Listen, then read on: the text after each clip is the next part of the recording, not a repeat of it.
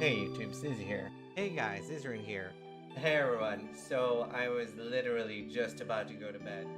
Hi, Zizaran here. Zizaran here with Zizaran here. Zizaran here with Zizaran here. Hi, Zizaran here. And welcome to my channel.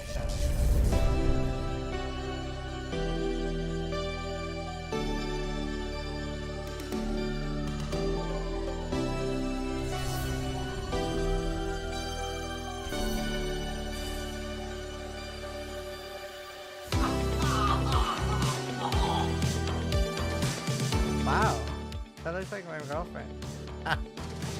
Sharks is the best one. Go away! Leave! I believe in Sharknado, and you should too. Vote Sharknado to go away!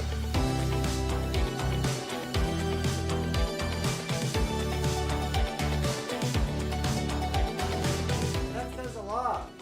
What? Excellent Gauntlet will be held on Earth? Yes. Yes, it will.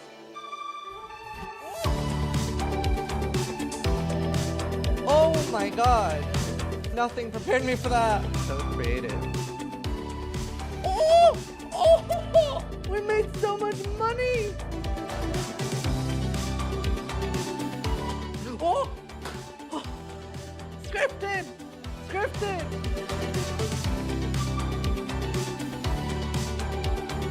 That's our card! That's our community card! We made this!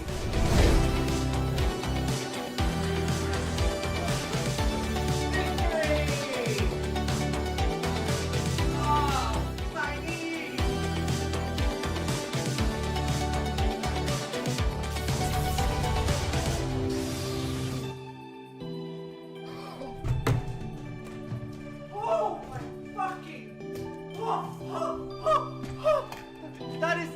Oh my... This is the undisputed best axe in the game! For duelist, for banquet! Fucking banquet! Holy shit! Hi! How's everybody doing? Oh yeah. Just forget to put it back up.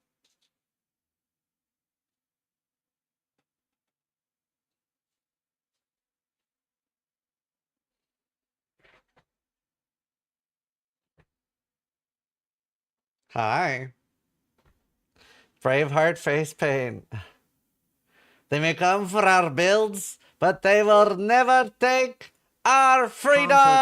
Just resubscribed for 75 months. Here's to at least 75 more, buddy. Less than 3, less Buddies! than 3. Thank you for the 75 months.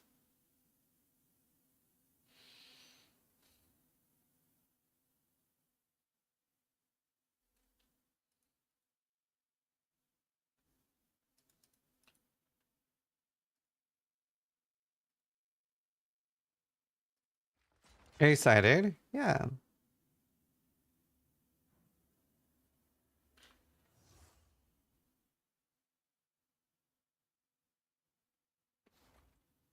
Are you going to address the 0.2 patch? No, that's not really what the interview is about. We're gonna ask you about like, I'm really curious about Neon's shoes. We're gonna ask you about what other games they're playing, what their inspiration in life is, like what kind of education they had, why they hate fun.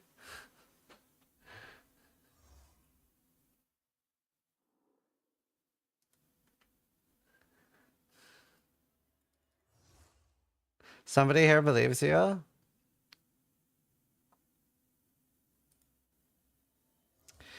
Right. A lot of people are unhappy with the current state of the game, particularly our power relative to the monsters on. We're already finding builds that are stronger. But are these slower and more challenging builds the intended pace of the game?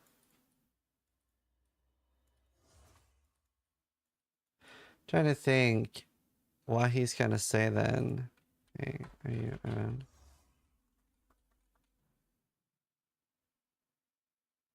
I don't want to pressure you with the fate of the world rests on your shoulder.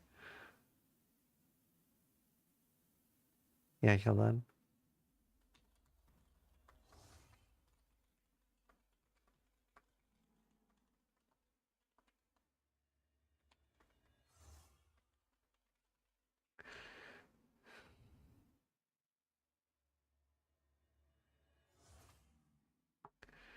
All right, chat, we're gonna do a mock interview.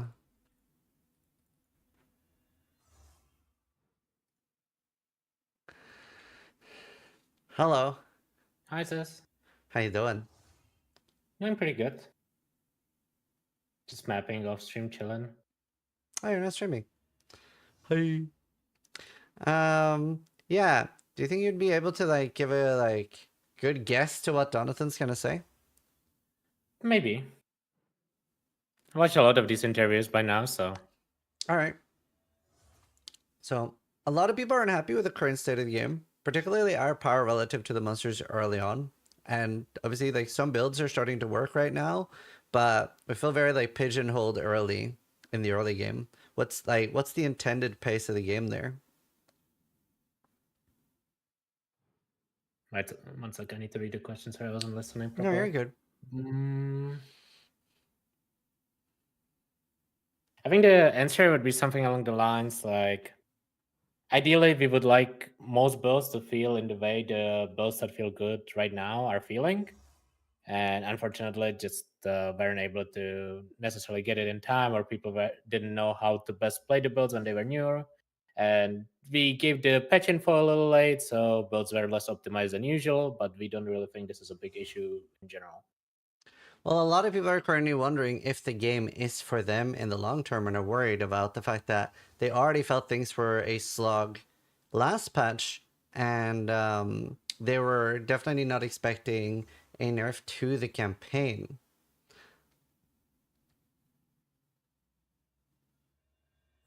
The intention wasn't to actually nerf the campaign, it was more to balance the overperforming skills. Ideally, each archetype has like a good way to get through the campaign. And I do think that most archetypes do. We might have over-nerfed minions a little bit, but the rest was mostly there. Ideally, there's more variety in terms of what each archetype can do, but it is hard to achieve in early levels because you don't have all the necessary tools. So does that mean we're going to be seeing a buff to builds, especially early on in the short term, to make for more build viability in the early game? This is not a Jonathan answer, but what I think they should do is move a lot of skills up in levels. Like you can use them earlier. I think it would change. It would solve a lot. I think he would answer something. Yeah, it's certainly like something we are trying to keep an eye on. Like we want people to be able to pick up pretty much any skill in the campaign as long as it makes a little sense and like get through without too many issues. Right. Who's he talking to? So to make a better interview right now, I asked Ventura if he could pretend to be Jonathan. Not that we know what he's going to say, but it's something they could say. And I want to make sure that I'm a little bit more prepared for follow-ups. I think your follow-ups are pretty good.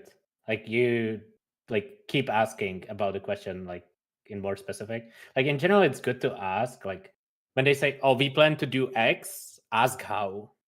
Yeah. Right? Or like at least do have an idea how, or like yeah. I think that would be good. Yeah. Jaffolate Just follow them with the sub. Thank you. Okay, so the number one thing for me has been the relative speed of players compared to monsters, because in past interviews, we've heard you say things like you want players to set up combos and use multi-button abilities, and it seems to be heavy disincentivized to use one ability. But the speed of monsters don't allow for this at all. While I'm basically trying to set up a triple combo, the monsters are charging me down, boxing me in, and I'm dead. Will you slow down the speed of the monsters?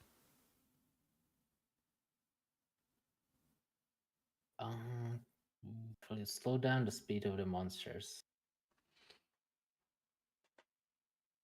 I think ideally you shouldn't feel overwhelmed, but there definitely can be scenarios where if you like engage against multiple packs at once, or if there's a haste aura or something, you might end up in a situation where you cannot execute your combo. And the best way to approach that would just be like try to kite the mobs out and take your time and execute your combo once you're in a better position. But nobody actually plays like that because the monsters are faster than we are. That's the entire problem. Like, let alone that it's really hard to get movement speed on boots, which is a question later on. But the monsters are literally chasing you down. It almost feels like playing Alien Isolation, where you're just spam rolling away from monsters and we don't have like a movement speed thing or anything to get away from them. Like there's no frost blink or in the same way that PoE 1 would have. So we're just getting chased down. We're simply not able to do the combos. It sounds like ideal answer would be giving players option to slow down the monsters if they feel like there's a need to slow them down and choose to do so. I definitely would have to just like I would just have to Yeah. keep pushing on the I can't empathize. Yeah, I agree. emphasize I how think they much it should is that, like, reduce they didn't need to action reduce speed by like monster speed. 10%. By like most monsters by like 10 to 15%. Oh, so you're really good at this. I feel like I've heard too many of these interviews. I mean, I'm afraid that would be the answer. In all seriousness, like ideally they just either speed us up by like 10% or slow the monsters down by like 10%. It doesn't need that much, I don't think. Well, one of the things I'm But, bringing up later is that, like I was saying, like in PoE 1, you can use Whirling Blades, Flame Dash, Frost Blink, and you can actually forego movement speed on boots, right? Or at least have low movement speed on boots. Like sometimes I've gone for triple energy shield boots. In PoE 2, you can't do that. So one of the things I'm going to bring up is like, please, can we have implicit movement speed on boots? Also, I mean, I agree somebody with in this chat said he doesn't get it at all. But Ventura is trying to approximate what the GGG answer is going to be, and then giving me the opportunity to get better follow-ups. You're that good that people actually think you're GGG. Dude, those are my answers, you know? I just fully agree with Jonathan. It is what it is. Corpa. See, I think Nugi messaged me about this too. He had almost the same question. But it's basically with large changes only between seasons, people will get very used to the larger power that ends up being found at the end of a season. But when those things get nerfed, that can be really jarring. Are you happy with only doing large balance changes between patches, or would you consider doing a more rapid schedule, like 2 weeks and maybe a 3 or 4 day warning with what is going to get nerfed or buffed, so that the players can prepare and not be caught off guard by these changes? Well, we have actually been trying to do that this league specifically. We have already buffed multiple spear skills. We have reverted some of the minion nerfs. We even nerfed some monsters. And we are in general trying to be a lot more active than we were in the previous patch. But most of it buffs so people don't get negatively affected and it doesn't ruin their enjoyment of the game. And we will still do big patches every few months because that is just what brings players back. But we will be trying to do like small balance changes during the leagues as well. What do we think? Like, should I push for them doing nerf patches every 2 weeks? Because I think that would be good. I don't know if nerf patches mid league are good.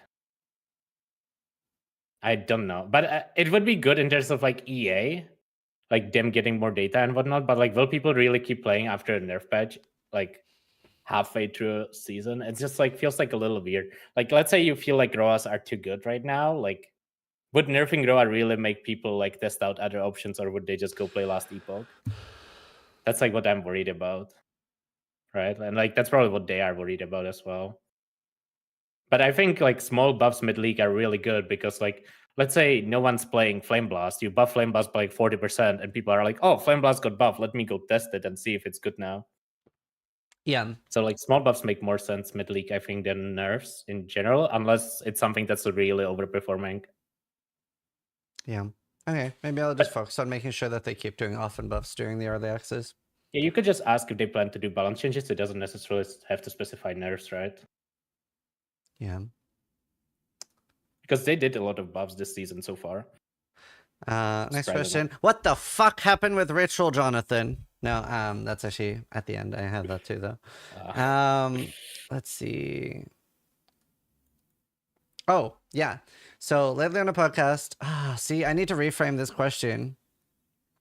No, actually, I'm going to reframe it.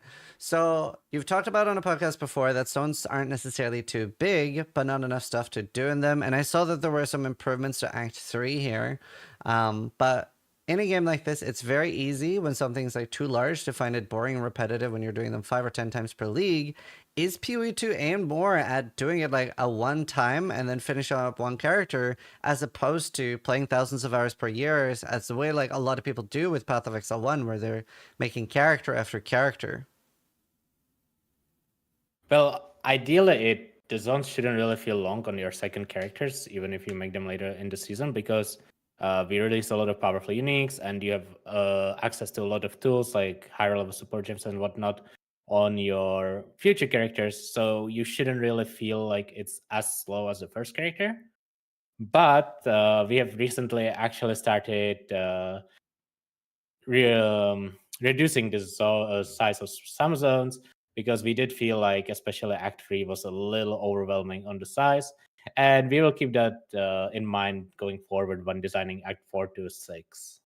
Well, that sort of also avoids the part of my question with what type of player is this for? Like, do you want Path of Exile 2 to be a game that is more focused on the heavy grinders that are going to play a lot, or is it more...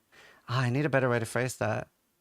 I mean, ideally, we would just make a game that can be enjoyed by both people who want to make one character and people who want to level 5 characters and play the entire league. That is our goal, and that is what I'm trying to achieve. And that is what we have been trying to achieve the entire time, both in PoE 1 and PoE 2. I mean, I think he's going to answer that, and there's like no discussing that, right? So I don't know how you... I don't know how to follow up on that. Yeah. Who's he talking to? Ventura is simulating Jonathan.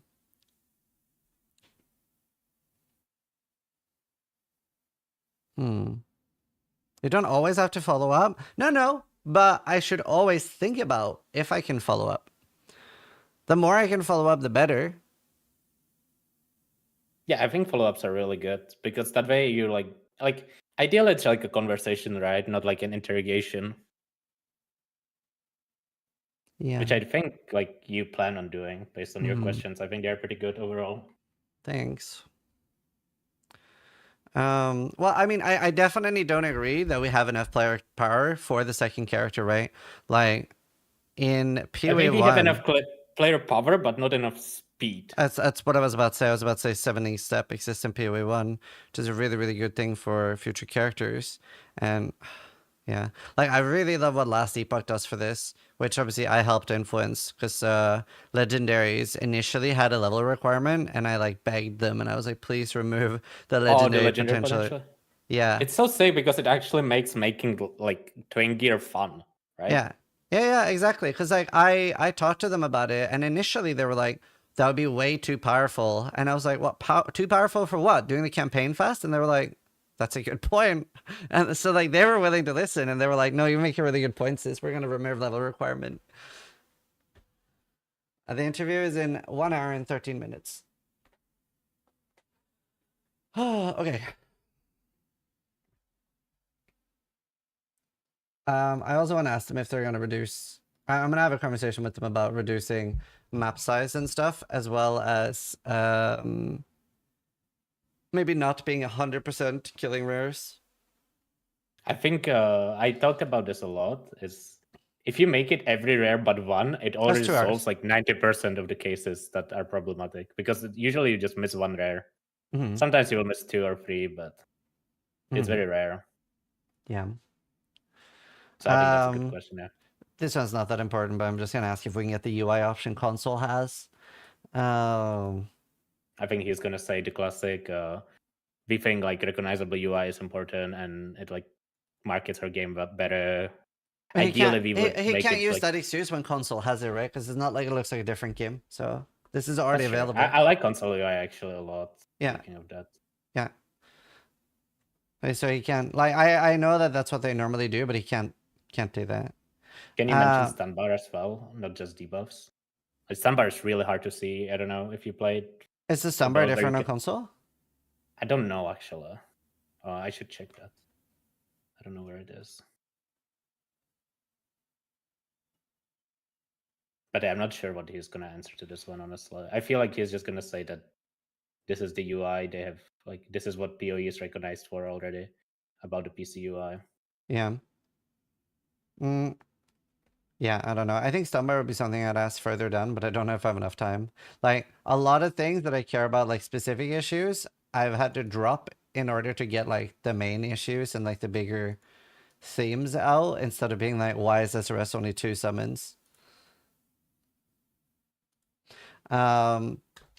A big difference between PoE 2 and 1 is that in PoE 1, we have a lot more effective tools for solving problems early. Skill tree offers a lot more things like resist that can be temporary, 30 stat nodes, leech, mana fixing nodes. The crafting bench as well helps a lot more for patching up gear than runes do. And I know runes are meant to be the solution here, but they don't really do an adequate enough job. And I'd love to hear your thoughts on this. What do you think they're going to Before I answer here? answer, I think runes would actually do a good enough job if items drop with more sockets in campaign, because you could both salvage and use more items, and then the runes would actually do a good enough job. I'm not sure why it's not like that in the first place. But what he is gonna answer to this, let me think. Especially hard to get enough sockets for runes early. True, even when I was level 45, 2 of my items didn't have sockets. But even if they did, they wouldn't fix all my problems. So like,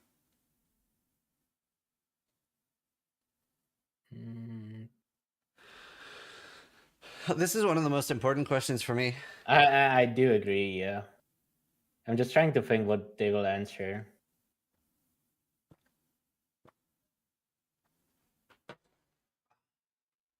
Okay, my guess is something like this. I personally don't think stats are a big issue since you have so much freedom of choice when it comes to your skill tree and what stats you allocate to. But Gotta hope he says that. I mean, I think it's actually kind of true, but we just No. travel to like other nodes. But you don't get enough stats, especially for hybrid gear. So It no. definitely can be lower. It's not even about hybrid gear, but it's like now they have so many abilities that like they're hybrid abilities. So your artillery ballista is strength and dex, right? A lot of people want to fit in the pet. There's so many things.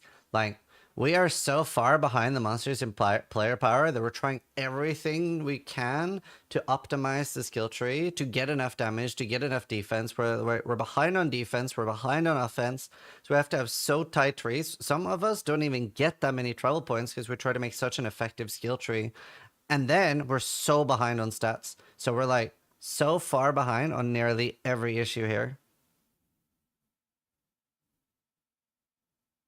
Actually, I don't really know how to defend this because I think it's undefendable from their side. Right? I'm not sure what he's gonna say because But that's a good stats, fallout from me, he right? can defend, but I don't think he can defend the resists are a stats. huge Like, problem. stats is so rough.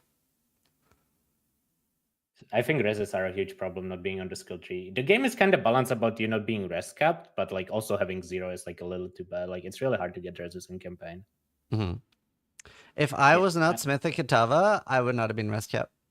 Yeah, that's the thing, right? Like you play Smith with Kitava and you are res capped in Act 2. You play anything else, you don't get res capped until level 80. It's a little weird balance.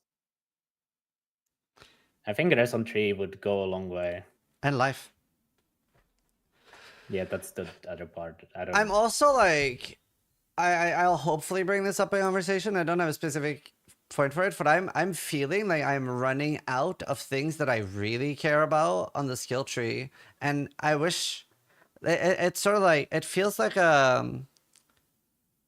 not dehydrated. What's a good like word for like when you're feeling like starved? But like I think I it has the opposite feeling. It has the opposite feeling of the PoE 1 Atlas for me. When I'm choosing Atlas nodes in Path of Exile 1, I'm like, oh, I want that. Oh, and if I get that with that would be so good. And like, oh, but these nodes, oh, but then I can't take these nodes. They're so far away. I feel the opposite about the PoE 2 skill tree. I'm like, I mean, I get that. I guess I can put some fucking points in here. I mean, sure, fuck it, I'll have nothing else to take. It's like level 103 or something, right? And then like every build in PoE 2 is like level 85. You actually, those like 85s are pretty efficient. But after that, I also feel like there's not that much to take, and you just start taking like 4-point jewels, or at least that was what it was last patch. Yeah. Yeah, I'm not sure. I think the tree is like underwhelming in general. Yeah. Okay, next question. Halved ailment threshold feels overly punishing when we don't have EC solutions. How do you justify giving us one charm slot when it's competing for freeze immune, poison immune, ignite immune, and chaos resist? And we don't really have. Sorry. We don't have good ways to get more charm slots, and we don't have other alternative ways to fix this. Well, there are actually more ways to get charm slots, right? You can get it on your belt, you can get it on your skill tree, you can even anoint the node that gives it on the skill tree. And you can also invest into element or stun threshold, depending on where you are on the skill tree, to combat that part. Top of the skill tree has access to stun and freeze threshold. Like Marauder area is mostly stun threshold, and the right side is like element threshold mostly. But that is already competing for affixes, and it's way harder in PoE 2 to get a good and actual item with many stats that you want. Already now I'm doing tier 15 maps, but I'm barely able to have like more than 2 or 3 stat items, and my build only functions because I'm Smith Kitava. Would you consider have every belt have increasing charm slots based on item level? So once you're in the in-game with item level 81, every belt having 3 charm slots. Well, this is pretty similar to the movement speed issue on boots. We feel like it's important to have stats that really matter, even if it might feel like you need it always. There's definitely builds that do not need multiple charm slots. There's a lot of builds that play with just 1 or 2. And ideally, the problems you are mentioning would be solved by our crafting systems that we are planning to add more of. And we just added the recombinators that should help a lot if you need a specific modifier on your items that you really want. You can just choose to get it on your item and then craft from there. But that doesn't help us at all in the short term, though. And with all the marketing and stuff, for a lot of people, this is effectively a finished game. Like we need a temporary solution at least. It's unfortunate that people see it as a finished game. We have always marketed it as early access, and that is what it is. We are trying our best to finish it as fast as possible. Still aiming for release in 2025, surely. And in general, it has never been marketed as a finished game. We have always been very clear about it being early access, and that there's going to be a lot of changes happening in the early access. I mean, here I would probably push back on the fact that they are only doing nerfs and like big changes between patches and not like every 2 weeks, right? Yeah, I think that's good, because like either he will say, "Oh, we plan to change that," or like you will have a conversation about this, right? Yeah. So I think it's good. Jonathan's already said in the interview that they treat it as a finished game. Yeah, that's what I was thinking too. So like, I don't think Did can he? say Okay, that. Yeah, I missed it. Like it is being treated less and less like EA. But you agree, right? We definitely like that. The charm slots like would help a lot. I agree. Yeah, it's dependent on the belt. Some belts can get away with like 1 or 2, but it feels weird because like right now we are kind of lucky that poison and ignite doesn't actually do anything. Mm-hmm. But the second they realize it doesn't do anything and they actually buff it, we will definitely need those two. Yeah. And it's gonna feel really bad if we don't have them. Yeah, Blade doesn't do that much either. Yeah. Need it for players. So mana easily gets hand on a lot of builds. Are there going to be more tools, especially in the short term, coming to solve mana? Especially painful for builds that don't really have any scaling other than stacking gems. It makes mana cost crazy hard to solve. Are we just expected to be chugging mana flask to all infinity? I mean, since PoE 2 has no opportunity cost for mana flask, yes, you are supposed to be using it basically the entire time you are playing the game, unless you specifically build your character not to use it, as it has no opportunity cost and it can be used on any character for free. But we are also looking at adding more options with more support gems and different ascendancies and whatnot to alleviate the mana pressure as well in other places. So in the short term then, when mana flasks are the only solution, what is a build supposed to do when they run out of mana flask on a boss and they don't have enough damage? Yeah. I mean, there's ways to generate mana flasks during bosses. You can have the prefix on the flask to gain charges during fights, and you can invest into mana flask generation on the skill tree. But also, this is why auto attack is in the game that is always free, and you can use it to either DPS or generate mana through Leech. So just to confirm that when we run out of mana flasks, at a long, hard pinnacle boss fight, we're expected to run around auto-attacking the boss while waiting for a mana flask to come back. I think the answer is yes, but I hate it so much. But I think I've had good follow-ups to that, right? Yeah, I think it's a good follow-up. I think he's gonna say that yes, that's why they made the auto attack actually good. Which it is pretty good, but like it just feels bad to use an auto attack. Yeah. I think a lot of people in chat don't realize this is a mock interview.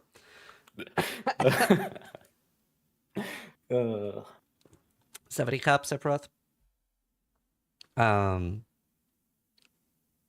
He's too good? I know. Ventura GGG.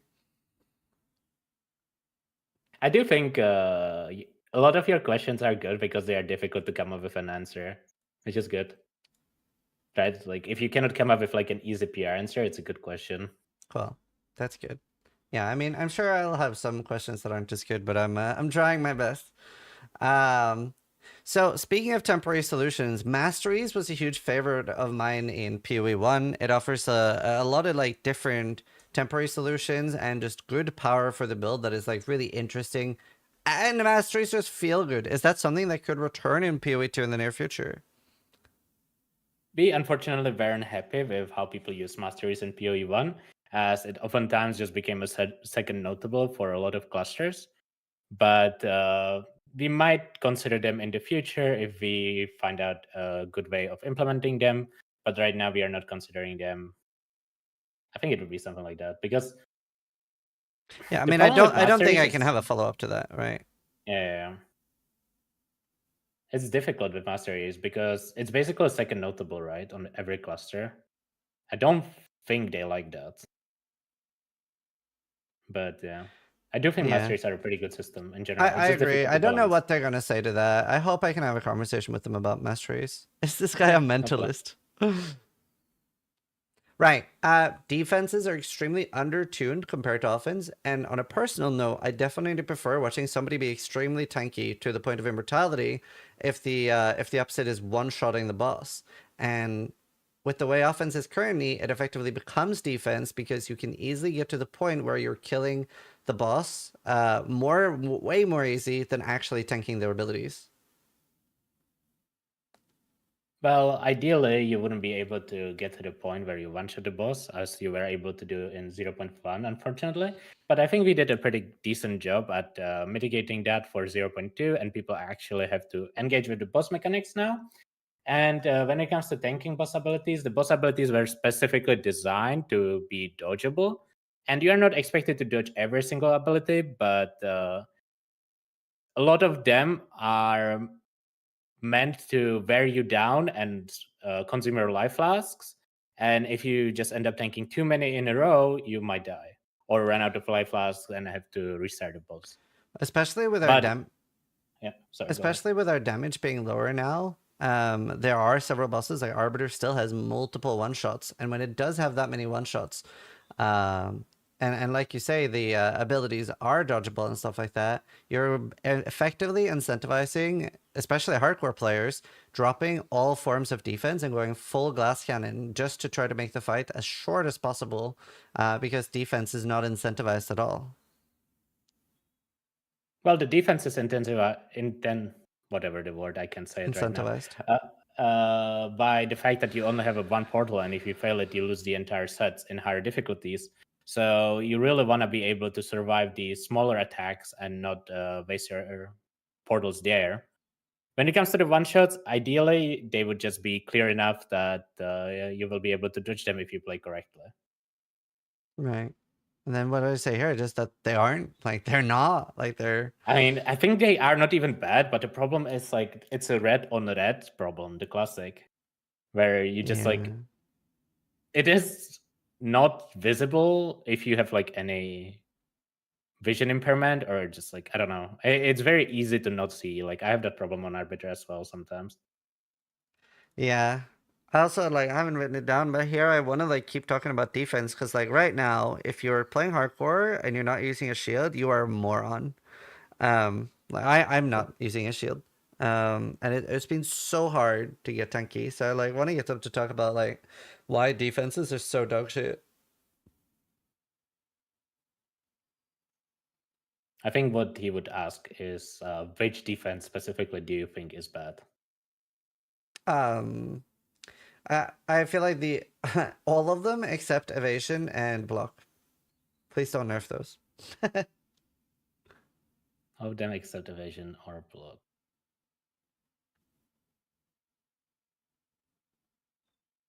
Like I feel like evasion and block is the only viable things in the game.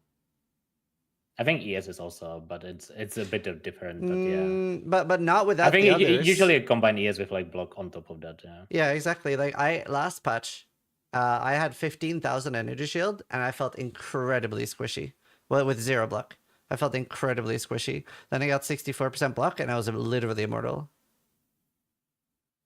I think the answer would be something like, we are monitoring those, and we have actually adjusted energy shield and evasion by removing green fees and nerfing wind dancer, bringing the power of the different defenses closer.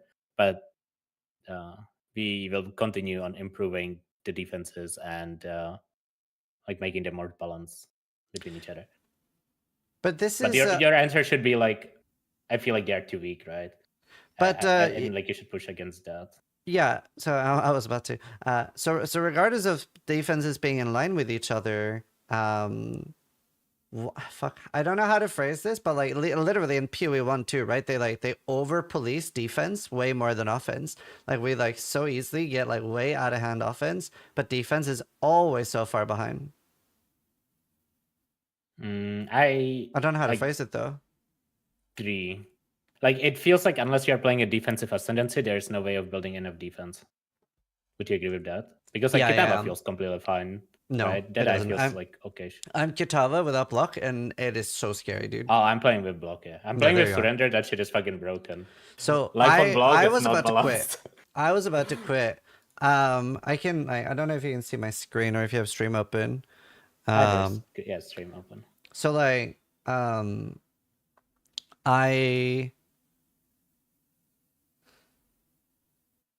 for a long time, like I have 89, 90, 90, 75, 2.5k life, because life is honestly like really hard to get. I haven't been able to find the life nodes yet. Yeah, unless you're strength stacking, you can't really get more. Yeah, and I have to use a lot of dex and int as well for the build to function. And then on top of that, I was wearing a cloak of flame, and I have the hollow mask for 15% PDR, right? Until I got my 4th ascendancy and I got 5% life regen, more max res, like until I got that, and the life regen has been insane. Like, by the way, like it still struggles a bit, but like I was very close to like re-rolling like anything with energy shield and block. Like I said, it was so rough, and that's with my entire ascendancy being nothing but defense, right? I'm afraid that some of their answer is just gonna be hardcore self-imposed challenge type of answer. And that in softcore, it's okay if you die once in every 20 maps. I hope they do that because the game itself is effectively hardcore now with endgame maps having 1 portal. That's why we adjusted this to have more portals available in your maps if you choose to have more portals, you know? Like they're gonna say they adjust that. But like a full started map has 1 portal, right? Yeah, it does. It should at least have 2. I actually agree. I think six that maps should have 1 portal, 2 portals, and 8 that should be 1 portal. My suggestion on Twitter, which I want to bring up again in the podcast, if portals come up, was white maps should have 6 portals, yellow maps should have 4 portals, and red maps should have 2 portals. Modifiers on the map shouldn't matter. Just to avoid confusion. Yeah. I don't hate it. I think it might be better and easier to understand. Oh, I'm doing a big sale. Holy. How do you feel about the whole softcore players messaging a lot of hardcore players in general? Oh my god, literally, I've been like, they've like said that they're trying to fix it. It's so annoying. Yeah. It's so so important. unfortunate. And it is what it is, though.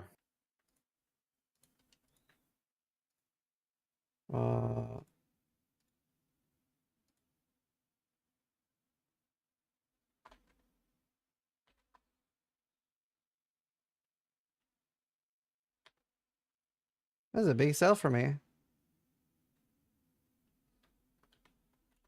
How is your league start going? Like, are you rich? So it was really, really rough on my lich. Like first I did minion summoner, and then that was going really well. And then I got to Colossus, and because of the weird like snapshot targeting, it I don't know, it didn't really. Oh, let me see if I can cheaper divine, not on optionals actually.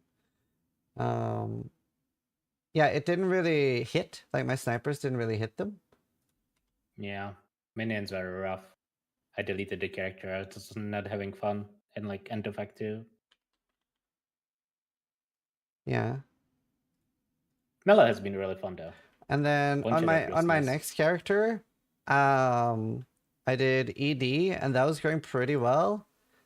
And then I was up against the Viper in normal, and I got really low, and I was really, really frustrated. Oh, I saw that rip, yeah. And I pause, and then I have a moment of temporary insanity where I was like, I can't pause.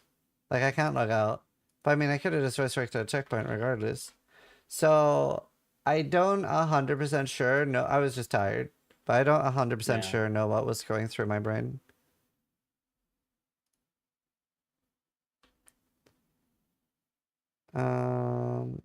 Right, okay. Are you asking about loot in campaign at all, by the way? Yes. Very nice. It is pretty far down. I kind of want to move it up. I do think it's a pretty important thing to talk about.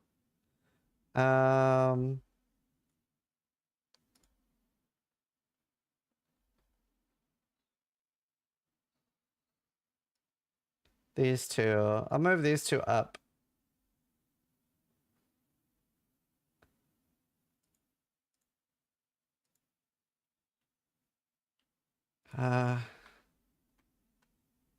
Right. So as for currency during the campaign, also, one thing about the fights, trying to make the fight short, I want to ask Jonathan what he thinks of this statement. Should the goal of a hard boss be to kill the players or to deny the player the loot? What is the difference? So it's something I've thought about recently. But like I always want boss fights to be like sort of what you talked about earlier that you thought he would say, right? With a war of attrition where you are slowly getting like whittled down by the boss, and then you decide I have to leave, whether that's a portal or you log out, but you're losing the fight, right? And then people would be thinking like, well, the downside is like, then like, how do you die? But I don't think the focus should be how to kill the player. I think the focus should be denying players the loot, right? I don't think it's important to kill the player. Especially, yeah, I would agree. Especially, you don't even lose XP or anything, right? Yeah. So I think it would be good to have both types of boss fights, though. I don't think it should be all in on one type. Yeah, maybe. Right? Like, it's okay if one boss, like, I mean, sure, the boss is gonna feel bad in hardcore, but it's okay if one boss has one shots and other bosses have attrition damage. Yeah, maybe. I just want to hear what he thinks of it, because like Yeah, I think it's a good question. I think they will like talk about that too. Like it wouldn't be like yes, no. It would be like a proper answer. And then I moved these questions up, so it's as for currency during the campaign, I always feel like I get the majority of my currency in Act 1. A lot of people feel the same. And can we get more stuff, particularly during the campaign? Especially like rare drops and socketable gear.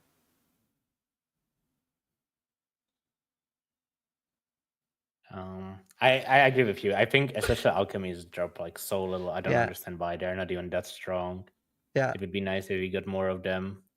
Well, I mean, I think if I worked at TDD, I would up drop rates of stuff more than currency.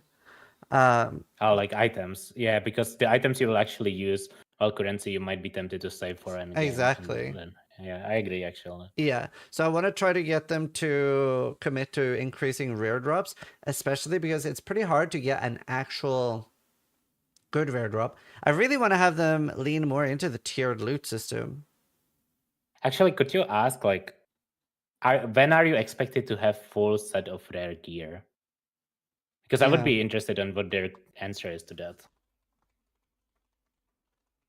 Because I think he is gonna say something along the lines like, you probably should be expected to have mostly rare gear entering Cruel. On your third character, Ventura. True. Hold on. Do you think they should add more value to stats? For instance, strength gives 2 life, maybe 3 armor. Oh, yeah, I wouldn't hate that. What's up? Oh. Thank you. Love you. Let's see.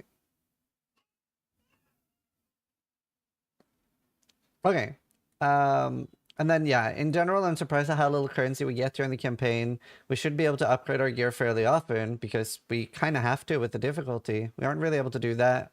We're stuck with gear for like quite a long time. And the chance of finding or both making gear is really low. And yeah, rare drop rate needs a buff also.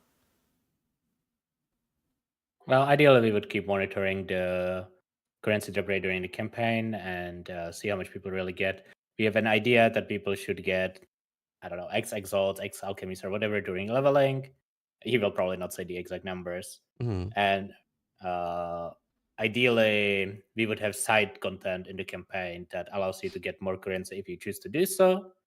And that way, you have way more player agency over how much currency you have, how you spend it, and what kind of content you do during the campaign. Rue asked if he can join as Mark. That would be funny, actually. I'll make a group combo.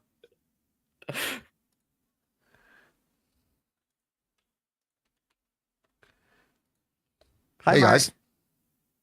Hey, Dad. Hello. Hi, Mark. Thank you for having me today. Hello. Yeah, I figured I would do a mock interview to just like prepare more. Don't know if Okay. you've been watching it. Well, I've been gaming, but I'm here now. Cool. Showing I'm late for an interview. Very embarrassing. We've had a lot of complaints lately, Zizaran, so I wanted to really just get down in the trenches and start doing these runs so I can better figure out how to effectively tune the game for the future.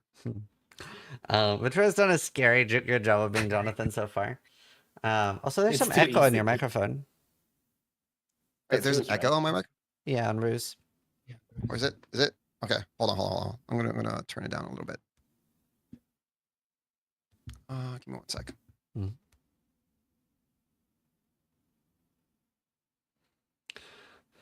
Where is sound?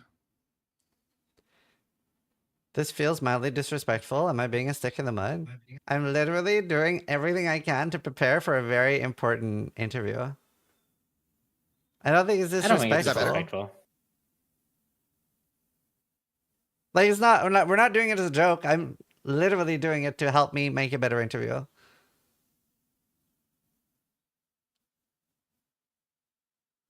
Can you say something, Ru, just to test if you have echo?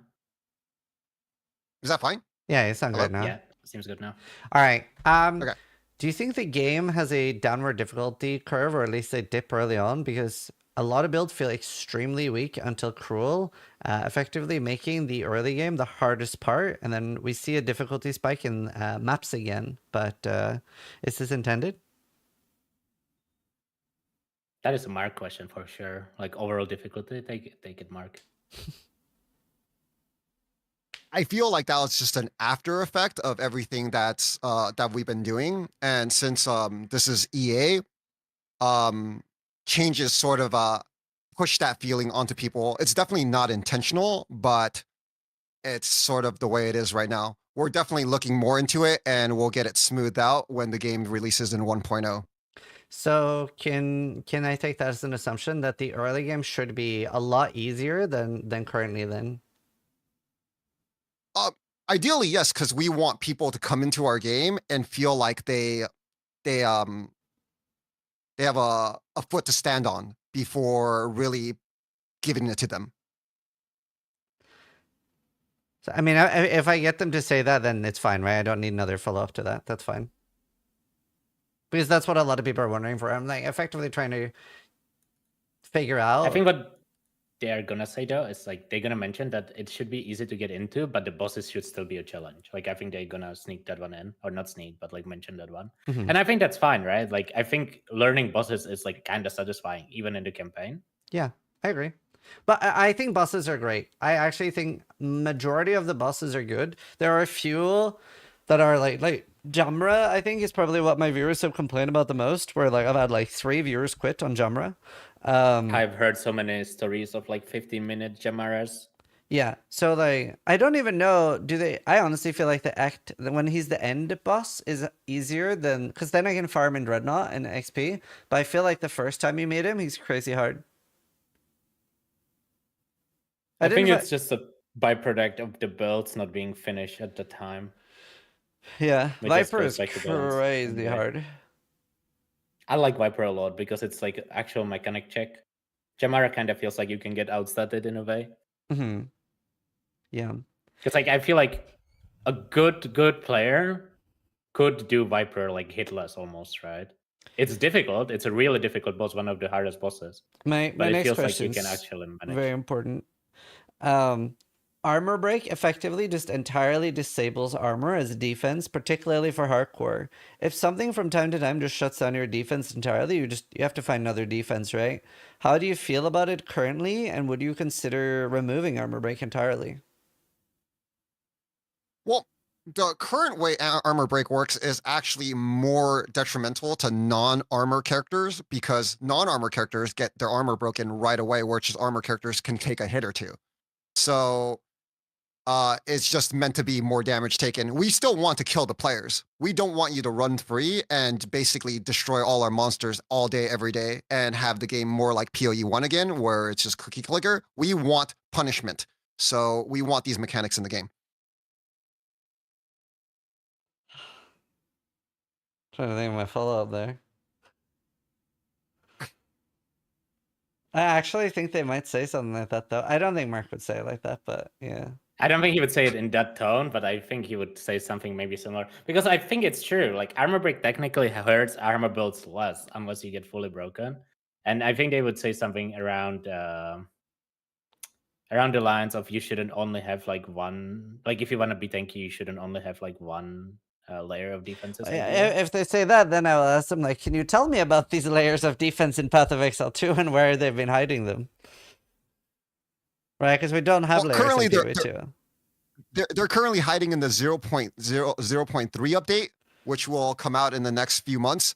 But they're all work in progress. We're closely examining how players are reacting to defensive changes. One thing that we're looking at in particular is stun, and the fact that you get stunned 692 times per map. And we're definitely looking to all of these things. Do you guys both think they should just remove armor break? I don't know. Because I feel like it should be less common at the very least. I don't think it matters how rare it is. I think it fundamentally, the way it exists is stupid because it effectively shuts down armor entirely, right? Once the armor is broken. Do you feel the same way about PoE1 Fist Overwhelm? Yeah, I do. Absolutely. Okay. But at least in PoE1, you can go full. You're almost forced to, because of Fizz Overwhelm, forced to go damage taken as, which we effectively don't have in PoE2. But yeah, even in PoE1, it's crazy.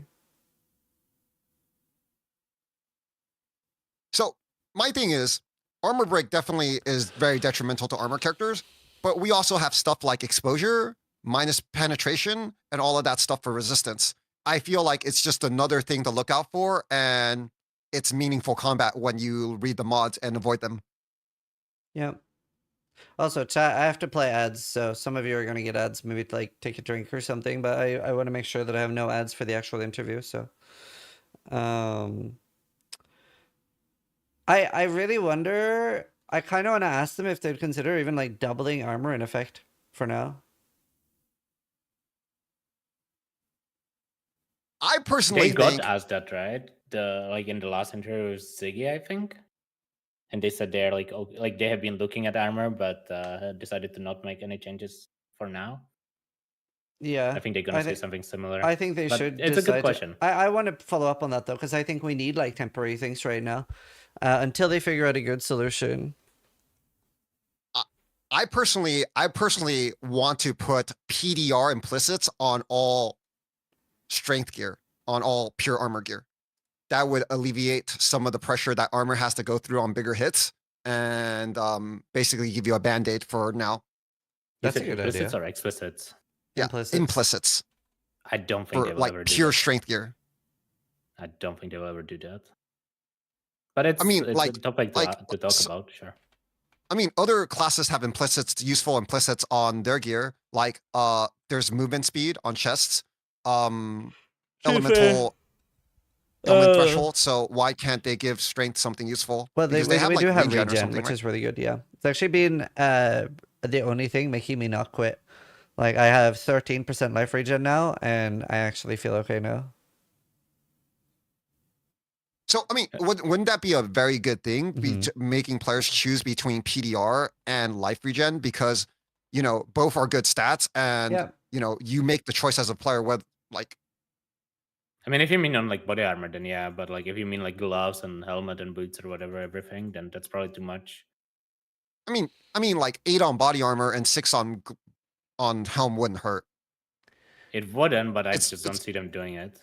Okay. Well, next question is about pushing, and I'm gonna ask: pushing almost feels straight up buggy, or it feels very similar to desync. If it wants to stay in the game, could we have more sources of push resistance, like strength or heavy armor, giving just implicit push resistance? But also, would you consider removing it until it can be in a better state? Yeah, that's another thing we've been looking at for 0.3. I feel like in 0.3, a lot of these changes will be taken care of. For right now, I just can't elaborate on how we're going to fix the whole pushing thing in 0.2. Do you think I should ask then if they can just remove it for 0.2? It's so bad. It feels so buggy. I personally hate it on a lot of bosses, but I think they also talked about this before, right? Like they like the fact that it feels like the monster can move you, especially if the monster is bigger than you. Yeah, it's also just it just feels buggy. It doesn't even feel like It intended. I does always feel, look at my yeah. ping. I'm like, am I lagging? Am I desyncing? What's happening? Yeah, I don't really know how to respond to Yeah. that because it's clearly not supposed to be like that, right? But Yeah. During ease of access, testing builds is important to 2 players. Are there any plans to lower respec costs even further? And would you reconsider ascendancy respecs for, especially for early access testing? we already reduced the respect cost in 0.1 in a mid-league patch, and I think it's in a good spot right now. Generally, it's pretty easy to respec your character at most levels, and there's even more sources of gold in maps in case you want to respec deeper into maps with some of the new unique maps. And when it comes to ascendancies, we have for now decided to not allow ascendancy respec. We might reconsider this in the future, but for now we are sticking with the no option to change your ascendancy. So gold being enough is probably only if you only take into account that players are so desperate for gear that they are gambling so much of their gold away trying to make a character actually work. And then when they can't make it work, then they're thinking about respecing. Now they end up having to farm for hours to respec after having spent all their gold gambling. That's why a lot of people are still complaining about the respec costs, because we have so many other things competing for our gold. And on top of that, the reason for why ascendancy respec is so wanted, especially in PoE 2, is you're already making 2 permanent choices then, but for a lot of people, the campaign takes so long. I'm a pretty experienced player. Now, obviously, I'm playing hardcore, which makes it slower, but getting through the campaign and surviving took me 20 hours, which is a very big ask to not be able to try other ascendancies, especially in early access, where here is where you would want the player to try different things. I agree with everything you're saying. I think more of the 20-hour thing is the fact that we undertuned 70% of the skills in the game. And the game shouldn't feel like this. You should be able to, you know, if you have a plan and you have decent gear and you've been playing the game, you should be able to complete the campaign in 15 hours. If you're a good player, maybe 12, 10 if you're really, really fast. So I definitely think our fire spells are undertuned. The spear skills at the start of the league are very undertuned. We made a big I don't boo-boo think they would on say parry. that. I don't think they would say that either. Yeah. You don't think they would say their No. skills are undertuned? No. No, not Really? Like, I mean, maybe some, but like don't think they would say it. Like they would, the way they would do it. They is also would wouldn't just be say, so like, some specific in skills. answering how many Yeah. hours they feel. I think I would have to borderline corner them to get an actual answer on how short they think something should be. I mean, you could just ask them, how long does it take you guys when you are testing? I think that's Ooh, I a like good that. answer. That's a good question. That's not like offensive or anything, right? Just like to get an idea. Of, It like, is a how bit long of it a takes them. gotcha, but I agree. I probably should ask that. But it maybe a is. little But bit, I yeah. think it's a fair question. But you don't think they think their skills are undertuned right now for the campaign? That doesn't matter. We don't think they're gonna say it like the way you said it. No. But I mean, they're gonna have to give you a reason on why it takes you so long to do the campaign, right? What do you think the reason they're gonna give you is? I mean, they're gonna say that like they released maybe some skills undertuned, but we already fixed that, and we made some monsters have too much HP compared to the adjustments that we did to players' damage, but we have also already changed that, and the campaign is now significantly easier than it was day one of the 0.2 release, and it shouldn't feel as long as it did at the time. I don't know. I mean, that's the answer they're gonna give. Not necessarily. I agree, but do you think that's an accurate answer? Because if it's not an accurate answer, Ziz should follow up. Because I know why the campaign takes so long. Like if you play a fire skill, it's gonna take you like 20 hours because all the fire skills are utter trash, right? Yeah. And Ignite this is me talking, right? So like if they're gonna give you a BS answer, I feel like you should follow up on like because that is actually the real answer why campaign takes so long. The skills are undertuned. The passive tree is really weak compared to items because the game's not tuned correctly. And those are the two main reasons, right? Because items are too important and you can't get items.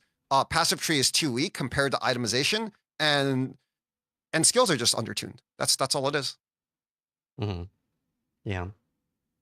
Yeah, I mean, that's what I wanted earlier. A few questions ago, we would have hopefully had them commit to like making the campaign in general easier, right? That's one of the things we want. Like, I felt like the campaign was fine last season. And then like, the number one thing I was expecting from a nerf was bosses to be a lot slower, right? That we like weren't insta-shotting bosses. I actually think endgame balance is like I think the way they balanced 0.1 was balance the campaign and ignore the endgame, and that's how it ended up being. And I think 0.2 was the exact opposite. They balanced the endgame. It's actually in a pretty good spot overall. The good builds in the endgame are kind of where they would want them to be. There's maybe some that overperform a little bit, but it's nothing like outrageous, right? Like most builds feel quite decent in like mapping. In general, mapping feels so much better than it did last patch. It's kind of insane that they actually like fixed a lot of the issues people had. Like it's obviously still not perfect, but they fixed a lot. And it's mostly the like sour taste from the campaign that kind of ruined 0.2 for all of us. Like, I would say the main two problems with mapping right now is number one, stun is terrible. It's absolutely like unbearable to me as a PoE player. And the fact that you can't get chaos resistance and like those two things make like the whole mapping progression feel kind of like you're just going to take random one shots. Like some monster. A really big problem I have with the game right now, and is that like some monsters don't have cooldowns and they can spam jumps on you and they spawn on top of you. Like they like the corrupted guys, they spawn right under you and they instantly stun you. And your character is just like, oh, now I'm stunned. And then now I'm stunned again. Now I'm dead. For the record, I think the cooldowns are a bug, but yeah, it needs to get fixed. Yeah. I like how somebody is watching this. Somebody is watching this and asked me on YouTube, are you going to softball them? Kill me. I hate people. Monsters retain the ability to not be bled while they have energy shield. And to me, that seems kind of similar to imagine a monster having full immunity to fire or chaos. That would just make me avoid those builds entirely. Like, I really want to make them, like, rework. Like, but just ES shouldn't be immune to bleed. It's fine if it's for the player. I think they would have it the same for both players and. But then CI doesn't work. That's true. CI could just give immune to bleed. Yeah. On top of it. Yeah. I think it's a good question, though. It definitely feels bad to play a bleed build. Yeah. Against ES. Like if you have bleed, if your build is mostly bleed and or like partial bleed, and the mob has life as extra ES, it definitely feels way worse. Yeah. What did they say last time when you when someone asked this question? I They feel like didn't DM know or that's how it worked. Like they asked. No, they did. They did say Well, like, "Oh yeah, we were wrong about that," but then they sort of like they were like, "Oh yeah, we're just gonna keep it," and then there was no follow up on it. That's why I think follow ups are so important on podcasts. I don't want to sit there just like, "Oh okay, cool." I agree, but I mean, if they don't have a solution for it, I don't know what you can force out of them, right? Maybe it's just not a priority because. I have a solution for them. Make bleed work on energy shield. Give CI bleed immune. Boom. That's the solution. That is the solution. It fixes everything with no downsides. I think they should do that, honestly. I don't know if they will, but I think it's good to bring up. It's not like a huge deal, but I think it's good to bring up. Like, I think it's a huge deal that one archetype is virtually unplayable. True, Same with Ignite. Well, Ignite is unplayable for different reasons, right? Mace, Mace auto attack feels disproportionately strong compared to active abilities. It feels too basic to be the strongest way to deal damage. I can get this one. Well, if Mace auto's attack feels disproportionately stronger than our skills, then the correct move is to just nerf Mace auto attack along with all the other auto attacks. But that doesn't really work when we're already feeling weak. Well, but that comes back to undertuned skills, right? Isn't that what I was saying earlier? So, I mean, yeah, but to be fair, like they could literally do that if a lot of but that does solve our problem. Like if we get actually strong single target skills, it doesn't matter to us if Mace auto attack is. Is this true, by the way? I feel like Earth Shatter does more damage than Mace auto attack personally, but maybe that's only Earth Shatter.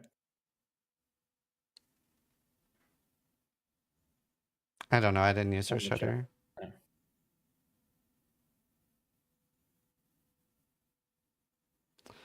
I mean, that's what they're gonna say. Are you gonna? Do you think they're gonna say? What else do you think they're gonna say when you say Mace auto attack is too strong? We would want more different. We would want different, strong, active single target skills.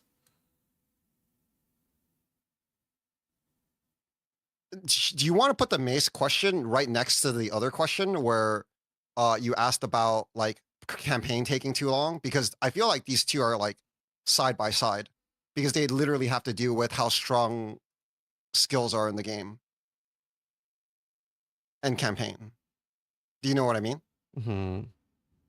Because they're like both related, right? You're like saying campaign takes too long because skills are too weak.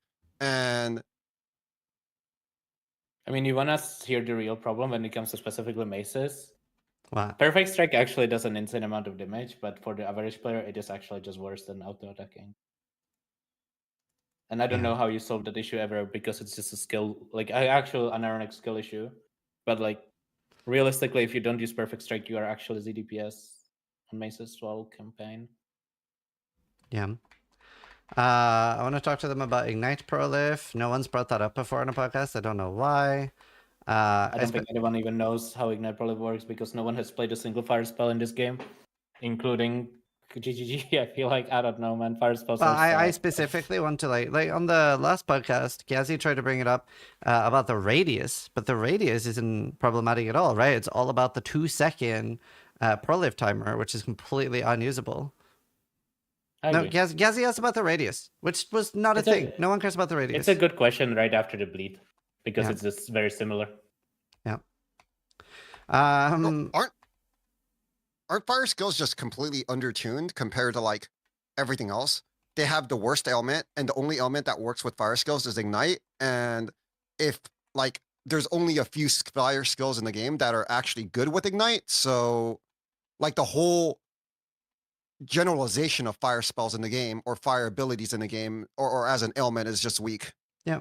In PoE 2 or in PoE 1, no one used fire skills for ignite when they had like a hit based build, right? They all use Scorch.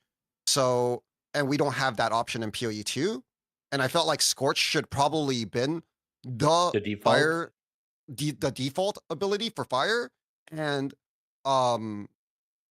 ignite should have been the secondary, but like it should have changed with the support gem. Yeah. I'm also gonna ask them if they're happy with the way Blessed Orb and Divine Orb is bundled together right now. I think they're gonna say we tried to reduce the like overflow of like currency items or whatever, and just keep those that were necessary. We are like, and they will probably it's be shocking. pretty happy with it. It's shocking to me that they ever added Engineering Orb to begin with. Let's see. Right, here's the question I was talking to you about earlier, Ventura. So movement speed is very different in PoE 1 from PoE 2. In PoE 1, you could replace a character's movement speed with Whirling Blades, Frost Blink, Lightning Warp, but in PoE 2, you can't. It's a mandatory stat, and with that in mind, would you consider removing it as an explicit and making it an implicit? I think we had a question that was pretty similar to this, right? What was it about? Oh, the charms. They're gonna say the same thing to the charms. Probably. But I mean, I agree with you, don't get me wrong, but it's like very similar question. And I wonder if they will provide a different ways of movement, but I don't think we'll ever get like a no cooldown mobility skill, so probably not. They already answered Maybe that have exact but question. yeah. Yeah, I feel like if they remove the hidden modifiers on like armor, that's already like a huge plus for players. Like I agree. players Why feel are they so hidden, by the way? sloggy. They said that no hidden stats in this game, and there's hidden movement speed modifiers. Yeah, I think that's a huge downside. Playing Warrior last league felt so slow because of like the 0.92 freaking less movement speed, and I feel like removing those things would be one step in the right direction for players already. I think even if the implicit, it doesn't need to be 30 MS implicit, right? It could be like boots have, I don't know, 5 MS at level 20 plus, 10 MS at level 40 plus, and 15 at level 60 plus. And then you can still roll MS, maybe like slightly lower values on the boots themselves. Just like split the implicit and explicit, so it's not as impactful, and you could like feasibly use boots without it. Even though you will still want to use obviously wave movement speed, but it would be like more usable. Yeah, I feel like the implicits on movement speed like kills the I don't know what's the right word here. Like the spirit of the game. I think the right thing to do is to just double the weighting on all movement skills on boots. So you can get 60 instead of 30? Oh. So there's just more common of a mod. Right. But if the answer is, that's why we added Fractured Orbs, eh? Fractured Orbs are actually like interesting, but it's really hard to use them early. Yeah. Same with recombinating, actually. Everything's just hard to use early game. Next, I want to ask you about like currently the way unique implicits on caster weapons scale when they're dropped. That makes something like a life spray dropped at high levels completely unusable. Is this something you could consider having like the explicits actually scale with it so that a life spray dropped in the endgame could actually be really good? I think the answer here should be that it should scale with character level. Similar to how like when you level up, your mace strike gets more gems. It could scale the level as well with like the character that has it equipped. Ideally, that would be their answer. The actual answer that they're gonna give you is that we like the fact that like uniques dropped in campaign can actually be better than uniques dropped in endgame. Maybe I don't really know what they will say. It's hard to predict. I mean, I have a lot of follow-ups for that because like a level of unique dropped in the endgame, then it's just a chance shard. It doesn't have a use at all.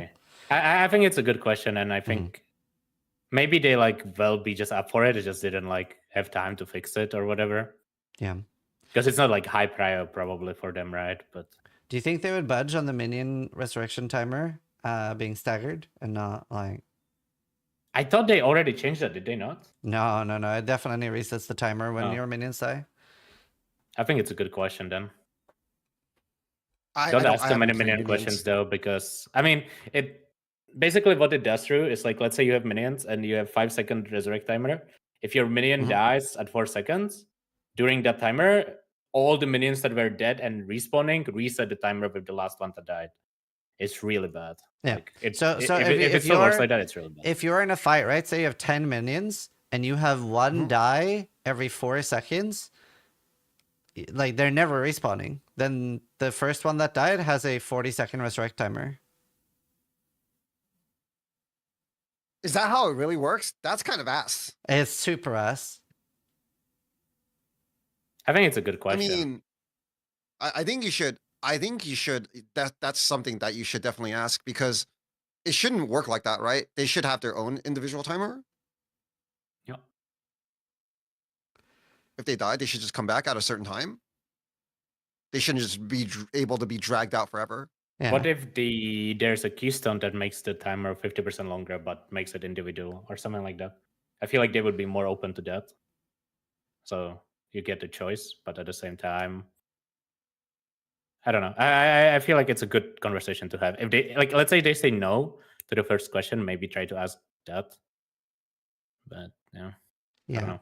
I mean, like there could be compromises, right? You can ask, what if the minion respawn rate is longer, and then they're all individual. If that's he said. Yeah, you know. I think it's good to like follow up on it if they say no, because it is a big deal to a lot of people. Yeah. Right, minions are very popular, and the fact that they sacked this patch specifically. Yeah, Like, I a mean, lot of people I at was their just restart playing range. minions. And like, it wouldn't even always do it. Sometimes a minion would die and it wouldn't fully reset, but like most of the time it still did. Don't ask too many minion questions. You know how that usually goes, though. People I was gonna ask you people don't about- like them. Well, my next two questions are about bloaters and then the economy. No, just kidding. The next one that I'm gonna ask is about maps being too big and like checkpoints, and they have to kill 100% of rares. I really hope I can talk them down to like 80 or 90. Yeah, I think reducing it to like even one rare alive would be a huge deal if they ever do that. Yeah. I agree with that. Like sometimes it's just that one last guy that you miss. It's and I usually feel just like, the one last guy, right? Like most of the Yeah. time, it's just one. I would say if you killed 90% of the rares in the game, or like just like have 1+1, it should be okay. Yeah. If they're willing to make that change, it would make the world a difference for Yep, PoE players. I I feel agree. like. I'm gonna ask you if we can have convocation. I'm surprised we don't have convocation. Then so like obviously now I've gone through That the should probably be majority of next to the the minion important question. questions already. Yes, it should be. I've gone I through guess the I can majority go of the important questions by now. And then a favorite gem system. Like it's really weird to play like Path of Exile. You're not supposed to necessarily use maces on a warrior, right? You could use a bow, you could use spells. But the UI is awful for that. I would love to be able to have like a heart in the top right of a gem, and when I right click to level up a gem, my favorite gems show up. Oh, so you could make like a Yeah, layout, right? Yeah, like right now, if I want to level up my artillery ballista, I have to right click a gem, then untick and search for all, or sorry, search for artillery ballista. Yeah, I think that's a good question. I definitely feel that a lot. And then I'm asking, do we have a rough estimate for 326? Then in WSD is so popular, have they thought more about implementing this in PoE? PoE 1? Have they thought about implementing pause in PoE 1? Oh, actually, I'm also going to ask you about the highlight effect of currency, of what item you can use currency is great. Can we have that in PoE 1? Oh yeah. I really like that. It feels good. Like it feels so much easier to like roll maps and whatnot. Yeah. With our current clear speed, Delirium seems way too fast and expires very early on the map. Can you slow down Delirium? It's like way too fast. I would ask that before before the PoE1 questions, but yeah. Yeah. Do you feel like the POU1 questions is like kind of like off timing? Because I feel like they're doing this whole interview to like basically put out the fires for POU2. I'll have But a them lot as of the people last wanna hear ones. it, right? Yeah, I feel like they should be the last ones just to like close off the interview. But if you're gonna ask them in the middle, they're gonna be like kind of I'll have them as the 3 last ones. and like POU1 question is just gonna incite And the remember, whole, like this podcast was scheduled like a week ago or like 8 days ago okay. Like before the fires. before the fires. Oh, right before the Mm. fires? Okay. Because you know how it is. Like I love POU1, but you know how POU1 like, they're just like freaking they're just gonna be Or all like even longer angry all the ago, time. because like three or actually 3 days before Yazzie and DM announced their podcast before League Start, like they reached out to me and was like, "Do you want to do a podcast after League Start?" And I was like, "Yeah, sure." I think it's really good if you at the end just ask like, "Oh, can I spend like 3 minutes asking you like 3 quick PoE1 questions or whatever?" Yeah. And if there it is, Yeah. I don't think it's I a like big that. problem. I like that. The Smith Hammer. I honestly wish I just play a clip of Quinn here. But I hope they can improve the Smith Hammer. Obviously, like Neon himself said, like it shouldn't be like that. So I'm hoping they have like this is gonna give 4 charges per hit or something. And then since there are multiple skills that consume charges, there might be some skills that you want to use for the skill itself, but not with the charge. It would be great if skills had a toggle for whether it should consume or not consume a charge. Like similar to like weapon, like which weapon slot you use them in. Yeah. Like have like that is pretty good, I think. Yeah. That's a question. Yeah. No downside to it, right? No. Are we thinking that skill is not a meme or it's like? But the hammer is definitely a meme right now. To be completely, but I don't think it's supposed to be a meme.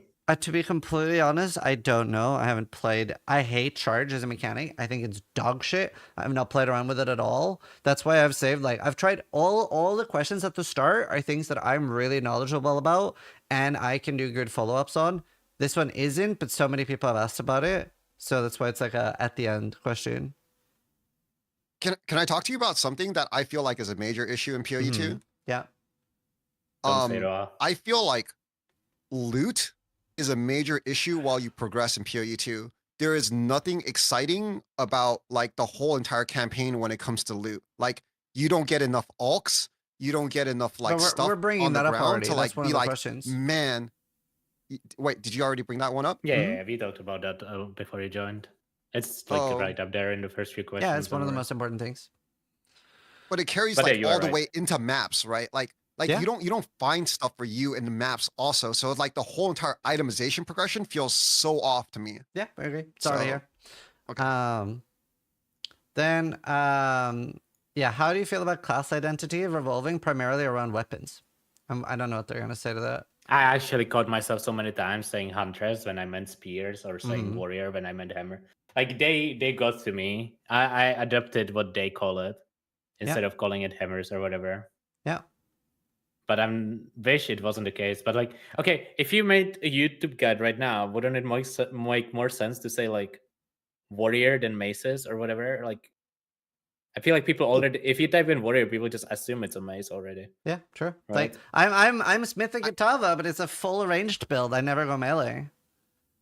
I wanna elaborate on this a little bit, and it also brings up another concern of mine because I feel like the design for ascendancies and weapons is actually pretty good because all the ascendancies, they're all sort of like global. Like Huntress has global crit, and then like Deadeye's is just pure projectile. So you can actually mix and match a lot of different things into a lot of ascendancies. Like Deadeye can play crossbow and grenades are like really, really well. Like they basically can go everywhere, right? The problem with I feel like that I have with PoE2 right now is the attributes. You can't mix and match at the start because there's such high attribute requirements for all of these gems and also gear. And it's the worst feeling in the world when you find something good and you can't even equip it. You will be delighted to hear that is also something Ziz was complaining about. Yeah. It's already in earlier. there. So like a lot of it is thankfully in there. Like I do feel like think I've it's gonna covered be most of the good. important stuff. And I have good follow-ups for most things. Okay. I hope it goes well. I'm sorry. Interview. I just joined No, later, you're so good. I You're didn't hear good. all of that. So No, I mean the fact that you are repeating is really good because that It confirms means it's it's like a big multiple issue, people right? care about it. Yeah. Yeah. 'Cause- I also want to ask them about corrupted items. I feel like corrupted items are de facto worthless because they aren't going to have quality on them. They aren't going to have sockets on them. So a balance pass on corrupted item, because they added a new unique strongbox this league and it gives a corrupted item. It's like, even if you get a good corrupted item, like imagine that you get like the best armor, right? Whatever that is. And the corrupted outcome is it adds 1 socket. Yay. Just to ask if it would be possible to make it more likely to drop with sockets, I guess. Well, or is there quality. a reason for why corrupted items just don't by default have max quality and max sockets? Like, why not? It's They already would probably like, consider them too good in like early ultimatum or something. I'm not sure. that's good. That's a Can- good can thing we if early recom- ultimative is good. Can you recom corrupted You items? This is cannot. actually good. Yeah, that's Nope. what I was gonna ask. Nope. I tried. They should just enable that, right? So the mods on the corrupted items are still useful. Yeah. But I want to, yeah. I think it's a good question because I do literally, have- I fucking hate people. Somebody just said on YouTube, so you have no hard hitting questions, only softballs. I just honestly want a meteor to like. I hit that. don't think you can ever win when you know the atmosphere is the way it is right now. I think your questions I are mean- good for what it's worth. No, these Mostly. questions are legit like concerns to like PoE players. I'm sorry, like if people don't understand why these questions affect them, but they're actually legitimate questions. Like people have tons of attribute, like freaking tons of questions about attributes, itemization, and all of that stuff, right? So Do you Like think people need to understand that you can have hard-hitting questions without being like, "Oh, why don't you test your game? Why is the game shit? Like, why doesn't this work?" Like, yeah, it needs to be asked, like, you know, like in a more reasonable manner. Like, it's not supposed to be like a war between us. Do you and think them. it's worth asking about the ritual exploit now that they've already said that they're banning things? Like, what are they gonna say? Like, because I'm not gonna ask them like, "Hey, can you show me proof of the logs that you're cleaning up the economy?" It feels kind of like dumb to ask about now, so I think I just delete it. I wouldn't ask I about wouldn't it. ask about that. I feel It's like one of that's those more of things like that will just make people more sad than like even if they get the answer, some people choose not to believe it, and some Yeah, I'll people, delete it. I don't know, seems Runes added to the currency stash tab. I like in that. general, they should introduce a lot of affinities, right, for stuff. I think they Yeah. actually said that they are introducing socketable affinity or something like that in one of the hotfixes. So Yeah, I know, but that doesn't give people a like place to put them. Sure. They've only Are talked you going about to ask affinities. about why Recombinator chances are 0.9%? It's not actually 0.9% unless you do like low weight modifiers. Yeah, and then It's too early to like complain about recombs. Well, Even though like they might seem undertuned, but it's like there's a lot of usage for them. Even like it's still good in comparison to other PoE2 crafting methods, aka transmute, augment, regal, right? Yeah. Also, I have another question here. It says, meow, meow, meow. Chaos damage starts really early. Meow, meow, meow. It's hard to get on gear. Meow, meow. And we can't essence it early. Can the Chaos Soul Core be turned into a rune? Meow, meow. Meow. That's Good from question. Rue. That's a legitimate concern. It's so hard. Yes, Like it was your chaos gear question. on gear, it's such low weighting, and like we're not gonna run freaking 20 ultimatums to get freaking all of that chaos res so we can map. I feel like it should just be default runes. No, am I crazy for thinking this? No, you're not crazy. That's a good question. So I am asking that. I don't know what to ask you about recombinators. It is very early, but like even like for example, like my best in slot weapon or close to best in slot is a 10% chance, which isn't terrible. That's pretty high, yeah. What if you ask just like have you had time to like analyze the early usage of recombinators? How do you feel about them? Like it doesn't need to be like they're bad, right? It can be just like how do you feel about them? Or whatever.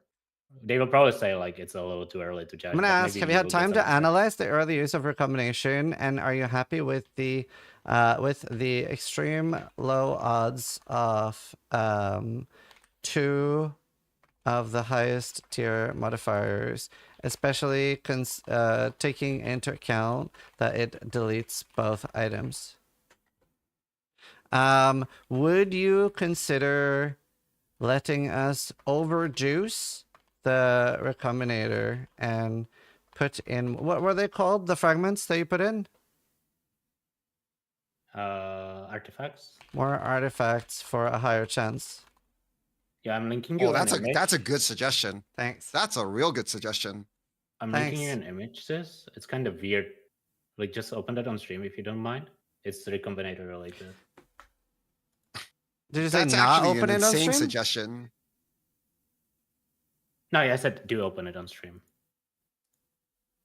I wonder why it is like the way it is on the screenshot. Because it's the same modifiers, but the chances are drastically different and the cost is the same. Oh. Why is that the case? I don't know. A friend of mine just linked this to me. Maybe item level? I'm not sure, but it probably shouldn't But be the this item big of levels a are difference. higher in the second one and lower in the Wait, first no, one. it's this, oh. It's 66, 57, and 63, 66. Higher item level disparity? Maybe. I mean, I think it's a question to... Maybe the enchant does it? There could be Oh, that no, there are that's more mods. Runes, right? Not enchant. More mods shouldn't affect it, though. Maybe like quality or something. I don't know. When I saw that screenshot, I'm like, what is happening? You know, like maybe we just don't understand something about recombinators, or they don't work really the way they weird. want them to.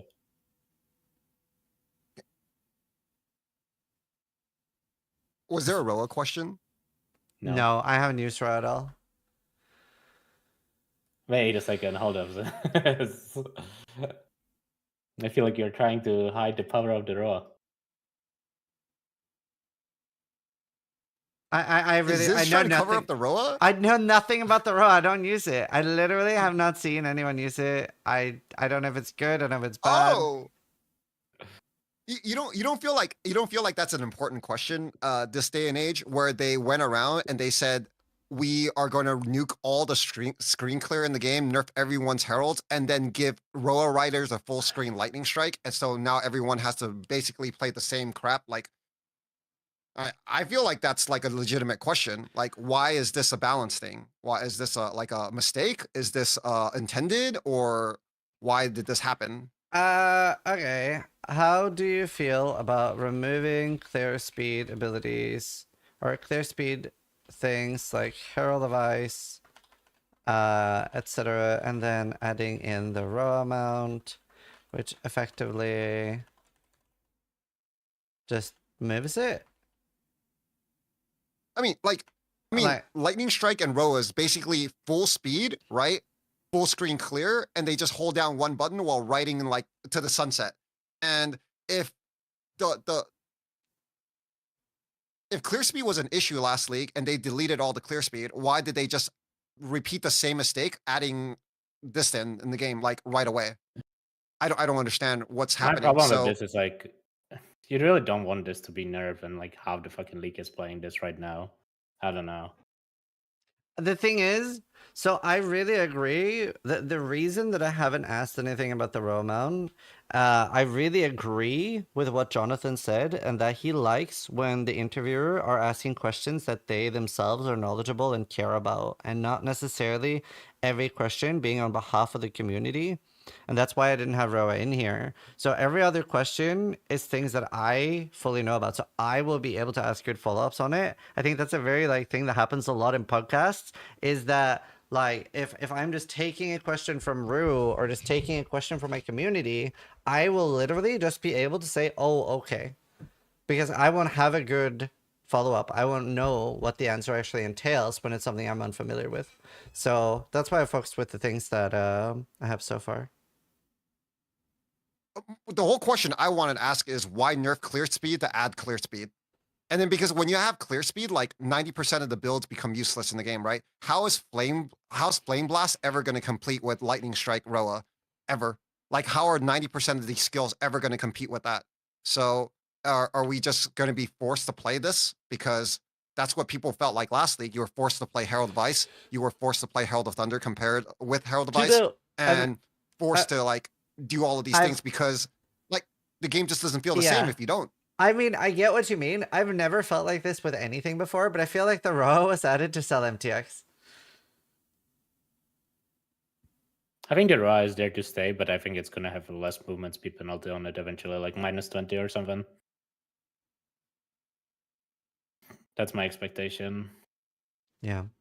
I mean, force is the wrong word, but like if you're Joe Bob, right? If you're Joe number 1 and you're playing Flame Blast, and you watch some other guy just run around at full speed, 100 movement speed on his Roa, clearing the full screen, and it takes you like freaking 5 seconds to channel, and then freaking you blow up like 3 monsters, it's gonna feel pretty bad, right? As like skill comparison wise. Yeah. Is that that's fair. is that also?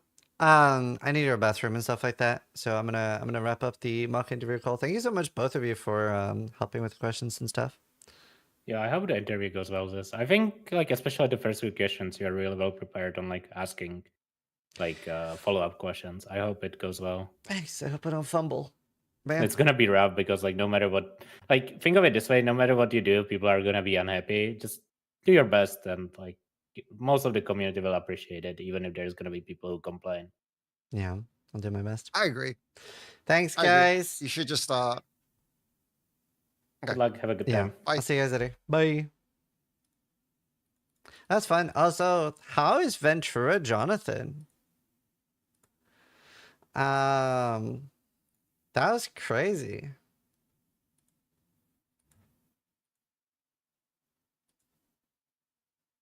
That was crazy.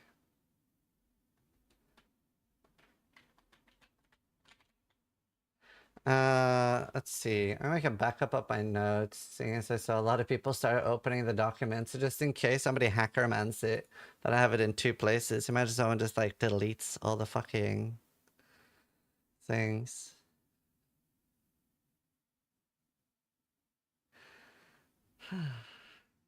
He was effectively Jonathan. Thanks for these quality streams, dude. Thank you. I've been trying them up with 310 Roy XL chans. Didn't you want XL every 4 or 5 maps? Oh wow. Seems pretty often. I thought it would be rarer than that. When you ask about concoctions not working with Herald Seals, I honestly, I don't think I will have time to ask about build specific things. No way, folks. Don't normally watch, but I came for the interviews. Did you lose a lot of weight? You look very different. So I, when I was fat, I was 85 kilos. And then I stopped drinking Coca-Cola. So I went down to 72 kilos. And then I started taking creatine, and now I'm back up to 77. So I'm definitely gaining weight again. But yeah, I don't know. I feel a lot better now anyway.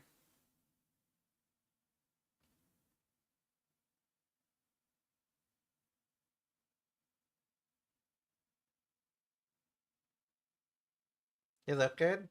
Thanks. Yes, I'm aware that creatine causes water retention. What's your height though? I am 7'2". I'm 5'9". I'm gonna go to the bathroom. BRB. Enjoy some ads. For those that are new here, I play ads every 3 minutes. Every hour for 3 minutes. We are actually gonna have to play a lot of ads. I'm probably gonna run 9 or 12 minutes of ads in the next 40 minutes so that we have no ads during the podcast, because I don't want anyone to have ads during the podcast at all. I'll be right back.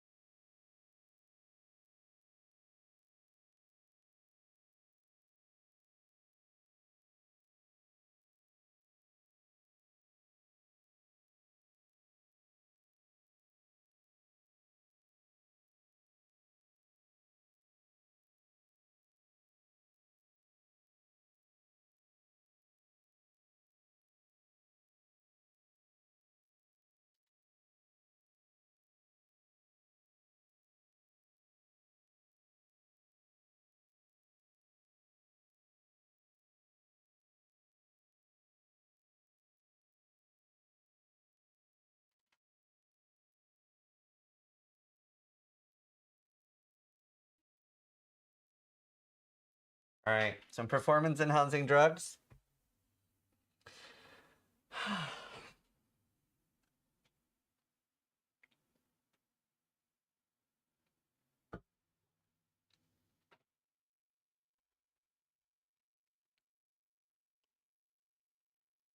mean, I can just link the questions in chat for those that are curious.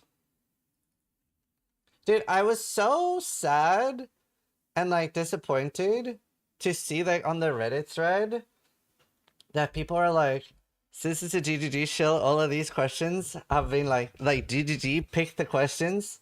And I'm like, the fuck is this? Like, what do you mean?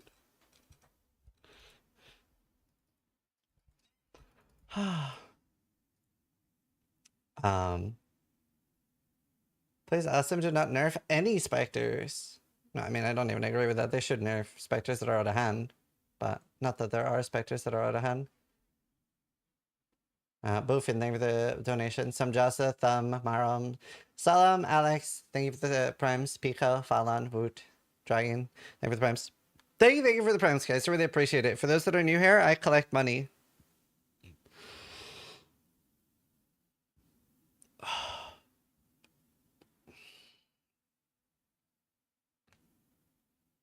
Me too. Thank you. Bkni just resubscribed for 5 months. More money. I have the same hobby.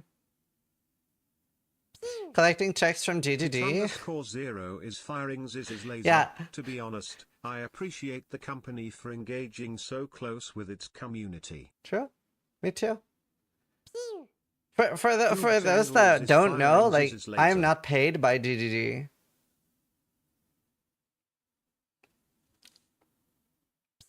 Ventura might be though. Slice is firing Ziz's laser. I am paid by you guys. Any time you use a prime on Zizaran, you help me be the independent press.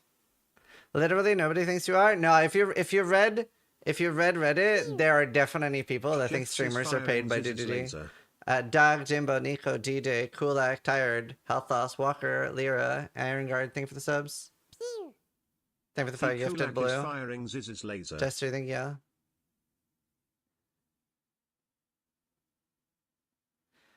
I've linked the questions in chat. Tired Poseidon is firing Ziz's laser. I consider not being an evil shill. Do you know, and like, I take it as a compliment that there's some people calling me a shill and some people calling me a hater. That means there must be some form of balance. Oh, I haven't even set up like the podcast screen yet. Warcuffed was firing Ziz's laser.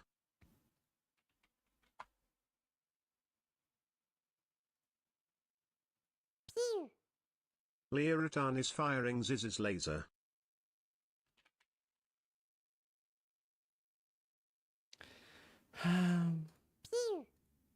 Iringard is firing Ziz's laser.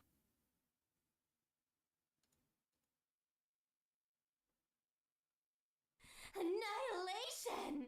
Blue Eagle 130 just gifted 5 subs.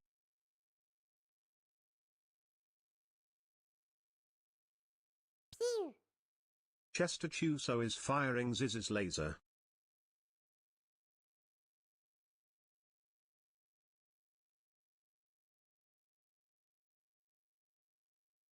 Right. I can set this up already. Ventura, are you still here?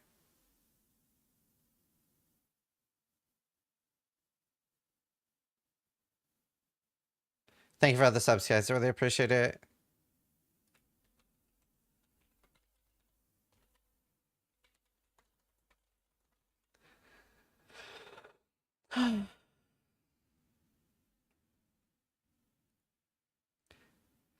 Let's see.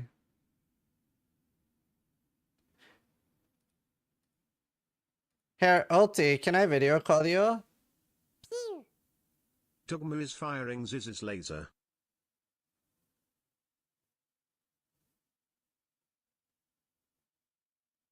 I won't talk? That's fair. I just needed to be in the call. Is firing Ziz's laser.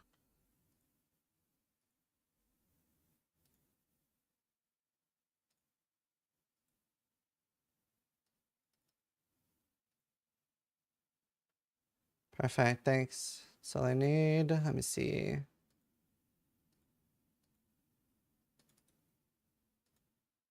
Doesn't actually need to work, just needs to be there.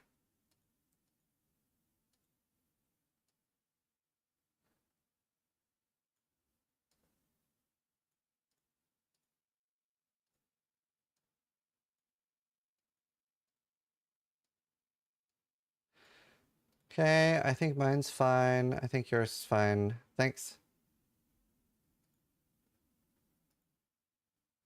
Perfect. Look at me being prepared. I don't think I've ever prepared for so much.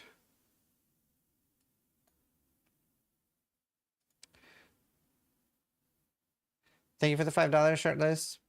Griffin, Artura, Dogma, Lucas, Apple, Disser, thank you for the subs. The prep is appreciated. I'm gonna play more ads, chat. If you didn't hear earlier, I'm trying to play so many ads that there are no ads for the duration of the interview, because not everybody can afford to sub or have ad-free options.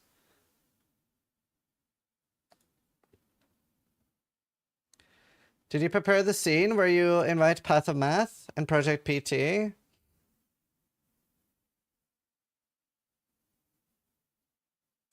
You are not paid, but you are afraid of losing access. Access to what? I don't have any, like, hidden access. What do you mean?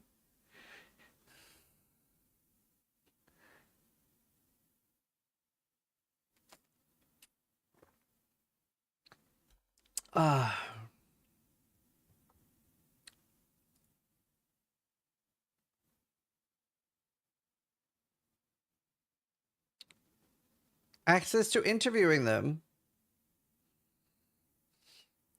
But I've been like, I don't know. Hext_ is firing Ziz's laser. Like, I'm not gonna whip out my dick mid-podcast and say, suck it, Jonathan!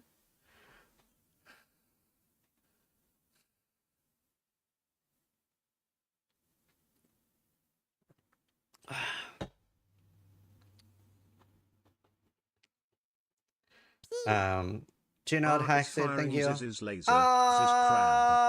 for this up.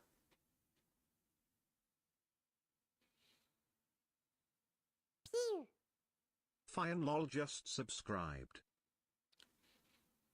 Like, I don't think the interview is gonna go so badly that they ban me. That, like, literally mid-interview, Jonathan just, like, pulls out a keyboard and be like, no, you're fucking done, Zizaran. You're fucking done.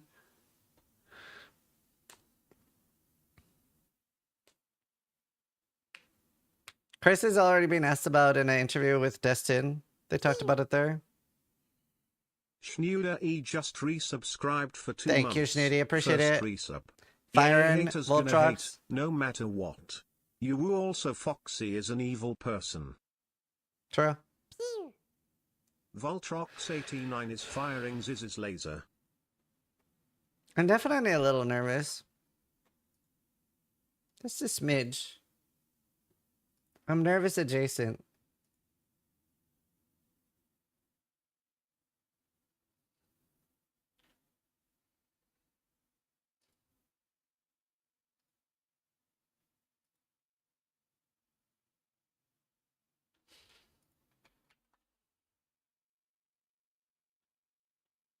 Shows you care? That's true. I do care. I care a lot. I want to do a good job. I want to do a good enough job that the people were like, wow, I doubted Zizaran was going to ask these questions, but he did, and I was wrong, and Ziz did well. Pago.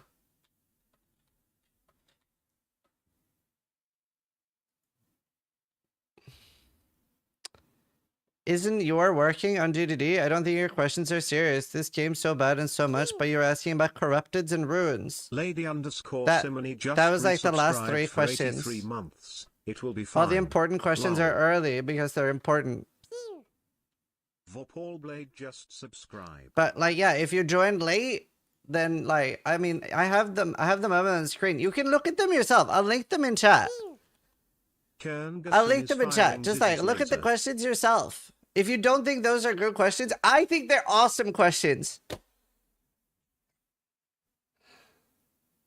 Huh? Oh God. What does that mean? Nitryu is firing Ziz's laser. DDD approved questions?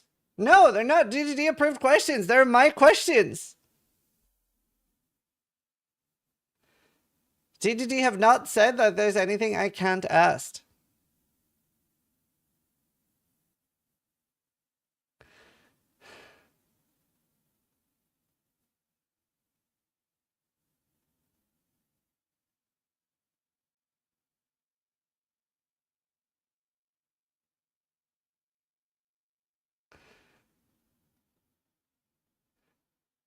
Do you see the grammar and the typos? The grammar and the typos don't matter. The only thing I'm going to have open during the interview is Viro's chat in case I've like done something wrong. Anonymous tipped $6.90. Really wish people would keep in mind that everyone involved here is a human being. I'm human? Yes, we can be upset at the game, but the devs are humans and deserved to be treated as such. Looking forward to a respectful yet tough interview. Thanks, Ziz. No pressure, chat. No pressure. Mramask just resubscribed Llama. for 97 months. Bro, if every zone in Diablo 2 was the size of the Durance of Hate, I would True. stop playing Diablo 2. Thank you for the 97 months, everybody. We should catch up soon. Bin__ just resubscribed for 2 months. Don't let those trolls get in your head. I bet those who ASC It's like 1 in 1,000. Most people are super positive. That you tortured in the past. I see very little Great negativity. questions, Most smile. people are happy that I'm doing this interview to begin with. Look at that. Radiant, thank you. $6.90. I beg you, don't let them give vague dodgy answers, which answer nothing but dodge the question. Make them answer the questions, please. I'm going to try. That's right, thank you. Radiant, Sock, Soup, 7 is Bane, firing thank Ziz's you. laser. GL. Have you sent them the documents? Yeah, yesterday. Ridian is firing Ziz's laser. Like, I do want them to prepare for the questions. Can you prove that you're not an employee of GDD? Yes. I don't live in New Zealand, which is Sock and Bobbers mandatory is for being a firing Ziz's GDD laser. employee.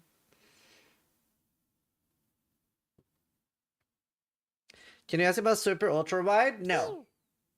Suplin is firing Ziz's laser. I'm already very happy with my questions. We probably have too many. I don't think we'll get through everything. Why have PoE's biggest shill for this questionnaire? Firing Ziz's laser. Hopefully those people will feel differently after the interview. I ugly just resubscribed for 3 I'm months. definitely Keep not your the head up, biggest you shill. got this big dog. Chvik86 just subscribed.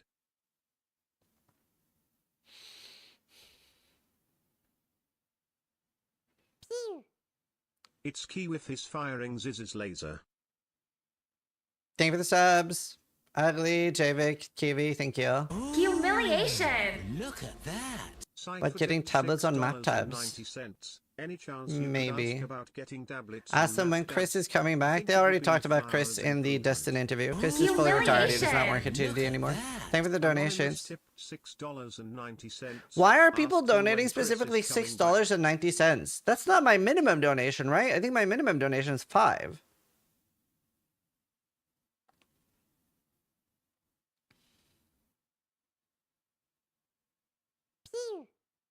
Doppy is firing Ziz's laser. Your minimum is 3.5? Nearly every donation is 6.9. Tariffs? Doppy, thank you for the sub. Huh. I think the like practice run with Ventura helped a lot, and Rue.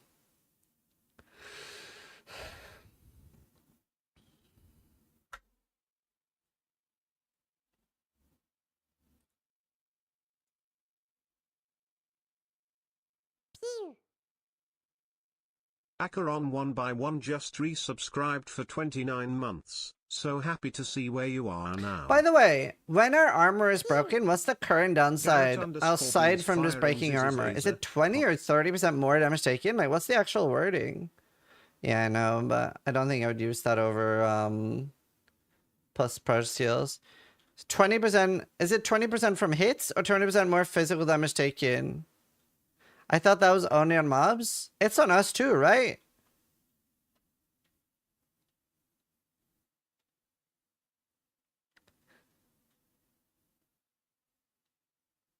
It is on us too. 20% increased physical damage taken from hits. Yeah, I think +2 is better.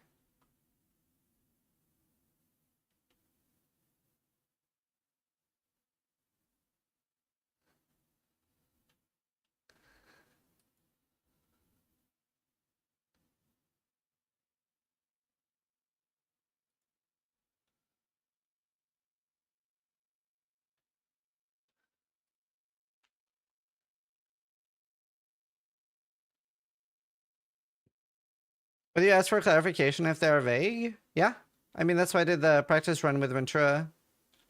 I think follow-ups are the most important thing to a good interview. They're not easy to do, though. I'll do my best. Humiliation. Look at that. Anonymous tipped $4.20. Please, can you ask if it's possible to get permanent skin transfers? Probably not. I don't think this is a podcast to ask you about MTX things. I'm sorry. There's so much important stuff to ask about. I mean, you can just do the math on it. Do you cover the Scorducks just subscribed?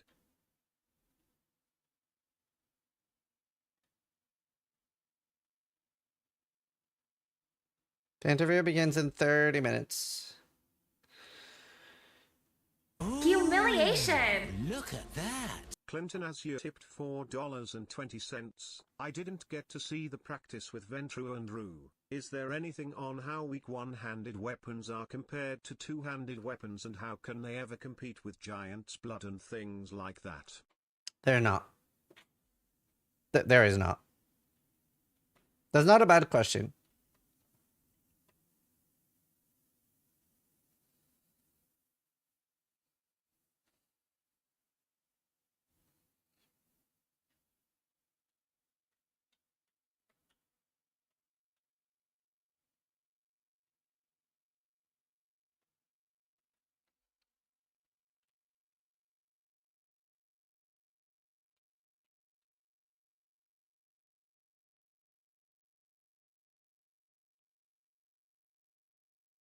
Sis, don't you get free mystery boxes though? Yes.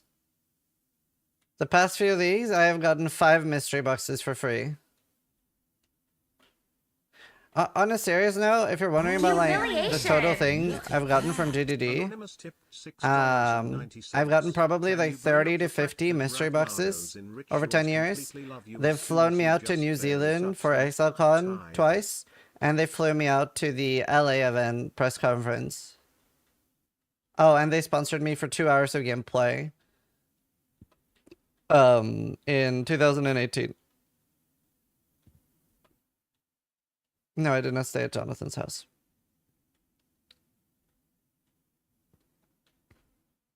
If you're wondering about my integrity, I've currently turned down probably like $300,000 to $400,000 from Raid Shadow Legends. I've turned down over $110,000 from Torchlight Infinite, and that's just after their game became more pay to win. Because I initially was accepting Torchlight Infinite sponsorships, but then they went like way too far, and then I stopped like taking it.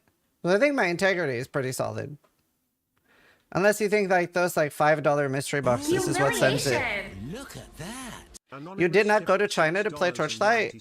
No. Just wishing you a great interview and a lovely rest I of your declined. evening. They did offer.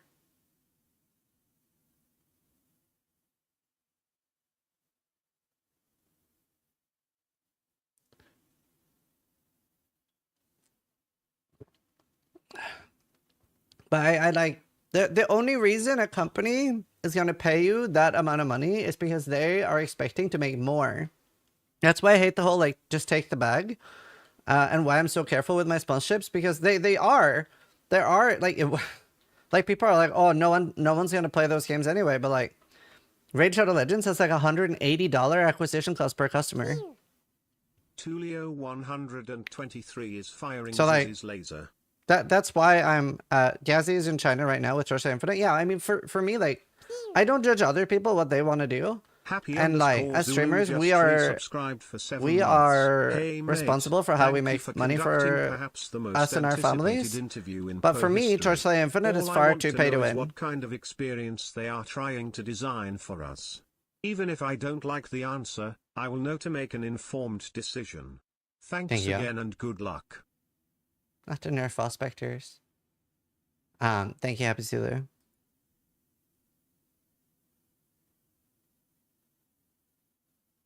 I actually think Torchlight is very fun as a game. I just don't like their monetization things. I actually offered Torchlight that I would take their sponsorship if they also hired me as a consultant to rework the entire Western client, get rid of the pay to win, or have at the very minimum like a separate season, as in like a season with no pay to win stuff in it, so that they can have like a whale season for the people that want to play that, and then they can just have a gameplay season. So like I would meet them halfway and like work with them. Humiliation. Look at that. Anonymous tipped $6. Like the game is actually good. I would like be open to working with them in the future, just not with the current level of pay to win. Would they want to balance combat if dodge roll had a cooldown? Why they made team chains worse and why Ratnados completely fist your booty hole, put your bing in them. Any thoughts or experience having the player spam dodge rolls here over the bot dodge had a cooldown? Right. I mean, stuff we're asking about.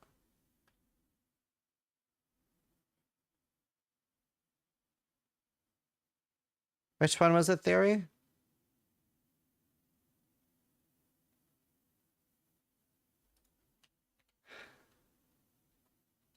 Isn't Gazzy doing that? Yeah, but I don't care what other people do. I just care about what I do. I'm not gonna judge other people for how they make money. Because like 99% people in chat right now, if they got offered $5,000 an hour to play a video game, for most of you it probably wouldn't matter what that game was. So I don't judge people for it. I just like, I have my own set of rules that I go by. Tidebreaker is just Skull Rattle 2.0 plus buff manifest WPN. Humiliation. Look at that. Asic tipped $6.90. Thanks, Asic. Go Norway, stop defending yourself, fellow Viking. Can you ask how they're transferring PoE 1 uniques over to PoE 2? It feels like Tidebreaker is a Skull Rattler. I mean, yeah, uniques are kind of boring.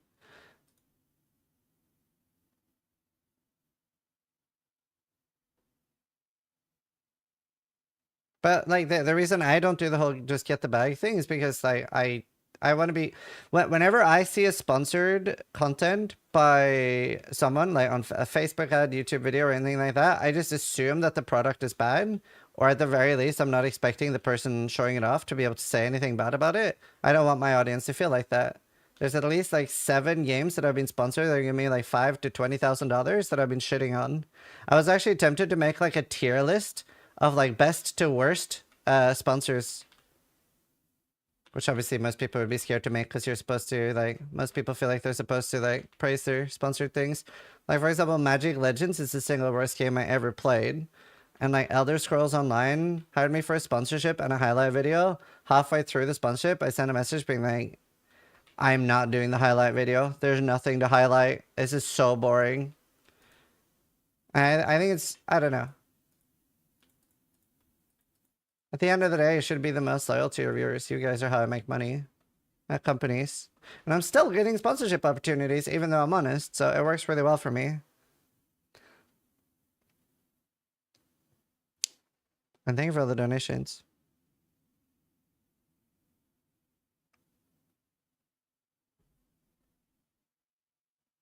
You advocated for a PC building company that literally shipped broken PC until they're routed. You defend them at every turn, even when they shipped you a broken PC.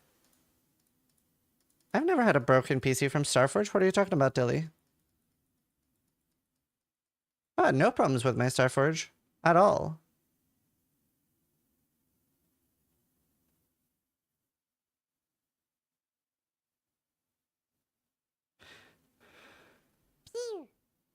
Kogi is firing Ziz's laser. Love your honesty in all things. Not Starforge, the previous company before that, the one that shut down.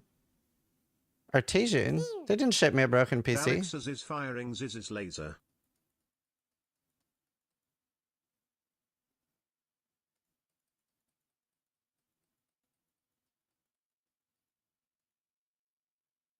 Like the PC broke like a year and a half after the sponsorship ended, but I mean, I can't read the future.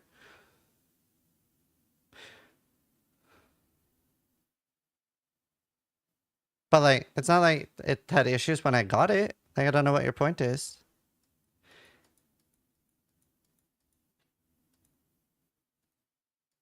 It was damaged in transit. Did they not help you repair it on stream or on a call?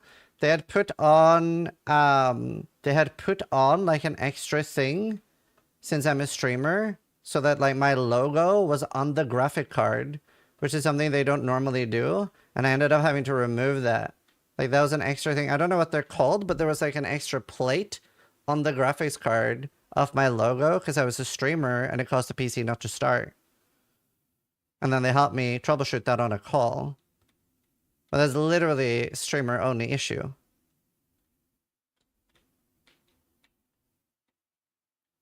Like, that's not something a normal customer would get. That was because I'm a streamer, they put on a special backplate. A display.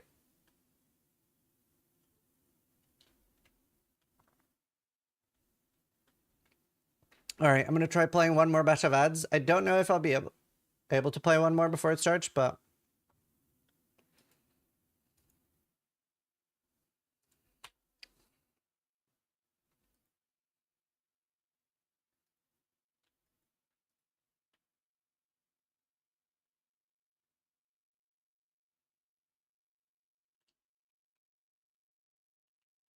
yeah, hopefully that answers your question, Dilly.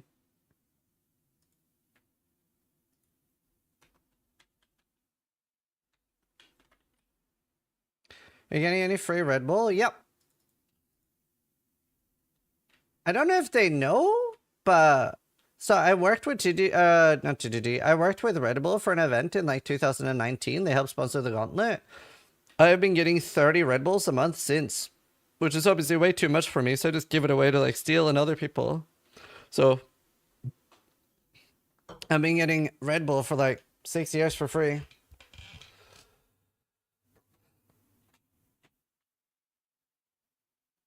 Got any tropical? No.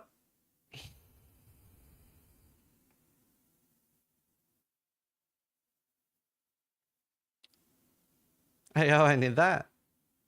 2,160 Red Bull cans? I would just give it away. It's great. Because I only drink like a few a month. If you're working at Red Bull, that was a joke.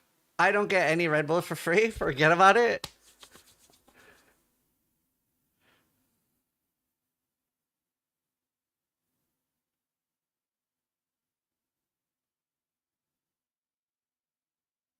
Don't look into that. All right, I'm gonna go pee. They can afford it. The Lake just resubscribed for 8 months. Interview At when? Red Bull Gaming. Excited Wait, to they're not see here, how right? it goes.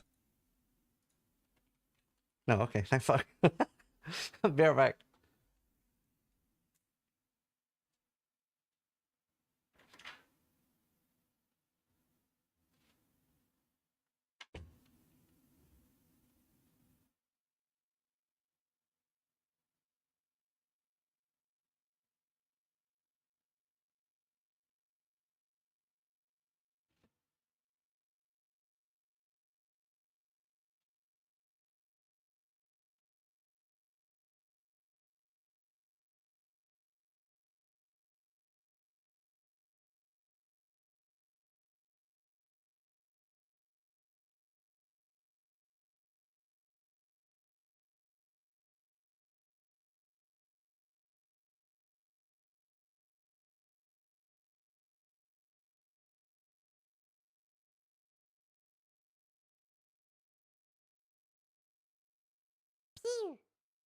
Drev1 is firing Ziz's laser.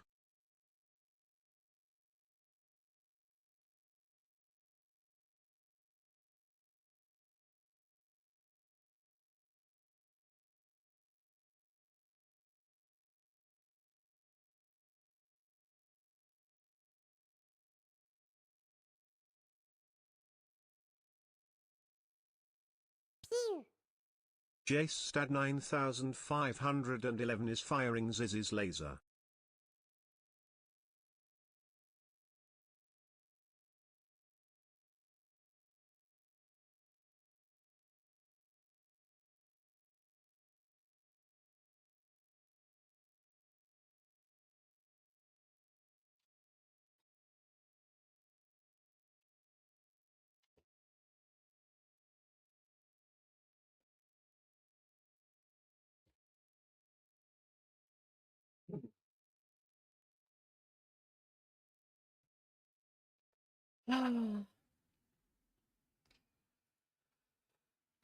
Jace, thank you. Treve, thank you.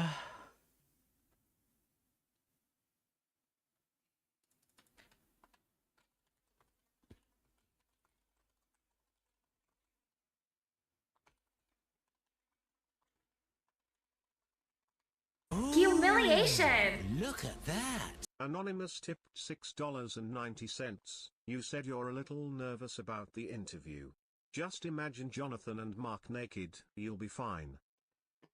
Thanks. Blue Gito is firing Ziz's It's laser. more that I'm nervous of letting you guys down. Ims85 is firing Ziz's laser. Blue Guido, Ems, and Shiv, this thing for the sub.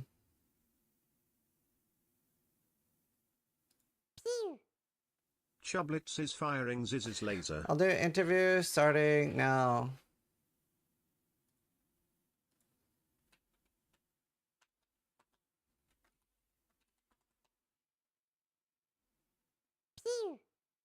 Oh, 4 Fox Snake is firing Ziz's You laser. won. You're being very transparent in what you're asking. Yes, but it is extremely hard to do full, good follow-ups in the moment.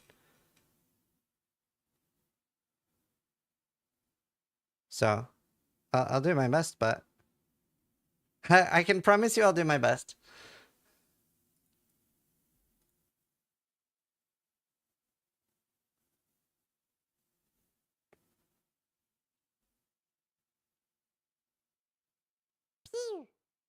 Jack 3D87 is firing Ziz's laser. Also, for the people, can you ask? Like, I'm not adding that questions like 3 minutes before. Humiliation. I've worked out and rehearsed the majority of the questions, as well as thought of good follow up. You can't disappoint us more than Triple G Lamau. Thank you for the 1,000 chair. Look at Thank you for the $3.5. Cheered X1000. Don't worry about letting us down. The worry is them letting us down, being evasive, or more of the we need to go back and look at whatever. Also, I'm going to mute alerts Their now. rant is firing Ziz's laser. So I would recommend like stop donating and stop subbing and stuff like that. I mean, feel free to continue to, but like it won't like show up on stream or I won't hear it because like I'm getting ready to start the interview.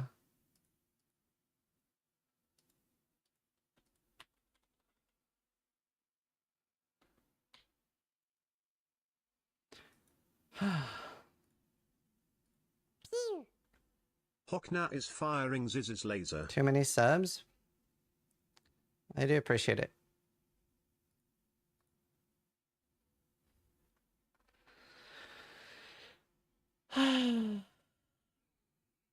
How long is the interview? 5 hours. No, just 2. They said like they have at least time for an hour and a half, but can probably go up to 2 hours. Time to chill? Do you know, I do hope, my only wish for the people that are really negative and think that, because there are people that think this is like pre-made, that GDD have chosen the questions and stuff. I do hope that if those people are happy with the way the interview went at the end, I hope they'll apologize and be like, Ziz, I thought you were a shill, but I was wrong. Like, if they feel I did a good job. That would be nice. That's my only wish.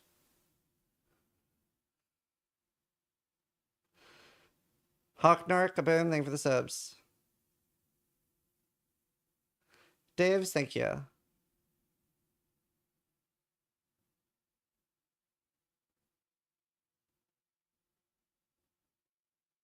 Just don't be too nice either. I don't mean, it's not like it's my first interview. You guys have seen my interview style. I think it's pretty fair. I think it's pretty fair.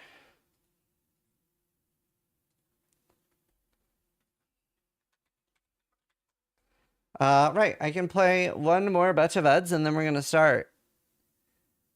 So you will have no ads for the entire interview chat. So you're getting 3 minutes now. Go get a drink. It is about to start.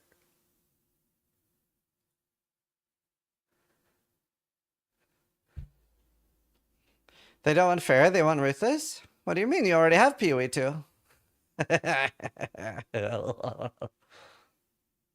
Oh, as for YouTube ads, I have no idea how that will work. The YouTube ads are automatic. I like what do you call it?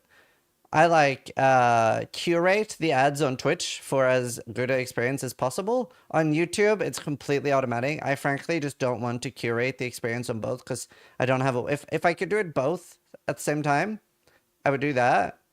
But I can't. Why do I have no ads? I don't know. Alright, thank you. Dibs, kaboom, Finnegan.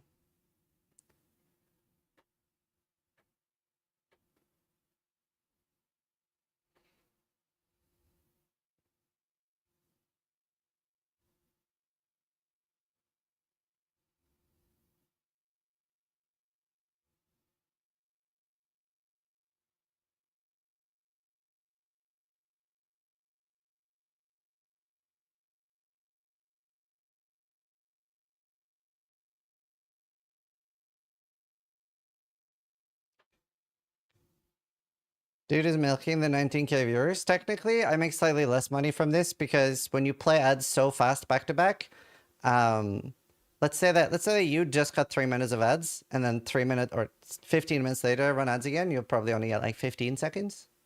So I do make less money from it.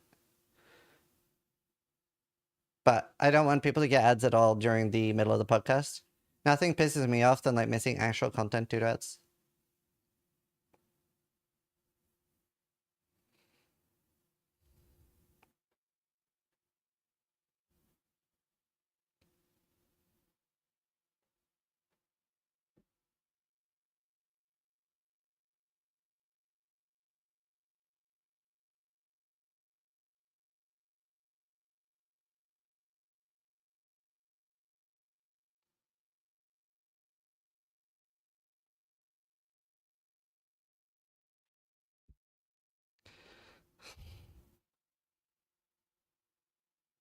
No, Dylan. He will have more reviews when it launches and he started running ads before people joined? Yeah. Did I just get 100 gifted? Anonymous. Thank you so much. Thank you so much. That goes straight to my money collection. Thank you so much. Plus 100 gifted subs. Minus 40% on all my shares. Not been a bad April so far. Thank you. Really appreciate it. Charles up and Doom, thank you for the subs.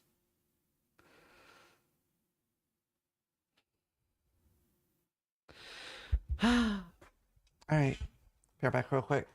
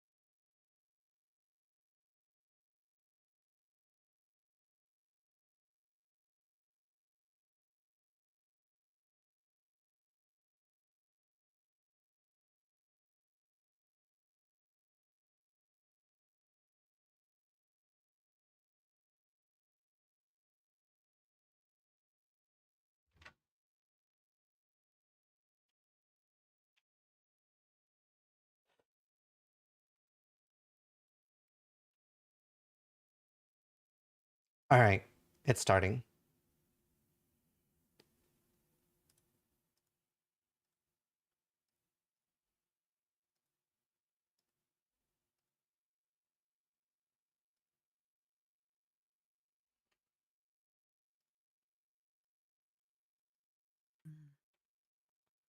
Hello.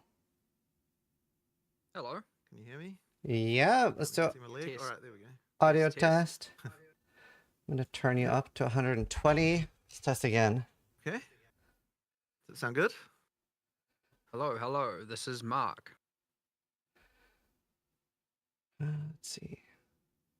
Still louder. Okay, I'll turn you up to 160. Okay. Try talking.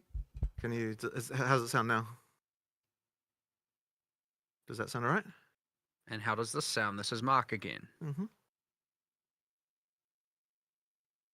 We might be able to get it turned up on our end. Well, I think now is good. I'm gonna try to get a. Okay. Ooh, but I have echo when I speak. I think. Yeah, I can hear Oh, myself. okay. All right. We'll just get our audio guy to fix that. Yeah. All right. Can you try again now? All right. Hello. Testing. 1, 2, 3. Okay. I don't think I have echo anymore. How? Okay. What's? How? I'm still louder than them. Yeah. Maybe turn yourselves up a little bit. Okay. Hey, Jen, are you able to get the? Sweet.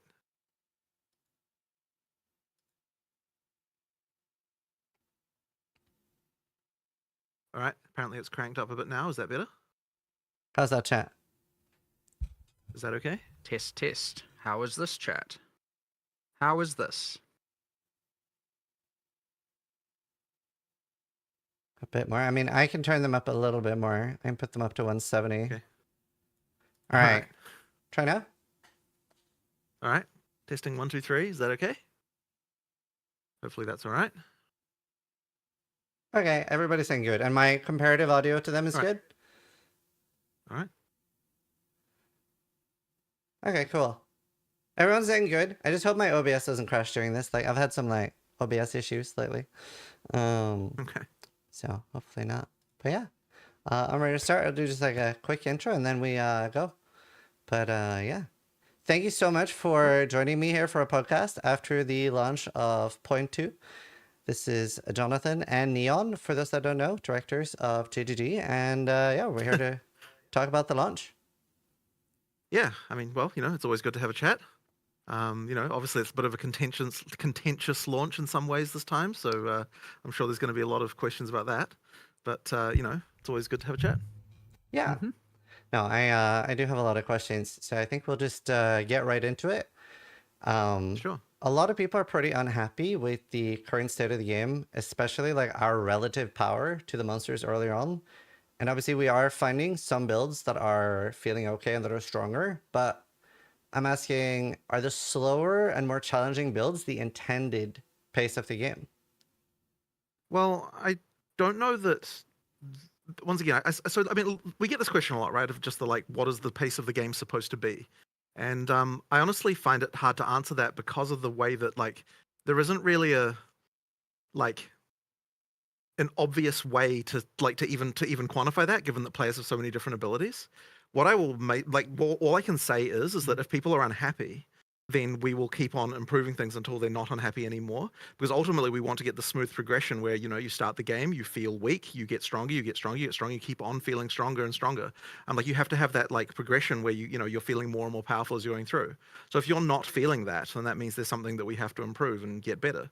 So it really comes down to like, okay, if you're talking about a weaker build, like, well, what build is it? And then we'll be looking into that and seeing what we can do to improve it. Like we just have to go through these things one at a time. So I think right now the problem is that it's almost every build this week for a lot of archetypes, and that it's more like it's definitely in the minority that people are like, oh, I found something that works. So it's like almost like the reverse there. And I guess I'm curious, like what amount of time are you expecting people to take going through the entire campaign, or on your own test run, or like when you're doing test runs, how long do you take on a first campaign run?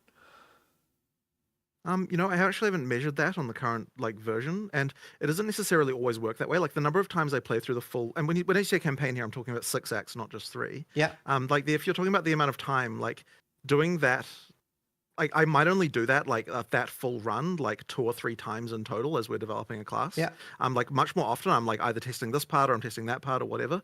And I honestly am not sure exactly what amount of time that's taking.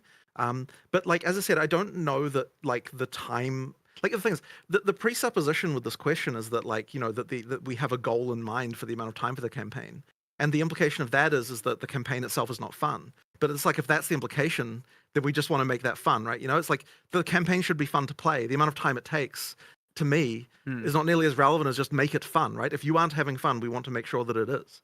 So like that's why when we're like, okay, people are saying like we don't like the Act 3 areas, make those shorter. It's like, well, what amount of I don't think that quantifying that in an amount of time is the right way to look at it. It's like here are some areas that are unfun. I'll make those areas fun, and then whatever the duration of time that takes will not be bothering you, and that may result in the areas becoming shorter. But making it shorter is not like it isn't a time metric that we are looking at to determine whether or not the game is good. Is the game good fun to play? So like that I guess is kind of the way that I would look at things, and that's I think what puts us a little bit like when it comes to communication with the community, like people will have their opinion about what they think is the reason that the game isn't fun, and they might be right or they might not be right or whatever, but at the end of the day what we're looking at is just like, okay, you're obviously having a bad time, we want to fix that, so we're going to look at like so what we'll do is we'll be like, okay, so you're saying Act 3 isn't good, we'll look at Act 3, we'll look at the reasons why it might be bad, we'll fix those reasons, and then that may or may not reduce the time. Or in this case, it definitely will. Like it's shortened it by a lot. But to me, it's like the frustrating thing is when you go down a dead end and you're like, okay, like this is bad, or and then like you have to respawn, or then the area doesn't like the area despawns and you're like you have to do things again, that kind of stuff, right? That's the stuff that people don't like to do. And so that's where we sort of look at. And so then when it coming back to builds again, once again, it's like, okay, if you're not having fun with your build, then that is a problem. We'll fix that. But it's not like there's a correct pace for the game to be played at as such. We just need to make sure that you're enjoying yourself. Well, I guess a follow-up to that was I, among with many others, were not expecting a nerf to just how the campaign felt in general, right? In the last interview I heard, it really sounded like the intention was to target things at the top end. But there were so many things that nerfed us during the campaign here. And the thing I would say about that, I would like to finish. Sure. Okay. A lot of people are really wondering about the long-term direction for the game with that in mind, because they were also not expecting that. So a lot of people are wondering if the campaign, to be clear, that was going to be my question. That was not our intention. So yeah, we should be more powerful than we currently are during the campaign then. Well, that one I will have to look at specific cases, right? Because like that comes down to like okay, so like we already did something about that, right? Where we like nerfed Monster Life, and it's possible that we'd have to nerf Monster Life again if that's still a problem. Like that's the kind of thing that we can do. But the thing is that like as I said, like the first thing we heard when everyone was saying this, the first thing we thought was like, what the hell? We didn't even nerf the campaign. Like literally, that's what all the developers were saying. We didn't nerf this. Why is everyone saying we nerfed it? And so like then it's like, well, we found a few things, but like we're still looking for what those things are. And like it's not always necessarily obvious with all the changes that you make and things, because I can absolutely tell you that our goal here was nerf the end game, right? Like nerf no, it wasn't even nerf the end game. What it was nerf the things that were trivializing the end game before you've even managed to get like your items and stuff like that. Like just the really trivial, easy shit. Like that was our intention. I mean, there were some blatant fuck ups. Yeah.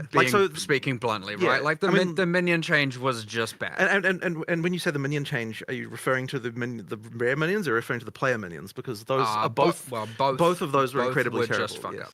Yes, those were just fuck ups. And the thing is, it's so easy for shit for like that to slip through. Well, we have a bit of and look, a lot of it is just because there's a little bit of like it's early access, so we're allowed. But we are firing from the hip a lot here. And stuff like that, like let's get it in there, let's try it out, see how people think, and if it's bad, we just undo it, right? Like we do regress on a decent number of things in the first few days of a release, and so yeah, there are some pretty blatant fuck ups. So yeah, that's exactly what happened with the rare minion life. It was like, why now? I don't know why it felt this way, but 100% it was the case that the minions was, for some reasons, the rare minions were surviving longer than the rare often, and it's like, well, they don't have anywhere near as much life as the rare, and then again, once people got enough AoE and all of that, it solved it. But It was just a bad experience. There was just nothing good about that. Right. Um, I think there was definitely a compounding of a few factors that were like on their own relatively small. But the thing is that if, and this is the question that I have is that like if people are still having a bad time during the campaign, if they're starting fresh now, because bear in mind as well that people will have an experience and then we'll change the balance behind them and then they still remember that the experience was bad and they're not playing it again to know that it got better. So the thing is, if you're playing it again and still having a bad experience in the campaign, then that would be a thing where it's like, okay, well, where are the campaign nerfs actually? Like we have to find where they are because I don't like. I don't know that there's anything intentionally done there that we're sort of aware of left. And I think like that one just means that I can give examples. There might still be issues. Yeah. Sure. We'll go for it. So what are some? So the number one, especially to me, most oppressive thing is the relative speed of monsters compared to our abilities to set things up. Like whenever you're talking... Hang on, but that's not a thing that changed though. No, but that's been continuously bad. It doesn't matter if it's changed or not. Okay, sure. But so what I'm saying is that, so this is an example. I think that has changed. But that's just an example of something that's bad. So what I'm saying is that's not a thing that changed. So like, if you're talking about like, is it your intention to nerf the campaign? But we are weaker now, right? A lot of skills. But if you're saying that's bad, I mean, that's a different question, right? A lot of skills are weaker now, right? They were tuned down on a lot of things, and things that people are starting with weren't necessarily strong. So that relative speed of the monsters feels extra bad. Like you want us to set up these combos and stuff, right? Where we're throwing down like a cyclone and trying to do like a combo move, but the monsters are way too fast. They're rushing us. It's not even like the bosses are the main problem, right? Like if you're seeing like clips. Yeah, so let's talk about the monster speed thing. So one of the issues that we have is that if monsters are slower than the player, then combat is optional. Like it's just 100% the case. Like you cannot if the monsters are slow, like anytime the monsters are slower than the player, then you can just run past them and they serve no like they don't like effectively you can just choose whether or not to engage or not. And like I don't think that kind of gameplay is good.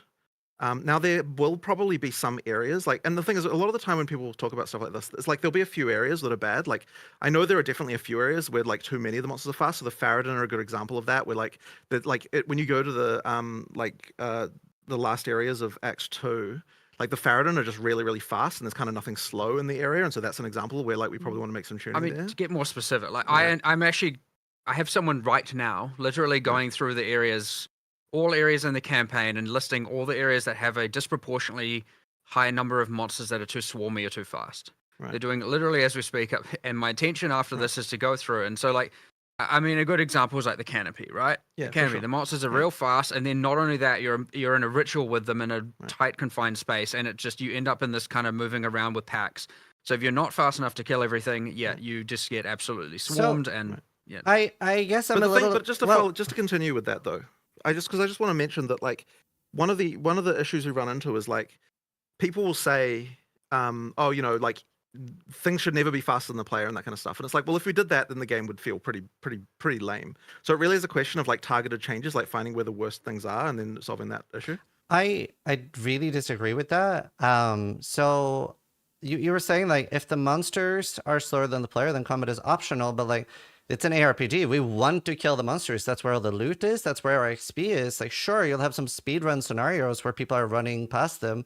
But usually what ends up happening is that we're running past them, bunching them up in a large bunch and killing a bunch of them. And that just feels really good. That's a core part of ARPGs for a lot of people. So I don't think that being faster than the monster is as bad as you think it is. Like, we actively want to kill monsters. That is the entire premise. Well, I don't necessarily disagree with you that gathering killing is fun, right? And you should still be able to do that. But as I said, I don't think anything about the fact that some monsters are faster than the player prevents that. I don't think you can have areas where everything is slower than the player. Like it really isn't that great. In PoE 1, in the distant past, we had that problem, and it just meant that running past monsters was the thing you did all the time. And then there were some changes, like I don't know how many years ago it was, like what was it, 4 years or something like that? When was the Act 1 like thing? Like we made changes where we made a lot of monsters faster than the player. And at the time, and that wasn't negatively perceived at the time, it just made the monsters feel better that we had there. So like you absolutely can have monsters faster than the player, and I do think it's important to have those kinds of situations. If you're it just shouldn't be that it's it's just that like you need to make sure you're getting the balance right. And I think that that's like a running theme with PoE 2 in general is that the target to hit is smaller.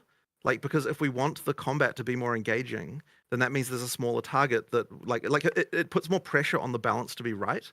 And so I think that's the main issue that we're running into is just that it's okay if everything if okay, so this is sort of a larger topic, right? But effectively it's like in PoE 1 there are so many tools that the knowledge ceiling is absolutely astronomical. And so you have a situation where a good player can completely dominate everything to like the absolute nth degree, right? Now, what that means is that you've got a scenario where the game seems like an impenetrable mountain to a new player because like if you don't know what you're doing, the game is just like impossible to understand. And it's like there's all these tools that you can use to improve yourself, but the existence of everything like that and like having such a huge skill ceiling means that you can just trivialize the game right at the start. And so like what that also means though is that like if we get balance numbers wrong, like if a monster has like double life by accident in PoE 1, it like doesn't even really matter. Whereas if a monster has double life in PoE 2, it matters a lot. And so what I'm saying is that the threshold for what is right is like way tighter in PoE 2, and so that means it will just take longer to balance and get it all correct. But it really is the case, I think, that it's getting all those numbers right that kind of makes it like that will make the combat ultimately fun at the end of the day. And like if we're doing our job correctly, then we'll still have this situation where a good player feels like they dominate and a bad player feels like they have a good time. But we won't have a situation where if you're a good player, the combat is so trivialized that you literally never have a moment where you're in any danger or having any kind of like level of like sort of interest going on. And I think that's the worry that we have when we're looking at things is like if we get to the point where like a good player never has to face a single challenge ever, then I don't think that that's going to be a game that will ultimately be fun in the long term. And so that's kind of like, and like, so that is to me the reason, like what I fear happening if we just like say, okay, we're just going to like lower everything and make it easy. And that, once again, that isn't to say that we shouldn't necessarily, like maybe Monster Life does have to come down. Like if we're in the wrong band, we just need to lower it and that's fine. Like we will get to the point where that is fun. But we'll do that by while still making sure that we have a good experience for, ideally for everyone, right? Like it should be the case that is balanceable to that way. It's just a lot harder in PoE 2 context. Well, I think a large portion want like bosses to be what is the challenging content, whereas right now it's almost the reverse, where there's so many clips of like people like dodge rolling away from like packs, right, and they're getting chased down, maybe not having a counterplay, and they're like, oh my god, I'm just being chased down. So, and also I sort of disagree on the Act 1 changes in PoE 1 not being negatively received. I do remember there was quite a lot of people that really didn't like that because of what you mentioned with like the faster monsters is generally a bad thing. So I definitely do disagree with that. Just because I'm a like to have things to actually go and start to address. Like, can I get a gauge on what you think is like where in the game it starts to become a problem, or do you think it's like just straight out of the gate? Straight out of the gate. Like even the second zone, like the first zone might be okay, but the second zone with the wolves, it's like pretty like instant where I don't feel like I'm getting that like ARPG playstyle. But won't we be hurting more players than we're helping with that? By making like, monsters won't that slower? immediately make it? Yeah, won't that immediately mean that like a ton of players who actually enjoy the game because the combat is engaging immediately, like what, doesn't it kill the game for them? Like what I'm saying is like it's easy to say like, oh, you make the game easier and everyone's happy, but it isn't the case. Like a lot of people prefer the game to like actually have some challenge in it. Like for example, right? Okay, so here's the thing, right? So every night I go home and I play, and I like do test runs of everything, right? And it's like if we made it so that there wasn't any challenge for me in Act 1, I wouldn't play the game anymore, and that isn't helping anyone, right? Like I need to keep playing the game every night to actually enjoy myself. It's like if I'm not enjoying myself, then it's like how can I even develop the game correctly? So on some level, it's like it has to be fun for me, and I know that if you if you get to the point of having like everything just be trivial, it's like, well, okay, like why am I even playing this anymore? So that there has to be some level of challenge. Now, there's just a lot. I just thinking more on this specific. There's a big spectrum here. Like for example, I know I have seen the feedback of Act 1 minus canopy and mana feel generally good on the pacing, the speed of monsters. You feel like you can almost do no-hit runs, is like kind of what people have said. And then you get to Act 2, and it's not too bad at the very start, and then you get to the like Halani gates, and it's like, okay, now everything's gone off the reservation. The Faradin have a problem. And then you get the Titan Valley as well. I've seen a decent spectrum like that, and I 100% want to fix that. Like So Yeah. that's why I was asking you for your example, because there's just a lot of people on the different spectrums here that want different things, and so I'm trying to understand what how much we would need to change things for the discussion with you as opposed to with other players. Right. So that's all I was asking there, because I do intend on slowing down those extreme zones, and I think there are like 10 of them. And I think that is at least something hopefully a lot of viewers are going to be happy to hear, which is like, okay, cool, they are going to address those. So the Dreadnought, Utsal, you've got Canopy. We're going to start. Those are the most egregious I'm listing. I'm not saying those are the only problematic ones. Yeah. And then you got areas like Titan Valley, which is just like riddled with annoying monsters that are just like out of control. And you got heaps of this. So start there, and we keep working backwards until we catch as much as we can. And it's going to be a lot of different changes. So one could be, okay, like, why is it that there are 6 different varieties, of which all are just, as you've heard people mentioning, and I think I saw something that you had thing, which is they're playing PoE 1. I think, which I thought was a funny comparison. Yeah. Which I'm like, yeah, okay, fair enough.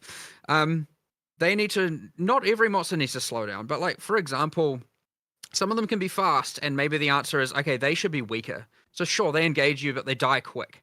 Or maybe the answer is like, there's too many of them. And then in a lot of the cases, it's going to be like, okay, here's 6 different types of packs. Well, 6 of them are fast. Well, that's a problem. 5 is fast. That's a problem. 4 are fast. That's a problem. 3 are fast. That's probably still a problem. But 2 are fast. That's probably more acceptable. So you get 2 really slow, maybe 2 fast, 2 kind of in the middle, and you get some big slow monsters, some small monsters, and that distribution isn't quite right in a lot of zones. And so that's why I asked, because I would say some zones have a nice, here are the slow monsters, and here are the fast monsters, and it's kind of cool. You get this like up and down pacing, and it can feel kind of fun, where sometimes you're on edge and sometimes you're just obliterating things. And then you get the ones where you're like, holy, I've just been zoned 3 zones in a row where I'm just on edge, getting swarmed, like absolutely. And that creates this extreme negative feeling of like, I can't do the things that my skills want me to do. And that is bad. And that I definitely want to fix that. And I want to fix that imminently. Like, I'm going to immediately get onto doing that. So there is a huge range of spectrum of players that want different things here. Yeah. And I want to at least address that thing, because I know that's just bad. Like, I think that's bad for everyone. I don't think that's bad for some people. I think that's bad for, everyone. It's for a huge majority. So we can start there for sure. But to be clear, though, like we still do need to have some monsters that are faster than player. It can't be that none are. And like things like the wolves in this in the second area, like if we didn't have that, then I think that you wouldn't even like, once again, you wouldn't get the feeling of like you would immediately out of the gate have the game as just trivial. And like I think that really would hurt the game a lot. Like I think that would be a big problem. So it's really just a question of like, if there are parts that are frustrating, we'll address them. But like it isn't the case that just everything needs to be slower. It really would hurt. So I think there's another thing you. I was just gonna say, I think there's almost like 2 different player bases, where there are a lot of people that just want to blast and maybe have challenging bosses, and then there are people that want like the entire gameplay, every second to second moment, to be like very engaging. So it's I don't know that I agree with that either, because I don't think it's so binary as you say. Like there is a middle ground that will work. Like I'm almost certain that there is, and the way that you get there is by just looking at the individual cases and just fixing every one of them until like the rough edges are all sawed off, sanded off, and then and then it kind of works. And like you'll get to a point where like you just don't get frustrating experiences anymore, because we've managed to sort of fix all of those cases, and that point won't be in a situation where just everything is slow. Like we really will still have a level of engagement there. I guess the problem with everything being so fast, and part of why I pointed out like everything almost, is because it's such a heavy focus on combo gameplay right now, but it feels like the speed of the monsters are heavily incentivizing like 1-button builds. Like as soon as I could, I was like, the less I can do, the better everything will feel, just because I don't have time to set up combos. We're getting completely overwhelmed. That's why I pointed out everything as a bit of an issue. Well, it isn't necessarily the case that you have to use a combo on every monster. Like, if you've got stuff that's fast, you don't use combos on that, and because it's disrupting you. But then also, it is also important that that monsters do disrupt your combos, because otherwise your gameplay just degenerates into doing like 1 2 3 1 2 3 1 2 3. Like the monsters have to be able, like there has to be situations where your plans are disrupted in order to like have a situation where you can respond to things, like you actually get some counterplay on stuff like that. And so the monster designs have to reflect that on some level. But like it's always an amount, right? Like there's an amount of that you need, and there's probably too much of that going on. But you still need an amount of that, or it just becomes all flat. We've we've been talking about like, look, the last few days we've been talking about some like pretty extreme considerations and things, and like, talking about the monster life is the main thing, which you could argue is player damage, right? They're obviously monster life is the easiest way. If everything is too weak, then monster life is the way to solve it. Oh yeah, if there's a few outliers of builds that are find the tricks to do good, then yes, it is. I bring all players up or bring all monsters down. They're the same thing.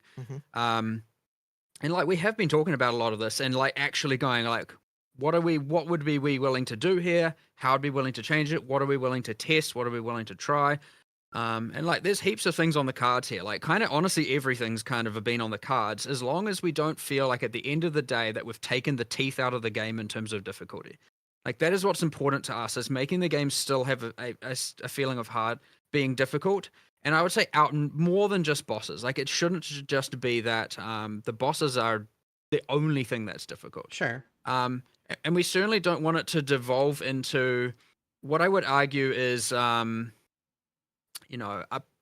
know this is like way further away, but like, again, we're talking about changing up. It could be changing anything here. The one thing I also worry about is getting to the thing where I would argue a lot of the difficulty in PoE 1 outside of a lot of the boss fights is just like you occasionally just instantaneously die to something and you're like, I don't even know what I died to. And a lot of that is where you get like, it isn't necessarily from monsters being too hard, and it is often from just like spam and too much stuff going on, combined with like daemons and volatiles and all of that. So making sure we avoid that as well. But it does mean in the sense that then you kind of get that like, okay, you have to have it be that you're engaging with the monsters for it to be difficult. Which kind of means monsters do need to actually pose a threat, and you need to be able to see what they're doing and react to what they're doing. Now, I wouldn't say that's universally perfect, but that's an argument for like, not wanting to get it to the point where it's too much of that, just like, well, I guess that's an argument for de-swarming things, as you said, which I agree with, by the way. That is like an important thing, because it is kind of getting towards that, and that contributes towards where things are slow and stuff. But I wouldn't personally argue that every zone feels swarmy. I think there's a swarmy argument I 100% want to focus on solving first, and then there's like a certain things are fast and certain things are slow, and maybe there's that. So yeah, I'm not entirely sure where I was going with that, but I just want to, I guess it's more just giving my sense of where I want to make sure we don't end up is in that place, just to make sure, and we want to be real careful about not getting to that point. So I would actually say we're probably a bit too far there in a lot of the areas, but I don't think it is a universal problem right now. I think also, especially, even though warrior is or May skills are particularly strong now due to being able to use a shield, but it can feel very bad that like every damage node like has a downside, whereas isn't really the case for the other builds, where like with maces, it's like, yeah, you get 40% increased damage, but 5% reduced attack speed. And reduced attack speed, especially with all these combos, can feel particularly bad compared to others. I would say like maces are kind of good right now, but a lot of that is a shield. I actually do think there is a bit too much of the. I actually like a little bit of like, here may be a cluster or two having the kind of upside downside, but it's honestly something we've aside. Obviously keystones have upside downside, but yes, there's true that probably there's kind of too many passives, especially in the warrior section, that are a little bit too giving downsides, where it was something honestly that's a bit experimental to PoE 2. Like, we didn't have that in PoE 1, and we were like, let's give it a go, and maybe we went a little bit overboard with it in that part of the tree. But I don't hate it as a concept. I think it's just that it's a little bit too saturated there. I will agree with you there 100%. I would say, as people hopefully would know, we're going to iterate on that passive tree a million times. So it'll find its sweet spot for sure. And it's definitely not there yet. I do think it's important though that like keystones can be felt. And so, well, we're not talking keystone. Sorry, I didn't mean to say keystone. I was saying to say the notables can be felt. And so part of the reason for the upside downside thing is that like it lets you do a larger damage bonus because it's got the downside, and therefore you're going to really feel that damage bonus. No, they are good. So, like, I think it's the frequency of them in that part of the tree. But I'm saying that you can find another way maybe to do that. But it's like I do think that like having that feeling of like I really felt that node is something that we like that is a thing that you do get, that that is important in our passive tree philosophy. Yes, is that the before and after of taking a notable, especially the first. Obviously, nodes become less valuable as you get higher level because they're just saturating into a bunch of diminishing return. Well, not diminishing returns, but more like the 500 to 520% increase is going to matter less than the 0 to 20 and whatnot. But especially for the first chunk of the game, we want it to be that every notable is felt. Like I definitely now can feel the difference, and I would say, a lot don't hit that mark. Some do, some don't. But we've been trying new things there, so Yeah. bit of a pivot. Yeah. So the next question, I want to talk a little bit about the fact that you have only done like the crazy large changes between seasons, and you talked a little bit about that. You felt forced to treat the game like it was released. Are you still happy with doing only large balance changes between patches, or is that something you would maybe revisit with something like every 2 weeks, especially with like a warning period, like changes are coming in 4 days? It's hard. I don't think that you can just nerf people in the middle of a league no matter what. Like, we get highly punished for that. Look, I mean, people are going to be unhappy about nerfs whenever we do them, as as we can see. But like, it is actually strictly worse if you get nerfed while you're playing the game. Now we're in a position now where, because things like are probably possibly undertuned, that we can just do mid-league buffs, and so that means you'll see way more patch changes happening now, because like it's okay to do major buffs during the middle of a league, which we just can't do. Which we're doing now. I generated a relatively large list yesterday. So, Which I know we have that whole philosophical discussion earlier about player power. Well, like, there are many builds, many skills that are underneath, because obviously otherwise I wouldn't be have spent a good chunk of the day going through and assessing what needs to be increased, right? So like, I don't want it to take as like I don't want people to take away from that as being like no, we're happy with the current balance. Like, obviously not. We're still going to make changes. We're still going through everything and we'll get to that sweet spot for sure. But like, I mean, it's going to end up feeling like a season of buffs this time, and the reason why it'll feel that way is because like the medicine has gone down now. Now we can start on all of the actual like all of the positive buff parts, and so it's like like last season we just weren't even in a situation where we could even do that, right? Because it's like you already had we genuinely tried to. We genuinely tried to. We had this plan of like, bring all the top end outliers down and then make sure everything is feeling good in the middle. And we started with the bringing outliers down. And then all of a sudden, and this is why the patch notes were so late, we were like, oh no, like we're like running out of time here. Like, we thought we could get through more of the balance and start bringing more things up. We didn't get to do all that we had hoped to do. But like, by that point, it's kind of too late. And so like, we're going in, and then now our idea here is like, we thought we were, like literally up until the last minute, we're like, okay, we're going to keep going. Right, let's start buffing. Let's look at weak things. And like, it just ended up being too time consuming. And so the answer here is now, though, it's like, well, let's just keep going. And so obviously the first few days is really like looking at all the player feedback and going, what are the biggest problems, right? And this is where you get the Act 3 changes, you get the minion builds, you get the big things. And we are trying to address all of that. And I understand just game-wide balance is a big thing. But now it's just going to be like, all right, this skill. Like, let's go. What are we changing? Going through literally every single one on every single skill tree and every single reservation. And then we're going to go, okay, well, you've still got Blood Mage and Acolyte of Chiola sitting there at 0.1% played. Okay, well, clearly not doing well enough. Let's target that and just go on and we're just going to keep iterating through until we can get as far as we can. And maybe we catch everything, maybe we don't. But like, the intention is to not stop just because the release day happened. Like, we had a goal, we didn't achieve that goal. And so we just need to keep going. And do you have like a rough idea? Like, you were saying you were working on a lot of things to be buffed. Do you have a rough idea on how early we could be seeing those already? Well, we'll be seeing them continuously. Like okay, so this was 2 days. Yeah. Okay, like, this was a funny that's thing what I wanted. because okay, like, so like one of the things I think that was majorly misinterpreted, that things we're working on post, was like, this was the things we were working on that day. Like literally, that was that day's worth of work that we were talking about. And then the next day, it's like, well, now we're doing this Act 3 stuff. And like today, we'll be doing a bunch of other stuff. And like, you know what I'm saying? It's like every day we're going to be like continuing to iterate and do stuff. It's like, so the idea that someone's like, oh, they're not even acknowledging this thing. It's like, well, come on. We've literally had, like, that was one work day.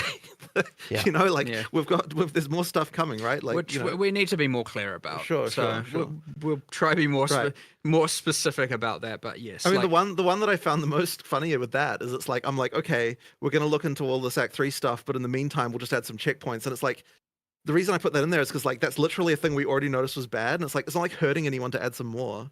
So it's like the idea that we're like, oh, we're just going to solve the whole thing by adding checkpoints was like ridiculous. Like obviously that wasn't the case. It was just like, here's just a thing that I can just tell someone, hey, go do this while I'm looking at this, you know, and like, and so they did that, and so then that'll go in the next version. But you know, like it's like then it's like the next like 4 hours after that, I'm like sitting there going through areas and trying to work out what's you know, like what needs to improve about them.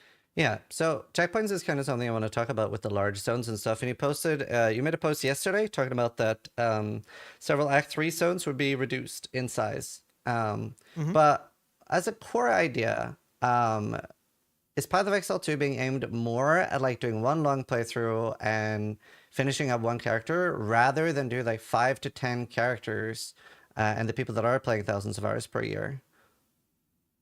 I mean, I don't, that's once again, it's not like I'm not targeting one or the other. Like your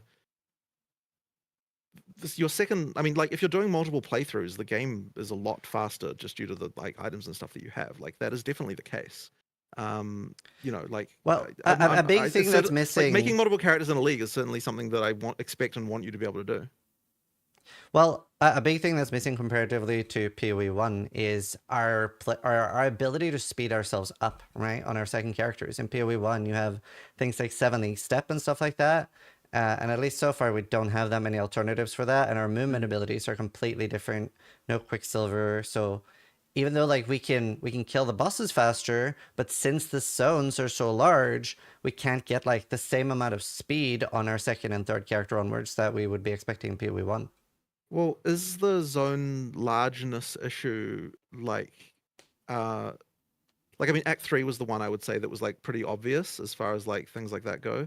But if it comes to other zones, it's just a question of what are those zones and which are the issues. And like also the other thing is that like generally speaking, like once you know how the zone works, there are ways then to like to know what you're looking for and sort of how to go places and what to do. So to the extent that isn't the case, that's why like when we're looking at Act 3, it's not just make this zone smaller. It's like what's actually the reason why a player who is experienced is not able to find the thing that they're looking for, right? And that's where we come to like, oh, there's this whole area over here that you could just walk down and you have no idea whether or not that's important or not. And so then you end up doing that and it just wastes a bunch of your time. But like the intention is to make it so that like if you know what you're doing, then you know where to go and like you don't have a problem with that.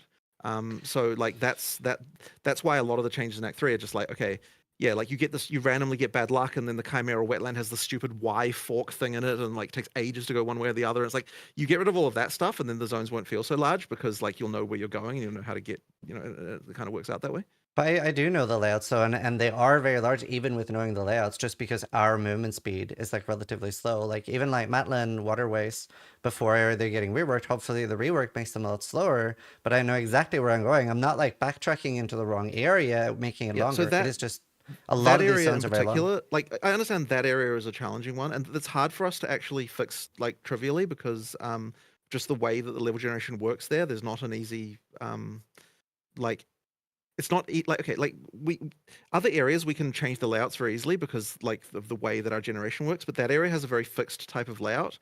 And so it's going to take more effort, which is why it was on the list, because I didn't have an immediate like thing I could do that day to sort that one out.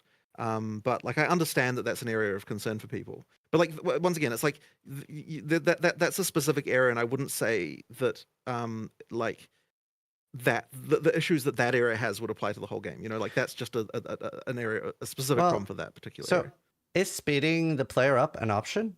Like, is that something you'd be willing to consider? Well, it sort of depends on how it was done. Like, We've discussed some things in that area like before. I'm not necessarily against that, but it would have to be done in a way that didn't compromise the combat and compromise like the like it shouldn't be the case that you because this is the issue with this, right? Is that speeding up the player is if you speed up the player to the point where they're once again faster, then always faster than the monsters, then you get back to the like combat doesn't work anymore, like you combat is optional kind of like situation again. So like we would have to find a way to do that wasn't going to like break that as well. So there might be something we can do there, and we've kind of been discussing that. Because I'm not exactly wanting to subject people to like running when they're not doing anything, right? But it's just a question of finding a way to do that that's not gonna. It's hard to say anything specific because like there's a little bit of like the moment we say a specific solution, people might hold us accountable to that in a degree, and like we haven't tried it yet, so we can't. We have been talking about it. We Yeah. do have some options we want to try. We just don't want to talk about them before we try them. Right. But like, yes, I agree. Now you mentioned one other thing there, just because I don't want to gloss over things too much, which is you mentioned the Twink unique problem. Yeah. Which is 7 league steps. There are many more items in PoE 1 that you can use to streamline the efficiency on reroll. That is still very deficient. Yes, it will come in time, I assure you. It's just a matter of we did higher level uniques this time. Obviously, they're not going to have low level item requirements. Maybe next time there's a more even split. I don't know. We just need to keep going with the uniques and we'll eventually get there. We do have some designs that achieve specifically the low level high movement speed boots. We do have that as a thing that I definitely already have designed. I think it's just waiting on the art and then it's going to go in. But yeah, there's going to be a lot more of those coming over time as well. Like that will solve itself in due time for sure. And but is there like the question I was okay? So is for damage, the twinking situation is not bad right now, right? It's like not for as damage. Bad. It's not as bad. Again, you can kill stuff fast. It's the movement speed specifically that we're and the fact about. that we don't have movement abilities like in the same way. Like there's only so much speed you get with shield charge. Like if I'm doing like a third or fourth character, I can definitely get enough damage, right? It's rough on my first character, but you don't at least have to use movement abilities as the solution to this. And I would prefer that wasn't the solution, because then you end up with a kind of like pretty lame sort of gameplay thing going on there. Like there's going to be a better way to improve that without having movement abilities as a solution. We have some things on the cards. Yeah. We just need to test them out and try them and be able to actually have a good argument as to why they are good, and we convince ourselves, damn, we should have done this before, or they're bad, and we're like, here's why they're bad, and we can explain what we tried and why it's bad. But yeah, again, we're always a bit on discussing what those will be, because yes, again, they're being held accountable. People get their hopes up for it, and then we have to say it doesn't work. So, like, there's a little bit of like, let us just try these things, and then we'll see what we come up with, and we'll tell people the moment that we have it. But again, it's not a piece of. It certainly is something that's come up, and will come up every single repeat of the league, and so it's not like off our radar by any means. Okay, that's good. So obviously a bit of a different question, but on console, debuffs have the option to be at the bottom of the screen. Could that be a toggleable option for PC? Just can be rough to like move your eyes. It wasn't on my radar. We might be able to do something. We have a full buff UI rework going on at some point soon. It was planned for earlier, where like so this can be part of the consideration, I guess. But yeah, our UX guy's currently working on. Has it on top 5 of his list, kind of thing, of things that we're going to just do to improve the system. That wasn't to do with moving them, but we can add that to the list of things that we might want I mean, to it's do. the whole they can go go behind the boss's life bars and all that problem. And hopefully, if it's good enough as well, we can port that to PoE 1, because it's a more egregious problem there for sure. Yeah. The next question is about in PoE 1 we have a lot of player agency over how we solve early problems. Like the skill tree has a lot of temporary fixes for a build early on, where if your gear isn't up to scratch, you can get 30 to like strength dex int, you can get leech, you can get resists, even like specific ones like fire, cold, lightning, etc. You can get very easy access to fixing mana and stuff like that. And a lot of things that are like temporary fixes that you later on fix with gear. And the crafting bench also helps a lot more with that in PoE 1. And I know runes are meant to be the solution here. But we don't really get enough sockets early on. We don't get enough gear early on, and we then don't have any way at all to really fix this. So why is it that you're not getting enough sockets early on? Well, that they're just not dropping. Even if you're checking the vendor, like I'm checking the vendor every time I level up. I'm disenchanting everything. I still don't get enough because the game is very difficult right now. So you try to keep getting gear upgrades. There is not enough loot. There is a lot of people complaining about not enough drops. I don't get the same experience of not getting enough socketables personally. Like, I would say that probably 80% of the gear I'd be wearing pretty much through the whole campaign would have sockets like in there. So like if that's the case, then like there must be something I'm not understanding about like why that people feeling that way, because that's just like a totally different experience than what I see when I'm playing myself.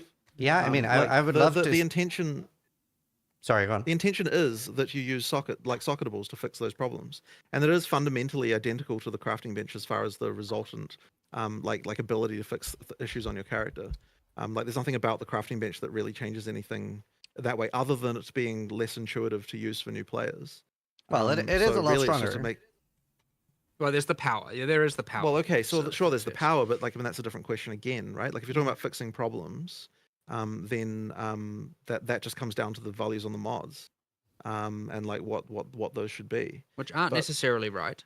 Right, but the thing is that it's supposed to be that you're getting enough sockets to be able to do that. And I mean, I don't buy stuff from the vendors. It's just as a qualifying thing that I don't buy socketables from the vendors and do that thing. I know people do that. That's not a thing that I'm doing. I mean, I might do it like if I've got like a stack of 9 shards and I'm like, okay, I want a socket right now. I might like do that, but generally speaking, that's not what I'm doing. So like, there's clearly some disconnect here, as far as like what the amount of loot that you're getting versus what I'm seeing, I suppose. So like, I guess I just need to understand why. Like, why does it feel so different for different people? It might have a relatively high swinginess or something that we need to find a way, like adding more.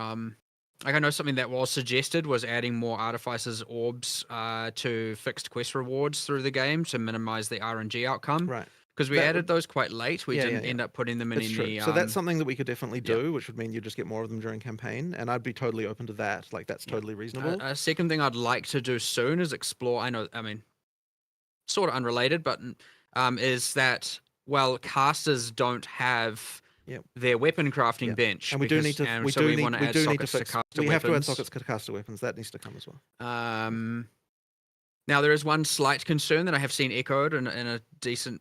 a bit of feedback, which is that the runes are which is mitigated with more artificers orbs for sure, but the runes are creating a bit of a sense of making it like the thing with that the PoE1 sockets created, which is like replacing items becoming slightly harder.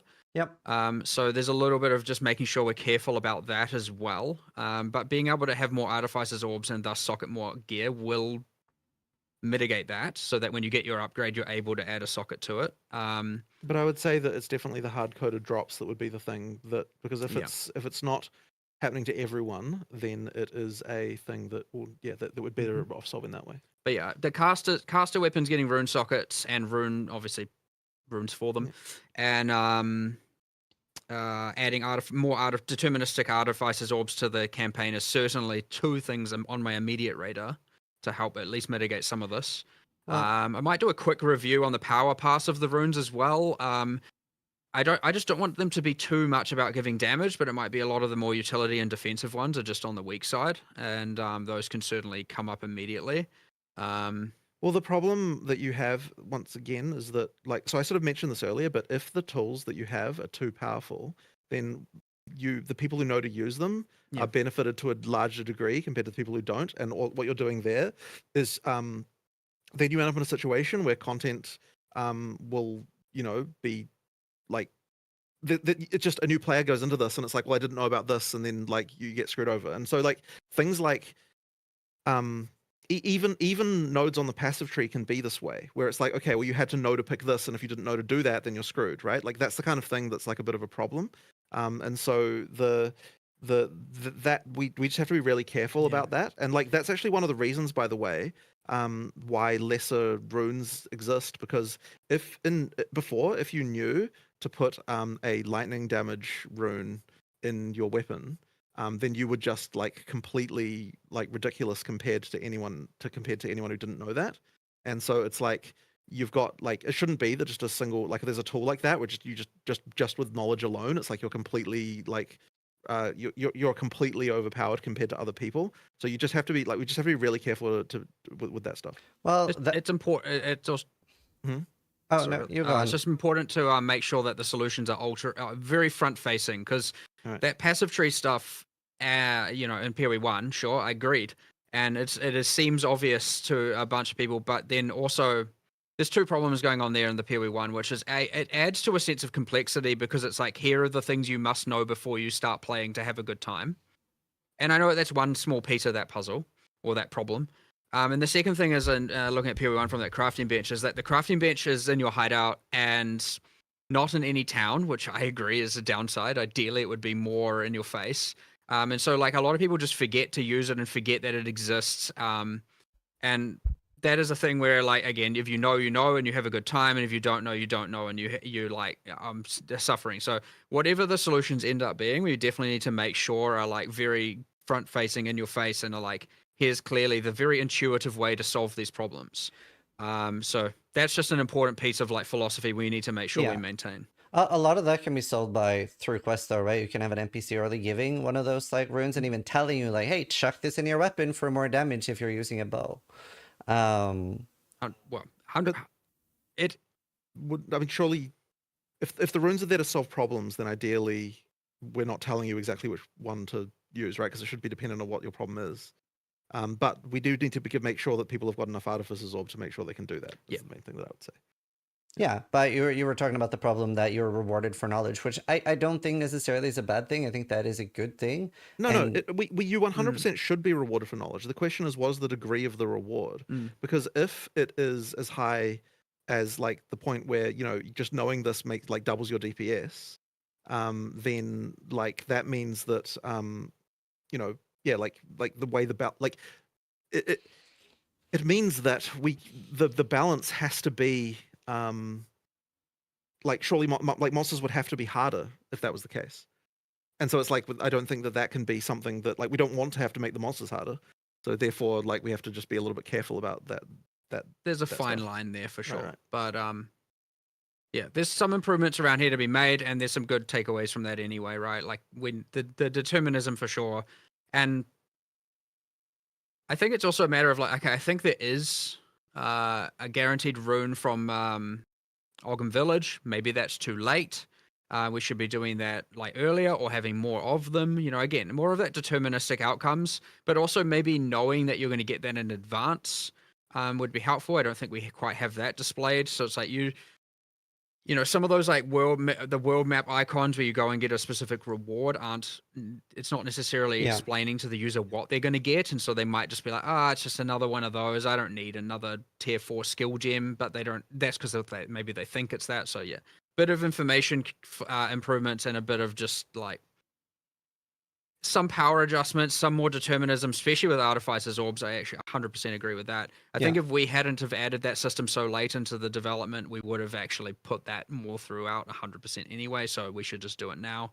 But yeah, well 100% some improvements there. Another thing I'm curious about then, I asked about the skill tree. Do you feel like the skill tree does a good enough job of doing temporary solutions right now that you can later out gear, or like is that something you'd be open to looking at?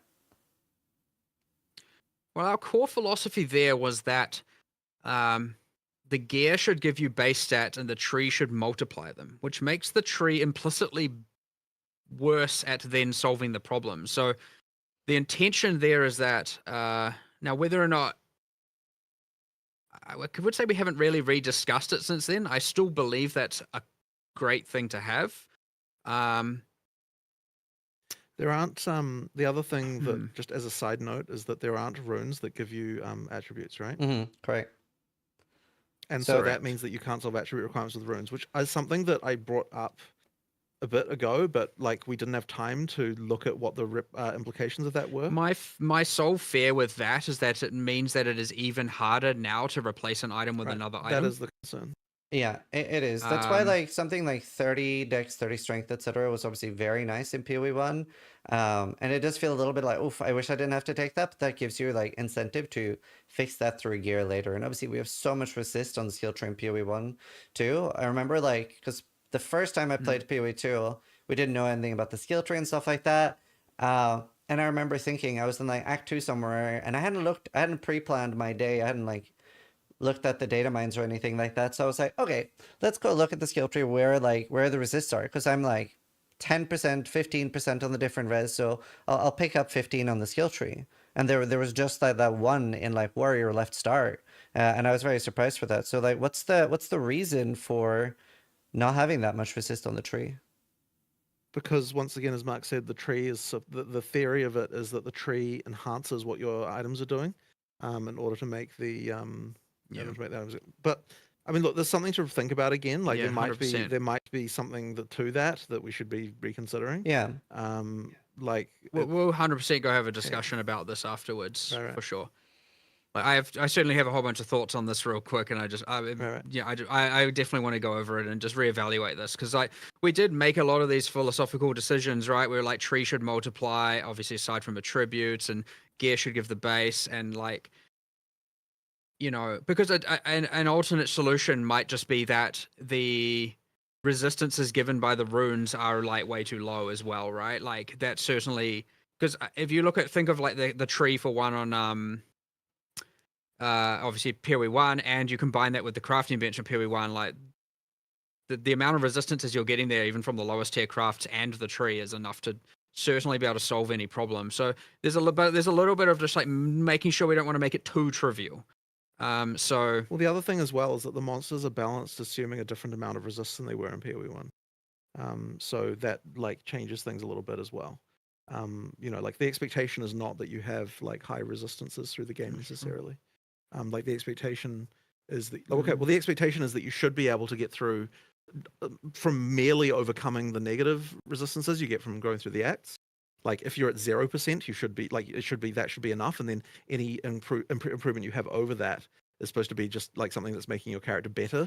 But if the monster life or monster damage is not calibrated correctly, then it won't feel that way to the player. But like that was kind of like balancing around 0 was like another idea that we had to try and make it so that you always knew the amount of resistances you were supposed to have.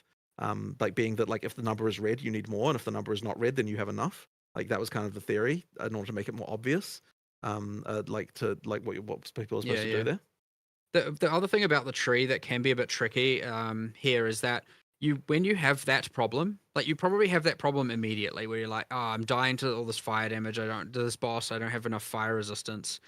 The answer can't be like, okay, I need to look at my tree and get some fire resist, because that's too late, right? Like you need to solve this problem more immediately. Right. So having a more immediate solution is ideally what it would be. So ideally there you'd be like, okay, I'm going to swap this item for this item, and or maybe put this rune in, and now I might have another go and have a good time. Where if the answer is like, okay, there's resistance nodes over here, I just need to get 6 more levels so I can get them to then go and fight the boss. Like, I understand there's a level of like, obviously they're good at forward thinking problem solving, but like when you're like in the moment and you're like, damn, I'm struggling right now. What am I going to do right now? It needs to be a more immediate solution. And that's where the passive tree solves it in one regard, but doesn't solve it in another regard. And it's important that, yes, the runes are there to solve that problem, and certain items are there. And sure, it's easy. It is not necessarily incorrect to say that those tools aren't as readily available as they should be. Yeah. Yeah, I also think part of it is that we're definitely not dropping enough gear. Like the state of my gear, it's quite rough. Like a lot of the things I've found throughout the campaign ends up being 1 or 2 stat items, if that. But isn't that just but this is the thing I would say about that is like, okay, when you're saying your gear isn't good enough, you're also just saying the monsters are too powerful. Like it can just be the monsters. Like I don't think that it needs like it. There's an element here of like you might just be conditioned to wearing rares in every slot all the time, which doesn't have to be the case. Well, like the gear power is entirely relative to monster power. So if you're saying your gear isn't good enough, it doesn't have to be the gear needs to get better. It can just be that the monsters are too hard. Sure, if you like, if you're talking about also like damage and like I said, speed. But okay, Yeah. can you give me an idea then But, on but, like but, but, when but that's do you important though, think the because one of the player? things that PoE 2 has gotten us is that you're not just saturating on rares like halfway through Act 1 anymore. Like you actually do, and what that actually means is that you have situations where you change from a rare to a magic. In some cases, you're like changing around your gear through the campaign, and it results in way more like gear upgrades as you go through the campaign. Like there's way more often because you'll downgrade to a blue, but then you'll find a regal and you'll upgrade it, and then you'll add some more mods and so on. And like you're just the amount of gear changes that are happening through the campaign is very, very high. And so if we just dropped more gear, then we would lose out on that. And whereas if we lower monster power, then you're improving the like you don't need we wouldn't need to do that.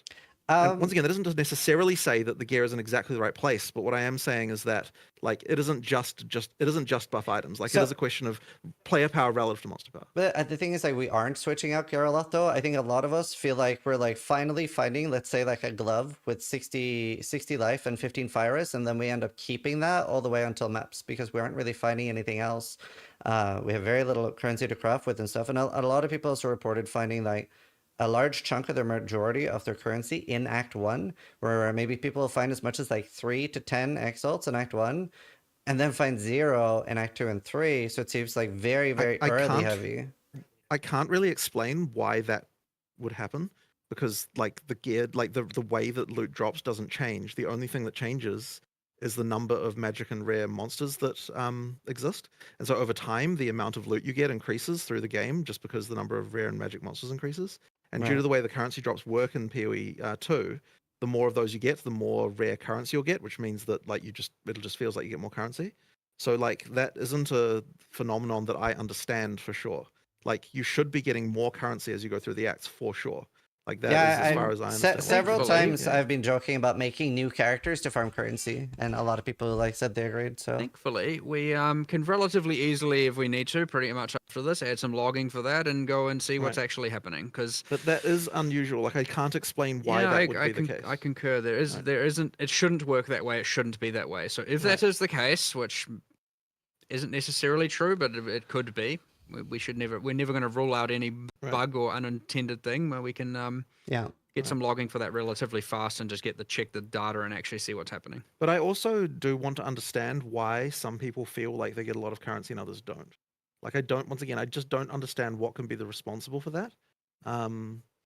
Because like, it's like I wouldn't say that every time I want 6 mods I can get them, but I would say that I'm using exalts like all through the campaign. I'm using regals all through the campaign. I'm like rolling like from whites to rares like pretty continuously as you're going through. So like there's something odd about that I need to understand. Yeah, I mean, even like I would say myself, I got very like few regals and stuff to use. Like definitely was not on the rich end during the campaign. Well, how many is a few? I'd say through the campaign, I dropped probably 4 regals.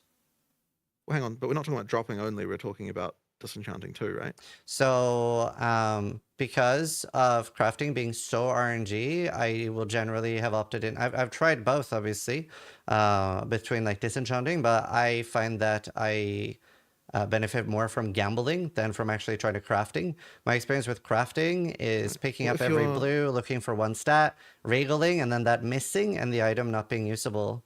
So if you're not disenchanting rares, then you certainly won't get a lot of regals. Like sure, but I've tried both. Right. Well, I can't say much as to that, but like that is the reason you don't have regals if like that is where like the primary source of regals through the campaign would be disenchanting. Like that isn't to say that gambling isn't better. Maybe it is, but like that it does explain that particular 1 currency item at least. It's also quite a few alchemies and stuff as well.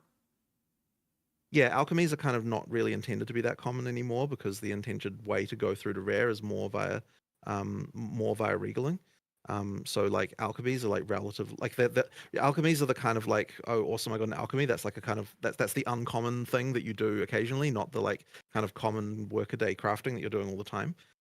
So like it should be that the regals are the primary source of crafted rares. In that regard. Well, the good benefit here is we have so many players right now that we can just get some data and get some analytics very, very quickly about what this actually is. Yeah. And you might find that it's just very sensitive to,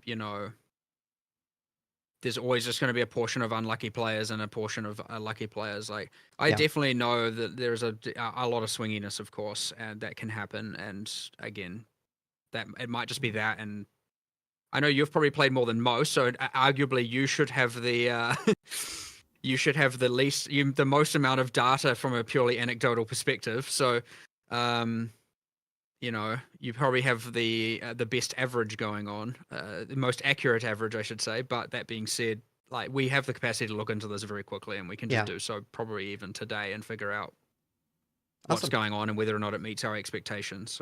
So the next thing I want to ask you about is the ailment thresholds. You have like how easy it is for the player to be stunned, player to be frozen and stuff.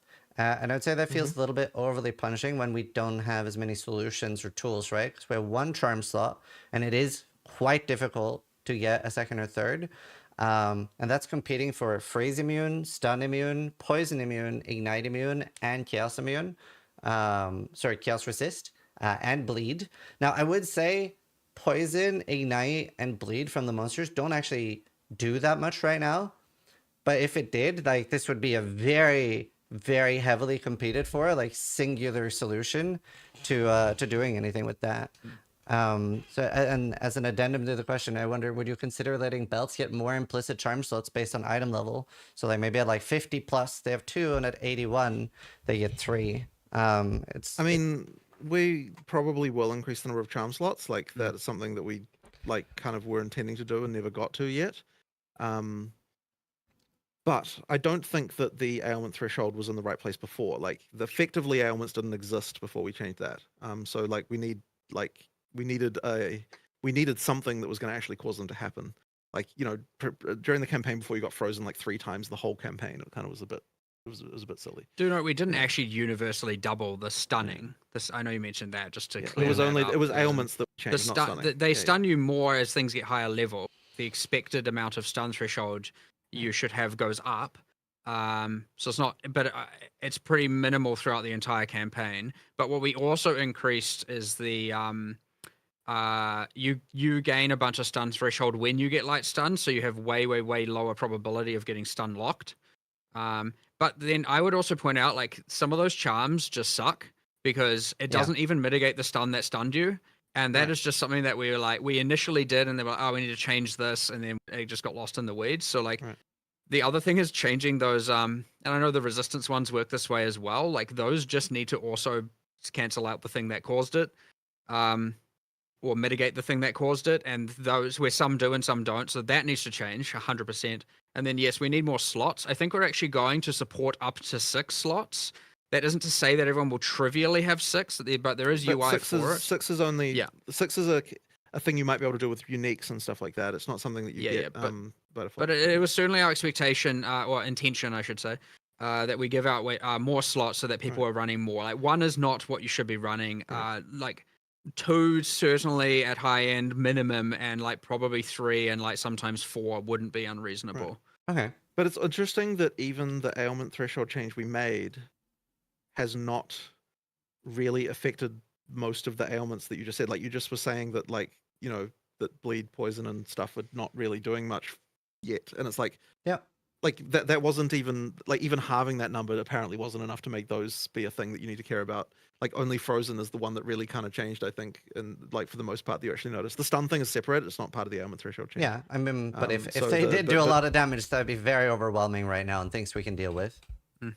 Well, but I mean, yeah, like, it's not like we want it to be overwhelming. It's a bit of a different. It's a bit of a different game, right? Like, but when you get the mod and modifiers and map mods and everything involved. Sure. But it does need to happen sometimes in order for it to actually be something that's worth mitigating. So now we just need to look at the actual, the charm stuff as well. Yeah.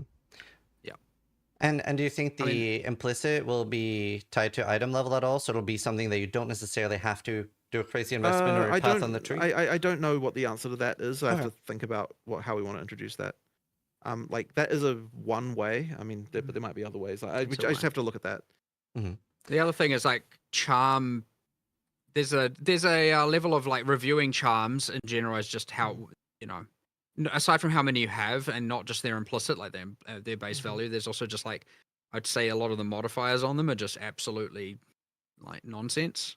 It's like, oh, recover 4 mana when it procs. It's like, okay, thanks. That's not a useful thing to happen. So there's a bunch of affixes there we just need to make better as well, and we may as well probably do that at the same time, unless of course it makes it take longer, in which we'd rather just get out the number of charms first. So Yeah.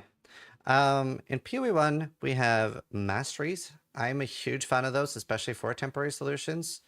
Is that something you're open to bringing back in PoE 2?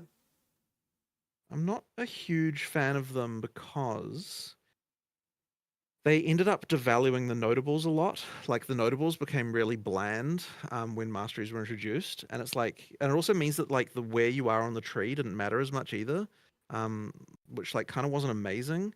So I think that we like prefer to have it be a situation where the notables are more interesting, and I do think that in PoE 2 the notables are very interesting. Like it's something that like I think that is notably good. So more work like, to do there, yeah, though. but there is more work to do. But I don't love the way that the masteries kind of like blandified the notables, and so yeah, I think we can. That's probably. I think I prefer it. Just putting the power in the notables rather than the masteries. But I don't feel like they're directly competing at each other, right? You can still have like really interesting masteries and notables. Like those notables can still be super interesting. I mean, there's only so many stats that can exist, but I mean, look, fundamentally everything competes with every other thing because of the way that like, due to mod dilution. So like you have to, you have to budget that in some level. Otherwise you just get a situation where you've got so many effects on your character that like everything, that like nothing, no one thing matters at all. So like that's, just. I'm a bit more torn about this one personally because I do agree there are downsides, but on the other hand, it's the one that added it to PoE 1. So like I'm a little bit like. Well, I don't think it was obvious at the time. Yeah. What downside that would have. I mean, that was certainly not something that I would be against. There's also just like the passive tree is like overwhelmingly complicated to people, right? And so having this extra layer on it was probably my biggest thing of like, oh no, we made the thing that scares people the most more scary. Right. Because there's this extra layer that they have to, an extra keyword they have to know about. And that was my main thing of like, maybe we should just simplify the thing that is like the scariest thing.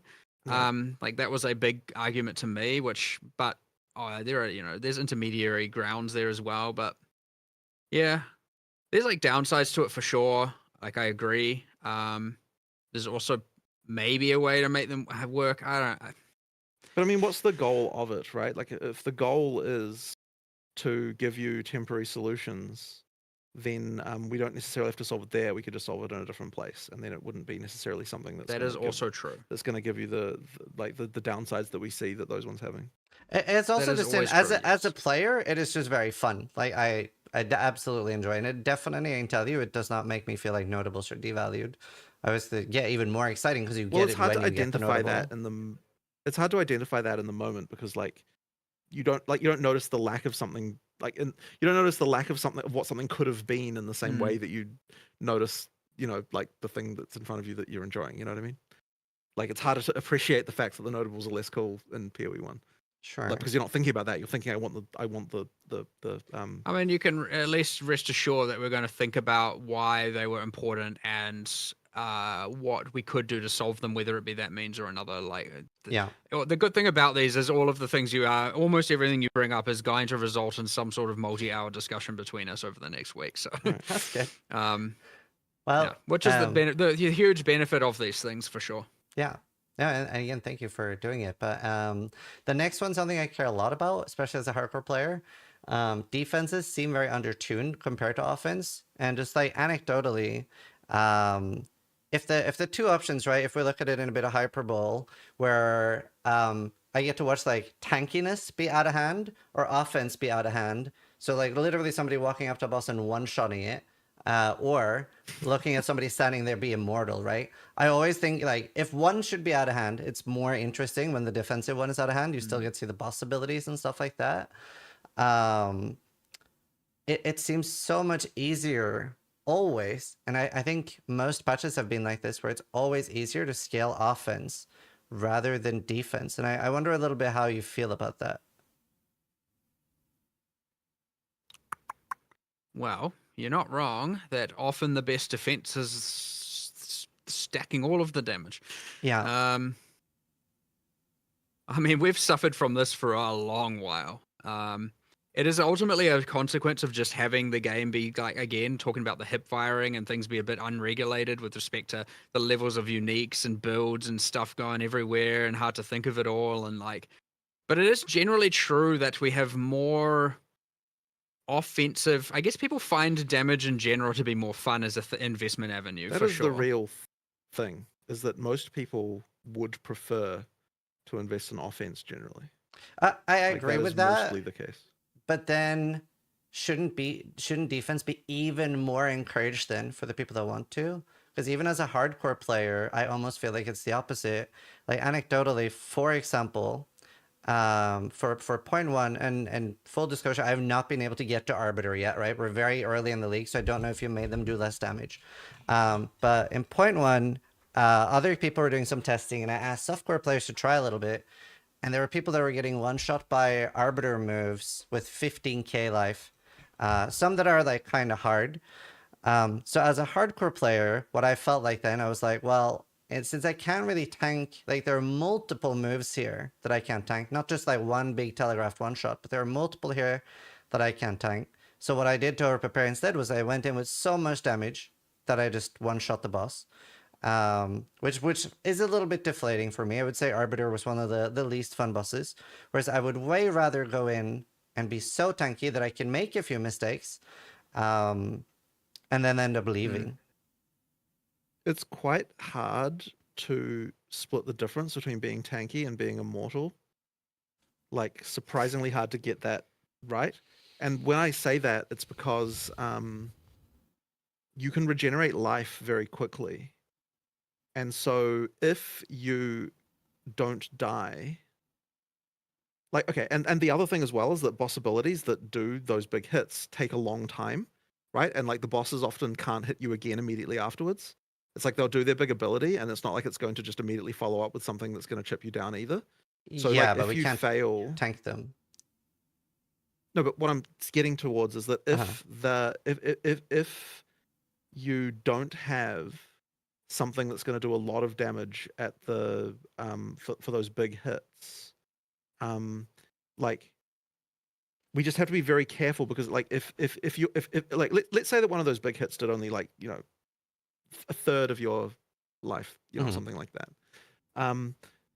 I don't think that then the boss would ever be able to kill you ever, because it would have to effectively be able to do three of those, like, of those things before you can regenerate them. So what you're really asking for, and this is something we discussed a lot in the past, by the way, what you're asking for is for a more attrition-based gameplay style, like a more MMO style like thing. So yeah, and what you're really saying then is that you want flasks to do way less regeneration, and you want regeneration to be controlled way more in general, and then have a more attrition-based gameplay style.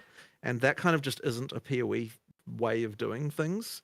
Now, like, I mean, that could be a thing we could change to. Like, that would be an option that we would have, but it would be like, it would be the balance change of the universe to do something like that. Like, it would be a complete redesign of all the damage and like bosses and like the whole way everything works. Like change to more attrition style would just be like a you know, an apocalyptic level of balance change compared to what we have, for sure. I mean, I'm not 100% sure I agree with that. And I was going to ask, do you think the goal of a difficult boss should be to kill the player or to deny the player the loot? I don't understand what that means. So when you're leaning more towards attrition-based gameplay, right, you're recognizing as a player that you've entered a fight that you're maybe not fully ready for. You're maybe getting the boss to 30%. You're not able to finish it. And you're like, I have to leave. I have to leave this fight. I'm not strong enough. As opposed to punching the player with death, you're already just taking away the loot anyway. There's not an XP loss anyway at the moment. I mean, that's, I guess we're not thinking in those terms at all. Like, we're just like, but okay, sure, you're talking, okay, like, so okay, so that question, I would say, only makes sense in an attrition based gameplay context, which is not what we have. So like, it kind of means that like the boss doing abilities to be able to like to the boss trying to win is like and trying to kill you versus denying you the loot isn't a different circumstance unless there's attrition, which we don't have. So like it's so what I'm saying is so what are you not agreeing with then about? Well, I think you do have attrition-based combat on a lot of bosses, right? Because there are many of the like campaign bosses that don't necessarily have one-shots. But even just on like as a Viper, as an example, right? I was having a like quite long fight because I wasn't particularly powerful at Viper. So I think I had to reset 7 times without it killing me, but 7 times before I was able to actually kill Viper on my build because I was running out of flasks. And you don't have a good way to regen them during the fight. So I'm not when I'm talking about attrition gameplay, I'm not talking about that. I'm talking about attrition in the sense that your life pool is something that goes down over long periods of time rather than something that moves around. Well, it effectively is through the fast, right? Well, yes. I was no longer able to recover. So yes, to the extent that we have attrition-based gameplay, the attrition is through the flask. You are correct. Like attrition via flask is what we have. So what I'm saying though there.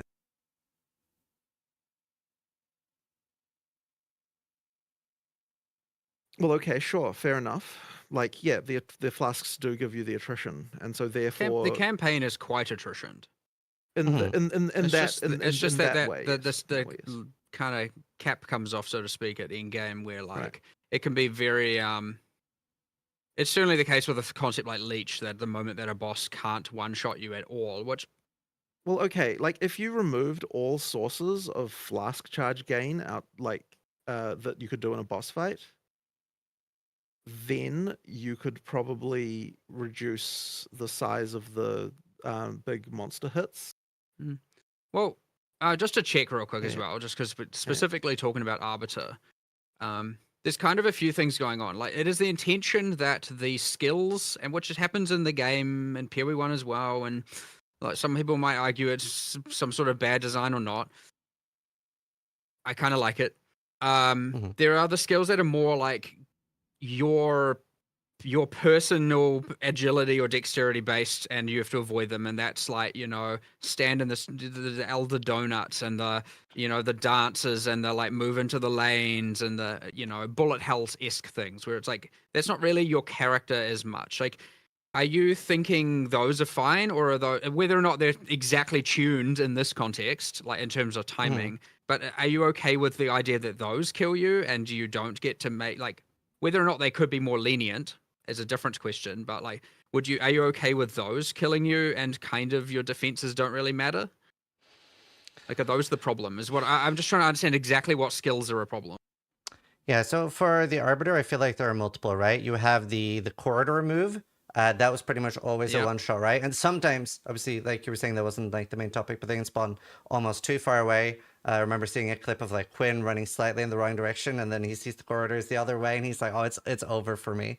You have the Arbiter move where he does like the fake out meteor, where he starts like firing the beam into it and stuff. I guess the way, like, as a player I would want defense to be is the more I invest into defense, the larger my room for error should be. Which is where I'm feeling there's a big disjoint now, right? Where it just isn't. And then I'm entirely incentivized to go full offense because I'm still having enough defense that those mid-range hits and small hits, they're still not one-shotting me. So all I need to be able to do is tank them. And then, I just don't have an option for huge one-shots at all. Okay, so I understand the point of view from that one. The main thing is just we're going to have to be really careful with the balance to make sure that it isn't now just like, 20% of investment of the way there. Now you don't get one shot by them, so you just hold down, whatever button on the boss or whatever, and now you're leeching permanently and you're fine. That's the concern. So like, if it is a like universal... Okay, like for example, would it be okay that, I mean, look, the corridor, let's use that as the example. So the corridor obviously has some like, okay, it's too hard to get, we need to probably improve the way the lanes spawn such that you don't get into that situation where like, this is literally impossible for me to run there unless I have X or Y. There is the thing where, like, okay, for example, if like life regen wasn't regulated, like, do you really think any player in the game, like, this is, I'm not saying this is wrong or right, should just be able to AFK in that? Um, I'm just curious. yeah. So definitely, I prefer that over watching people one-shot bosses. 100% with enough investment. Well, look, no, we won't disagree, but just Right, like, yeah. I'm just curious. Do you actually think it should be I'm- okay or able to? Yeah, I'm not entirely against something just being a straight up one shot, like failing the memory game, for example, in PoE1. Like, I'm not inherently against that. But I do think the current ones are a little bit like too fast to be those one shots. Yeah, I agree. I just think there is two problems here, which I'm interested in. One is mechanics feeling fair, which there are things here that are unfair, and that is bad, and they need changing. And I will get that adjusted today. And I'll get that on live as soon as I can, which might even also be today.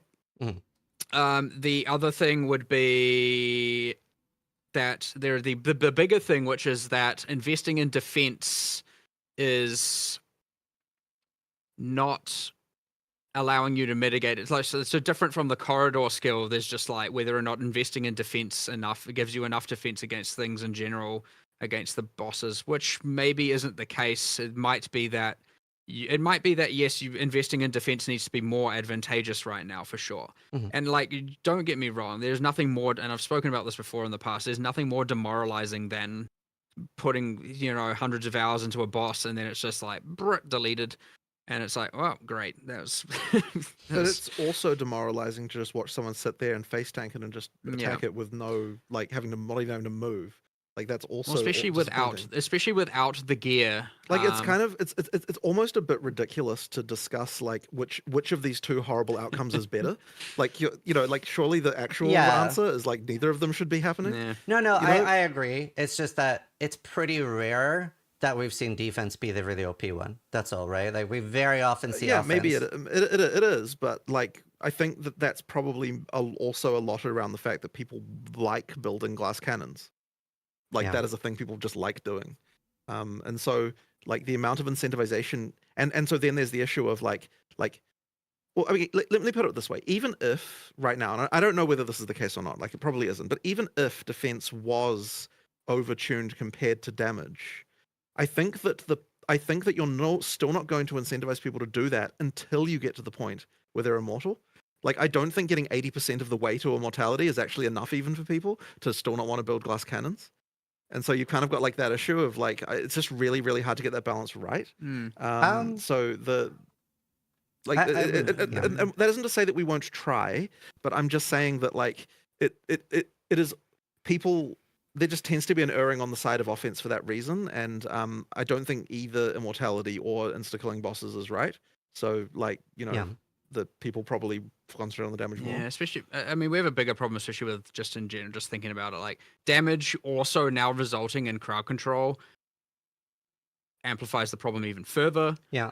Because that having the boss be heavy stunned and or frozen or whatever, like majority of the fight is just even more of a reason to just go ballistic on damage. Yeah, there are problems here, 100%. I'm just thinking of random other things that. Well, yeah, I have other questions about defense as well.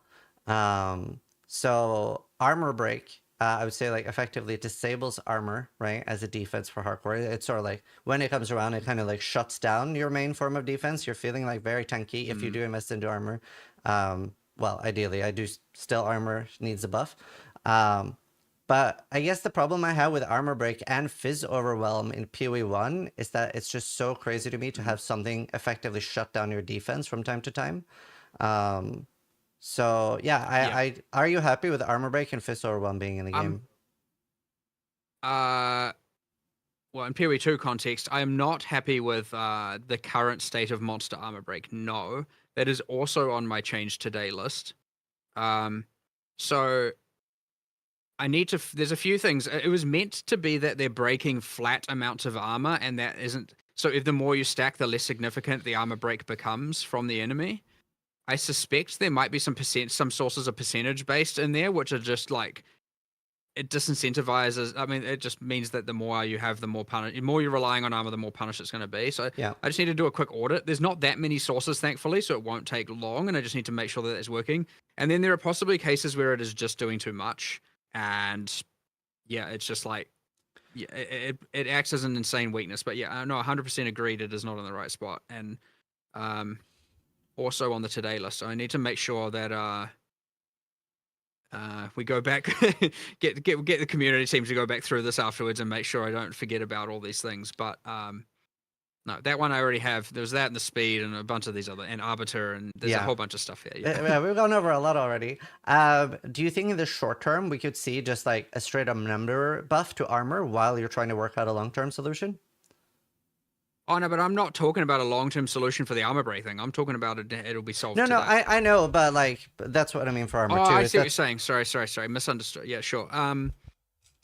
I can't In order to be able to immediately say that. In order to change armor, we'd need to be able to understand why it's bad. And I don't think just changing the number right now is right for that. Okay, that's fair. Like, I don't think we've fully understood the we issue did a there. few things. Like we there was some overwhelm on some bosses, and we removed it. And there was there were too many skills converting too much into element. And I think we pushed back a lot of that. So like, it obviously makes the armor more effective against those abilities, and like there's a lot more of that we probably need to reevaluate as well, just across the board. Yeah. But that stuff's really fast to change. As for just a global number shift, but that's an example right there of why just changing the number wouldn't have even helped, right? Like, if the problem is elemental damage, then making armor stronger wouldn't have done anything for that. So like, it's so important to understand the reason before we just make changes. Obviously, the danger there by moving more fizz is it then makes it worse for non-armor builds as well, but that increases the power of armor differential to the others, and so there's, you know, you've got to be careful with that. But well, maybe because maybe there's something we can do more imminently. Anecdotally, I would definitely love more access to different forms of defense, and I know that is definitely an EA problem where just not everything is in yet. But just to like anecdotally run you through my experience, I am a Smith of Kitava, so I have like the shared res and the shared max res. So I'm 89, 90, 90, and for a long time I was like 85, 86, 87, so very high alley res. And on top of that, I was wearing a which cloak means yes, currently moving more into fizz is probably going to be to your detriment. Yeah, sure. But even with that and a Cloak of Flames, and I can't remember the name, Hollow something, but there's the unique helmet with like 15% fizz reduction. Even with all of that mitigation, I was like, at the start of today's stream, I was very rough until I got my 4th lab. That I was able to like improve it a little bit, but it felt a little bit weird to me as a player that I've like my entire ascendancy was defense based. I picked up every defense I could on the tree, and I was trying so hard to get really good gear too, and it was very rough on defense. I mean, what I immediately probably will do after is I'm just going to grab your character, put it locally, and then just kind of have a look at that. It's just so I can get a better exact understanding. But like, sure. I can give you a snapshot before I because now with regen it has been. We have it all. Don't worry. Perfect. We can take anyone's character from live and just play with it. It's not a perfect. Yeah. The regen did make a big difference, but I'm still seeing a lot of issues there. Another thing that has been brought up a lot, and I thought was a really good point, was we see chaos damage very early in PoE 2. In PoE 1, it was like generally something we'd see a lot later. Would you be open to considering something like the Chaos Soul Core being a rune instead, something that we can like get early? It's definitely a big part of what makes Viper so scary. Is it's almost impossible to get Chaos Res early on. But yeah.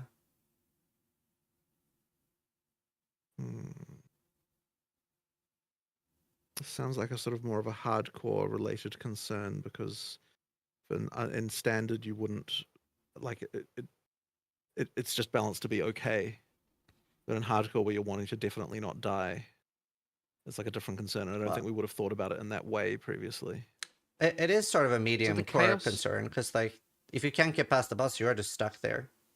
Oh, sure, but like I mean the damage, like it's balanced assuming 0 chaos resist, right? So like Well, the, Viper's yeah. hard. It is hard. It is a hard I fight. think Just, she's the that's just a hardest boss side in the note game. that's separate. But Yeah. like in terms of just the fact that it's chaos damage, I don't think is as relevant in standard play because like we're balanced assuming you have no chaos Well, resistance, and so therefore What does she do that's chaos? Obviously, the big Yeah. purple meteor storm that Yeah. I want to make some changes to because it just creates too much mess on the ground. It's a little bit lacking Right. clarity or that fairness Well, problem.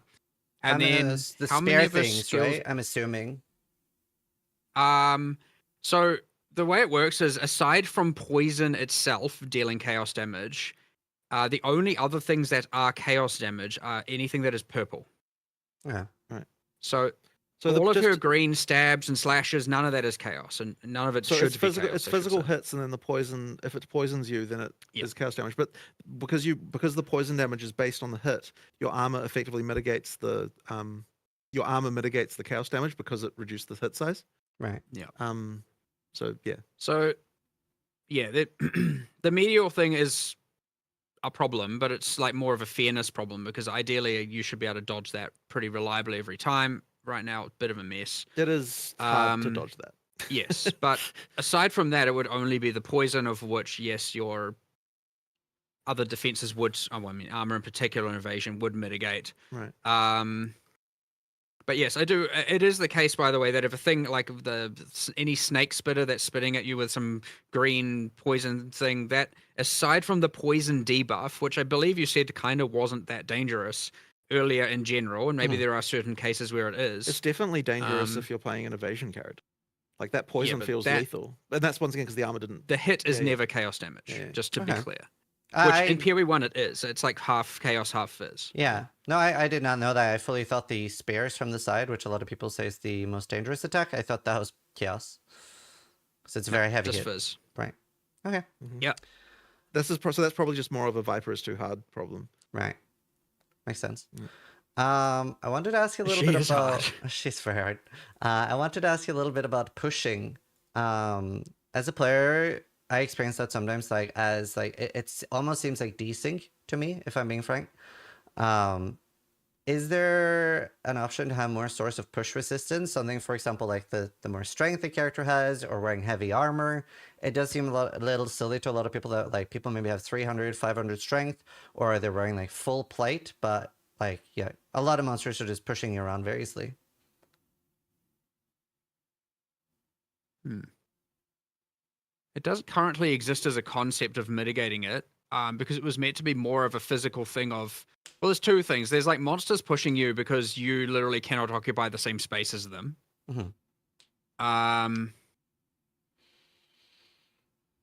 So here are we talking right now about monster charge abilities, or are we talking about like a sword, like a sword swing? The number one thing that has been noticeable for me is that, like, little, I think it's called an antlion maybe or something. It's like the little, like, yellow beast that, like, rolls on you. That still does take you for a ride. Okay, sure. Well, in that case, it's probably just a matter of fixing that particular thing. Like, I suspect that the answer to this one is not we need a mitigation, really. It's more just like we just need to look at places that are like just monsters that are bad and just fix them individually. There are certain things I wanted to do, like I wanted it to be, and there were technical limitations here that we probably need to reevaluate, but I wanted it to be when you were blocking or parrying and you got hit, you got knocked less back because you technically did deflect them. Right. In the parry case in particular, and like in some cases there's just push direction, like maybe the ant lions and are then not pushing you side with that thing. The charges and things taking you a ride has been like honestly the bane of my year. That's just a that's more of a just specific setup of specific monsters and stuff like that. Like did we fix what's his name, the lumberjack guy? In theory, but it seems to regress. It still happens sometimes. It seems to just break every I don't think this is a like balance question. I think it's just a technical, like we just need to fix some places and I just wonder. There is also some desync we need to fix because there's also that annoying. Yeah. Is pushing something you would consider temporarily removing until you have fixed the issue? Not at all. No. It will make the game feel like dog shit if we do that. Like there's just lots of things that you need to have. You need to have some pushing in order to make work. Like I think it's more just specific monsters. Right. Okay. Yeah. Okay. I'm not 100% sure I agree with that, but we'll move on. That's because you haven't seen it without it. Like That's fair. That's true. If Like we there's a turn lot off of all things. sources of pushing, it would just be it would be a disaster. Right. Yeah. Okay. So during early access, we've talked about like respecs and lowering respec costs and stuff. And I wanted to bring up the point that a lot of players are using a large amount of their gold on gambling. Because a lot of people are falling behind or feeling behind on gear.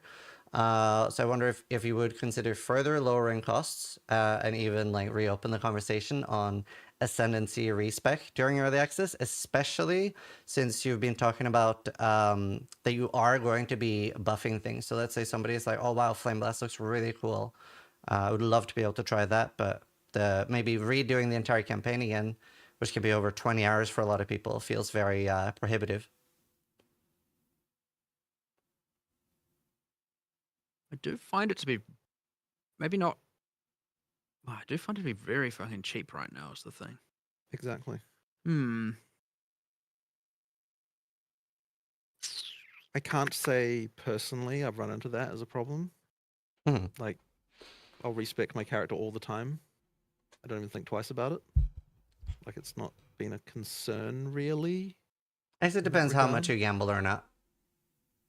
It probably does. At that point, yeah. But even like I'm saying, even if you're just like early, so I don't think it takes that long to actually do a pretty substantial respec. I have to admit that I haven't been gambling in my playthroughs really.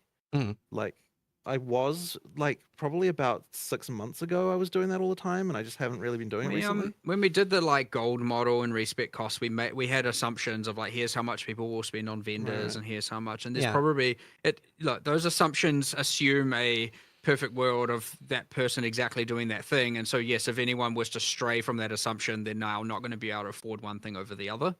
What I'm actually hearing right now, by the way, from this and an earlier conversation we had, is that I need to not be I need to do some disenchantless runs, because apparently I'm not testing something that players are actually doing. Like my runs are entirely like I disenchant every rare on my runs generally, and so if that's a different behavior, then I need to test that and see what the experience is like. Because like the whole like there's not enough currency thing, there's not like stuff like that, and like and if you're telling me that you're like selling your rares and buying gambling all the time, and then you're also saying you don't have gold for respecs, it's like, well, this is just like a materially different playstyle that I'm not currently testing myself. Right. So like I think that's what I need to do to see what's going on with that. And with the last point I made, would you, especially with the fact that there are going to be buffs coming during this, would you I don't think that anything changes between early access and not early access regard, by the way. Like, I think that if the argument is that it should, like, I think the argument is the same regardless of whether it's early access. Like, I don't think the early access is a part of this decision regardless. It's just, what is the price supposed to be? We should get it correctly to that. Well, price. sure, but I'm talking about otherwise ascendancy respec was what I wanted to. Yeah, otherwise sure. it depends a little bit on the severity of the change. But like it depends partly also on just how much we change. Without knowing the how big those changes are, because I needed to get in there and actually do them first and then make that decision really. Like there are certainly options there. It is important to me to make sure that I understand exactly where I sit on the ascendancy class respec thing, because the moment that's turned on, it ain't going back. So that is blocked by me, and I will take whatever is necessary on that one. I understand it. Well, it is more. Can I ask you a question about it then? Sure. Do you feel like it is absolutely necessary to have those both be permanent choices? Because you already do have the character class itself be a permanent choice, right?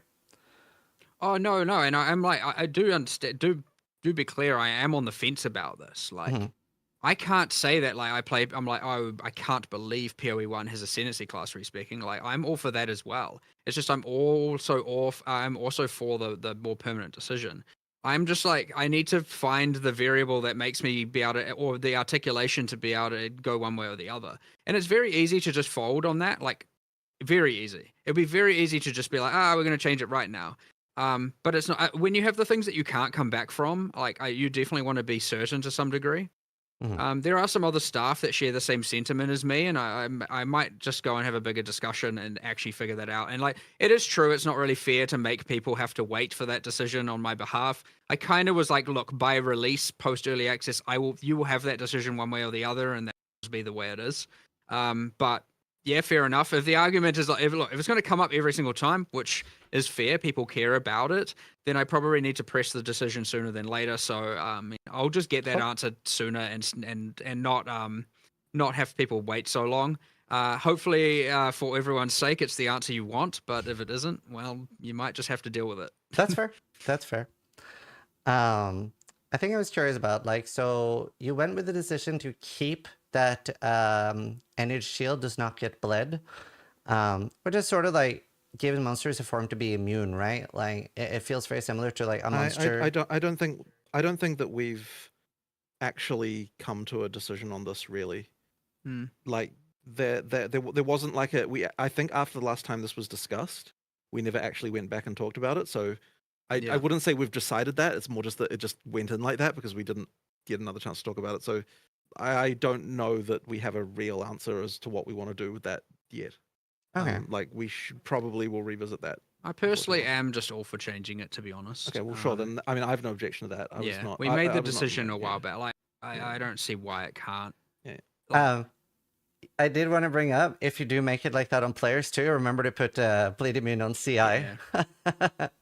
We will definitely change CI, but it is a thing that the players are now going to have to deal with who aren't CI, just as a note as a thing that will happen. Yeah, but I wouldn't say that bleed is exactly breaking the bank right now, is it? Or it was for a while. There was a period there where like bleed was just brutal. Like what changed to make that not the case?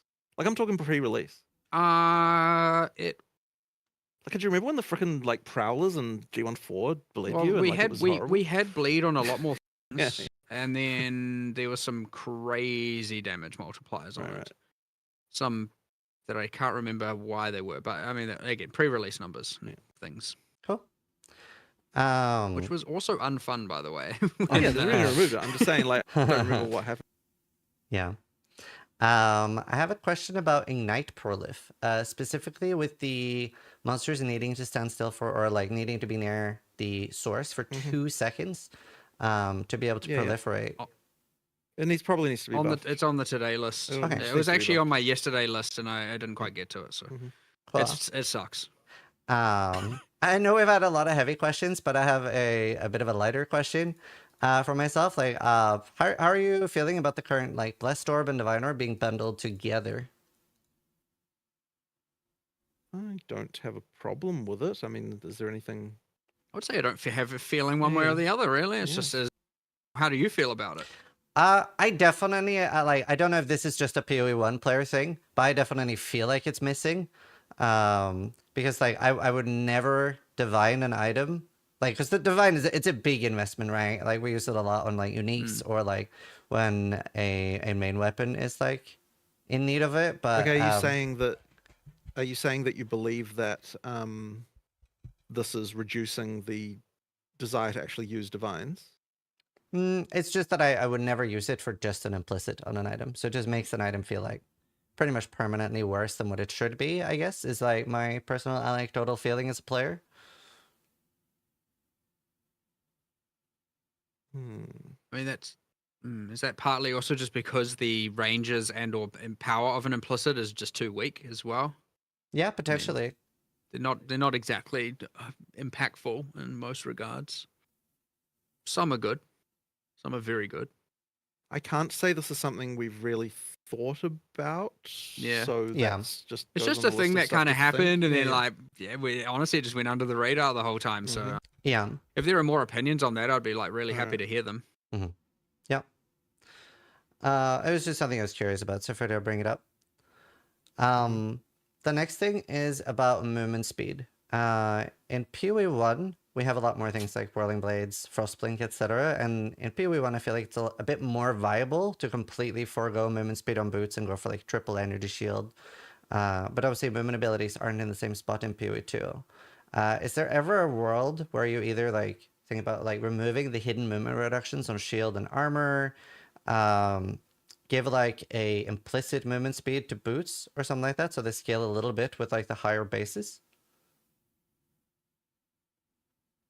Well, I mean, are you just saying here just make movement speed on the player faster? So, for example, like one idea that I saw was if you let's say that some bases have 5, 10, and 15 movement speed, so like that the higher bases are slightly better, and maybe even like scale less, right? So that some of your movement speed is guaranteed, or make it like a lot easier to roll movement speed, like increase the weight that it can roll. Well, I don't necessarily think it's bad to have a base type that where you've got a mod that, that's somewhat mandatory. Like that's okay. But it sounds like but if you're Well, as a like player, it just like if honestly, because I mean the thing is in PoE1, are there really people going around like? Surely it isn't common that people don't have movement speed on their boots in PoE1. I mean, I guess it's technically viable if you just. You reckon? Yeah, quite a lot Like- of like triple energy shield boots and stuff. Right. Especially different in PoE1 because we have It's the specialized influence knowledge. things. Right, and right. stuff Again, like that. seasoned players, not like Right. Yeah, not not just new like players, sure. random. But it is Right. an option, and it isn't really in PoE2. Like movement speed is a lot more mandatory. I mean, I don't know. To me, like I mean, sure, I do not disagree with the fact that there can be scenarios in PoE1 where that's not the case, but I would still say it's basically mandatory there for them. Like for most of your PoE playing career, I would say that you're Well, going to be wanting to get movement speed on your boots. You know, I would even argue like the single best boot in PoE1, which is the Ralakesh and Patience, they don't have movement speed on them, and like they're still considered like Right. pretty much the best boot. right. But I mean, isn't it fundamentally then just back to the question of like, you want to move faster? Yeah, for sure, it is. Sure. So I mean, I guess that would be so At the really end it of just the day, comes back what to people that. want. Move Right. faster implicitly and less dependency on the mod, right? Yeah. But I I mean, mean- whether or not it's implicit Which or is a based on the mod or anything, it's just I want to move faster, right? Like it feels like that's really the core. Which of comes back to Yeah. the we need to have those discussions and Right. Yeah. It's similar. A difference in PoE2 is that the implicits of uniques, especially things like life sprig, will scale into the endgame. Where, like, if I find a life sprig on my level 80 character now, it's never going to be usable early game. But the explicits on life sprig, and a lot of other caster uniques and things like that, they don't scale either.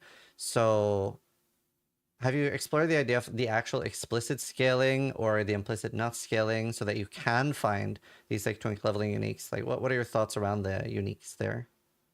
I don't think we would want uniques to have the explicit scale like that. That's kind of not what uniques are about.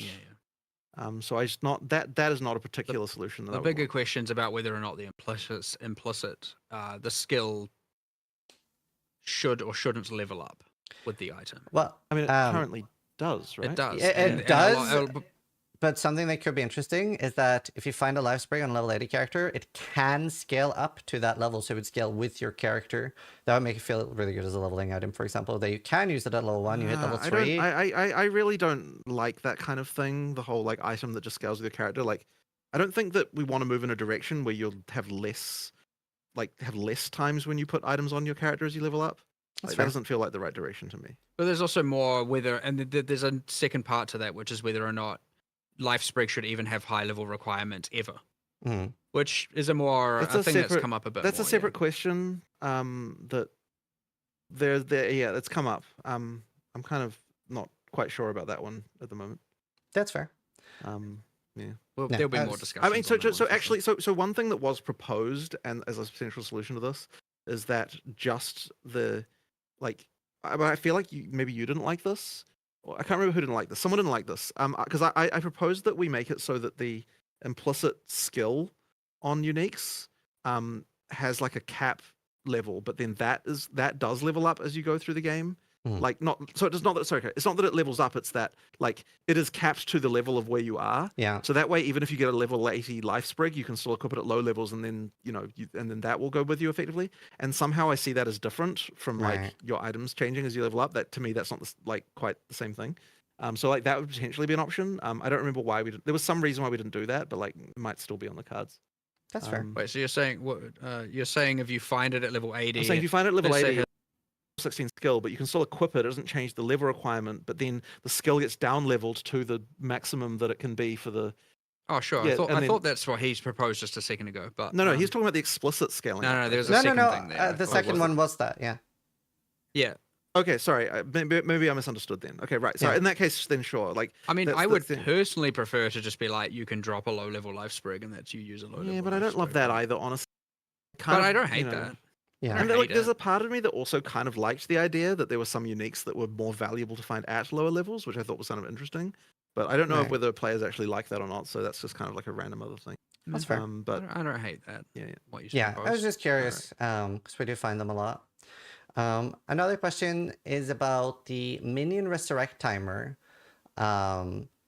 It keeps resetting like the entire timer every time a monster dies, and that can feel very frustrating. So I wondered, how do you feel about that? That the entire timer resets? Well, if you don't have that, it feels a lot more frustrating. Let me tell you. Like that was how it was until we changed it, and like it was so bad. Because what happens is that like the monsters just, that your minions just die one at a time, and then they can never really accomplish anything, and it's just like trust me, that was a buff, that change. Like that was a massive improvement. So yeah, like until you experience it the other way, you will understand if you play it the other way. It's There really might bad. be an intermediary there. I want to explore some options. Well, it's For also- example, like instead of resetting the entire timer, it adds to the timer based on like the cost of the minion or something like that. We might be able Yeah. to do something like that. But it I don't doesn't- know. But that's not going to fix the fundamental issue, which is that minions work best when there's lots of minions. And so the issue that we had is that you just get into a situation where they just trickle in and die one at a time. No and matter what, they have to revive all at the same time. that has to happen. Yes. I'm just saying it could be that like, okay, let's say Oh, I everyone's see what you're dead but saying. one. Right. So it doesn't. It increases a bit, but not as much. And Okay, I so understand. instead of Yeah. like, all about to Sure. revive except for one, Yeah, he okay, sure. died. And Yeah, now that's 6 seconds again. that actually is viable, and Yeah. that Okay. maybe is a change we could make. And like, would you ever be open to adding a keystone that changes the behavior? I was actually thinking about that earlier today, and I mostly, like the troll in me, was like, "We should do this just so the players can see how bad it is." Yeah. but yeah, that was probably a negative thought I shouldn't be having. No, that's fair. but, I mean, I think a lot of but- people would like yeah. to see it. Yeah, sure. Yeah, no, I think the thing Mark just said is much more reasonable, and Yeah. so we should probably do something more like that. Yeah. Convocation, is that something on the table? It's like maybe a spirit skill or something? I don't love it. That's fair. I don't love it. Um, I'm kind of like, Yeah. I could see a world where reservation cooldown, or you have to earn it, or something like that. If they're not, If it to go in, it would have to be different enough that players probably wouldn't see it as convocation anymore. Like I suspect that's kind of the reality. Like yeah, Right. like as Mark said, you'd have to add some kind of conditions, or you'd have to do something, and it's like at that point, it's not even doing the thing the players want it for anyway. So it's like, yeah. you know, like that being said, Yeah. it might still just be better, and there might be some room for it. I don't love it. Yeah. Well, Yeah, I don't love it. I know. Like I would much rather find a better solution to that issue. Okay. When it comes to map completion, obviously there's been some changes this patch. But one thing that easily feels the worst is when there is one monster just like really far away, and the checkpoint system doesn't really cut it there. Would you consider making the completion of a map be like 90% of the rares instead of 100? Because the bad feeling is very often tied to just one monster, the other side of the map, and I have to like do so much backtracking. Sure. Well, I want to solve this problem. I don't know that that's the answer, but I understand the issue. Like, there's I mean, been a few we different straight approaches, up yeah. we straight up discussed last night that like Well, just having the minimap Yeah, icons on. there was a always discussion of prob- doing That'd be icons on good. all the time, right? Because you're not going to miss the monsters if you The see them. The in main advance. reason for that is like the current way it works is it's like when 200 remaining they appear, and on some maps that's like you kill 3 packs and they appear, and other maps it's like you got to clear 80% of it before they Right. appear, and honestly that's kind of weird and bad anyway. Yeah. It's just that we Um, kind of want to like the main thing we're worried about with Yeah. that change is the whole you just play on the minimap, like you're not Yeah. even looking into the game. And But so but I think that fear. I'm very in favor of that. Well, I love that playing off the change. mini do we map. just turn off? Yeah, like, literally just showing from the start. Like I love that initially for sure. At least for me. Okay. Sorry, I thought you Right. said you loved the idea of not looking at the game and only playing off the mini map. I kinda do that anyway. One of the like when we were trying to find that NVIDIA crash, Yeah. the one of our developers like tried playing with just the graphics turned off, like they just had the minimap and they played literally to the end of Act 2 with just no graphics, and they're like, and the funny thing was like, what the hell? How did you even manage to get through 2 acts like that? And he's like, oh, Huntress OP. I was like, okay, like so it is actually possible to play entirely with the minimap, no graphics at all, apparently. Yeah. But, yeah. That's fun. No, I would love that. Yeah. I want to change that imminently. The thing with the 90% thing you're suggesting, by the way, there is like, let's say the map only has 3 rares. Is it just Right. 2 out of 3? Does Sure. it like round down? Does it round up? Is it if there's only 2 rares? Is it literally just Probably one? just enable seeing the res on the I minimap. agree. It's probably I better like that. just to do I that. agree. I like that. Another quick question about Delirium. It seems very fast. Obviously, we're a bit slower now. Any thoughts on Delirium speed? I very specifically made a number of builds and tested them just before this 020 release, and I was actually surprised how well I was doing. And I was like, okay, like I thought this was a big problem, and I was like, I'll just actually go and actually test it myself. So it could be like, okay, here's I'd like to know a bit more here, I guess, which is like, is it certain maps over others? Yeah, Because 100%. Like, because it Okay, still so expands like there's a a good- donut, right? Yeah, which we do, and we do kind of have to balance it around probably the bottom. Maybe it's yeah, sure. There's probably a point where it's balanced around an assumption of like being more acceptable maps instead of the worst ones, and so I just need to shift that assumption and then change it.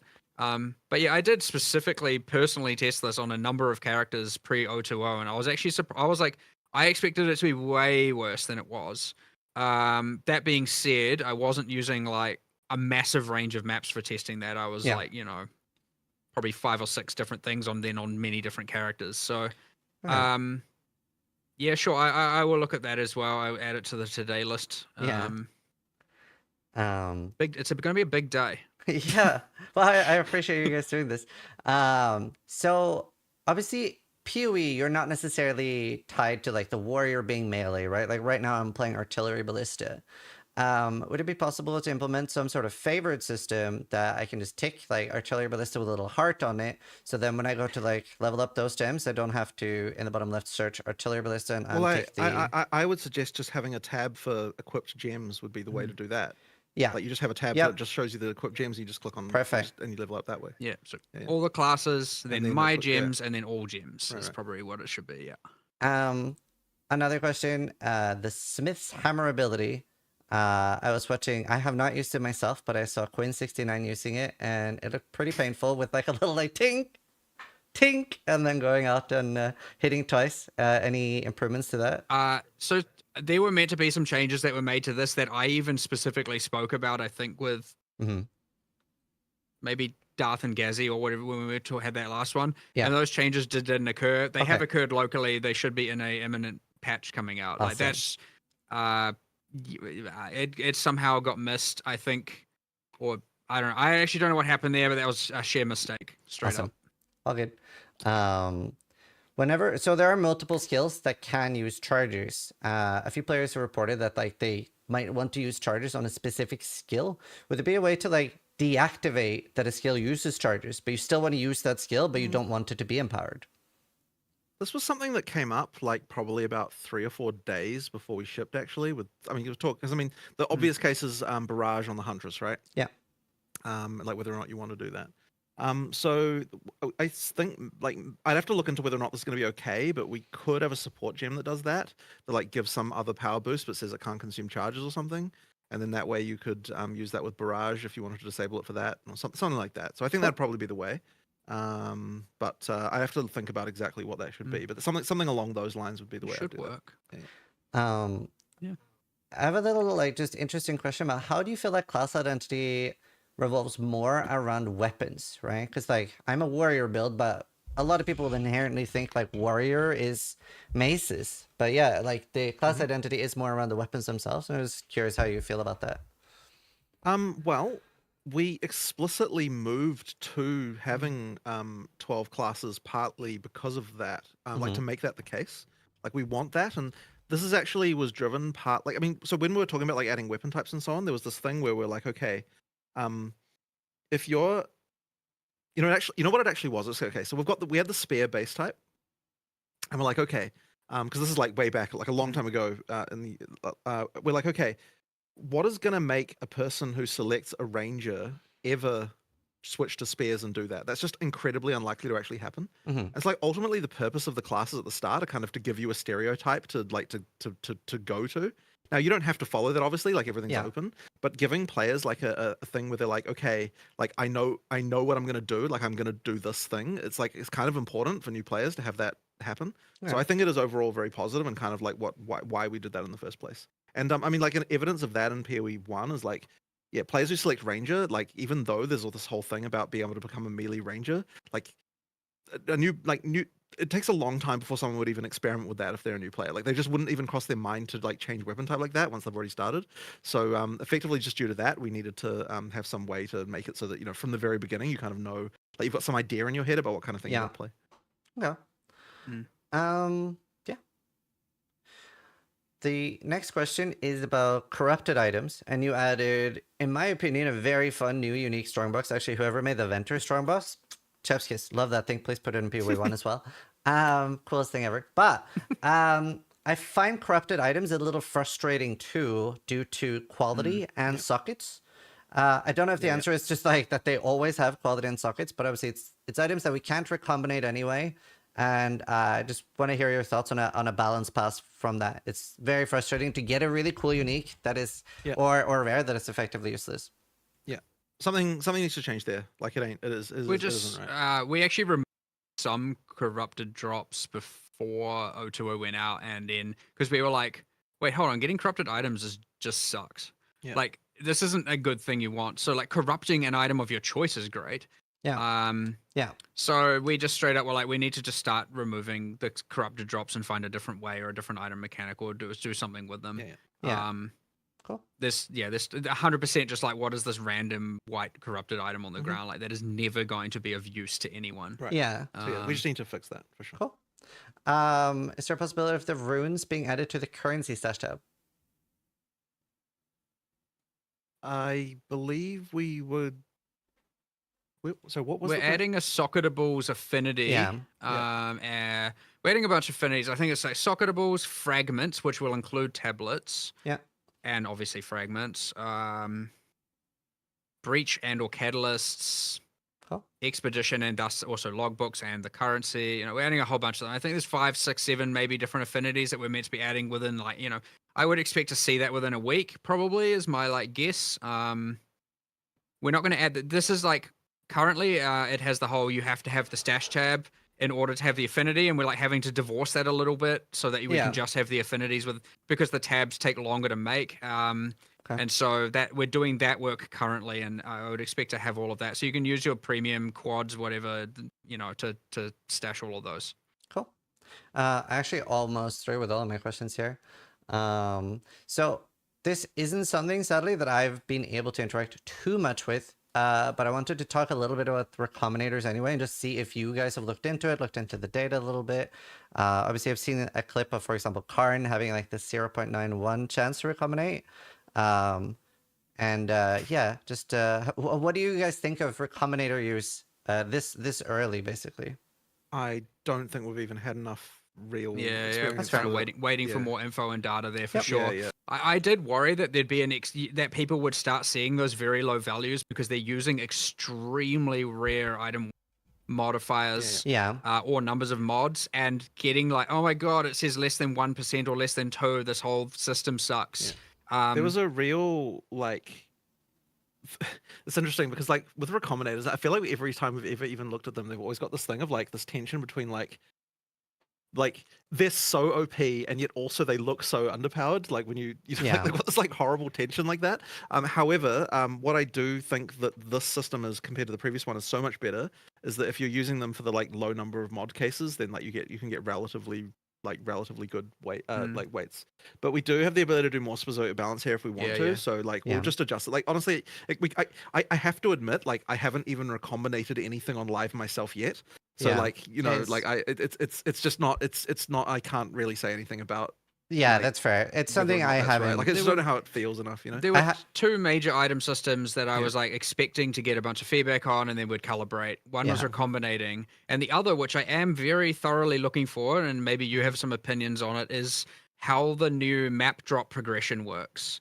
And I know there is Yeah. two. There's one thing I changed last night, which is to make it a bit easier to get guaranteed maps from the fixed last rare and last final boss.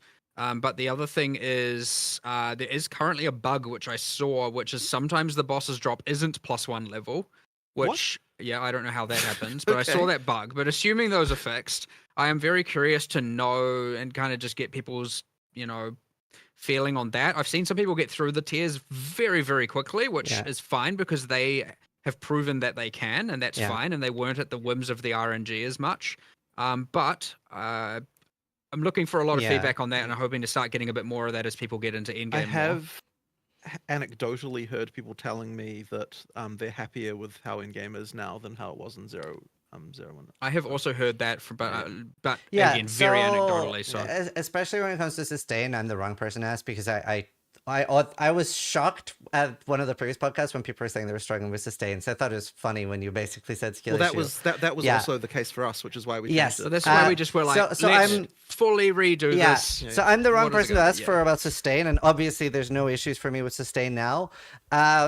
I've talked to my community a little about this, and it was pretty split with the new like how you unlock Atlas points. A lot of people didn't like it. I personally like it a lot more. I had a strong dislike for the do 10 tier 1 maps, do 10 tier 2 maps. Mhm. So Also I agree. love the new Hmm. way, but a lot of people in my community didn't. So you're definitely gonna have to get more feedback there. I'm just not 100% Okay, sure. okay. I think the Well, issue that this- people in my chat were saying was that they were struggling to see the corruption. So maybe even like some sort of indicator of like not an arrow, but like more.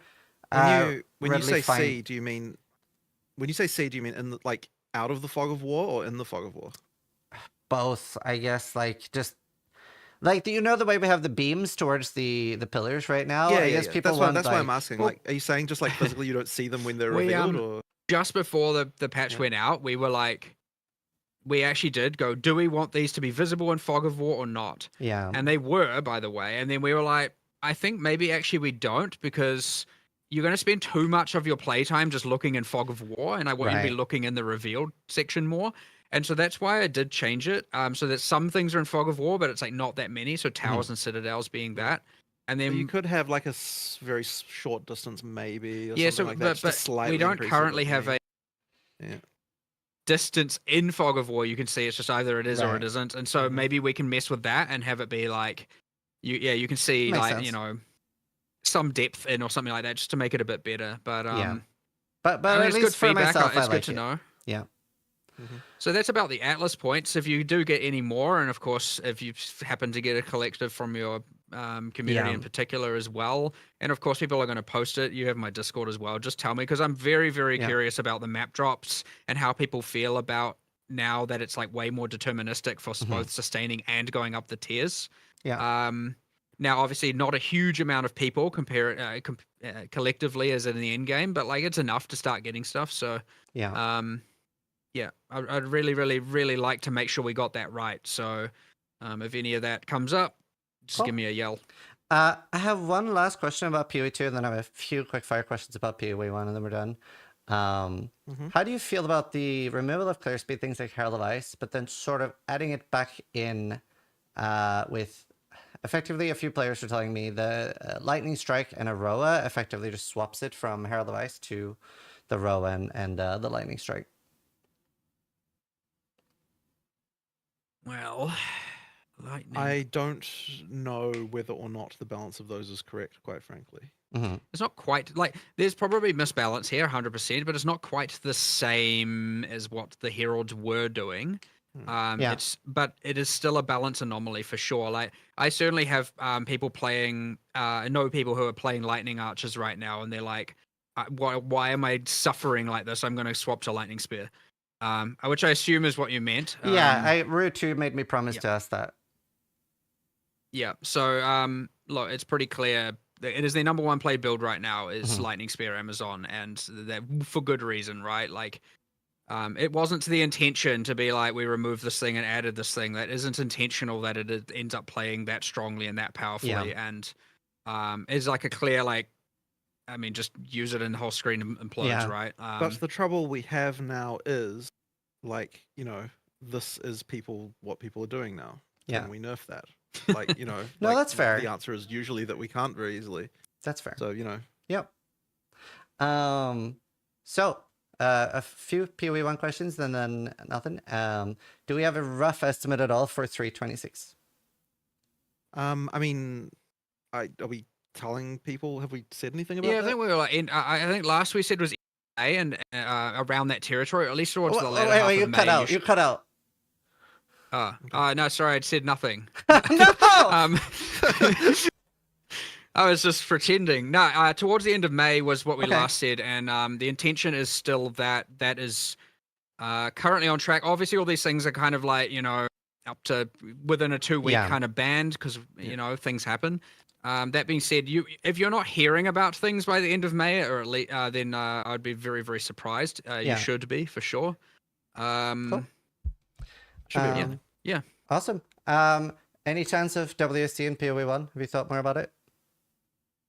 It's not really a question of thinking about it. It's a question of like, I mean, I would put it in tomorrow if we could. Yeah. The problem is that the character rigs are just not set up for it. And so Yeah. I will just mention like kind of like the long-term plan here. So once every microtransaction from PoE 1 works in PoE 2, at that point, it will mean that we could then port the character rigs from PoE 2 back to PoE 1 and rig the old character models and items onto them. And that would then mean that we would have access to the animation library and everything that we have in PoE 2 Wow.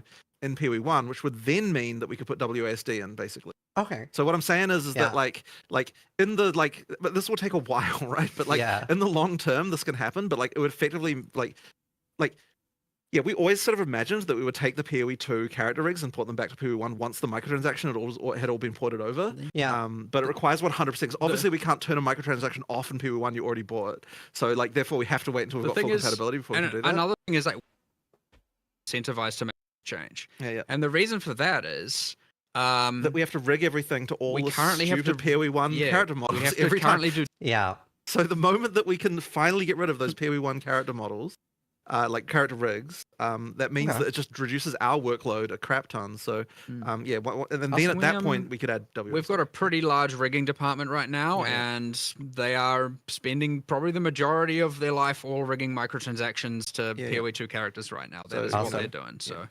So I mean, eventually it will get to the point where that is the case. Cool. I have the same question, but with pausing. So for PoE1. That one, I think that they even tried to do that. it was almost there. It was almost there, and then there was like a couple of What was things. the So problem? like it is our intention to get that in. Awesome.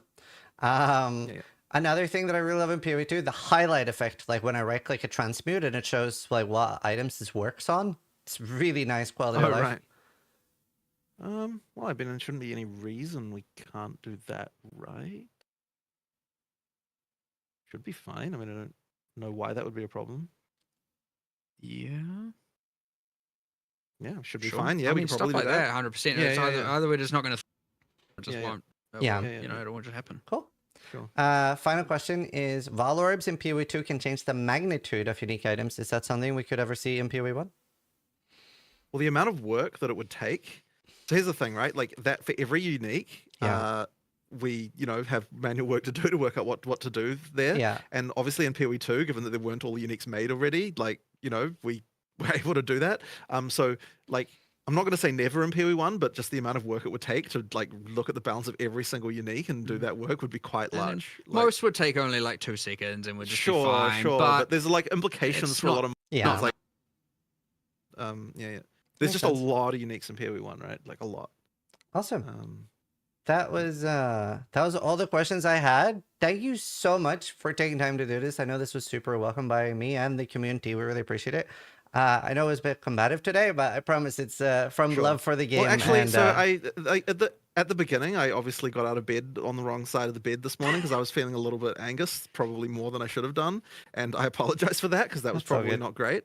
But yeah, for I don't know, for whatever reason, I just kind of as I said, was just feeling a bit ugh. This earlier, No, but, yeah. I appreciate it. I actually, compared to most, I think we came out of this one with like, here's like actually like 15 changes we're just going to go make like immediately, which is Right. awesome. And some we knew about, some we didn't, and some Right. and a whole bunch of discussion. So like, I actually, the value coming out of this, I feel very, very good about, honestly. And I'm hoping we can get a lot of those changes, and I'm hoping it. Obviously, it'll help, but like, it is good because I mean, at the end of the day, it's just creating that collaborative environment between developer and player base that and using users as the intermediary. And I'm sure a lot of these opinions yourself, you're part of that, but it is very important that we keep doing this because it will create greatness.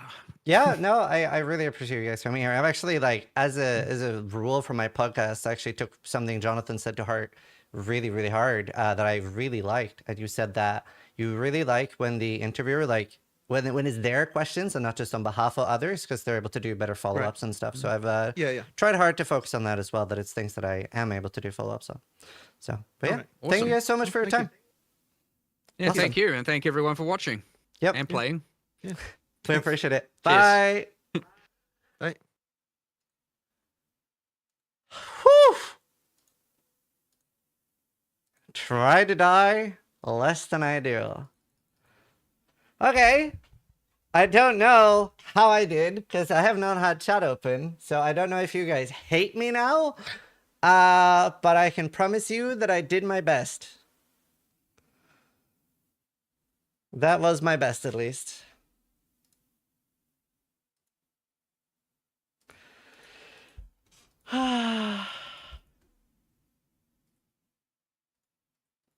I thought you were a GDD shill and I was wrong. Thank you.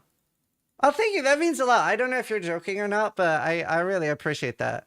Because I saw like a lot of questions at the start and on Reddit where people were like, this entire thing is like pre-prepared and Ziz is just going to ask the questions he's allowed to. And I was like, these are all my questions, man. I made these. So I promise you I did my very, very best. Jesus, thank you so much for all the subs. I really appreciate it. I actually collect money. Oh, I got some more. Thank you. I really appreciate it. Oh, thank you. Thank you. I really do appreciate it. I hope you guys think I did a good job. I'm not saying it was the best anyone could ever do, but that was my best. That was my best. That was my very best. It is hard to do like follow-ups and stuff in the moment, but I tried really hard. You know, not reading chat during a podcast is so nice. I was able to like really focus on the questions and try to do follow-ups. But at least hopefully a few of the people that were really negative on Reddit or in general before that, hopefully they're happy with how it went and maybe happy they were wrong if they were wrong. Thank you guys so much for the horse with the 50. Jesus Christ. No Huntress questions? Yes, I'm fully aware of that. I haven't played Huntress, and I do agree with Jonathan. It makes for a lot better interview when the person interviewing is fully aware of the problem. So yeah, I'm sorry that I didn't have more Huntress questions. I didn't play it, and yeah, I really agree with that. And I think it's why... At least I'm happy with how I did it. But yeah. It's gonna be curious reading comments about how I did. But that was my best. I even like prepared beforehand with having Ventura make me mock questions. It was a tough one. Whew. Was that too combative? I was a bit worried. Like, I wanted to, like, make sure that I, like, follow up really hard on everything and talk about the things that I did disagree with, but I was a bit worried about being too combative.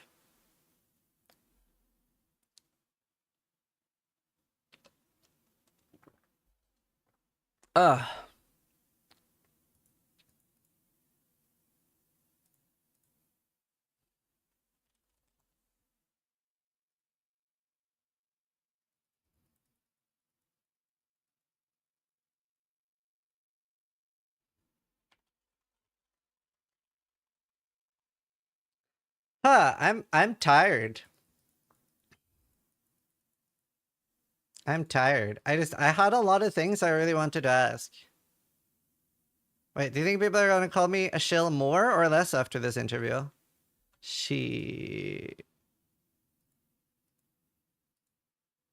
Less? More? Both? I don't know, I'm happy. Nanevi, thanks so much for the 10 gifted. And the guys, thank you so much for all the subs and resubs. I have alerts off at the moment. I really need to pee. You never pulled out your dick, Turo. Stanks just resubscribed for 3 months. Great job. Thank you. Thank you. Thanks so much for the subs and resubs. Maybe I should have them off.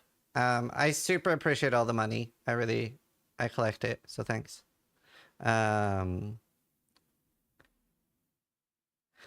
Whew. Right. Put on the music. I think you did very well. I found some cases I need to play a bit of hardcore stats. Essentially, it's not an option. Sure, but like hardcore is a challenge mode. I am cognizant of the fact that I take that on.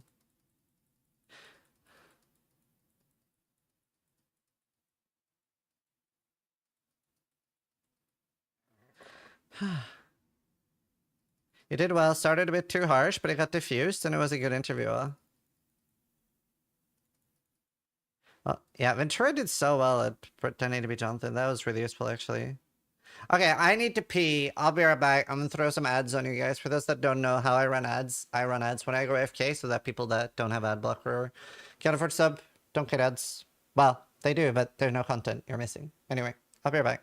Thank you so much all for tuning in, by the way. Hope I made you proud.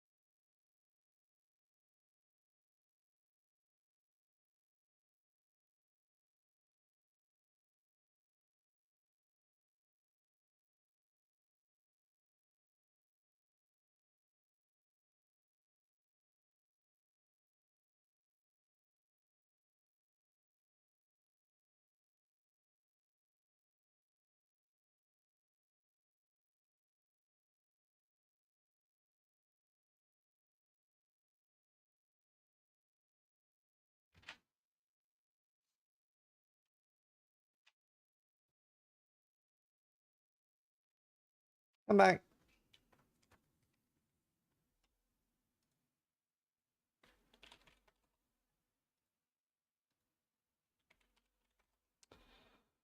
All right.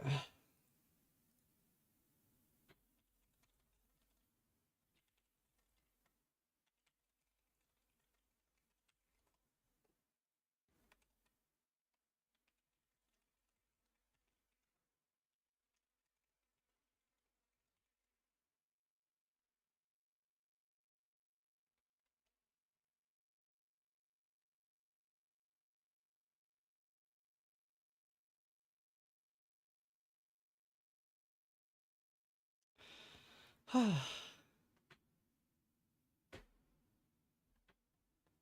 right. I'm tired. That's the second scariest thing I've done.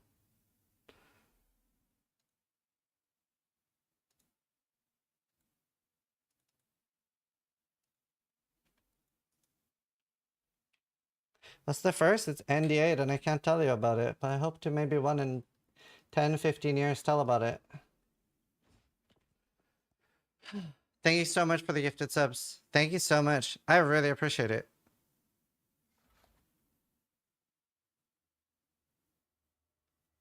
You were not too harsh? That's good. Marriage? Oh, it's a business thing.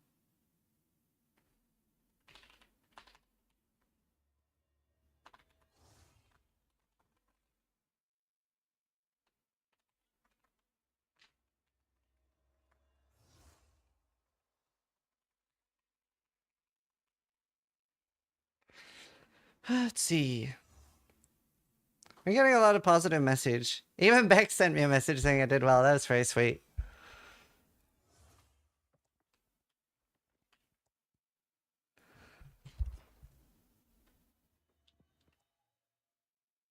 What he says the best way to provide constructive feedback to GTT when making Reddit posts and stuff. So is this like a don't read Reddit scenario and people are mad, or is it like nice comments? Oh, actually, that's really sweet. Number 4 in Reddit is a Zizaran appreciation post. No, this is new, not top page. What the fuck? Sis interview summarized. What the fuck? I don't get it. What is it? I don't get it. What? Thanks so well. It's Batman? That's you? I don't get it.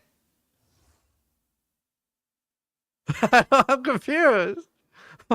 What? Is that me?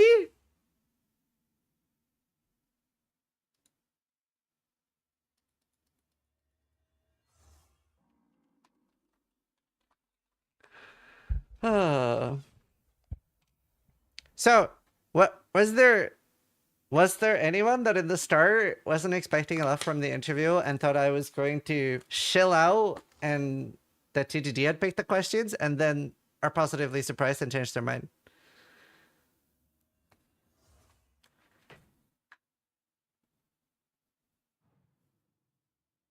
Pleasantly surprised? 100%, and I'm sorry I doubted you. Well, that's good. I can promise you I did my best. I can promise you I did my best. It's very sweet that there's an appreciation post up. That's cute.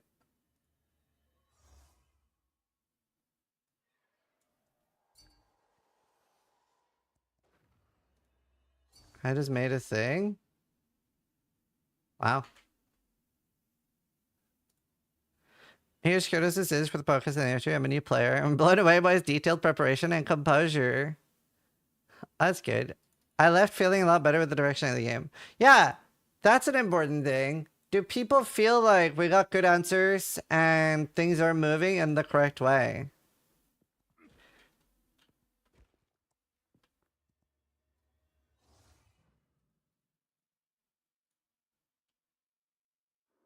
After that interview, you entered my top 3 favorite streamers. That's good. Jonathan's reaction was priceless. What's this?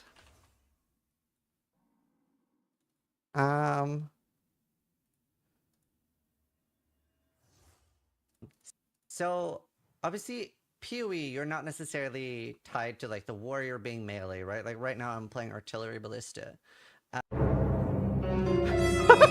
Wait, what?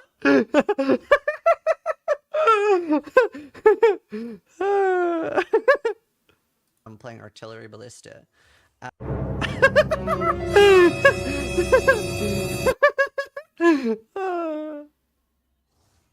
that's so funny. That's so funny. Oh no.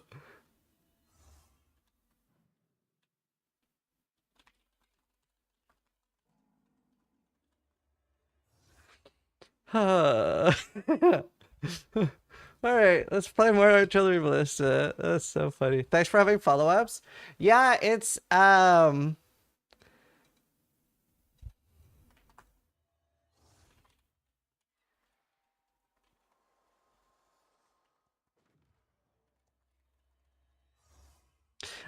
so basically what happened is Viro told me somewhere in like 2021, 2020, he was like, you're really bad at interviews. And I was like, well, then I gotta improve on it. So I started like reading some articles and trying to figure out like what I liked in interviews and like what makes someone better at interviews. And I figured like follow-ups was like the #1 thing. So every time I'm doing like questions, I try to predict like 2 or 3 different answers that the person could reply, just so I'm more prepared for follow-ups.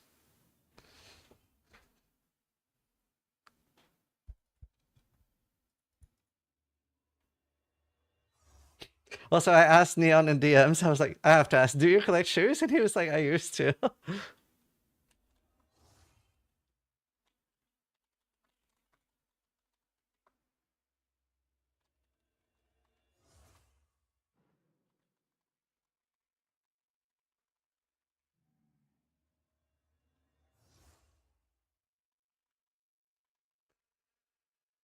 I like that the devs are emotional, makes them do better. I mean, it's very clear that they care. Tell me the truth is, they're coming for Lightning Spare, aren't they? Yeah, by the way, I was forced to ask that question by Rue. I don't want flack for that. Thank you for the YouTube subs as well.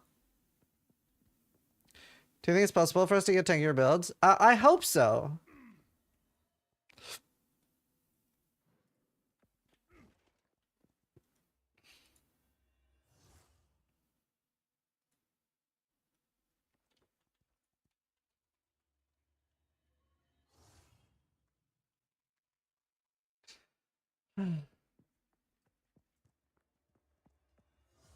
You were so aggressive, dude. I didn't mean to be.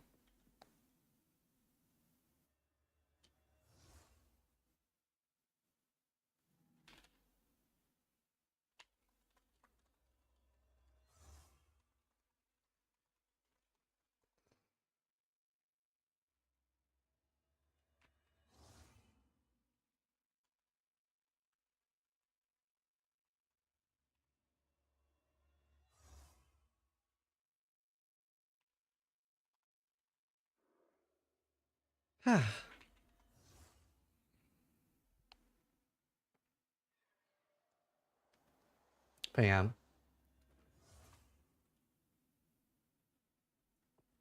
But yeah, no, that was good.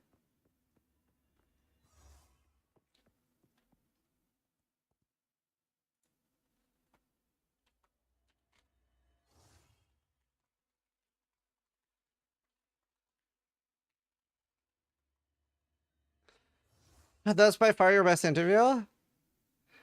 Thank you.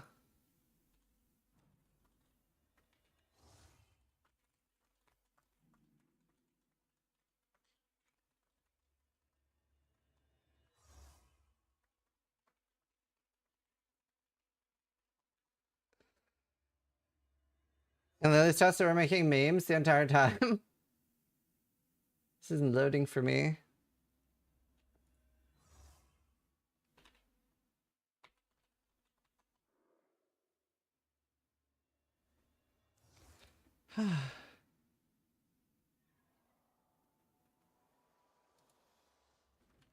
Yeah, this isn't loading for me at all. Oh, it is. Wait, what?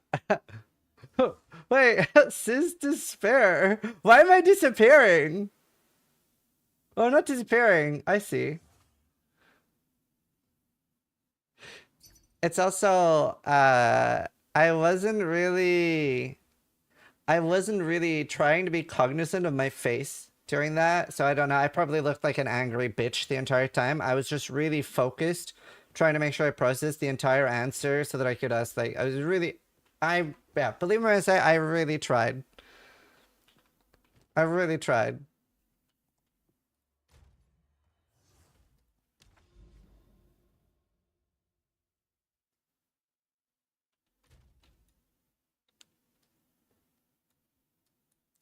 Man, yeah.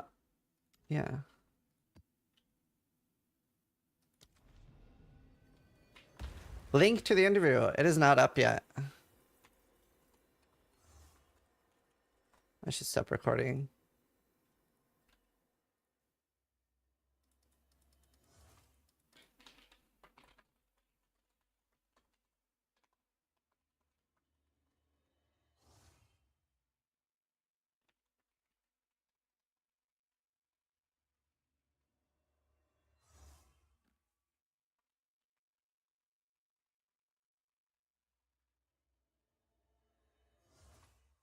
Let's see. I think it's on YouTube already. What are your thoughts about their answers? I don't know if this makes any sense at all, but I had less time to actually process the answers past 5 minutes. I think a lot of there were a few things I was a bit unhappy with. But the fact that they're working on things and like things are gonna be coming like tomorrow, 2 days from now, that kind of stuff sounded really good.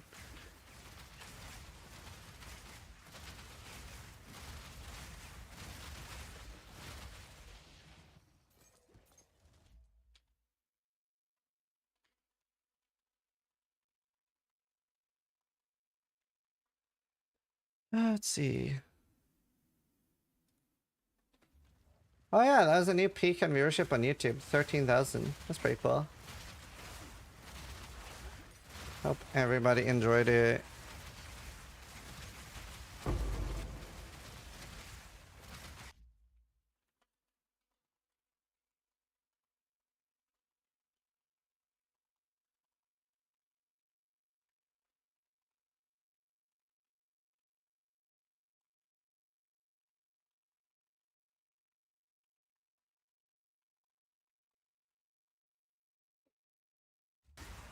You did well, thank you. Are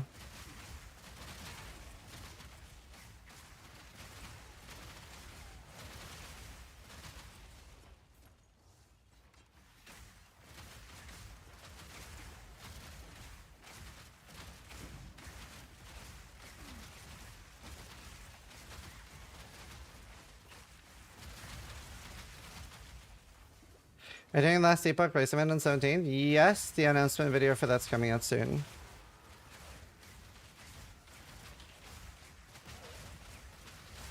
Oh, I'll cut a time this roll.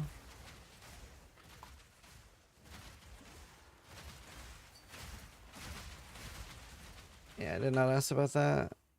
Remembrance of Farana. Cool.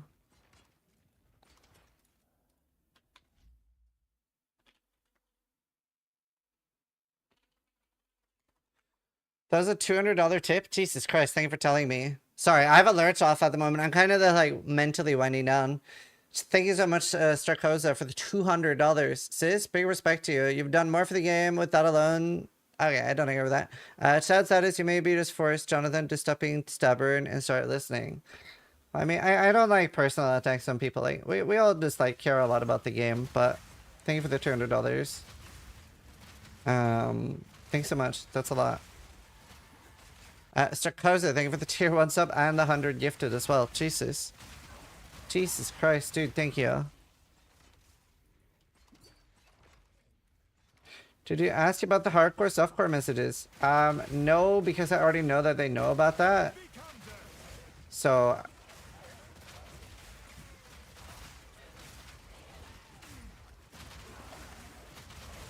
Oh my god, I almost died.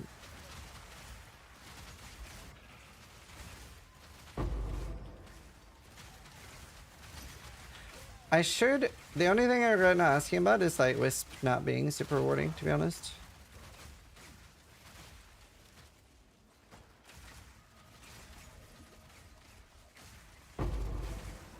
It's on my YouTube already.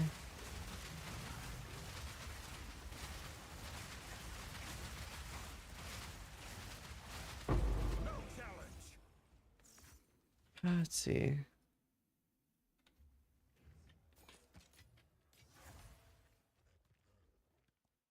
Yeah, thank you so much, dude. Thank you so much.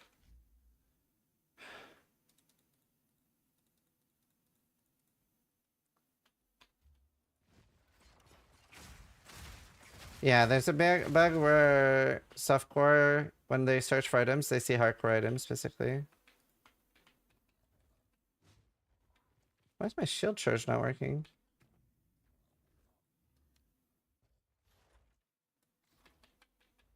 Huh?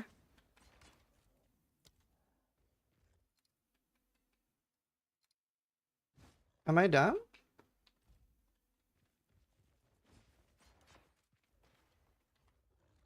It bugs out sometimes and you gotta de-equip. Weird.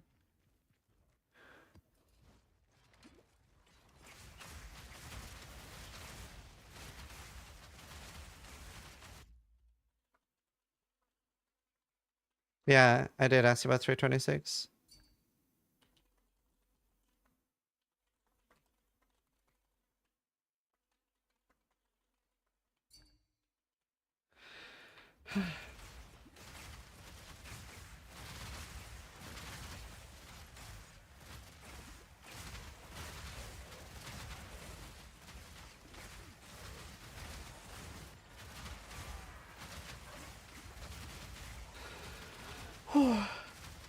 I like that they said that they were considering of just making rare monsters visibles from the map on the map from the start. I think that'll make a pretty big difference because the most annoying thing is having walked by something at the start.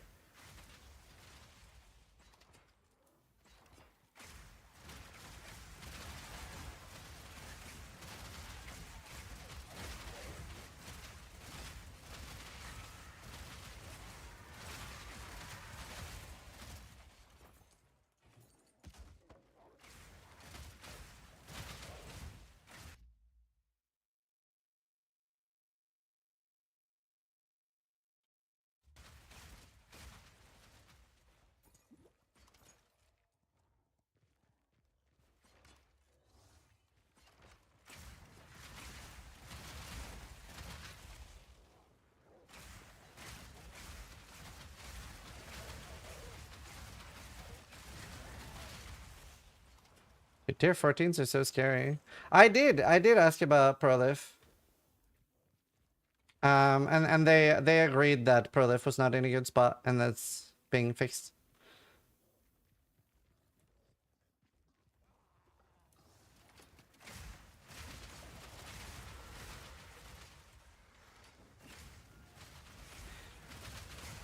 I maybe should have pushed a little bit harder on loot, especially during the campaign though, because that is rough. Oh no.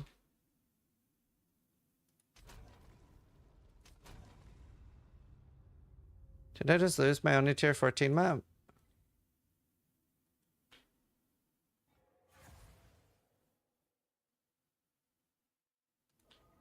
I did. Shit. Okay. Indeed. You know what? I'm gonna treat myself.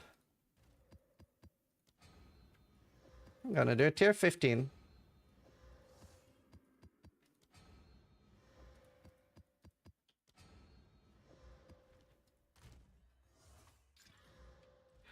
That's fine.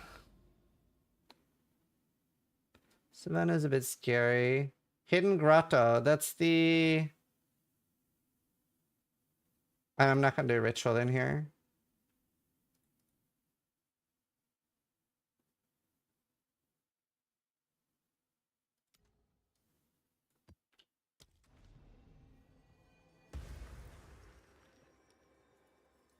I will do the paradise soon. The hell?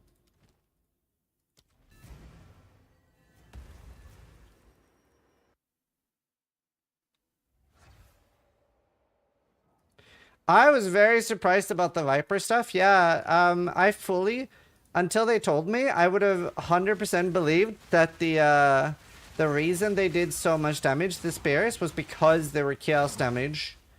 That's what I believed.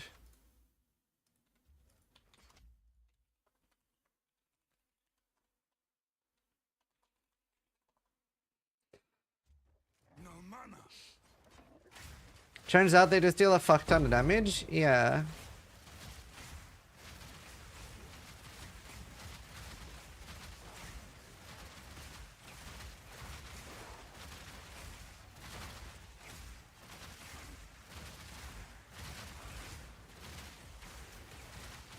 Yeah. No, I think the interview went pretty well though.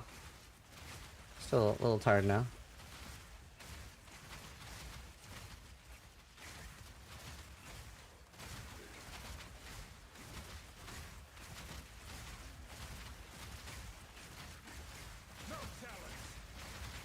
What's happening?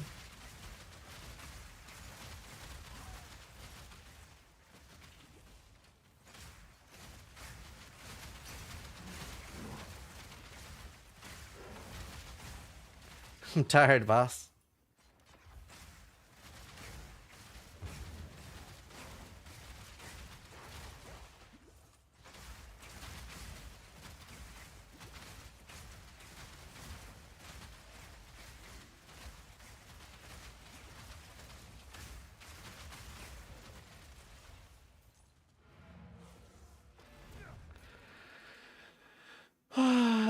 The music's from Gladiator.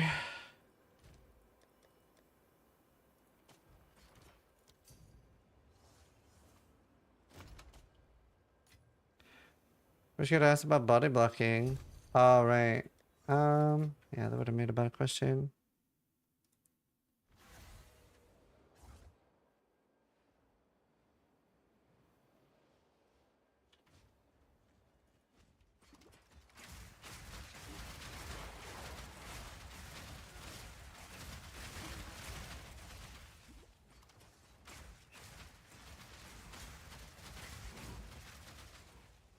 It's really good on your out. That's good. Yeah, we saw that. We saw that one. What do you think you're really from? I made a clip. Exclamation beast explains it.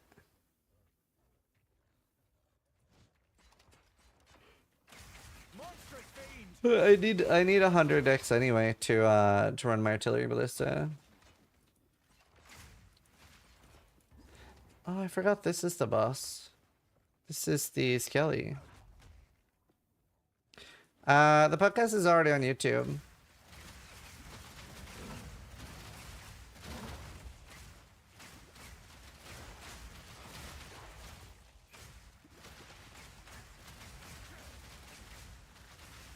I was kind of having heat about it, right? Yeah, I'm definitely very tired after. I'm glad I did a short stream yesterday to like make sure I was fully rested.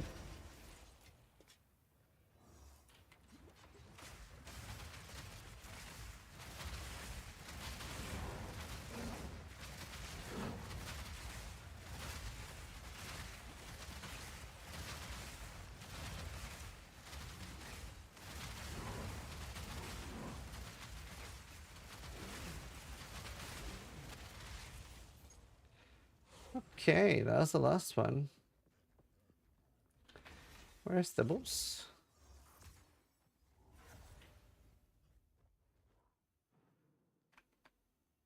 Where's the boss?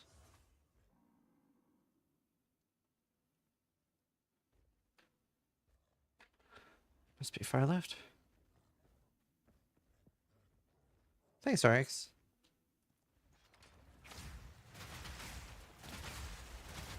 It's already up on YouTube. I'll double check.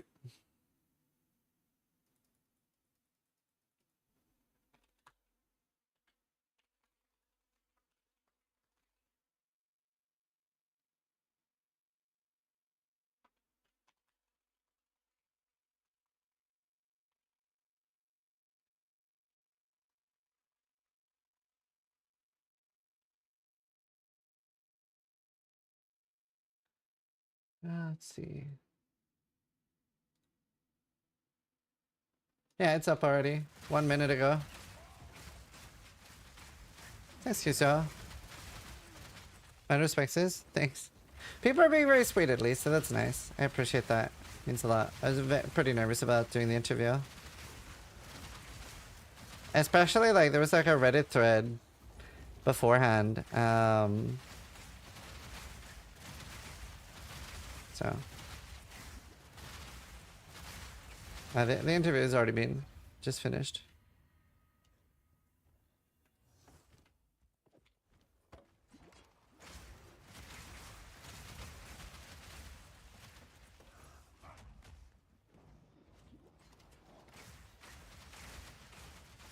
How's the Reddit side though? I haven't really looked, so I don't know.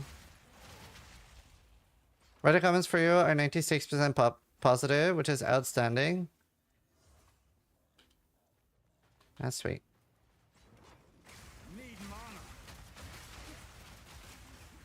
No, that's good. I did my best. Very positive towards you and 70-30 towards 2GG. Okay, that's good.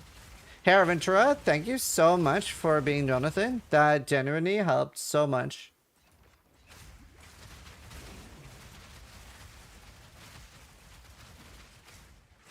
What's your Atlas pathing? So far I've just rushed unique strongboxes. I haven't really been getting many strongboxes after that though. So I'd maybe wished it was like a bit more impactful. It hasn't been.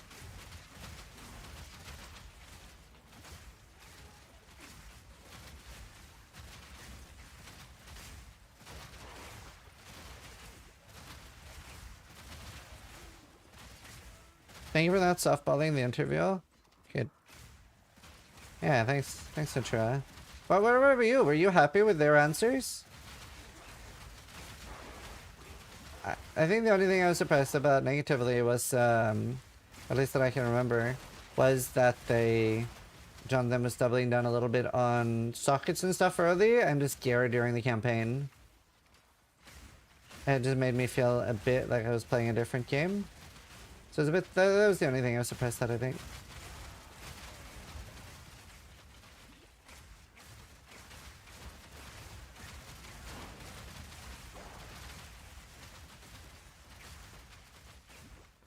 Where the fuck? Oh, the mouse in the middle.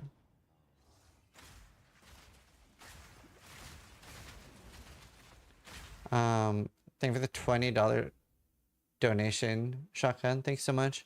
Any estimation when, if the, yeah, it's up on YouTube already. 101 months resub, Baylor, thank you. Gonna leave immediately to it's supposed to want to drop this here and run. 101 months, thank you, Baylor. A long ass time.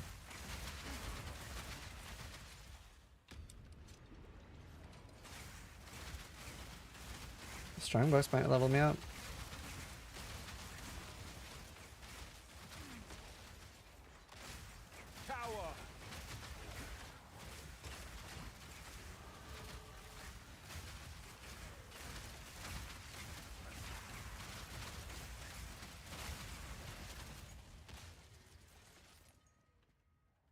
Should see item level on the ground.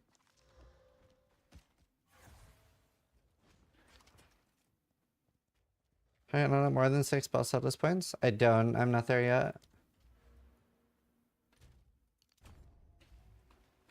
Did I lose regen from something?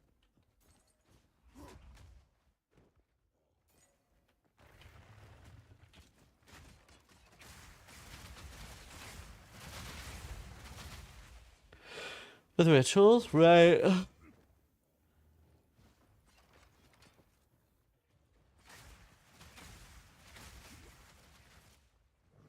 Update title. Do I have any mod that can update it? I don't know what we put there. I don't know. Interview up on YouTube, maybe. What's the overall takeaway for the interview? Positive? Yeah, I think they had a lot of... I think we made a lot of headway. Like, what I enjoyed about it, which Mark commented on at the end too, like, there were a lot of things that they were willing to change as a direct response of the interview. That I think was really important to a lot of people. At least it was to me. I hope you guys agree. Yeah, Callie, that's fair.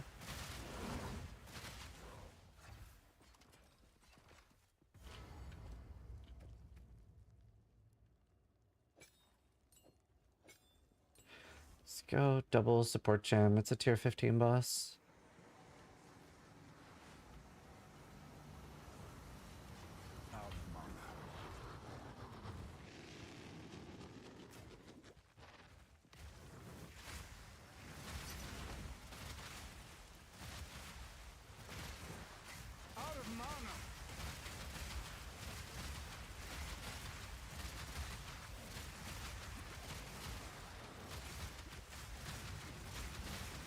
That seems decent damage for a tier 15 boss now.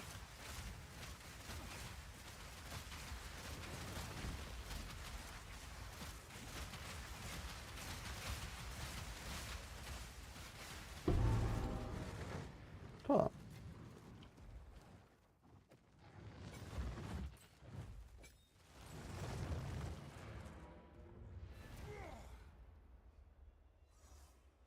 Fire animation can cancel skills, yeah.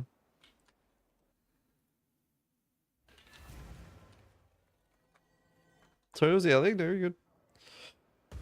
Oh.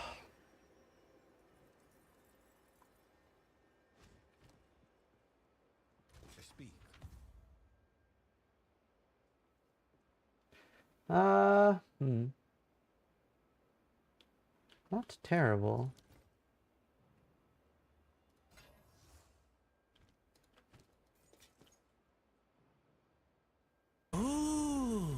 +3 cold. Muddy _ Thunder cheered X500, popping in to say you did a fantastic job in that interview. Thank you. Thanks for doing it.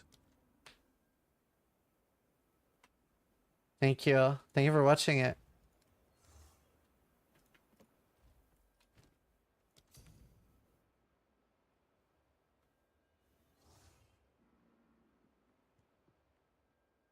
Yeah, Spicy, I want to watch the 11 Hour Games interview at some point.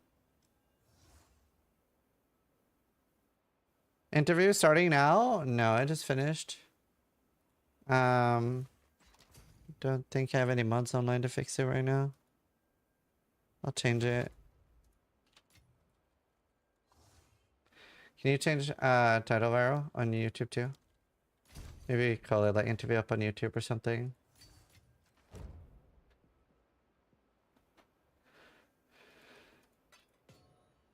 Right, I should switch to this.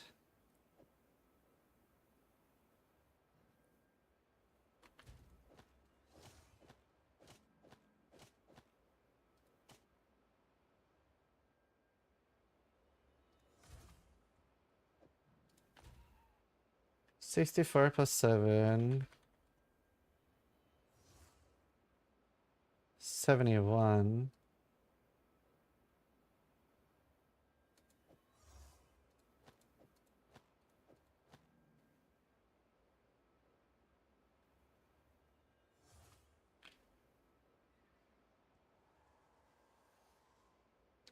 That'll give me mana.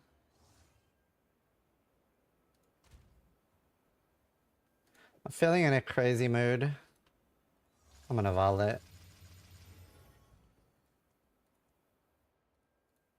Because it is a bit of a side grade. I really like volleying side grades. I don't know about you guys.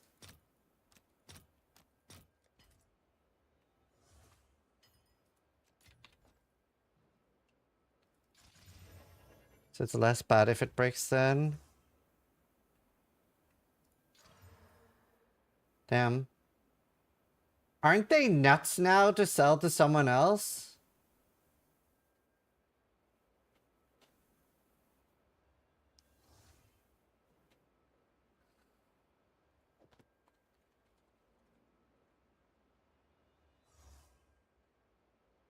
Aren't they really good for a lightning spell?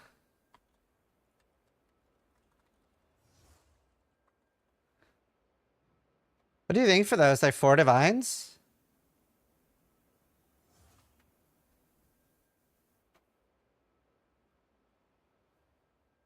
Coming from Quinn stream, really good interview. Yeah, I wonder what streamers thought. Your appreciation thread is on the top of the Reddit. Oh, that's sweet. That is really sweet.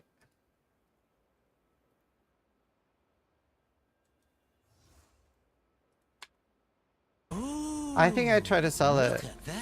Demonstrate 86 cheered X500. Changron was Great mad at interview. Ritual. Mind if I give a bit of constructive criticism from my experience as a Microsoft engineer? Yeah. When asking questions or providing responses, it helps to clarify if the sentiment of your statement is that of the community versus your own.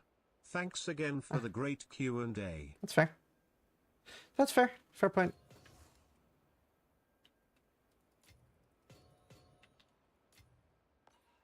I try to have most things be mine. Even Global One saying it's did a good job. Wow.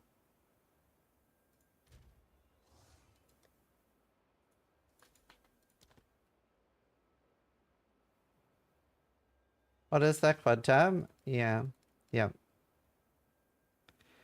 Yeah, Cody, I did.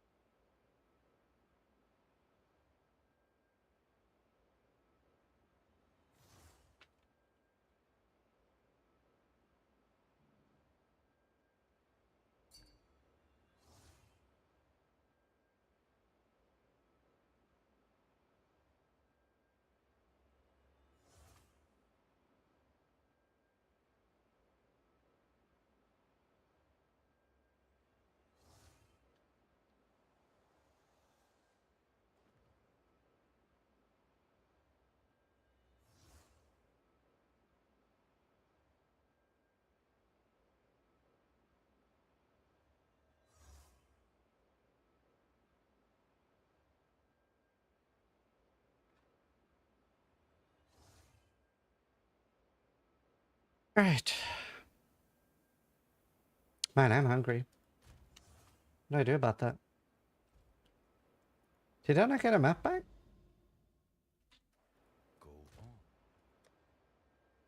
Wait. Did I not get a single tier 15 back?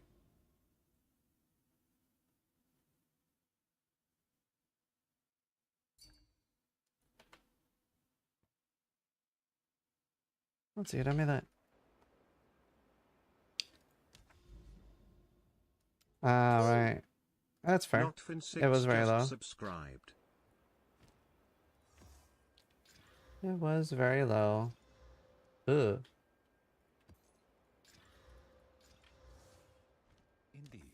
Indeed.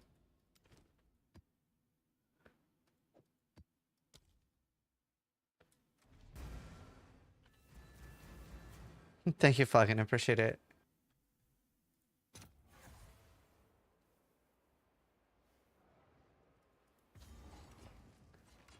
How did you fix tanginess?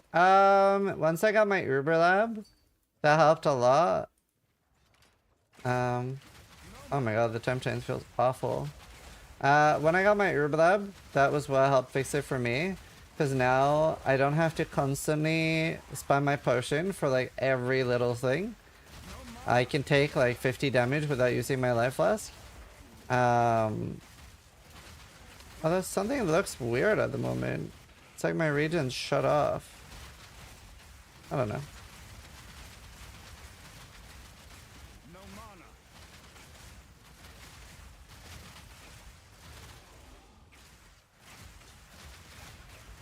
But yeah, I have like 316 knife regen now.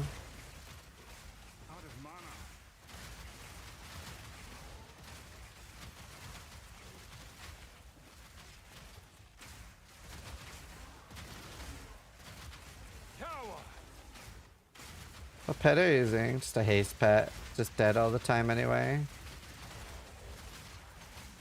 It is a very dead one.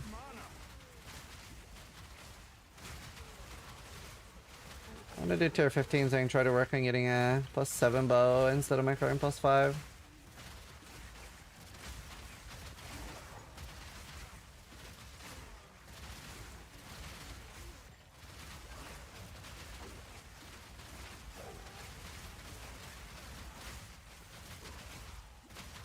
Be interesting to see what changes are coming in the next few days then.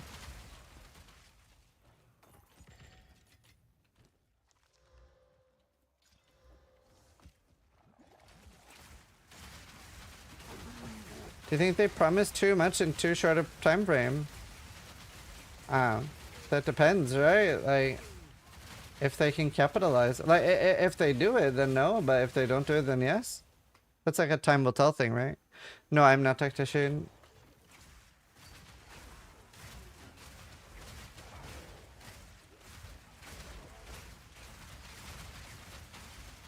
Ballista nerf.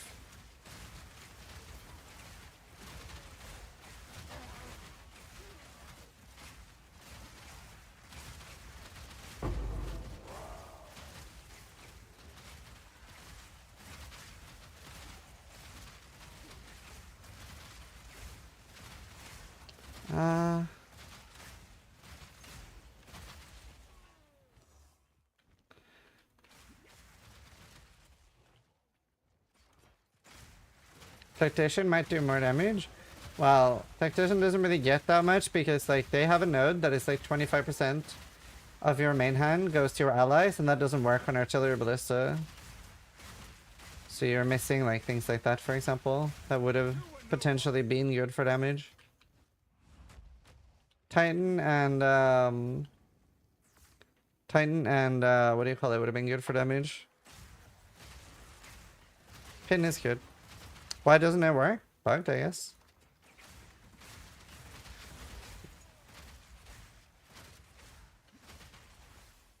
But like, you can test it yourself. Try unascending it and you'll see that your damage doesn't go up.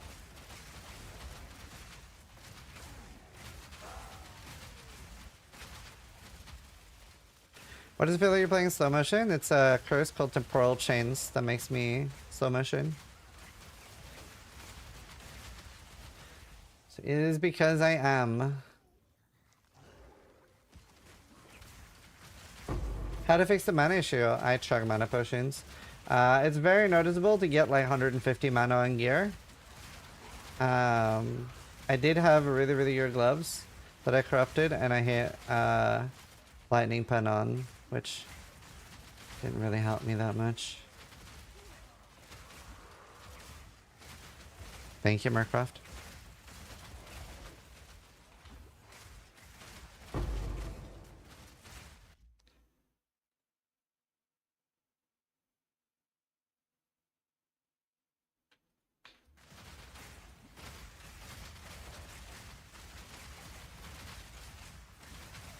What is your next goal right now? Progression? New bow with like max wed and max projectiles. It's a little bit hard to replace my bow because it has 27 strength and dex on it. But hopefully I'll be able to when I get better gear in general.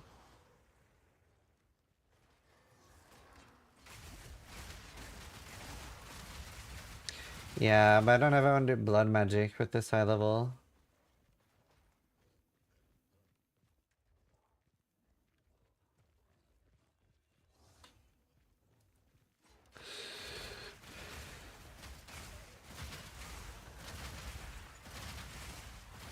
Alkings and belts.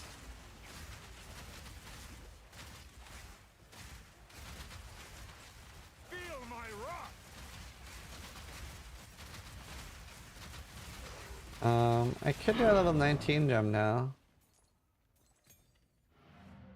Not found one yet though. I think there are a lot of people doing this on Tactician and stuff, but like it's basically just we just have a different start, right? You just don't have my starter nodes. So it should be very easy to copy.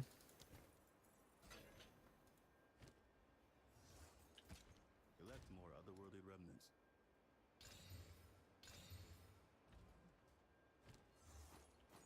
Of course.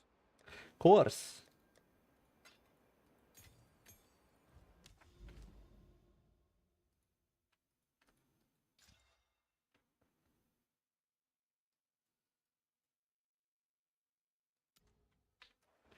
Is there anything that gives template?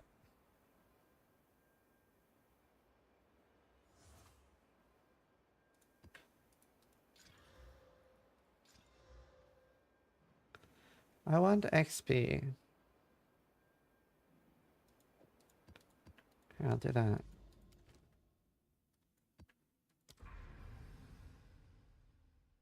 That doesn't affect it. It's fun. Alright, we'll put that in.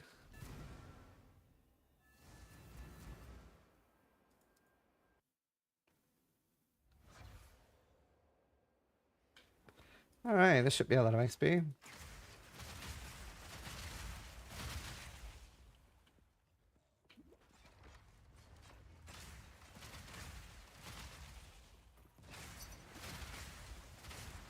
I thought you were getting off? No, I just started.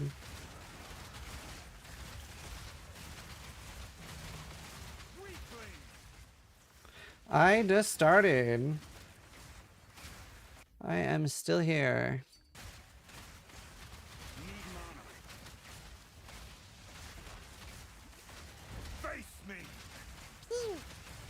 Wow, that rare little XP. Firing Ziz's laser. You know, we could totally do Untainted Paradise rotations on hardcore.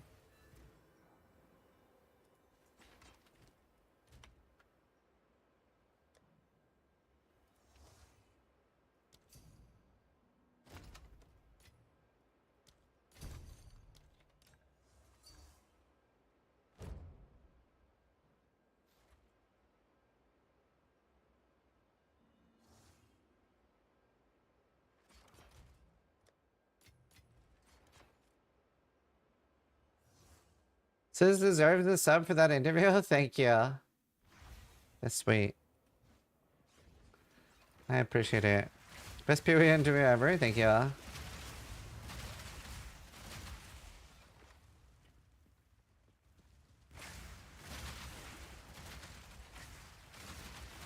do think I did alright. Nice done. Prime subs used it. I appreciate it. Country is firing Thank Ziz's you. laser. Thank you, thank you. Select is firing Ziz's laser. Prime FTW. Thanks.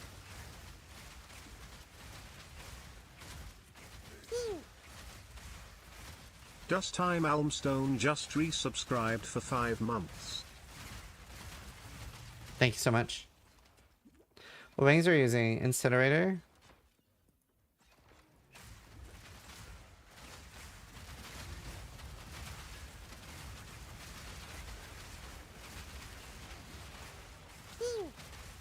Krell is firing Ziz's laser.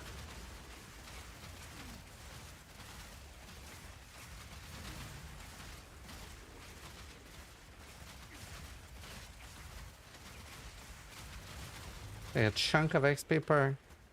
How's the letter looking now? 89.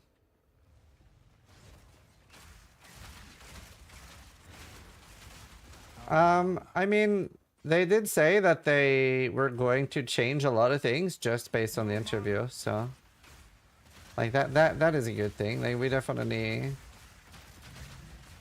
feels like it had a very direct impact.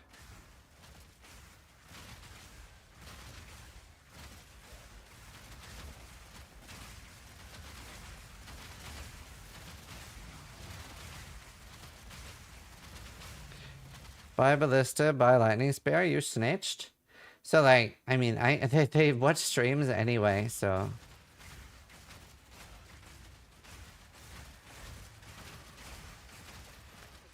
Like there's a pretty big chance even like Paleki might be here right now. So it's like they're very hands-on with their community, so it's not like things are hidden.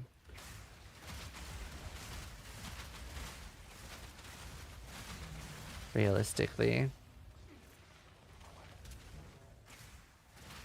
Oh, nice patient. Enjoy, dude. Wait, how did I drop an item?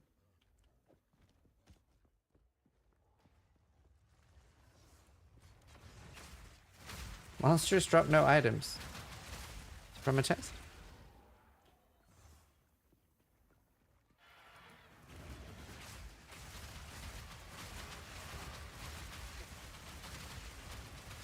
But like they already said that like they don't really want to nerf things mid-patch.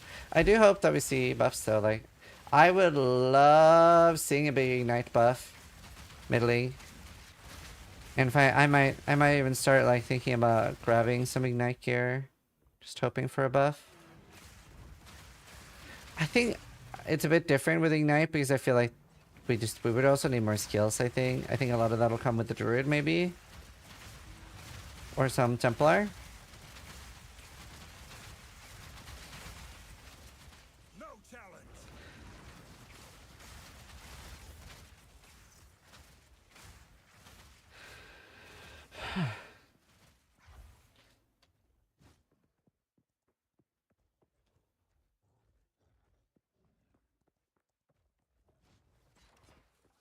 Feel my wrath.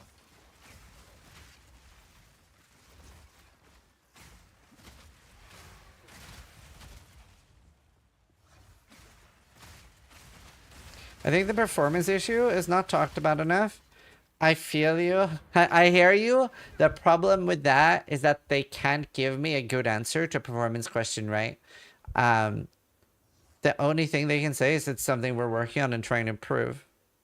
So it is effectively, it just can't have a good answer.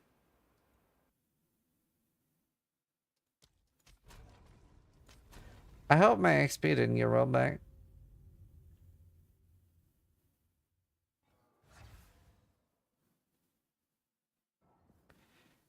Did my XP get rolled back?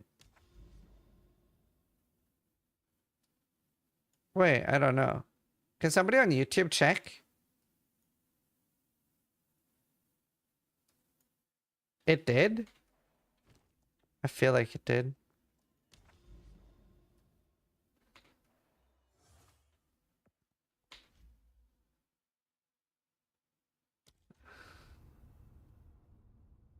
Great.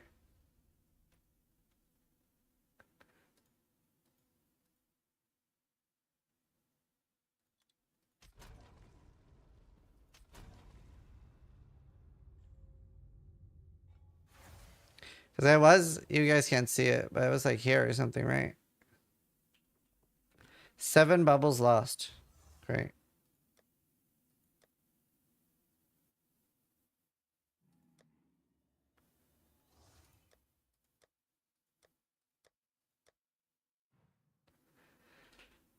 I don't know when we'll get the changes, to be honest.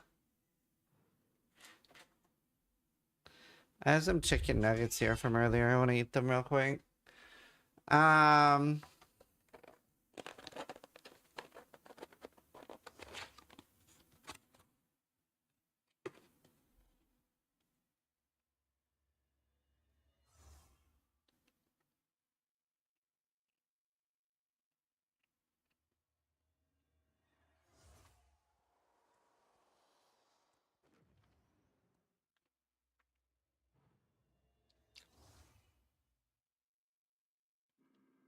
Oh, I've seen this.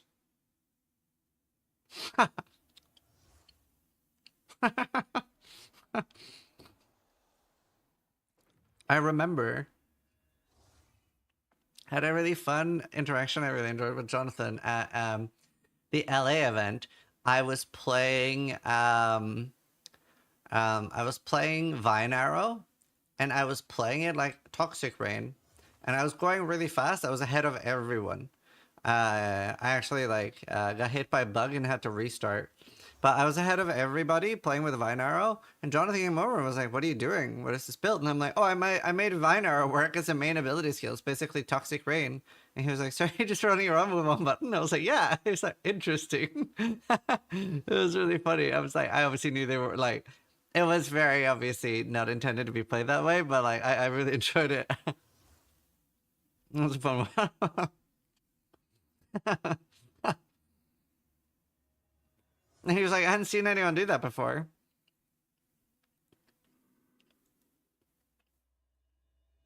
Mark's today list. Bro.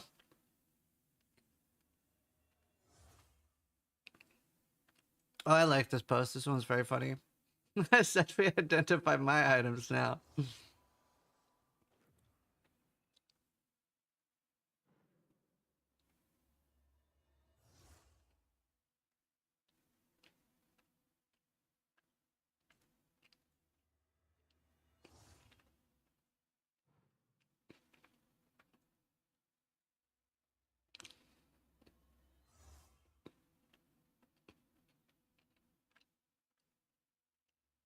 Does he mean identity?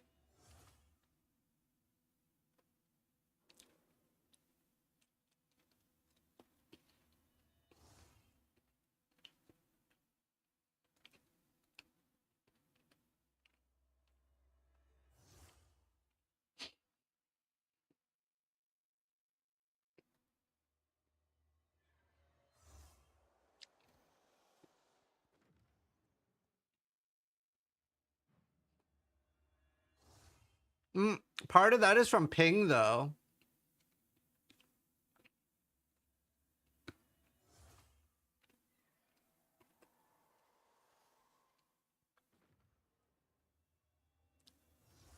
Like, there is like 400 ping between us.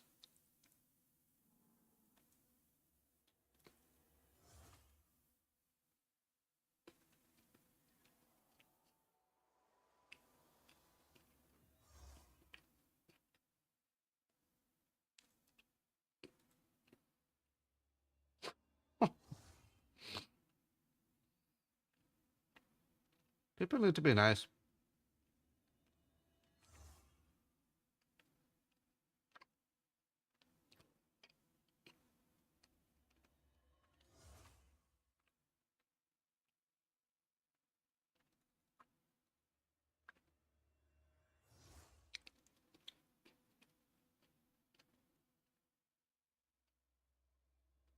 I agree.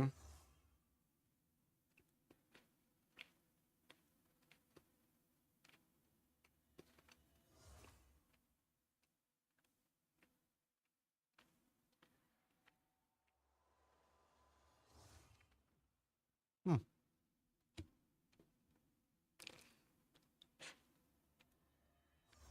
Well.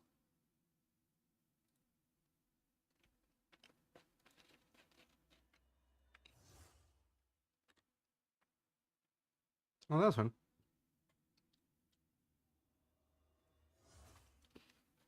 I need some food.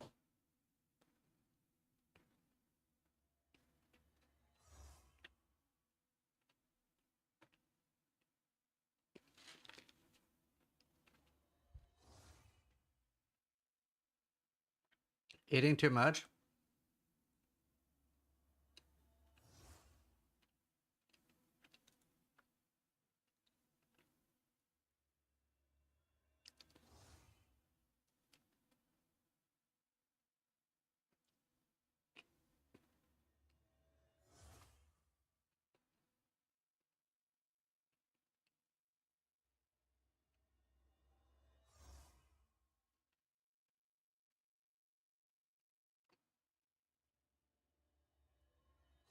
It's on the 22nd, Darius.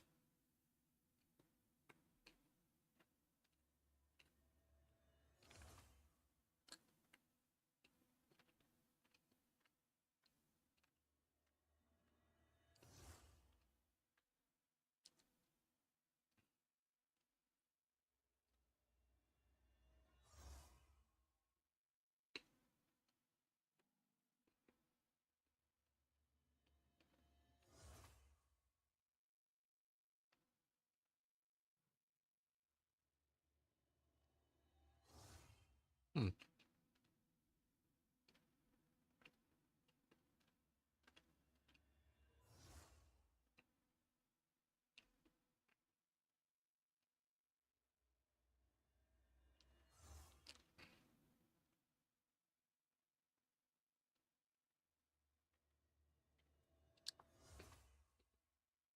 I'm so confused. I'm reading this comment.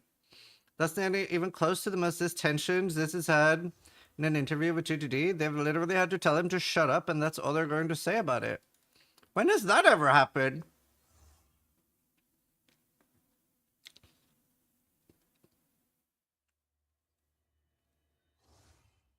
That's never happened.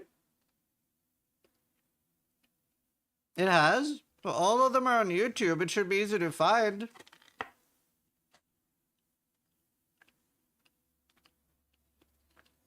Are you sure it happened to me?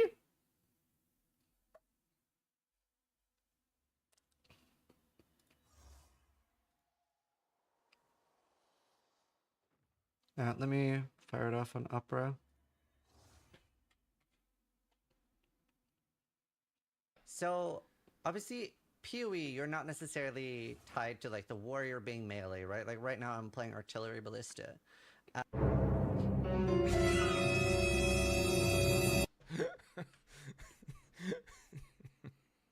That was good. Didn't they say that on DM and Yes's interview with the trading question? I mean, I can remember something like that happening to other people, but it has never happened to me. If it has, find it. All my podcasts with them are on YouTube.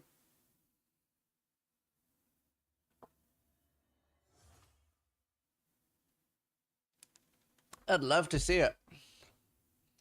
Right, let's see. I have a meeting with Twitch today. When is that? I think it's in 10 hours.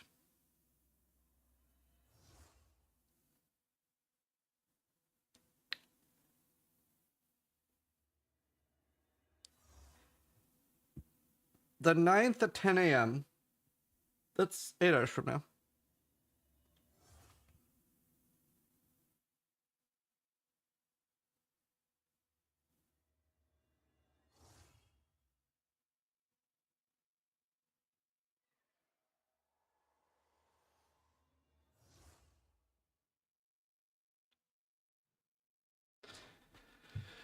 Alright. Isn't it better on Tactician? No. I can see it being better on Titan or Gemling, but I don't feel like Tactician gets enough.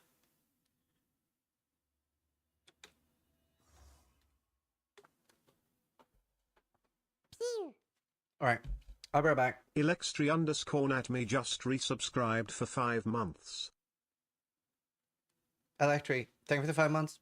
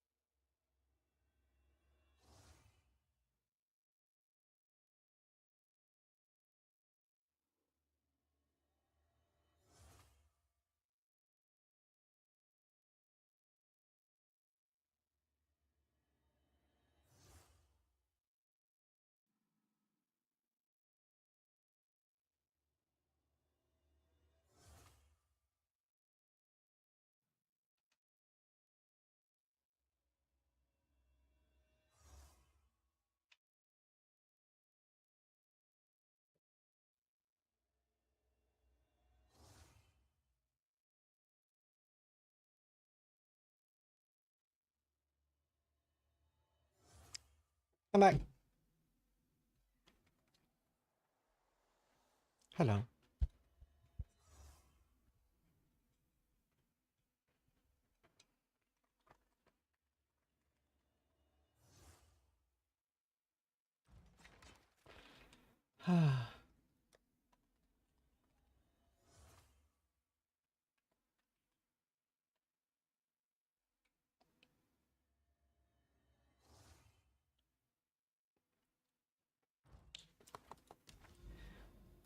Alright, so we lost the map.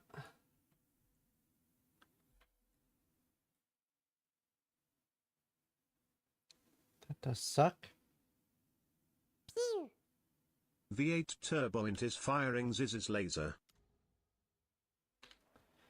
Of course.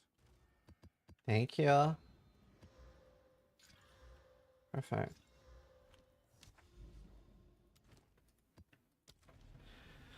Excellent interview. Thank you. You can explain your expo's choice. Those are the only stats that scale our build. I mean, I have strength index too, but very unlikely to get that. Let me see. Ow. Like for example, if I had, let's say, 180 fist damage and 80 flat, that wouldn't increase our damage.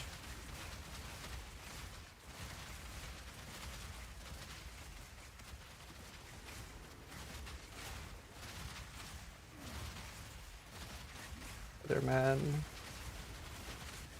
Oh my god.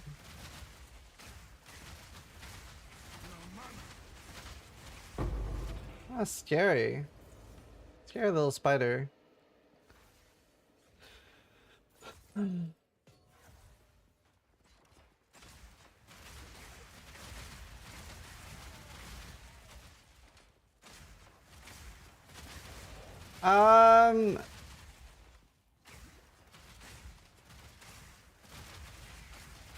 No, I don't really watch my own interviews.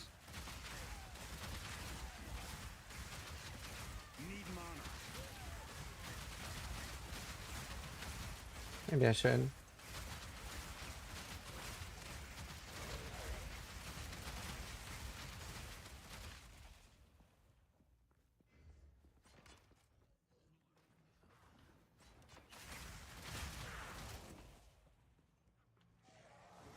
No mana. G fucking G.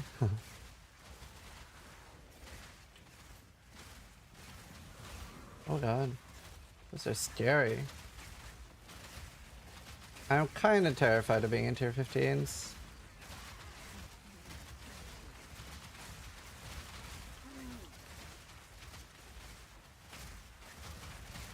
Meat creature.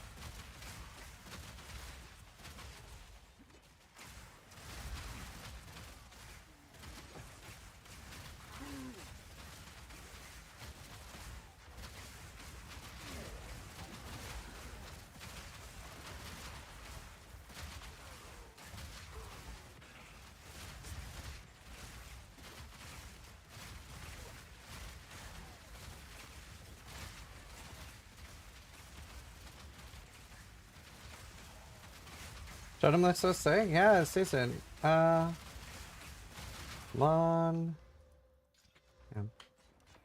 I'm trying to get a +1. It's on my YouTube. Reap.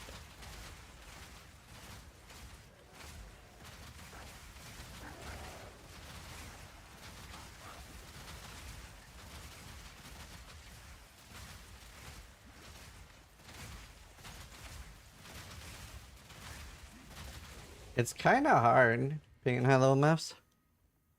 You were taking time to do that Q&A? Yeah, it was my pleasure. It went really well. People seem pretty happy with how it went.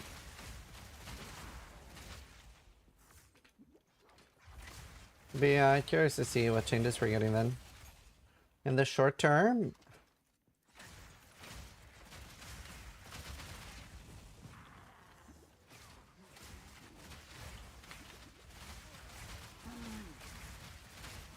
is that from a blue? No.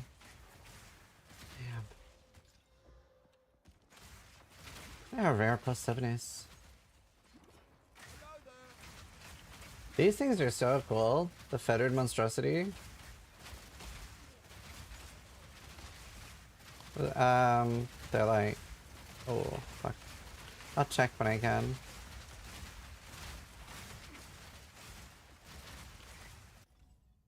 Incinerator.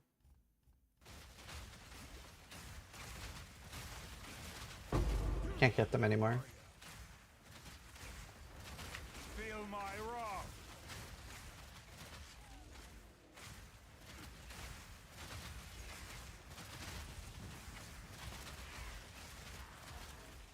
Are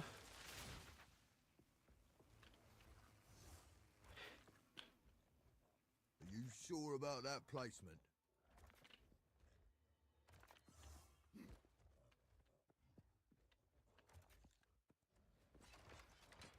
We need to go silver flask? Yeah.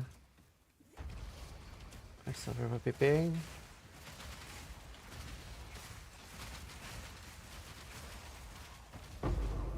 Ow.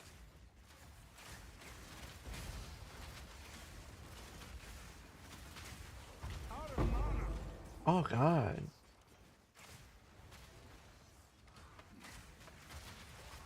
Ooh. It's a bad situation.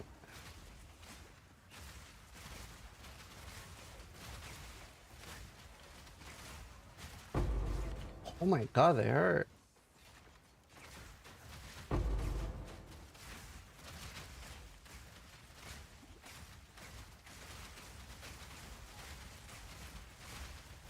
They're so tanky with their block stuff. I'm surprised they can block my AoE though. I'm not a perfect ruler yet.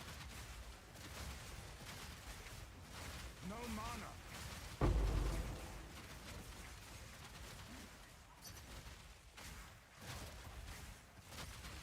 No level 19 gem yet either.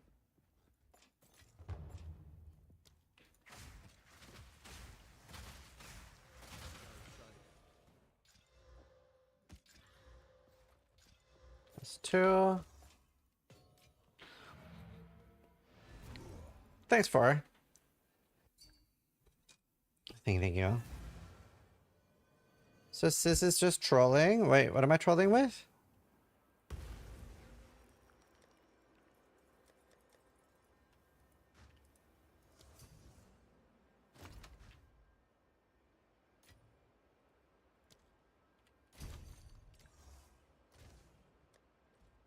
Speak. 81. These we should keep.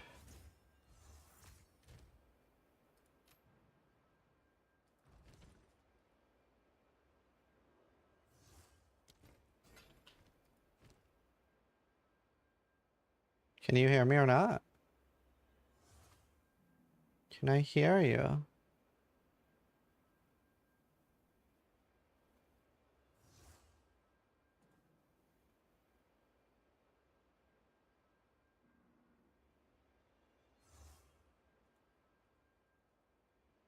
I'm just gonna ban you, you're weird. I'm very confused. There. Let's see.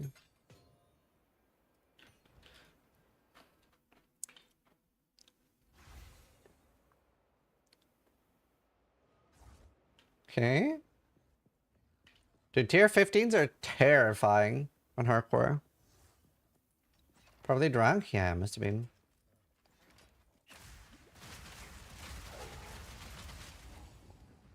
Kill all rare monsters. Really hunting 81 crossbows at the moment. Getting a +7 would be pretty huge. Getting a level 19 would be pretty huge too. I wonder how often am I gonna drop a level 19 though? Obviously I'm not expecting to drop a level 20.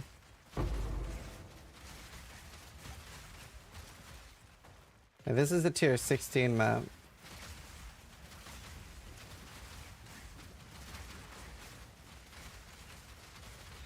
Wish I could see item level.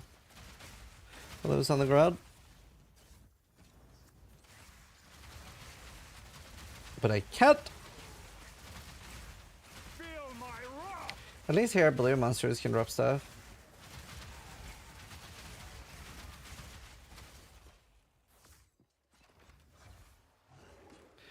Venture Strongbox, give me a 20. Yeah, I think that's one of the higher things to get it.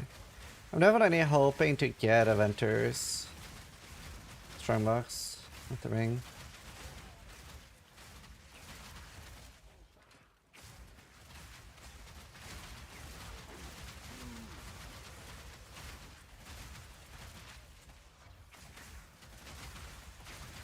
I had so many different questions prepared before, like the patch.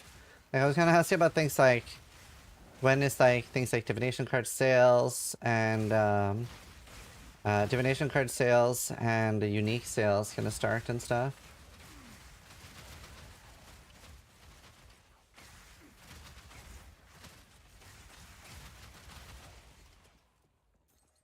Am I done? I thought we were supposed to finish campaign with 100 spare? Yeah. Probably missing the Aztec bug.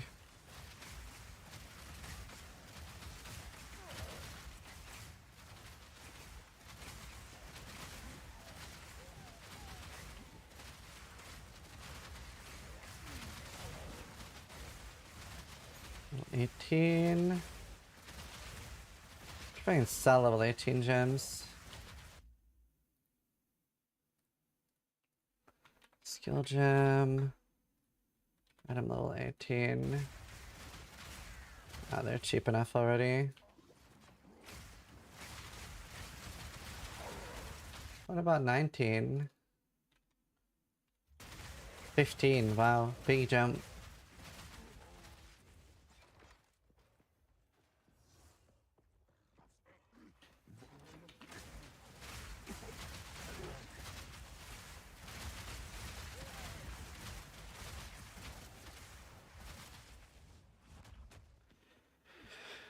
What about the reliquary thing? Yeah, I don't know. But that's in the game now.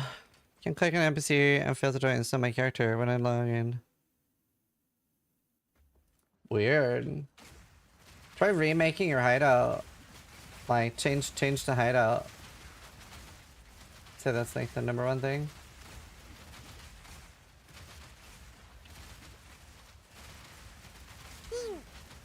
Bladekin is firing Ziz's laser. Try remaking.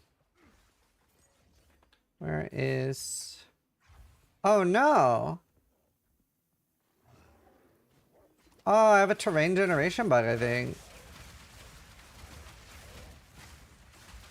Yeah, I smashed my build. Made a new video about it too.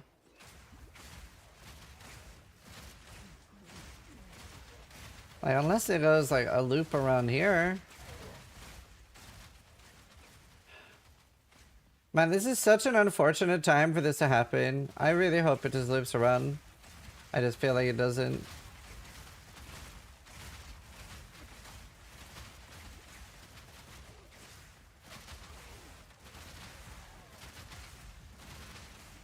It does not. Damn, this is my last tier 15 too, and I really needed a tier 15 back.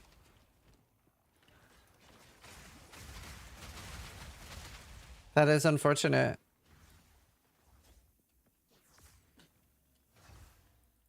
Yeah, I mean, I too disagree with their point that it'll feel bad if we're faster than monsters, because we want to kill the monsters.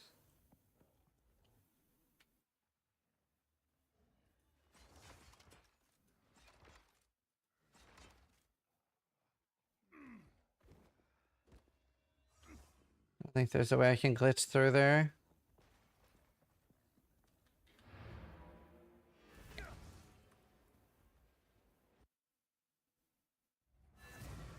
Yeah, so that's tier 14s. Probably want to run 15s. HG_Crimsons and Pie just resubscribed for 59 months.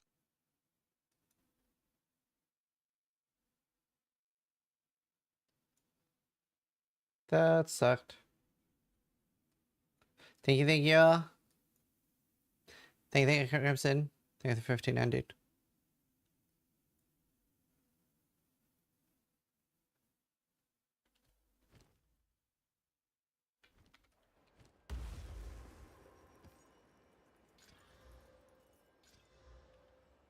Indeed. Creek is a bit scary. I mean, Ellie Week is a bit scary, not Creek. Of course.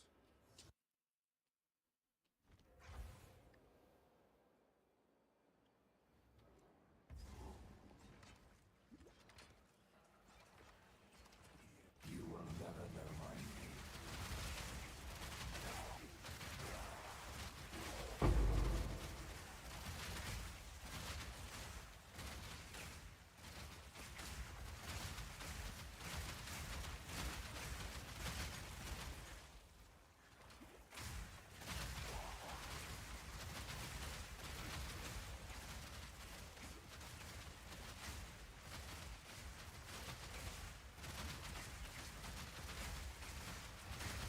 Whenever the campaign is out, it's going to be Act 1, 2, 3, 4, 5, 6, 7, with Act 6 and 7 being pretty short.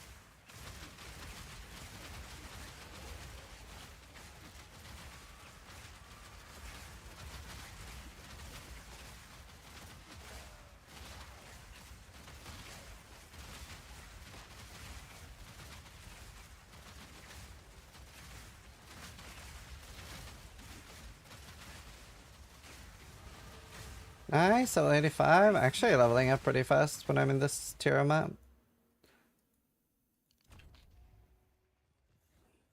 Honestly. Nice. Got a high-ish oil.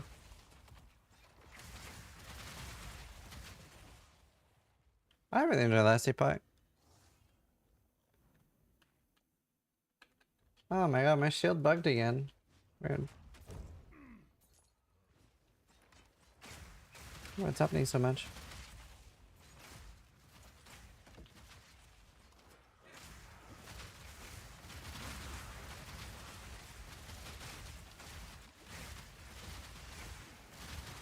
Wait, what is top 10 on ladder? Like 89? Yeah, 89. Meat creature. Seems doable.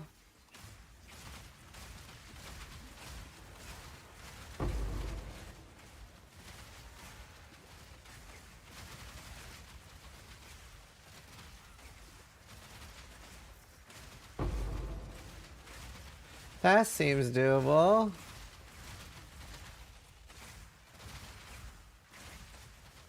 The big reason last epoch is peaked higher than PoE 1, that's only a technicality though. Because for PoE 1, the total player peak is a lot higher than last epoch when you include standalone client, which is important. To be fair.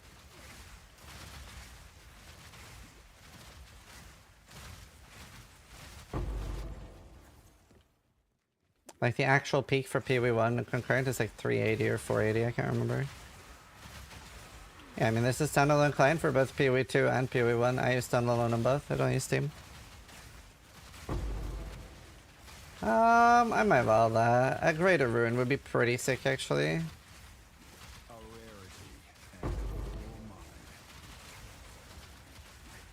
I think more people use standalone for PoE 1 than PoE 2 though.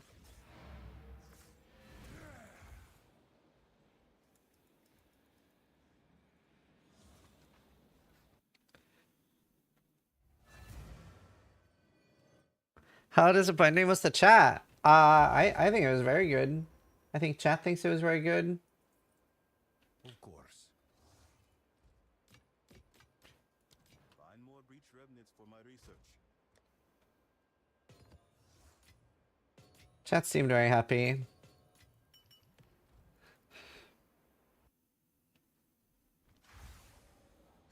I forgot about them.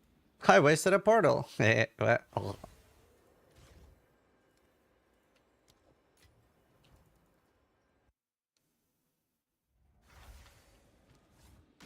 Oh shit. Ban Short Eyes is firing Ziz's laser.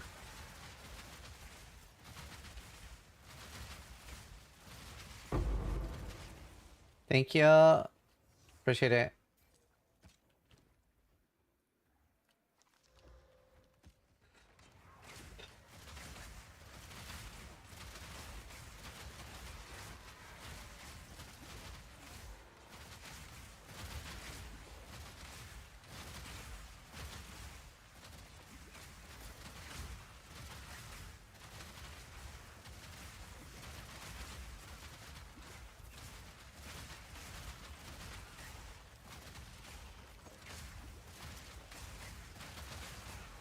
Purple. I'm not 100% sure, but I kind of, anecdotally, feel like the blue one is dog shit and rippy. The purple one, I'm not 100% sure what gives. And the yellow one actually gives rewards. That's my anecdotal out of my ass experience. I don't know what you guys think.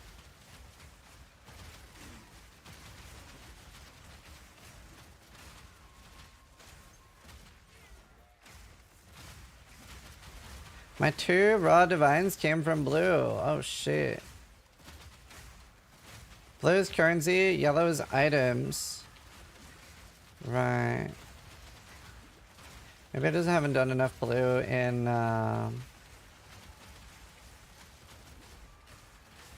What's purple? Uniques? Feel my wrath. Is it just like PoE 1 then? If I can get a Zizaran unique caught here. up for just subscribe. Weekly. I don't know. They just feel very unrewarding. I really wish I had a bit more time to have talked about them because I'm not super keen. They're kind of deadly. Not very rewarding. Obviously we had not enough time for everything.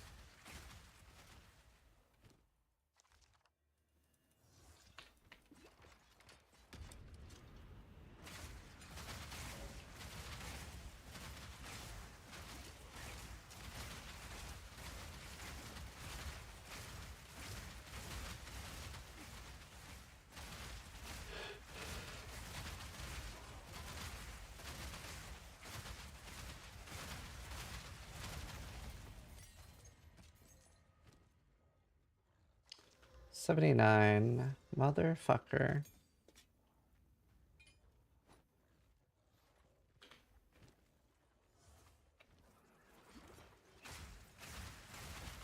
Incinerator rings, but you can't buy them anymore. Did you have a lot of people apologizing for softball questions after the interview? Yeah. A few people said that they underestimated how the interview would go. No, there's no such passives, but you can see here, if you have 24 weapon set points, then you have the correct amount.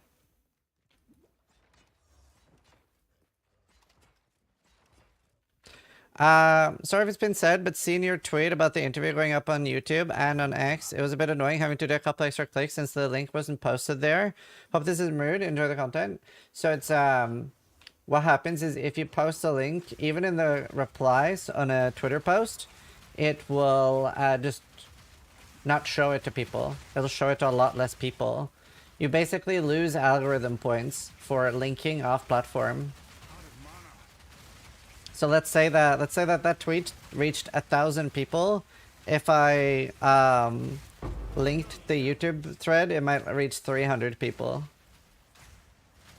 It's to like disincentivize people for linking off platform.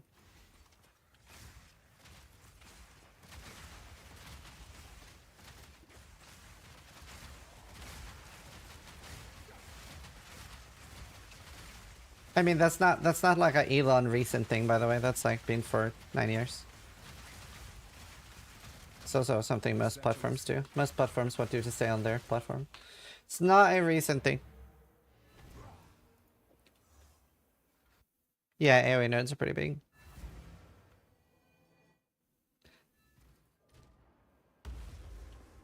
What's your estimate of when PoE 2 will be playable? I mean, I'm playing right now, and I'm in tier 15s, but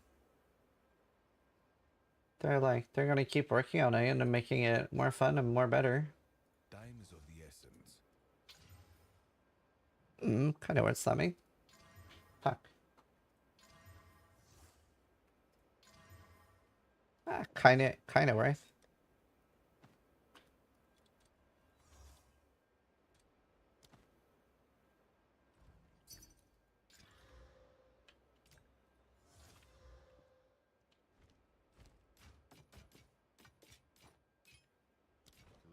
But yeah, they'll just keep working on it, I guess.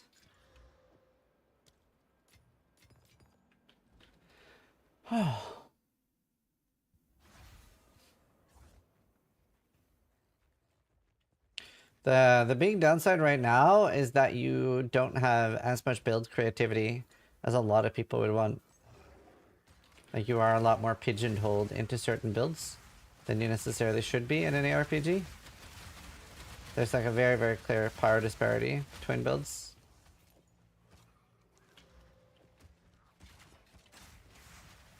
And that's no good. So if you're playing one of the good builds, then you're doing good. If you're playing one of the bad builds, then you're not doing good. See, like, I would feel completely fine if this is how I felt all the time.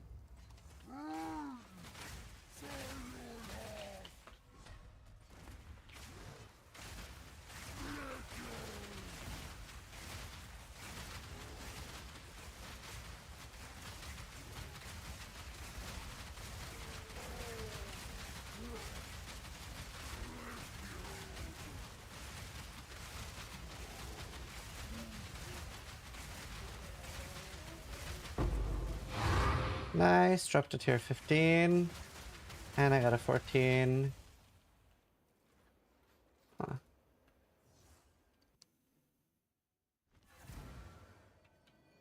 Is this trying to burn down the forest? Yeah.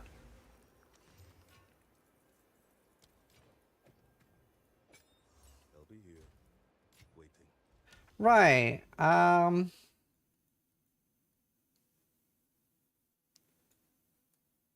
I see corruption here.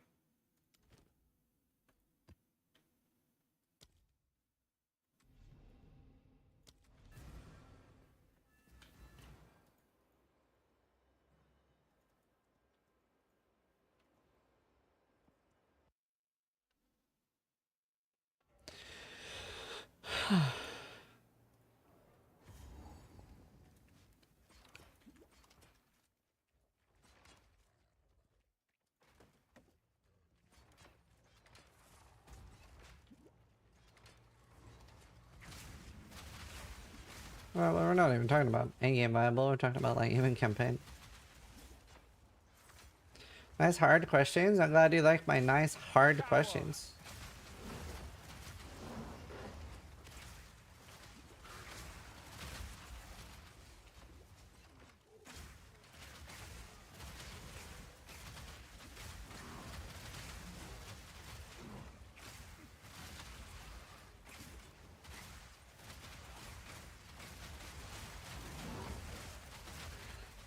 A little too girthy for me. I'm like surprisingly tired. I was a bit like, I don't know, I guess it was like a bit like, initially I was like very nervous and stuff.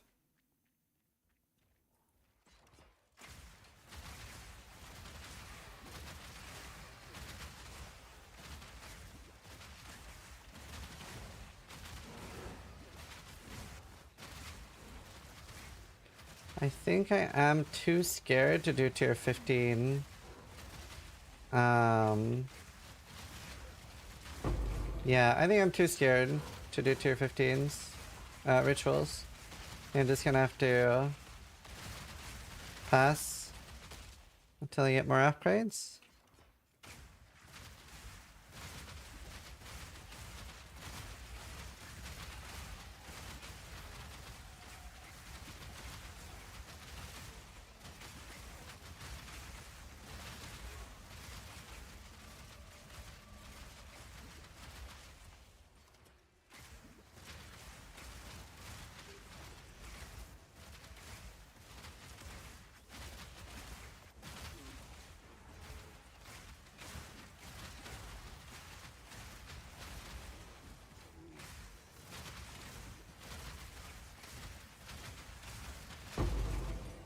Well, 18. Where's my 19s, bro? Yeah, I don't know. That always feels very unrewarding. Please be 81. No, they're both 80. Do raiders drop +1 or +2? 1, right? Woody Joe! Thank you for the raid, dude. Thank you. Hope you enjoyed the interview. How's the build going? Are you hardcore or softcore this time? Lester. Joe of the Wooden Realm.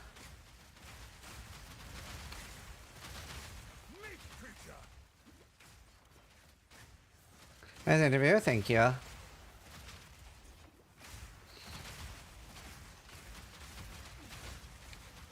Thank you. SSC, 100 level 93. Nice. Dude, the boss XP is so noticeable. So it feels so good to actually kill a boss. And just 85 at the moment. Took me 20 hours to get through the campaign.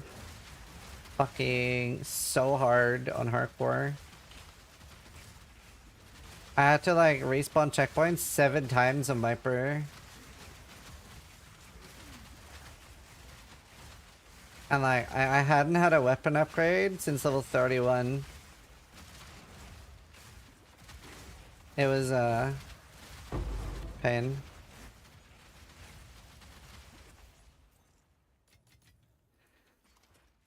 Are you gonna push for 100? Don't know how you feel, but I feel like I really feel very unincentivized to push for 100 in PoE 2. It's like, do you want to try 14 builds or 1 level 100? 100 log out? Yeah, me too. I think 100 is something I want to do once I just find like a build that I like extremely vibe with. And I'm like sort of done testing builds. Then I'm gonna try to go for my first 100.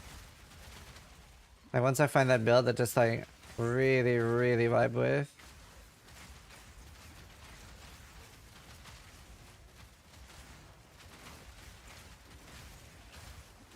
I do want to go for 100 at some point. I just don't know what.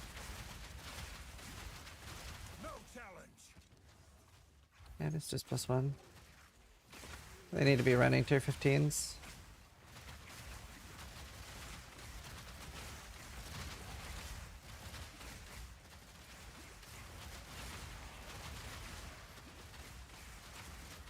Wait, how do we get +2 maps now? Fear will Because Corrupted doesn't give +1, right? So Irradiated goes from 79 to 80.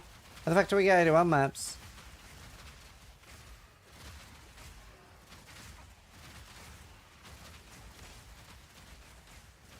Corrupt. Oh, Cleansed can give +1? I see.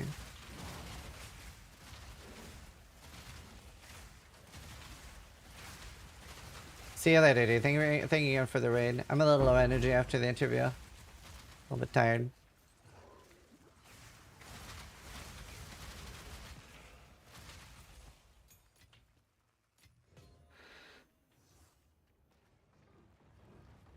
Why can't we go to 16? It just depends. Yeah, access, right? That's how you want to limit gear access.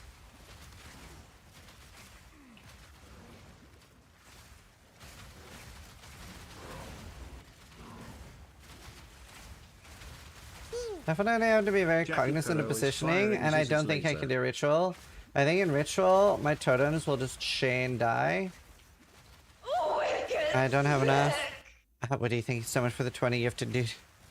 Thank you, man. I appreciate it. See you later, dude. Thanks so much again, and thank you again for the raid. My prime for you. Nice job, mister. Thank you. And Jackie, thank you, thank you.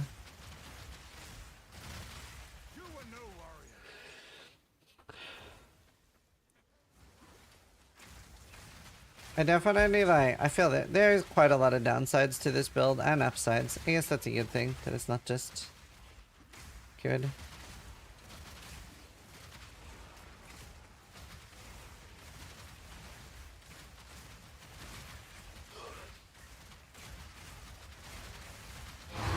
Pog. Alright. A little bit scared of the boss.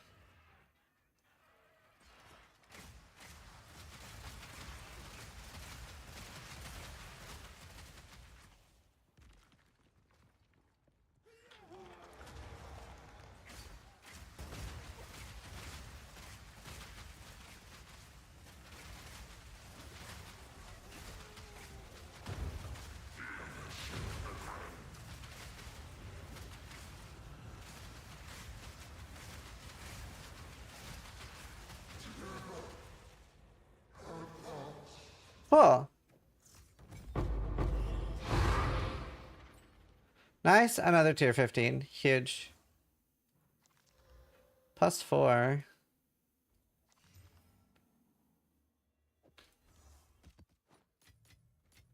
That's scary. Is the server lagging? I had some crashes earlier. Yes, Nukama.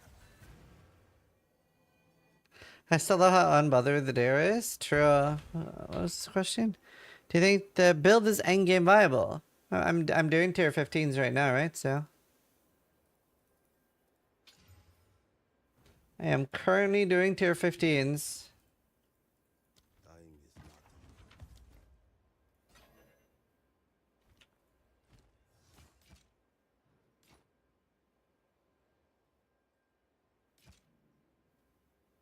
Spell that. Oh man, if that had gem level. Until next time. Yes. Speak. I'll be here, waiting.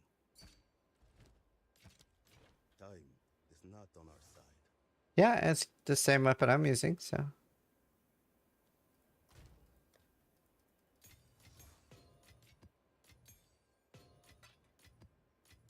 Okay.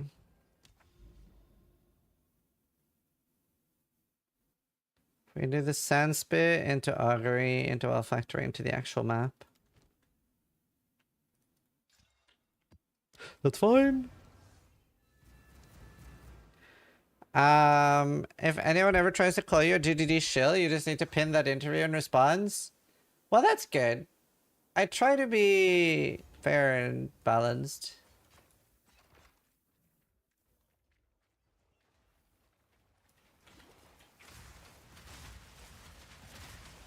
It is very sweet that the #1 thing on Reddit is this Zizaran appreciation post. That is very sweet.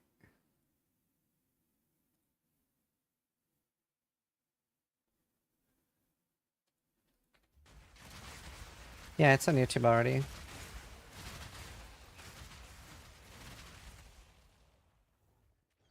TDD thinking they got scammed because they expected shill softball questions. They weren't. Like, they never. That's probably what upset me the most. Is like GDG has never once tried to like control the narrative in an interview. Even at ExileCon, I straight up asked about if we could have more than 4 stash tabs for free. And stuff like that. And I even asked, this was like during the, when there was a lot of drama about like Tencent taking over. I asked Chris at ExileCon, I was like, what would you do if I, wore like a, not free Hong Kong, for like free Taiwan t-shirt, or like said that on stage? And he was like, I'd rather you didn't, but I'm not going to stop you. So I was just curious on the response, because like obviously like Tencent had, that was just when it was announced that they bought majority share. So like they've always been very, very good with that. I've never felt like there's anything I can't say or ask and that it'll sour my future relationship with them, which is more than I can say for XD, the company that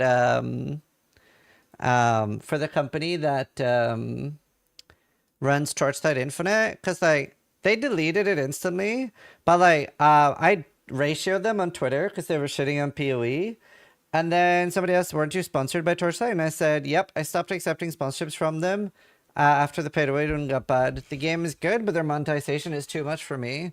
And then they tweeted out, imagine saying this after being bought out by IGN, because Maxroll is owned by the same company. Maxroll is owned by the same company that owns IGN now. To which case I said, fuck IGN, I still don't like IGN. Even though they own Maxroll, that doesn't like change my opinion on it, right? I still like think they make terrible game guides. I hope they improve, but they're pretty bad. But I found it really funny that they tweeted that out.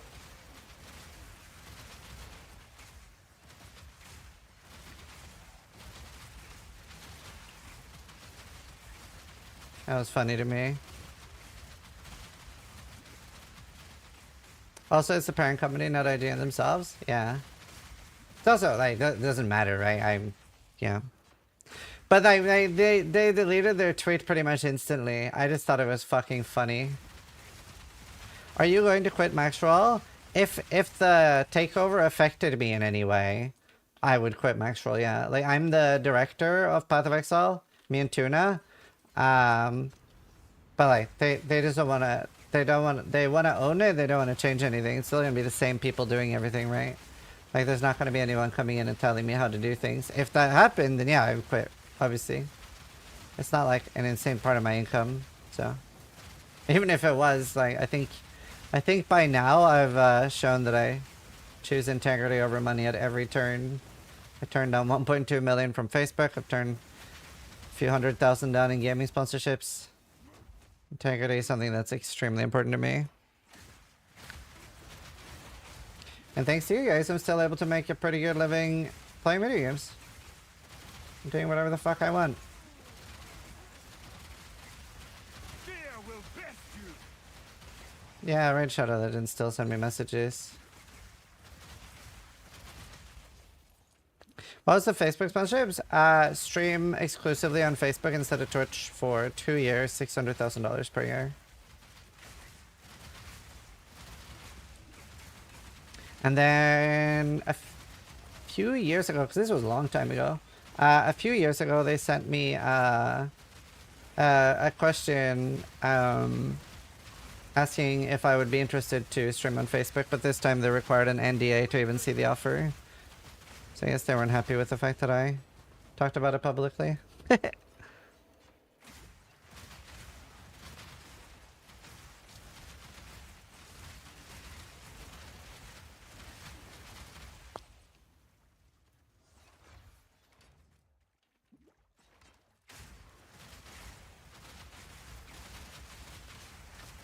A decent amount, Jackie. I was pretty small as well when they gave me that offer. People still stream on Facebook? Not willingly. The number one deal breaker, I think the only thing I would have like considered is YouTube, because I actually like YouTube. It has a lot of issues though, but the number one deal breaker for me with Facebook, among other things, was that when somebody, I don't know if it's still like this, but when somebody chats, it's usually using their own Facebook account and it shows their own name. And you were disincentivized or not allowed to tell people about that and encourage them to use like alternate accounts without their name and stuff. And another thing, like things like sub streak and stuff has always been very important to me. And like obviously that wouldn't carry over, so there were like quite a lot of things that were very important to me. And I also feel like, I don't know, I'm very happy with like how much money I am making with being able to like, I don't know, I always feel like I get to keep my integrity and still make really good money. Like I'm still like quite a far off where I want to be. I would love to have like 3 million total net worth. So that like, I think that's like enough for a life with 2 kids. That's like, that's my goal. But I feel like I can get there with keeping my integrity.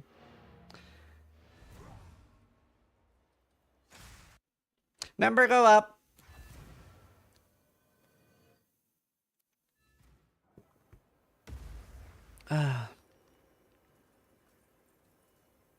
Game looks sick. Very, very good visually, yeah. Are you still addicted to Coke? Oh, I haven't had Coca-Cola in like months. I can't remember the last time I had Coke. Why not take money? Somebody will do the deal anyway. I don't like the idea of selling out my audience. I'm very, very careful with what sponsorships I take. Doesn't matter if other people take the deal. Like, I'm already making good money. Like, so, like, obviously I had an insane December. So, like, if you count December as part of this year, then there's a chance I can make, like, 500K this year. Which is, for playing video games, insane. That's, like, for some people, like, 10 years. So, why be greedy? Seeking_easy1 is firing. Why be Ziz's greedy? laser. Nice interview, bravo. Thank you. That's obviously before paying people and stuff like that, but I don't know. I like integrity. Yeah, I quit fizzy drinks altogether, except like the occasional Red Bull. Yeah, same echoes.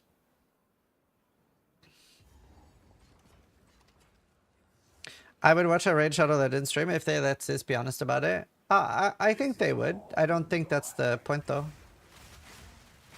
I don't really care.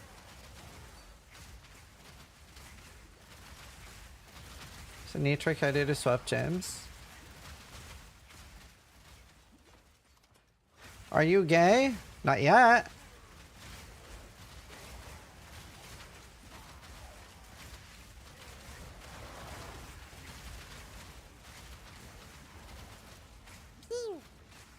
Curry92 is firing Ziz's laser. Thank you for asking Crossbow the shot uncomfy above the questions on our ballista. behalf. I'd have folded lol. Right. I don't know. After the 2 years, you're basically back to 0 community-wise? No, that's not true. Sadly. I wish it was, but like you're not punished for doing... You're not punished for selling out your community.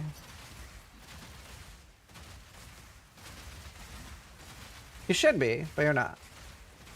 It's literally just like, I think it's the right thing to do. I'd rather you did message on in-game, by the way, because it'll fuck up my DMs with trades. Prefer if you message on Twitch chat. Like, yeah. Like, you even have, like, some of the biggest streamers are, like, selling out for, like, some, like, pretty crazy sponsorships.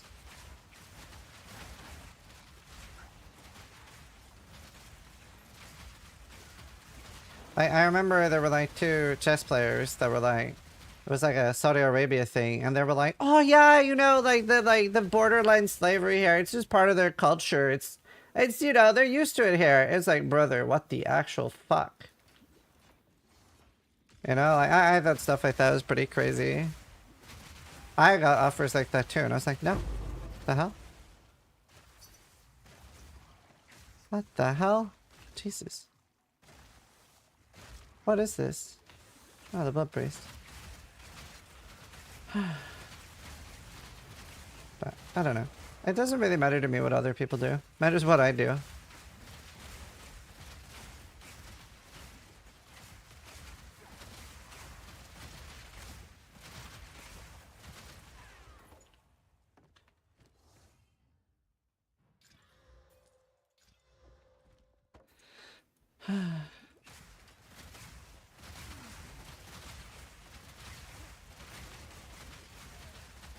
Do you feel all the efforts yourself? No, I have a agency called Mythic. They're very good. They're very good. I used to, but now I don't anymore. I do a lot of the negotiations still, but they do the majority of the work now. They're very good at it.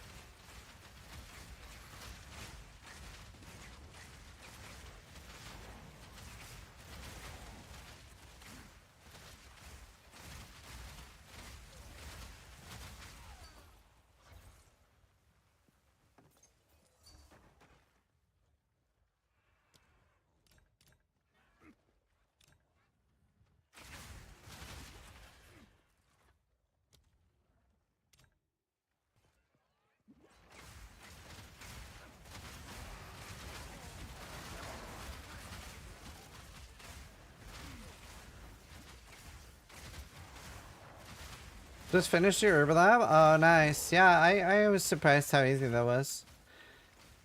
I guess just so many things were quite hard this patch, so I was expecting it to be a lot harder. But at least at a 75 Jinbaria, it was extremely doable.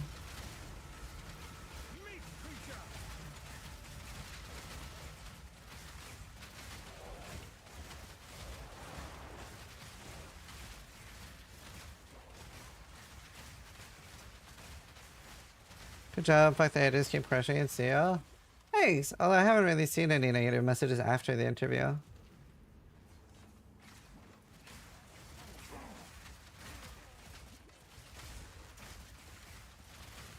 So I can't complain. Teeth's chatter just subscribed. My single target is a fourth of yours? Right. I've nowhere to keep that. Yeah, I'm enjoying my single target. It's been pretty decent.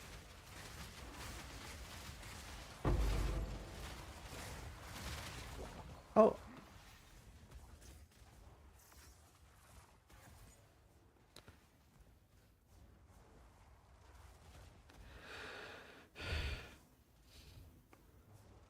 I like you standing your ground. Are you Texan or something? I'm Norwegian. Face me. I'm Norwegian. Do you know in Norway we have a saying that when something goes completely tits up, we say, "That here Texas." Like it's completely Texas. Immortal. Teeth's chatter just gifted 10 subs. Thank you so much for the 10 gifted, dude.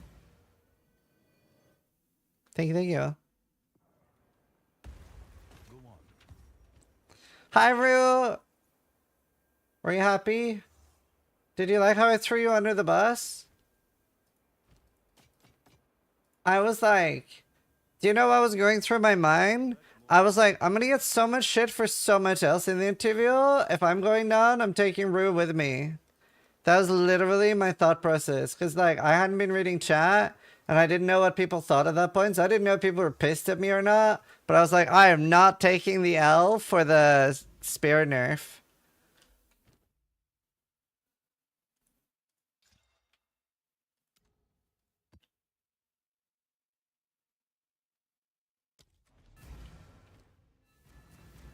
Plus 1 week.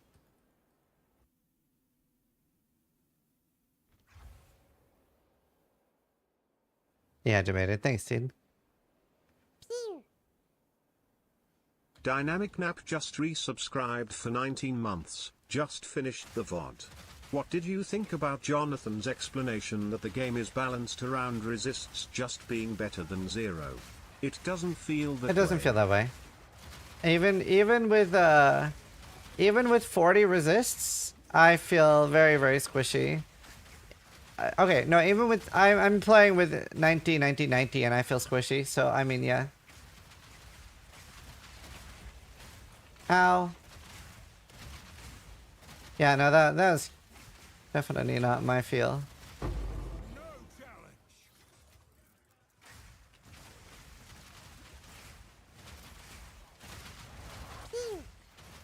Holden is firing Ziz's laser. What can you vault on rings, by the way? Is it percentage life regen?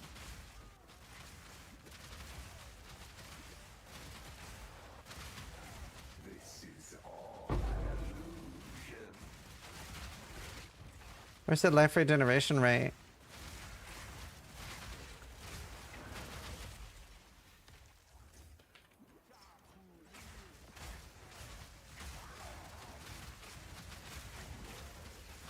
And this is not Engia maps? Yeah, it is. This is literally the highest tier map. I'm in tier 15s.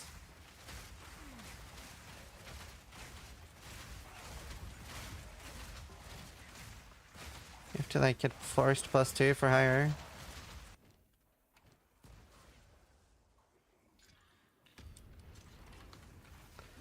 You want more style? No, I'd have to get like that. Well, technically I can get 81, but... What do you say is required to get this build going? It's a very good starter. I'm a little worried about it completely on SSF, just due to if you don't get like plus projectile skills at all on a bow, it's going to be very low damage. But yeah, no, I mean, I'm...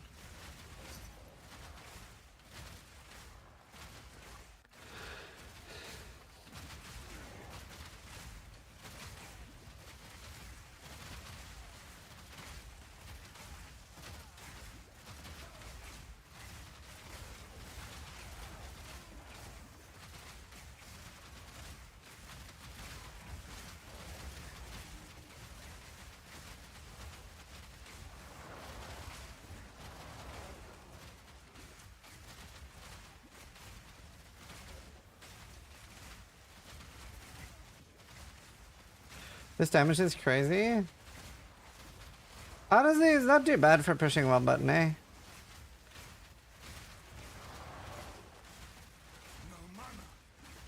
Level 85 at the moment.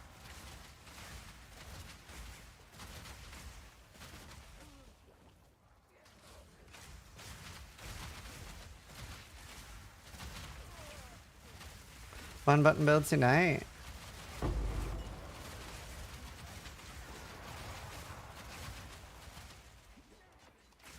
I will get more damage too. Which is nice that I'm in tier 15 maps already, and I still have damage upgrades left to go. So, got that going for me. I don't know why that alert didn't play. Would Ellie pen on weapon? No, that doesn't actually work. See, the wording on that is with this weapon, and our ballistas aren't using this weapon. So that's why the wording difference there make that the one I'm using does work, but Ellie pen doesn't. And also, like, pen is different in PoE too. Remember that you can't pen negatively. So let's say that a monster has 50% fire res, and I do minus 53 fire res, but then let's say I have 30 pen, then that 30 pen does nothing. A monster would have to have like 90 fire res then for me to gain damage from pen.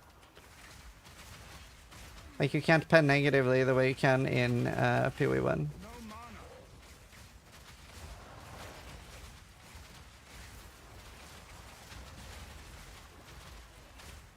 That's an important distinction.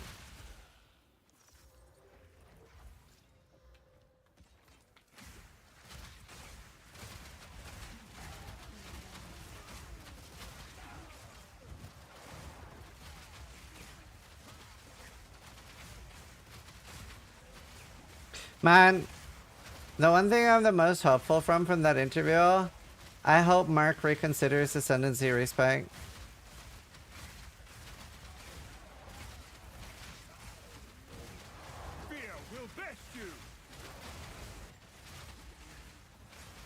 I really hope so.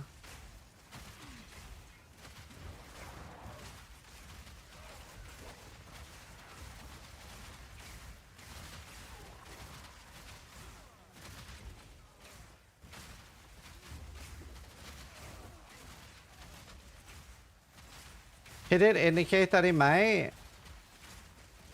I'm so happy I kept that question for the podcast. A lot of people were telling me not to. A lot of people said, don't bring it up. It's been asked every podcast. And I'm like, yeah, exactly. It's been asked every podcast. And he even mentioned that. He was like, the fact that it gets brought up every podcast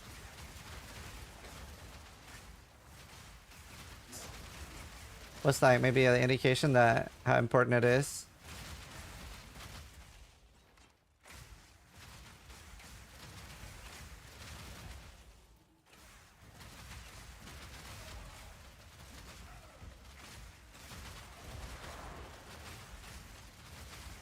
If only we knew.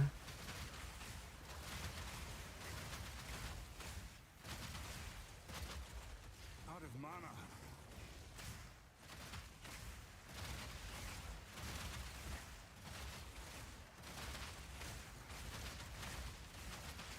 My god, what an annoying mob. I'm barely hitting it.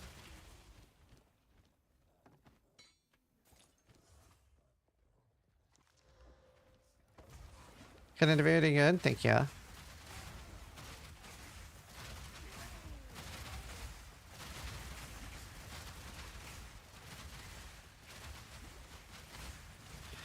Actually, I have 600,000 gold.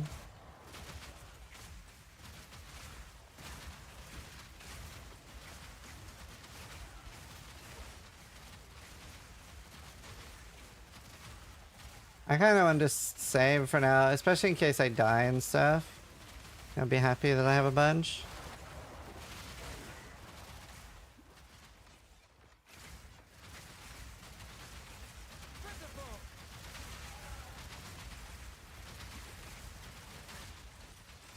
Castaway? Yeah, I haven't seen that map yet. How to retrieve it? Go to your drops inventory on Twitch and then you have to click claim. And then if it doesn't appear in game, I have a link at Mark portal, which basically goes to the Path of Exile part of the website that it shows you what you have claimed basically. And then once you see it there, then it should actually appear. Funny enough. It's a little clunky, but that's all the tips I got for you. Bye.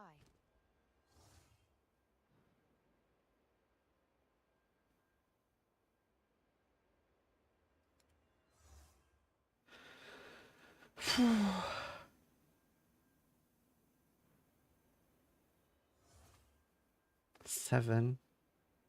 Maybe enough to regal.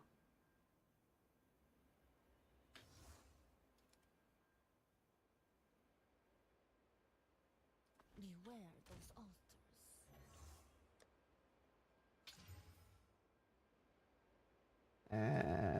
Maybe enough to sell for like 3 regals.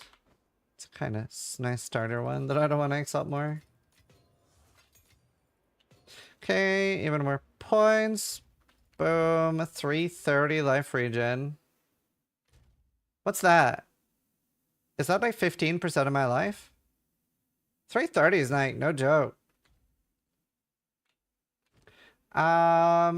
What are ring corruptions?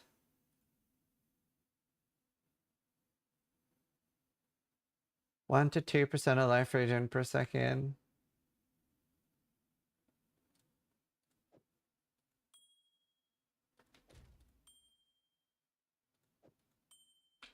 Is it 53 or 50? 52. Okay. Let me see if I can get a new ring. Because I want to try to replace it. 90 life.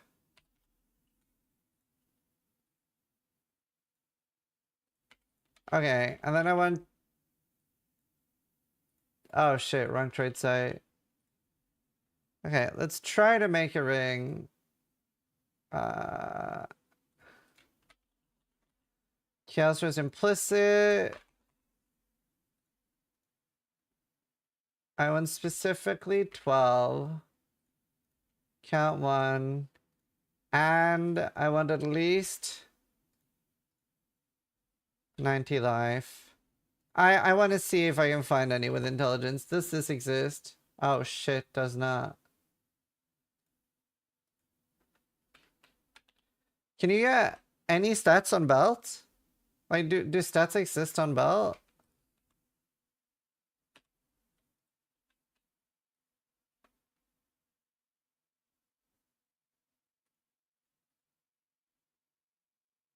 Just strength, right. So no int then. Okay, what if we don't have int? Ooh. That has strength. Mine has mana regen too, which is not bad. Damn. I wonder, how expensive is it to recombinate rings?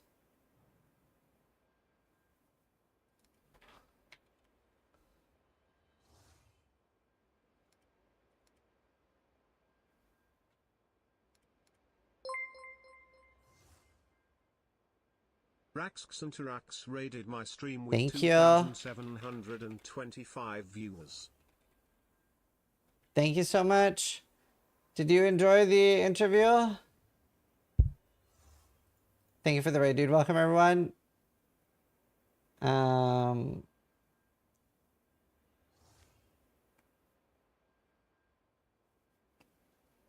you so much, dude. Legion _Q_ just subscribed. Thank you, thank you. Great interview. Sorry, rough. No, it's all good. Thank you for the raid, dude. Yeah, I'm a little low energy. I'm just very, like, tired. I was so nervous beforehand.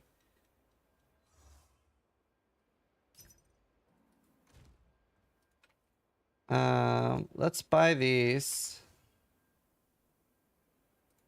And then, honestly, can I just gamble a few rings? Oh god, that's expensive.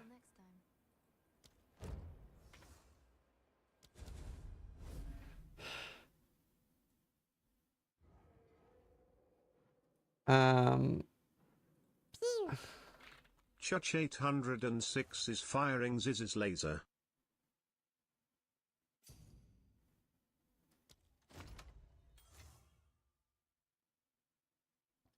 Thank you. Thank you, Church. Thanks so much, man. Thank you for the sub. Oh, usable. Thank you, Legion. And thank you. Conte de Relay. You did great. It must be difficult to do a combative interview given the power dynamic, so thank you. It seems like Mark will fix the game if Jonathan lets him. Thank you for the donation. It's fine. I didn't mind the interview.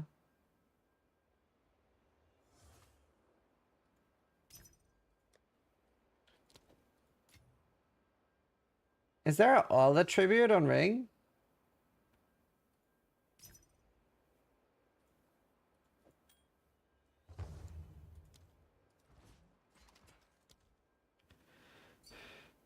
When you defer an item, do you keep it when you reroll? Yeah, that's the point of it. Lol, I'm watching you. Hi. But to get PoE2, is it still worth playing? Yeah. It'll be free on launch, but when it's free, you would want stash tabs anyway. Why they want to have lightning spare? It's just like everybody's playing it. Generally, when something's played by everybody, they want to nerf it. I'm watching the interview and I fucking love you. You're a gem of a person. Thank you. Hey, how are you doing, Max? How was your stream?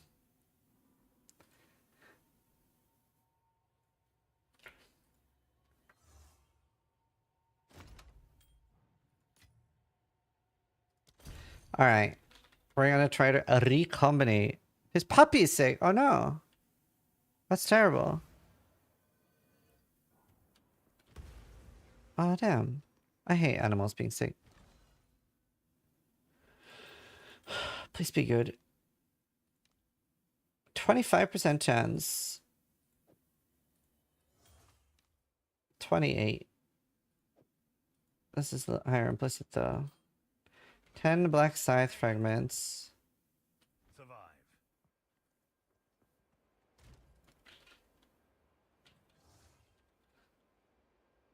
Alright. It's a chance.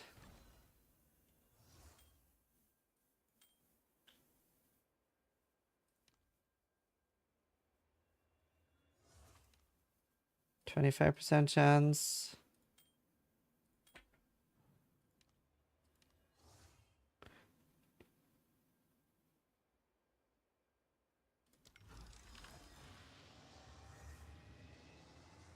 Oof. Okay.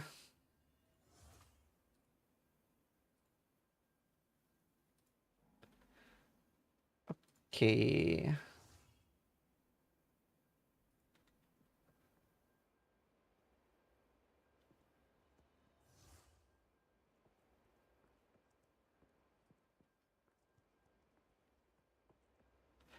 Um.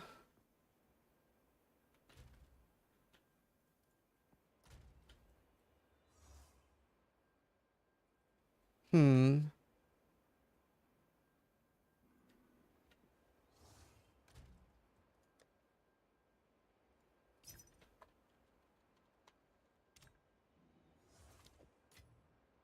I'm trying to do some recombinating right now. This could be good for each other, but this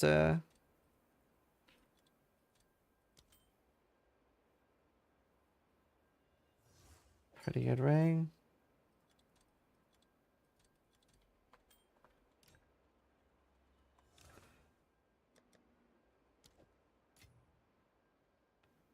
This is really good.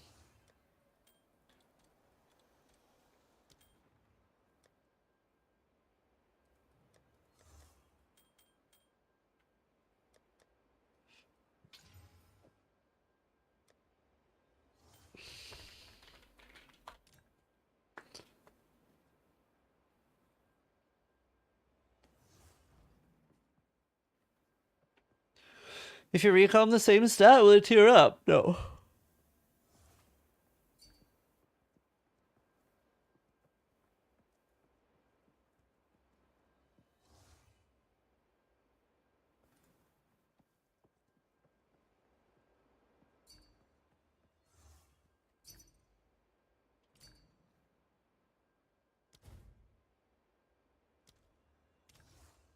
Um.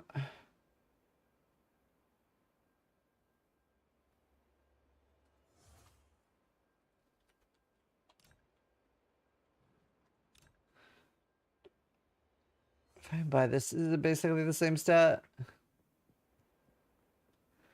606 subs. Yeah, after the interview, a lot of people subbed. It's really sweet.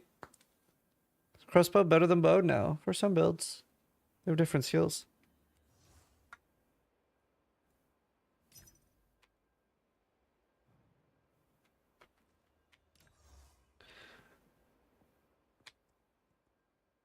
Oh, it's censored 5x because it looks like sex. That's funny. So I guess he has to filter on. It's in the guide at Express my build 40, but Chaos Res. Crackling is firing Ziz's laser.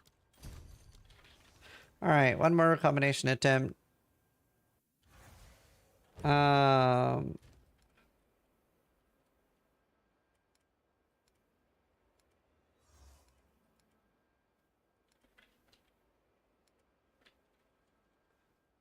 Where are my artifacts?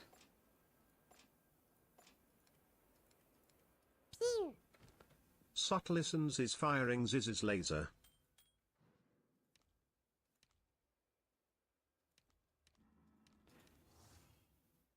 Huh? 68? But I just did tier 5 into tier 7 for 23.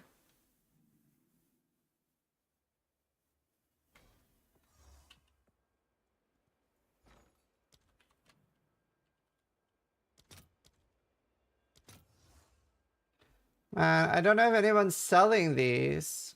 Because people probably like forgot that people want them.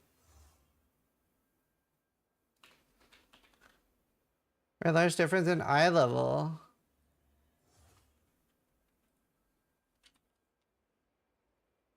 Uh 1-to-1. I don't pay 1-to-1. They're so easy to farm. Wonder if anyone I know is online that has any.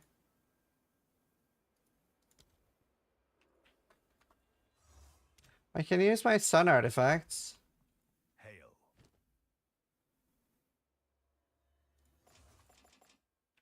Farewell. But I need 3 more or 6 more.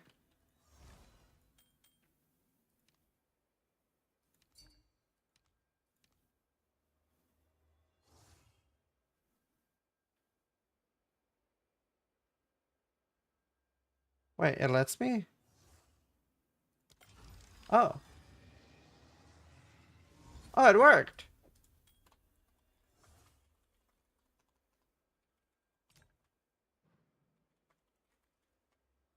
It worked. Tearlaith It took says the bad firing base, Ziz's though. laser. Nice interview. Thank you.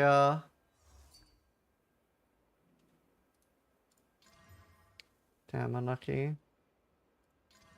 Very unlucky. Oh my god, dude. Okay, it died. Yeah, I guess it's because it was a lower item level base.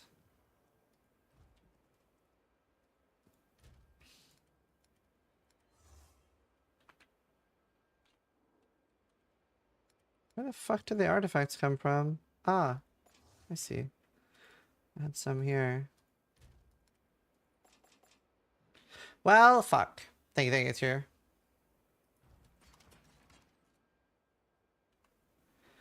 Fuck.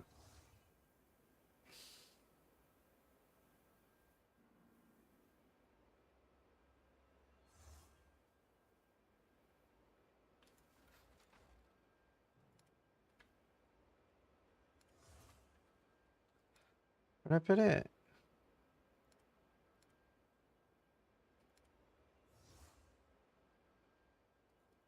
Where'd I put the ring? I didn't sell it. Found more of what on with the work.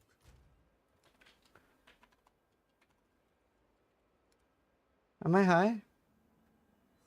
Where'd I put the ring? Oh, here. Oh my god, now I removed the int as well. Kill me. Rip.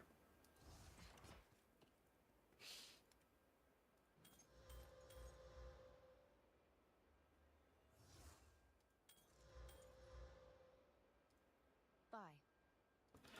Well, fuck.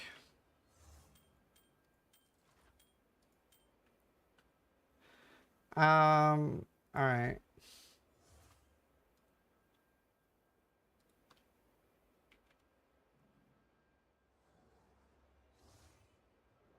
So wait, were they both low item level? So is high item level bad?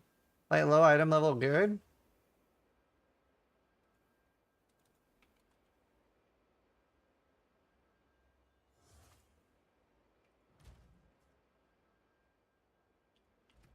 How much would I need to drop another point? I need 52.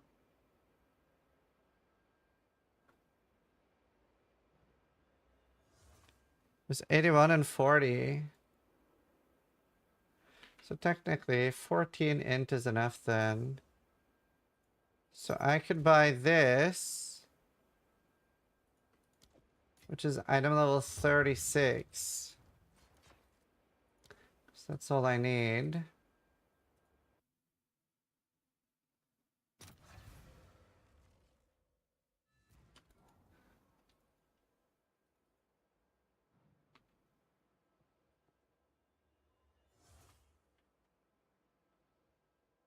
Um.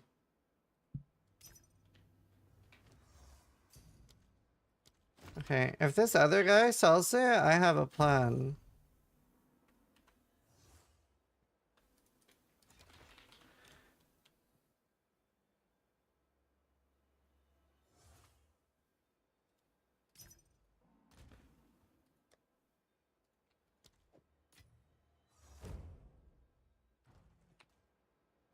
I hope my nuggets comes back. 'Cause this is 31.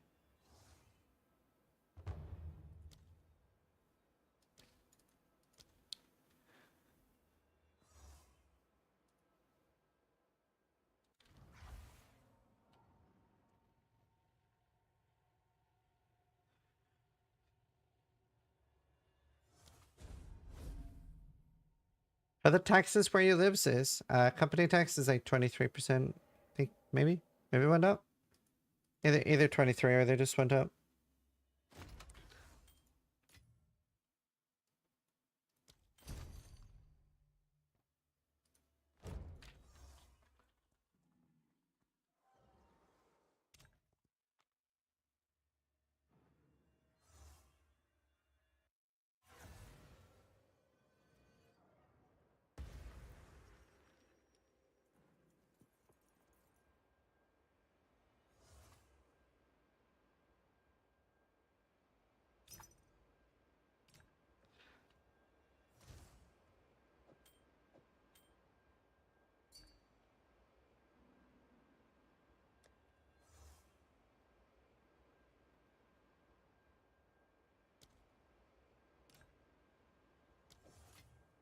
Okay, let's see how big they are.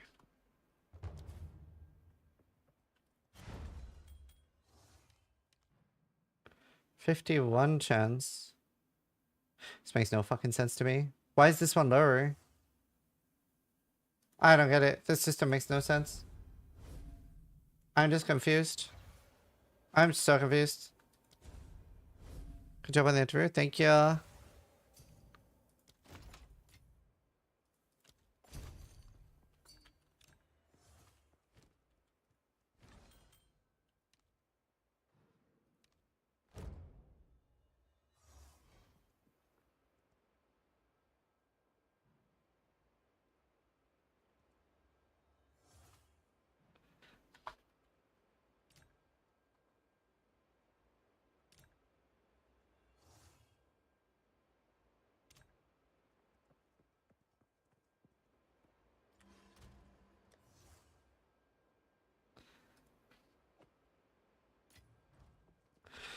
Base item level? I don't know.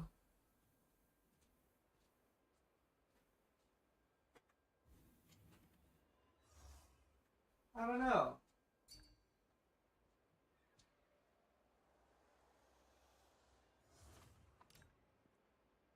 Shit. Anyone playing hardcore have one black scythe or the dining one?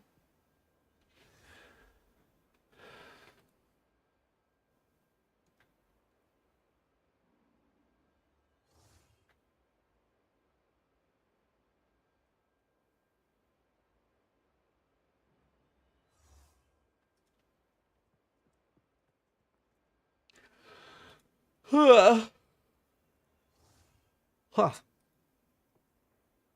Hey, Bamboo.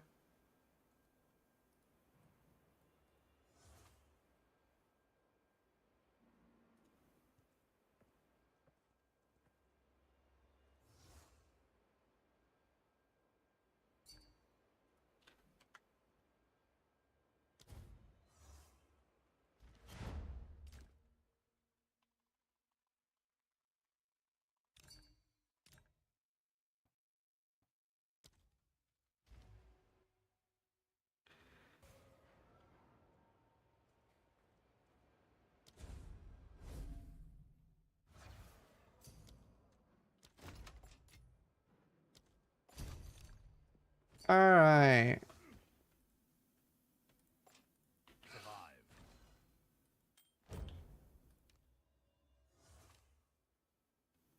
50-50. Either it happens or it doesn't.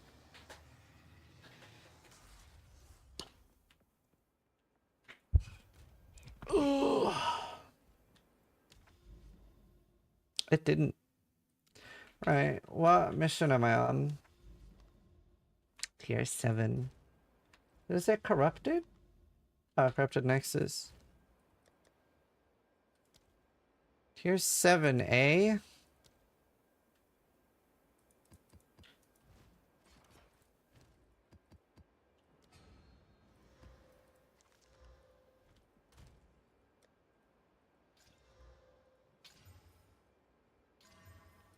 Okay, plus 2 skill points.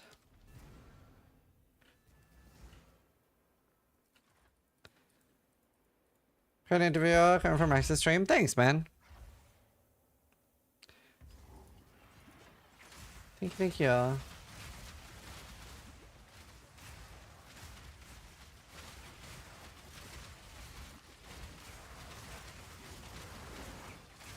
get a level 19 gem soon from one of my tier 15 maps. This is a Lola map, that's the tier 7. This is a tier 7.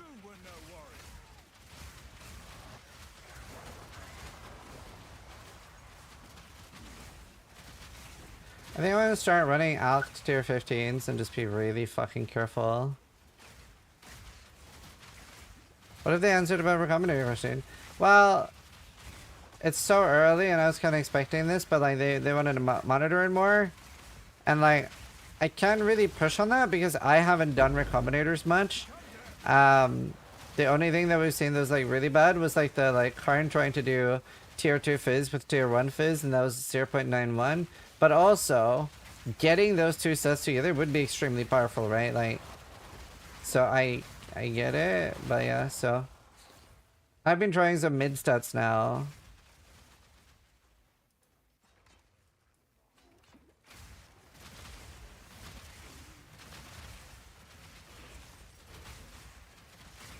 How did El Kaiser think the interview went?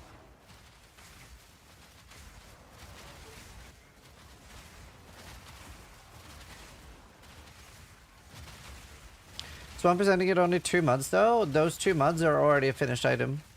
Doesn't matter what the other mods are. Correct, Ramrod. Yeah, I've been in the in-game. I have done tier 15s. I think it's expressed my PC. I don't know where my setup's posted right now.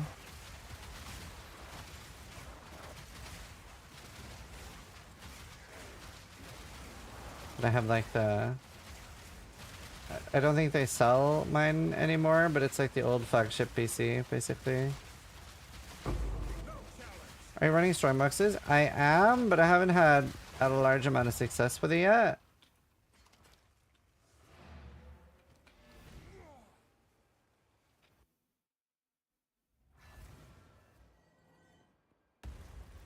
What is? Indeed. Find more breach remnants for my research.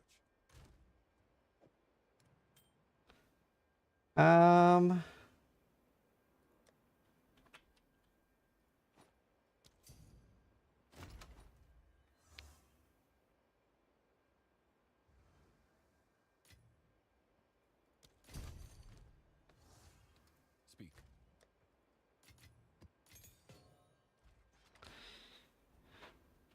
Did they actually say armor breaks 20% increased damage? Or are people just assuming so? Why would that not be the case? Things don't behave differently on players and monsters. Like, why would you ever assume that it doesn't?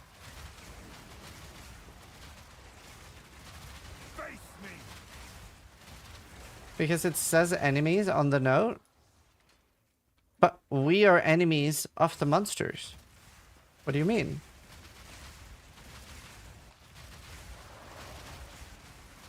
We are enemies of the devs? No, it's like we are enemies of the monsters. There's no reason to believe that it wouldn't work that way. It also feels like it works that way. Thank you, Afra.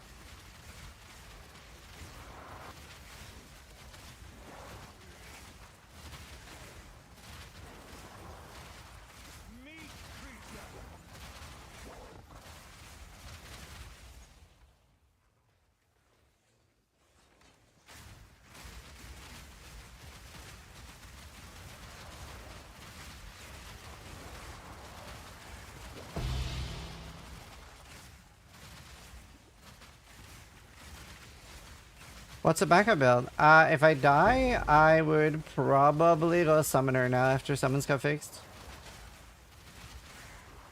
Yeah, I think Summoner is the most likely. That's Serious Disdain? Well, I have white gold circlets on my filter to chance for a Serious Disdain.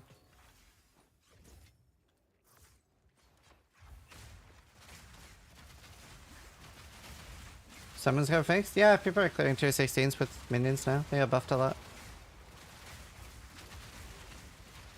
Don't. Summons still trash. So the thing is that there are people clearing tier 16s with it, which they're saying it's OP and fine now. And while there are people saying that it's bad, since there are people that are clearing tier 16s easily on them, that makes me think that that could be a skill issue. Because I've seen people like literally just running through maps with summons now. So since somebody can do that, then I assume that I can do that. You know? Because I can get pretty crazy gear and stuff, so. But anyway, I don't plan on rerolling. I'm enjoying my build. Are you likely to revisit ED at all? Yeah, it would be ED or summons. But something lich. I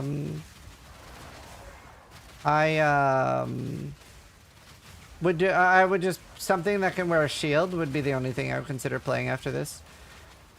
But now that I have regen, I mean, look how much tankier I am now. It's made like a world of difference.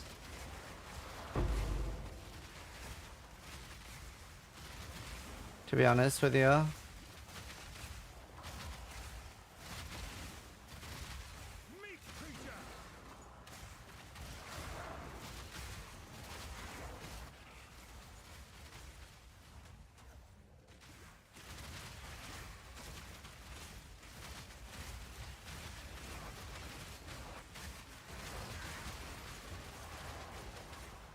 Got caught on a bush.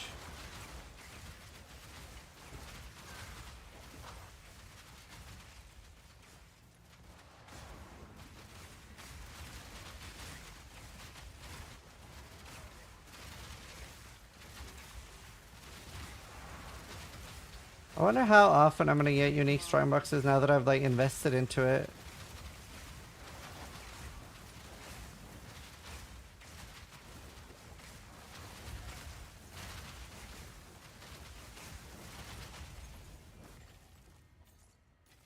I feel like I should be seeing one every like 10, 20 maps maybe.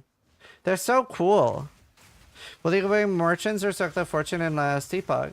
So I'm making a Uber Aberoth $10,000 event, and that is solo account fund only, like hardcore solo account fund only.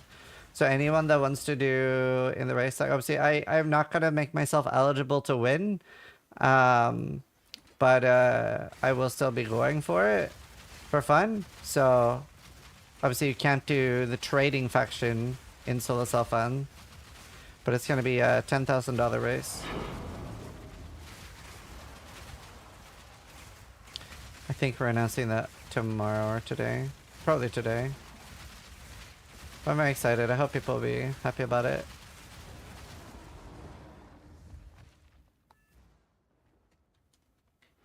Karn's winning. Karn doesn't really know how to do anything else. Winning is all he knows. See, like, Karn would actually never lose. He's a bit like... what's it? Is it Kampachi? The guy that, like, wears something to, like, slow himself down? Because if he didn't, he would be too powerful. Karn's a bit like that, except that it's not by choice. He's a bit dumb. He, like, always goes, like, me strong, me melee. But when it finally, like, matches up... with like that the meta is what he likes playing, he's unstoppable. Like if Karn just played whatever was the meta, no one could ever beat him. Ever. He would win literally. It would just be between him and Ben for any race. If Karn was like full meta cuck. So then whenever it's Karn's time to shine, whenever it's like melee, Karn's just like, okay, I'm unstoppable now. Yellow, boom.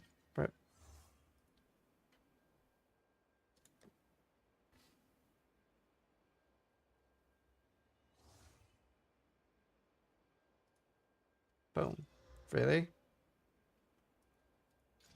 Really? Wow, that's so bad. That's our card! Yeah, he's like, he's incredibly good. But yeah, I don't think he should roleplay melee as much, but he's really good. He's unstoppable.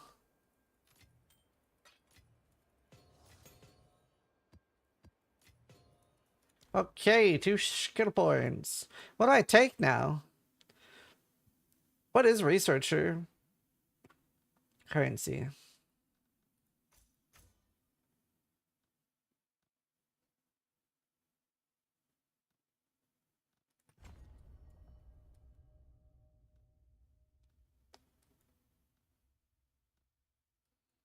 What else do I want?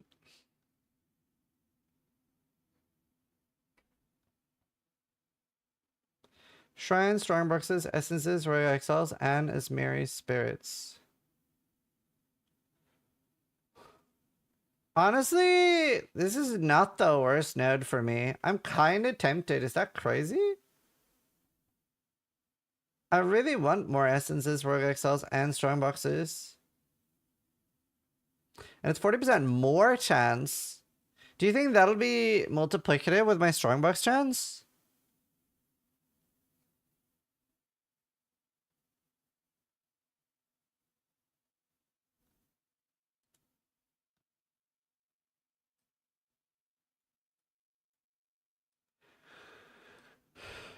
I think I might go for it. It does suck to lose that much pack size, but I don't know. I like, it's so easy to get boxed in and overwhelmed that I maybe don't mind.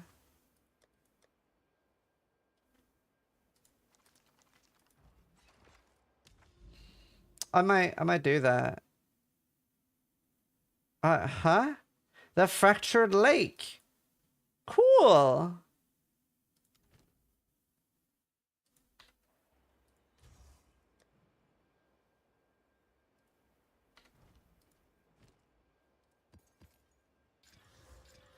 Time is of the essence. Damn, 80% pack size? Time is of the essence. Some up.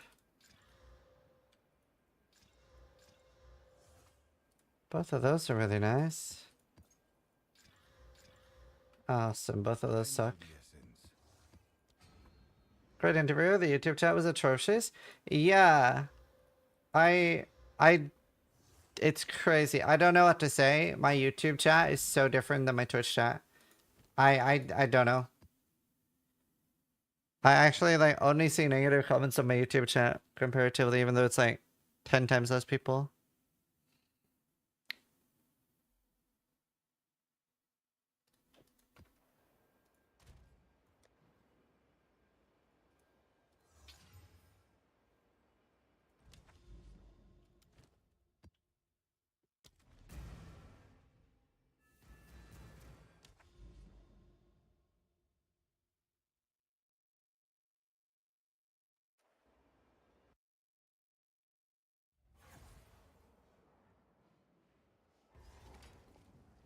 Doesn't do anything, Influx. No, Cloud.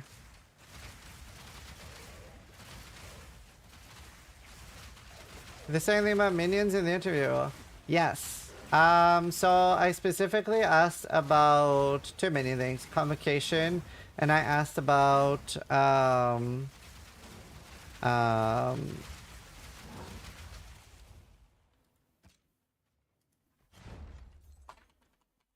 I like, this guy's playing Thorns.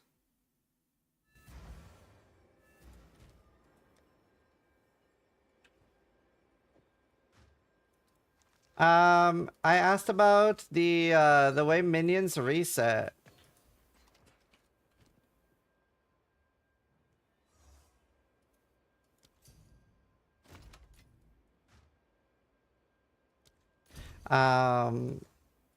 Yeah, I asked about the way minions reset.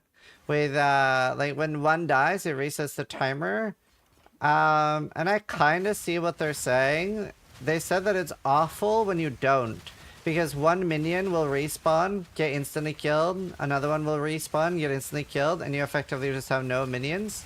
And Jonathan said he wished that we could see how bad it was. Because they have tried it. And I actually can see that happening. But Mark had a different solution with, instead of the timer resetting when one minion dies, it maybe like adds 1 second to the timer when a minion dies instead of a full reset. To be fair, maybe it doesn't need to reset at all, or maybe just resurrect every few seconds. But either way, at least now it's something they're thinking about, so that's good. So I'm excited for that.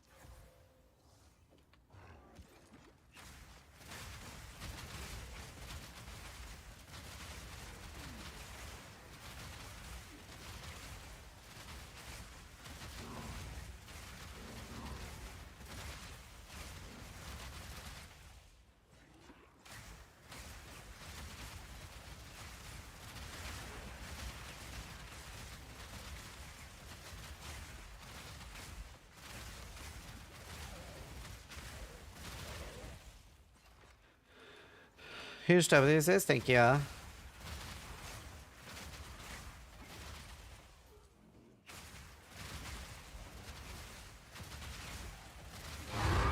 Nice.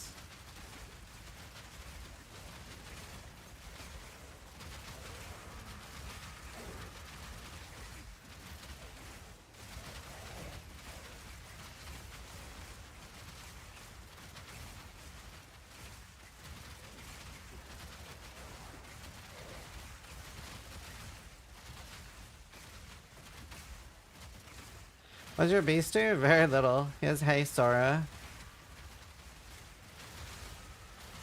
I'm gonna take this one. I'm switching beasts.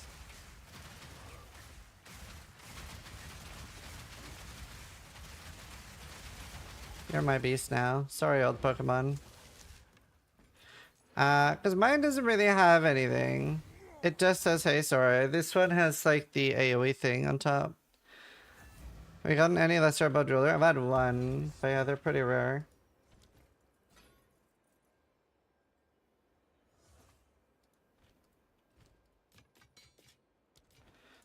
More otherworldly remnants.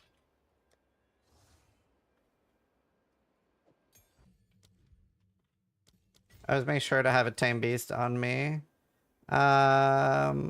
Goodbye, old beast. So this one has haste aura and periodically unleashes.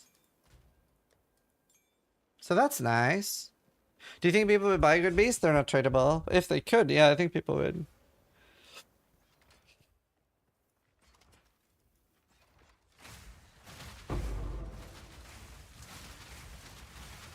Well, it's not really a big change, but maybe it'll be slightly better.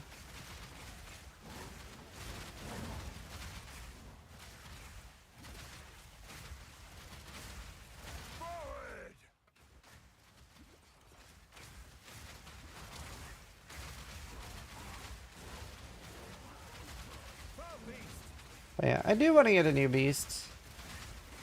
Not sure what yet.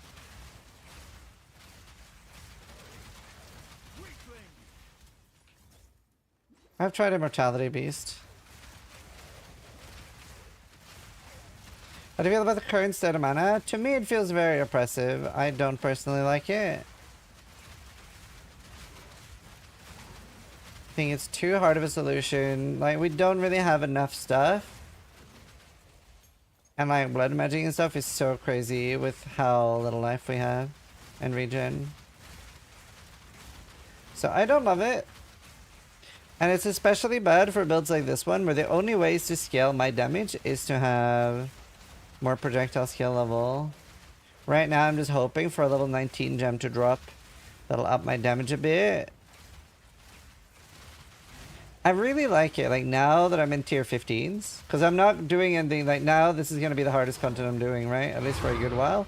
So like what feels nice now is like every upgrade, every level, I'll feel it a bit more. My least favorite part of ARPGs is when everything's like scaling with you and you're going up in difficulty and stuff. Like in D4 and stuff, like when everything scales with you, they're really frustrating. So like now it'll feel really good because now I'm just gonna get more and more stronger.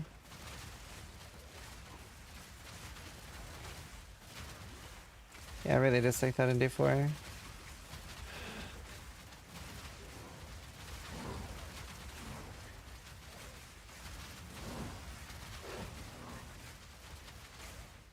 Do you know, I'm so happy that there's like a appreciation post on the Reddit, because I was like really worried that it was gonna be the opposite. I was like fearing that it was gonna be like, this is why you don't let Zizaran interview posts. That was like my biggest fear. Why is this thing immortal?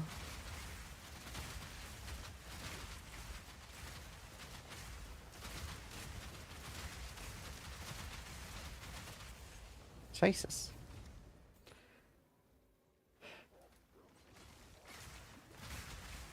Jonathan got a bounty from the interview? No, they both sent me like nice DMs after on Discord.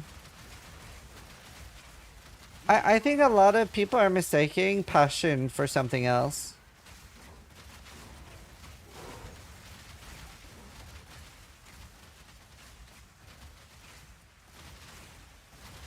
Like, it's very important that the devs care. It would be terrible if they didn't.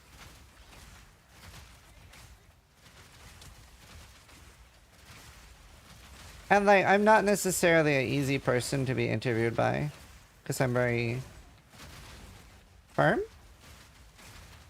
I don't know what to call it.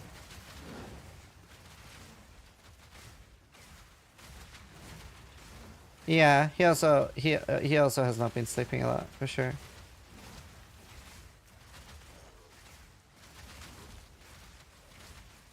You're blunt? Yeah, I'm Scandinavian. My wife gets the same thing.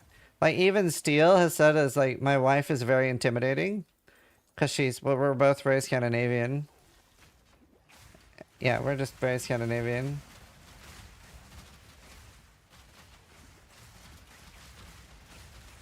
Do you get ticked off by Jonathan interrupting it all the time? No,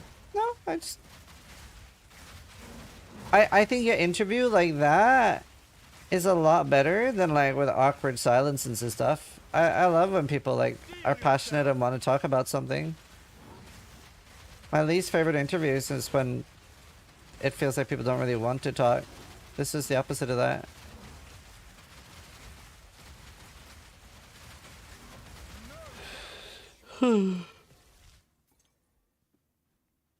Oh, hey Neva. Everybody. Where is my unique strongbox? I've paid for this with... Oh! I paid for this with many skill points.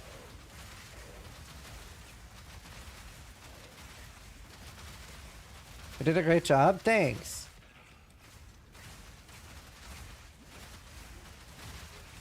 I did a lot of prep.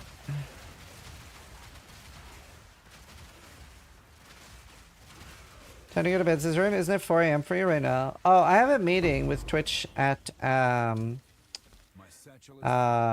AM. I'm doing like a sponsorship with Twitch for I can't remember what the fuck it's called. It's some like, it's not like eBay, but it's like a resale platform for clothes. Does anyone remember what the name of the platform is that I'm doing a sponsorship for? Ideally I should, but I don't remember. Vinted, thank you. I'm doing through Twitch a sponsorship for Vinted in a few days, so I have like a meeting with Twitch to like go over the plan. Find more breach remnants for my research. It's basically gonna be like play some random game while talking about Vinted, from what I understand.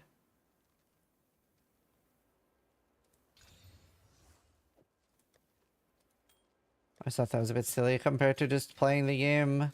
This is not a game sponsorship. But do you feel like the time we're spending in single maps is too long? Yeah, I do. I didn't get enough time to talk about that, in my opinion. Haystar with what? Powerful minions, extra energy shield.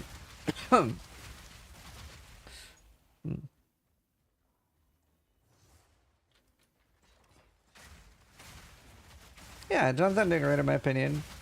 Does not deserve that negative comments.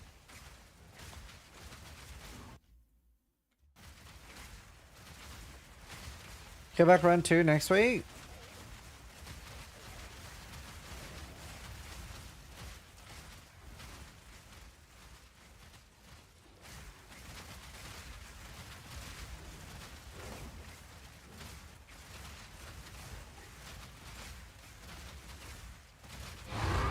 Nice. That's 3 15s in one map. Huge. Yeah, I think it's reasonable too.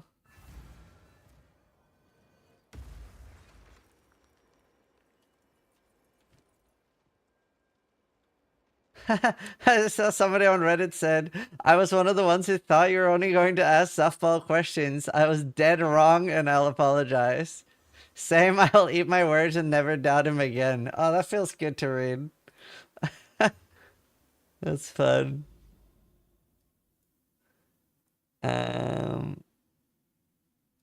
That's fun. That's a really nice map. I should keep that. Oh, that's scary. I don't have a good crit immune stuff yet.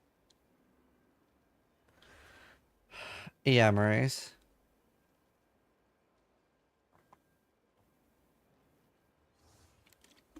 I left a good one for you too. I'll wait through them after the stream.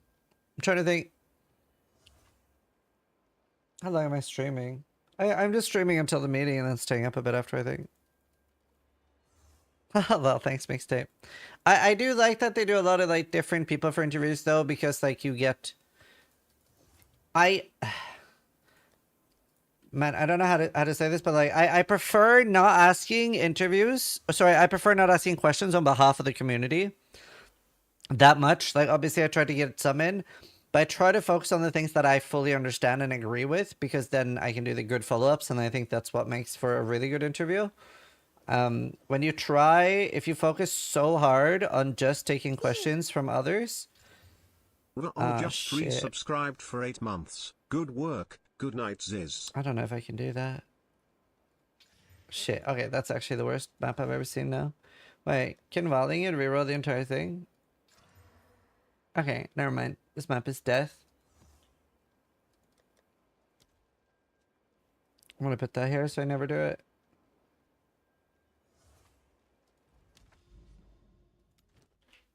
You should have tried Huntress. You're right. I should have. Rebel, thank you for the 8 months, dude.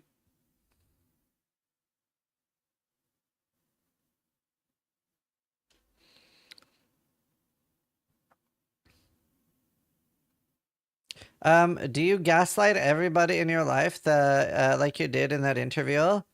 The game is better after the patch? Mostly my wife. If not, she wouldn't have married me. What do you mean? What did you feel like I was gaslighting with? Also, do you not feel like the amount of people agreeing with me makes it seem that it's not gaslighting? Because it's not just me that feels that way, right? Lol the bait? No, it's not necessarily bait, but it's like people like different things about games.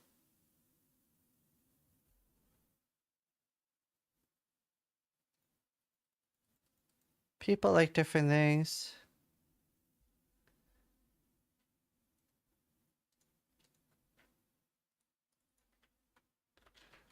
Says you're impressive, thank you. But yeah, what was there anything in particular you felt I was gaslighting about? Yeah, everyone online is a baby, complaining to DDD that they died in a video game. That's fair. You're entitled to that opinion. Hi, Fab! 46 viewers. That dude bugging. Great job in the interview. Thanks. Fab, just so we're clear, that was Rue, not me. You're not mad, are you? You're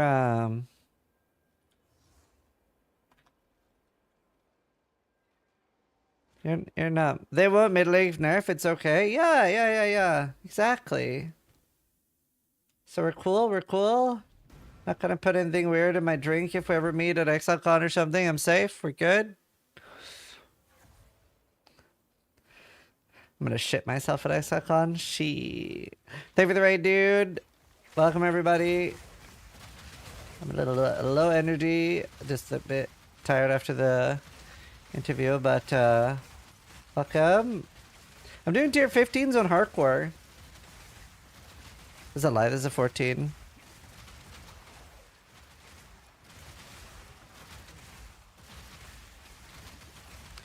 Did you mess up your schedule for the interview? Well, since it's league launch, I don't really have much of a schedule. But I did a short stream yesterday, so I only streamed like 13 hours. Because I wanted to make sure that I slept enough. So I woke up like 3 hours before the interview.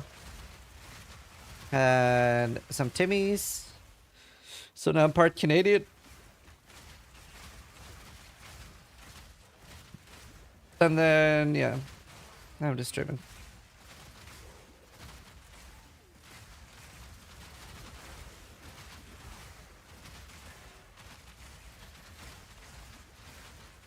Timmy's is terrible, don't do that. I really like Tim Hortons in the UK.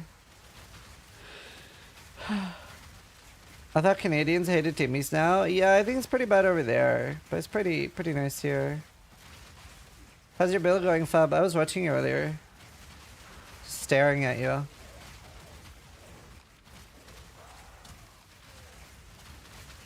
You don't stream with a camera. Have you ever done a face reveal? What do you look like?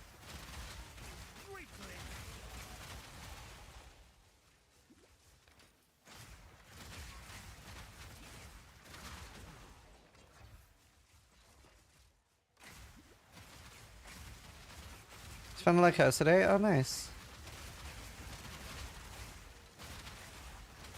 Face reveal at 20k subs. You should do a face reveal sub goal though. That's smart.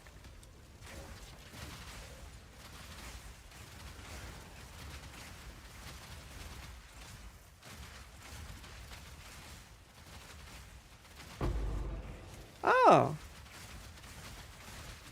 It reactivated.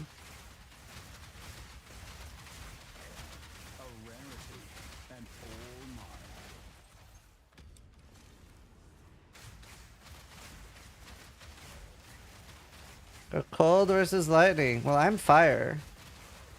But there are some gloves that make you freeze and stuff, but I wanted more tank. And it's mostly not Mythic Kitava that do it.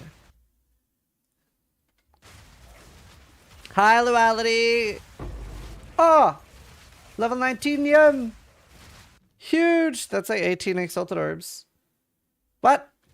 Really? Are you kidding me?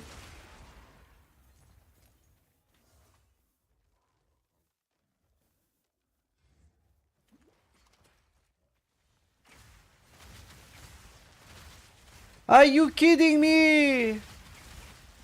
The Baldur's Gate 3 god? Yeah, there she is.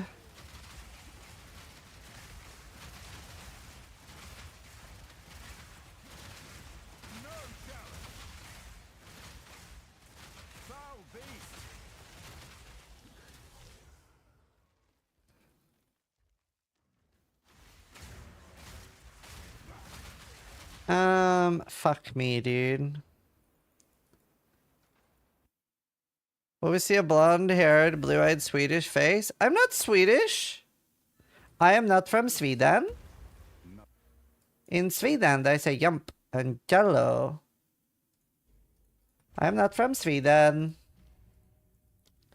I am Norwegian. Artillery ballista.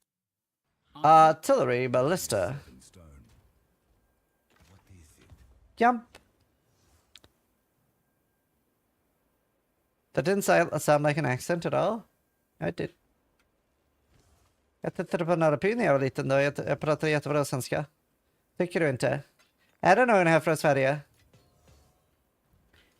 Jag tycker min svenska är inte... Det är inte så... Wait, how do you say bad in Swedish? Is that dålig? Wait, what's the Swedish word for bad? Jag vet inte. Ja, dålig. Neocarbon just resubscribed Okay, for I didn't know it was 58 that similar to the Norwegian one. Jag visste inte. Why am I floating? I just sneezed my nipples off.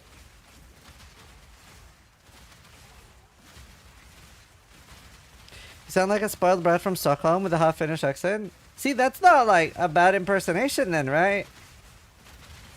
Like, as far as somebody not Swedish, speaking Swedish, I don't think it's terrible.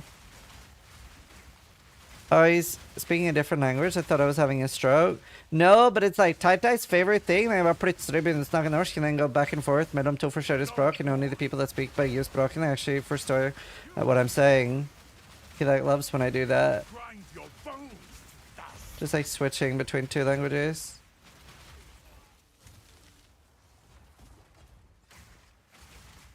That makes me dizzy.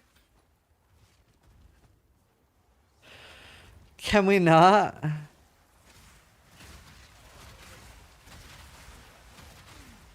I smell burnt toast. Are you playing this patch, Duality?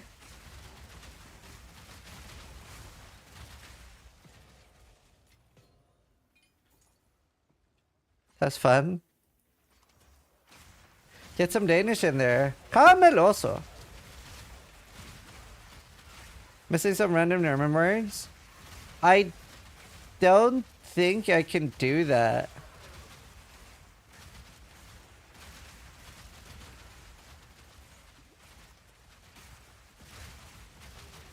My German's not good enough. Ich bin sehr gut Deutsch. Ich habe 1 Jahr Deutsch in der Schule und ich war 13 Jahre alt. But like throwing German words in a sentence on the fly while switching Norwegian to English to German is probably too much. What does Helena think of your Danish? Not much.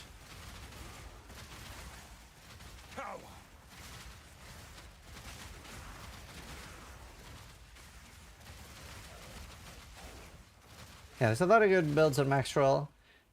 We also have like planners and stuff, and so like for example, like my planner looks like this. It's very easy to follow. But then if you ever want to like share your build with somebody, you can actually like import your own. So you can just like create a planner like this, and then share with someone. Does the gems and everything. It's very like easy, very fast. Can you do Jamaican? Bear can. If you say bear can in British, you say bacon in Jamaican. Your build for your summoner? It died so early. I don't really have a guide for it.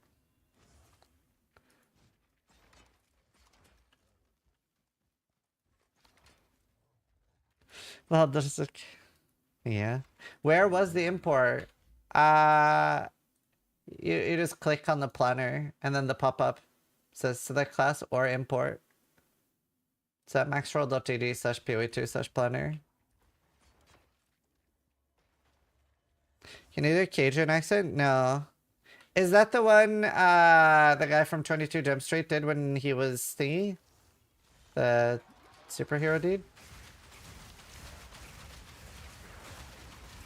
Yeah, see, if I called like tech support or phone support somewhere and that was the accent on the other end, I would just hang up. I'd be like, nope. Great job on Nope. the interviews is. I did not fucking understand anything. I would just be like, nope. It's the same as like calling like support and getting a Scottish person. Like some Scottish accents, I just can't.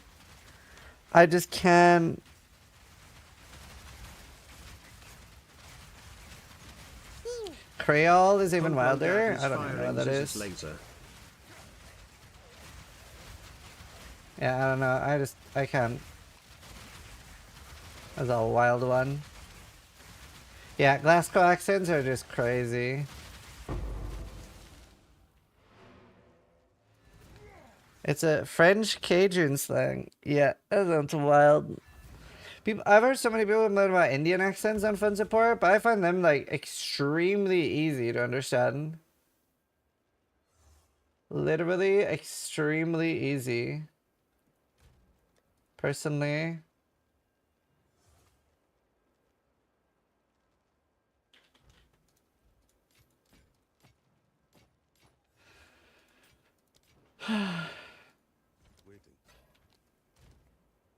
Good pulling in.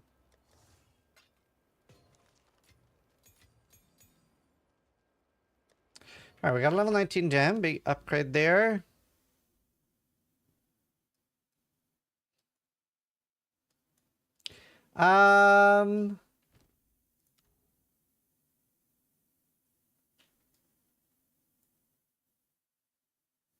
Is the Fractured Lake Rippy? Maybe I should miskit. Join the interview. Thanks.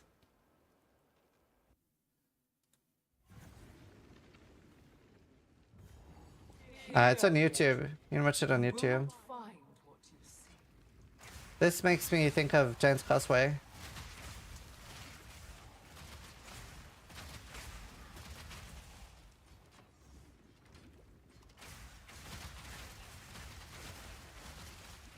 Face me!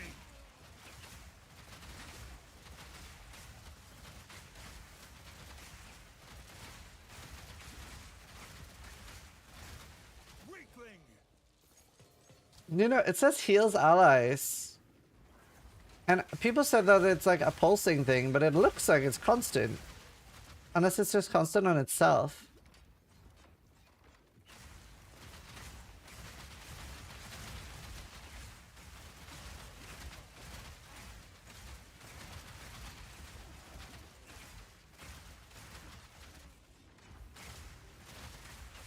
I will not endure yet another cycle of time.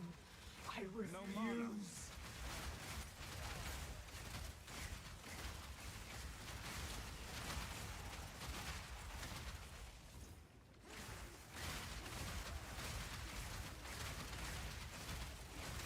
Need mana.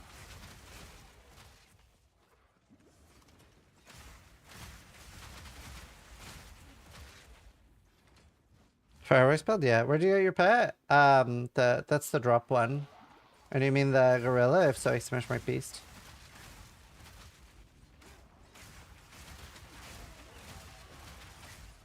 Did you really think my true form would be so limited? I was not expecting you to be a bird, no.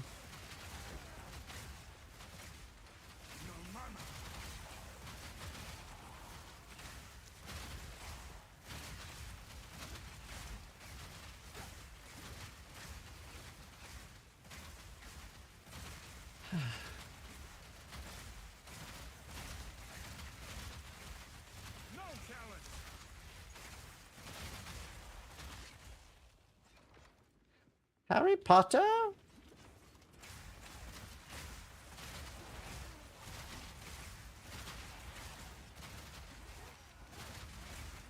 Man, I really wish the ballista with +1 totem was activated in the drops. You did really well in the interview. Thanks, Lance! How you doing? Appreciate it, man. Means a lot. No longer. How's ED? How's your ED doing?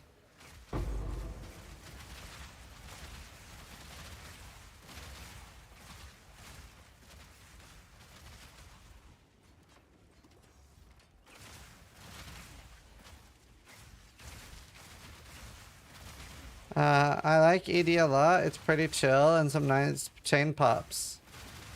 Well, and what build are you playing in PoE? No, that's awesome, dude. I was almost ED.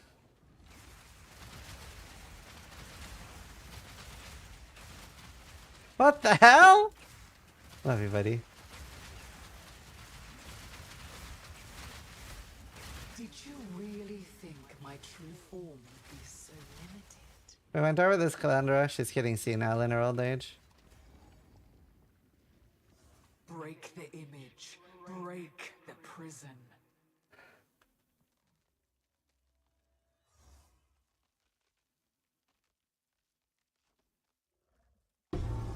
To be locked in time is to never change.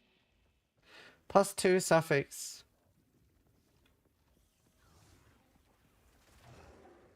Wouldn't this be a really interesting thing to fracture life on? Because that's the only prefix I care about. I do care about mana. It would be kind of cool to get life on one of those. Finding out Calandra was a bird was one of my biggest disappointments in PoE. I agree.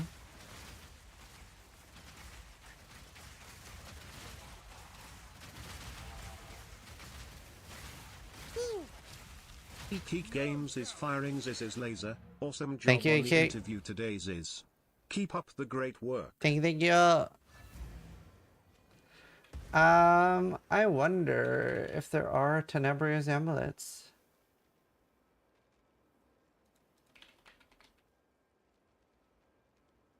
Huh? Oh, I keep opening the first trade.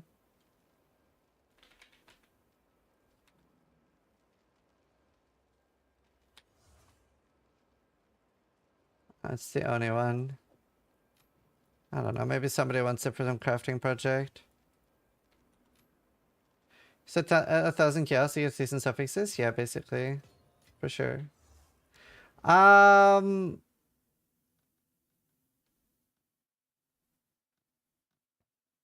rarity. Ah.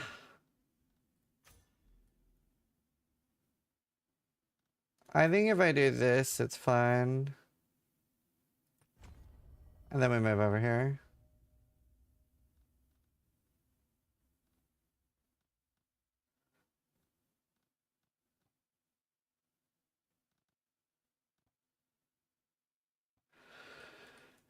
Let's see, great interview there. Thank you. Appreciate that. Okay, I'm gonna go for ecological shift. I definitely don't care about any of that.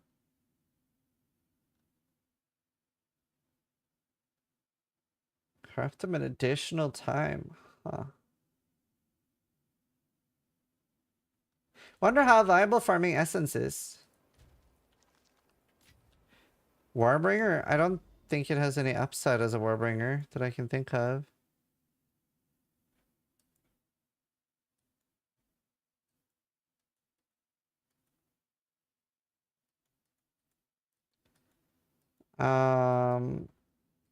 Okay, I think we go for this next. Oh, toilet though. I'll be right back.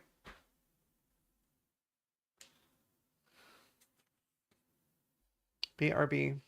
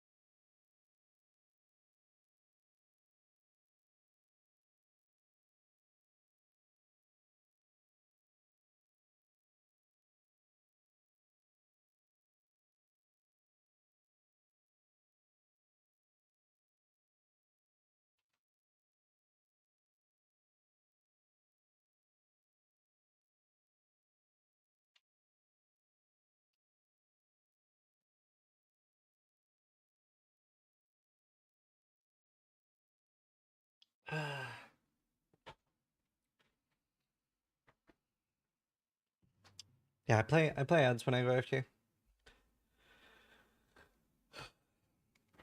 I have quality on my mana flask and amount recovered. Just wanted to pop in. Thanks for the interview. I appreciate giving the boys some real questions and representing the community. It was highly informative. I think I ended up in a better place for having gotten to hear the little concerns. I feel better about the future of the game, even though there's sort of weird take on some stuff like loot, MS, and how game knowledge shouldn't be potent. I don't think that was the point.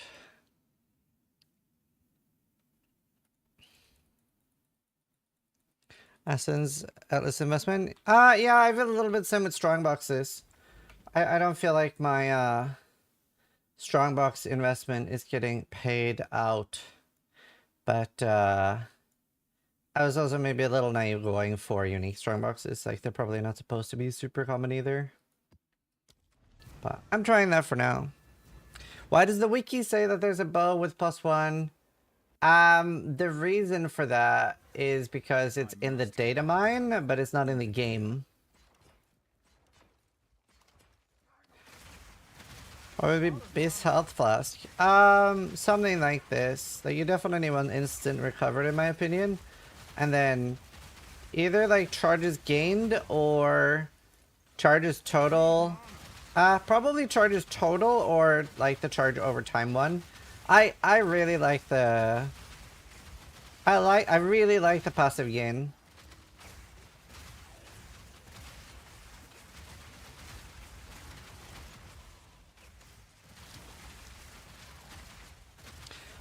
Ziz, I think you did a great job this time with the interview. I was actually telling my friend I wish a non-hardcore stream was doing the interview, but actually watching the whole thing, you did fantastic and didn't focus on only hardcore problems. You're welcome. Thanks. Appreciate the kind words.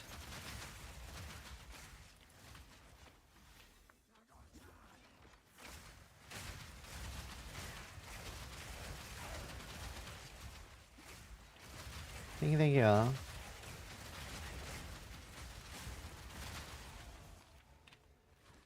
350,000 gold. And I had so much today and then started gambling.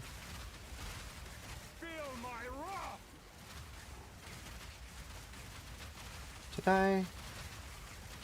I have used. Where did the wisp go? Am I cracked? Was there a rare there that just died really fast after getting possessed? Well, confused what happened. Oh! Oh my god, what is happening? Oh my god.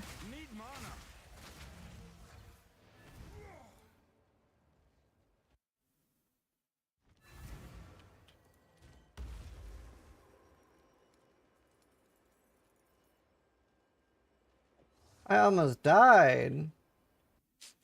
Yeah, I smashed my build. Just finished watching. Thanks. That's nuts.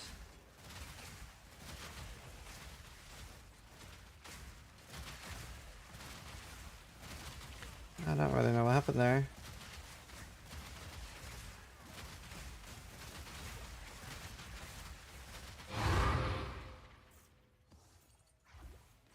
You were nearly toast? Yeah, but omens have saved me twice now.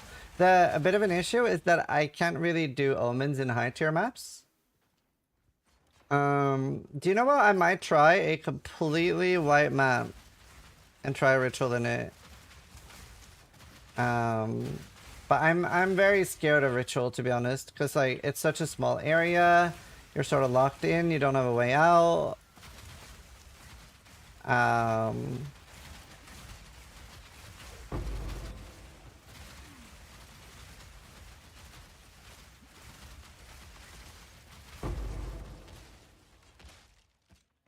Hey, I just realized something. If you do want to log out and you're in maps, you want to have two characters. So that if you're logging out in a map on one character, you log on to another character, pop a new map, then the old instance is dead, and then you can log in again and you're in your hideout. Yeah, that was in my sheet about the PoE1 thing.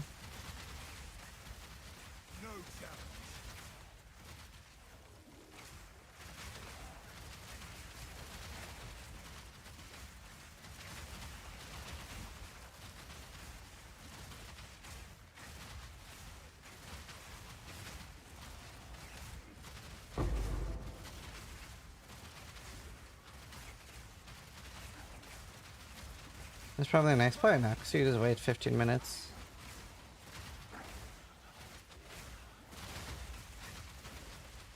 But is it dead or just close to enter? Oh, true. Maybe you're right. Yeah, no, you are right. The instance would still be there. It wouldn't work. That's true.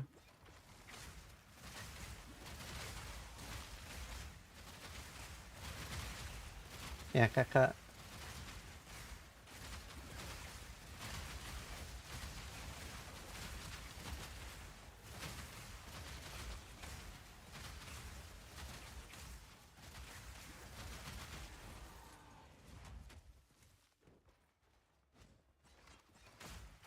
Could you clear the map on the other character? Yeah, actually. You could go do the dangerous part on the other character. That would be funny. Yeah, that would work. Imagine if you saw your character standing there.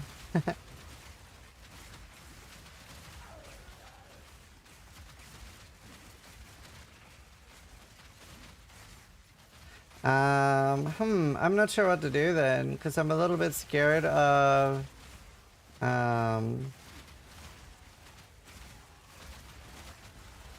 scared of ritual, but I might try like a literal 0 damage mod map and try tier 15 ritual. Because if I can do them, that'd be pretty huge for me. At least if I can like periodically do them.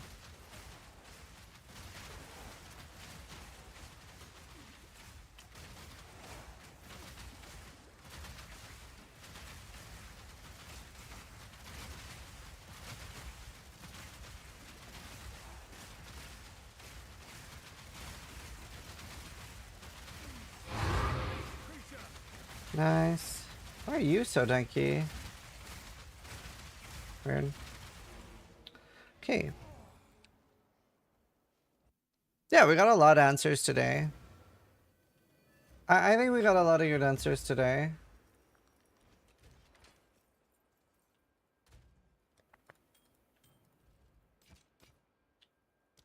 Select more otherworldly remnants.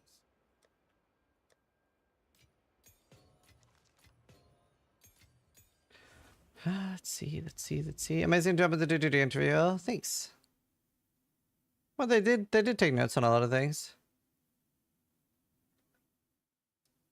Unless you mean literally not writing things down, but like remember, like this is rewatchable, and like Mark even said during the interview that like they're gonna re-go through this and focus on a lot of the problem issues. So I don't know. I don't feel like they're not taking notes.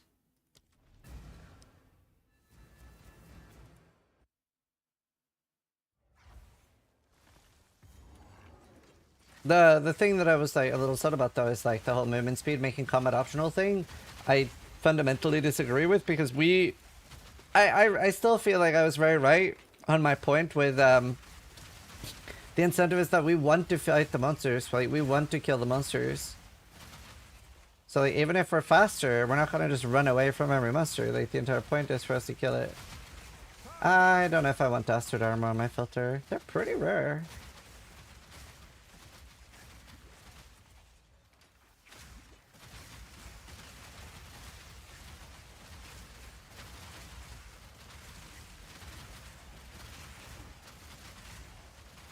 So, I don't know. But, also, like, the thing is, right, a lot of the things we talked about, they're, like Mark said, they are going to discuss it more, right? So it's not like it's necessarily important that they, like, then and there, go like, oh, shit, like, yes, like, we should change something. I don't think that's, like, necessarily super important. Do you know what I mean? Like, it's good that we had the conversation, and now it's gonna be, like, stuff that will, like, they'll talk about and think. Probably also, regardless of what I was saying and stuff, they're going to look at your guys' reactions on Reddit, on the forums, in other streamer videos. Because if I say something, but everyone's like, no, this is a fucking moron here, like, nobody thinks that, then that's going to, like, cause them to have a different reaction to, like, they are going to take into account if everyone is saying, like, yeah, like, I can't believe they, like, doubled down on that, like, Zizaran said that, and I agree with that. And if everybody agrees with that, that's going to make them have a different perception, right? Because there will be things that I've said that people are like, okay, I agree with the previous thing, but no, Scissor is an idiot here. So, like, I don't think it's not just about the interview and what happened literally just during that. So I think it's been a very useful thing.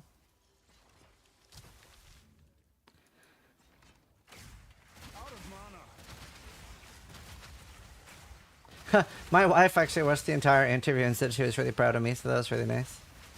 She usually, like, does much PoE related stuff.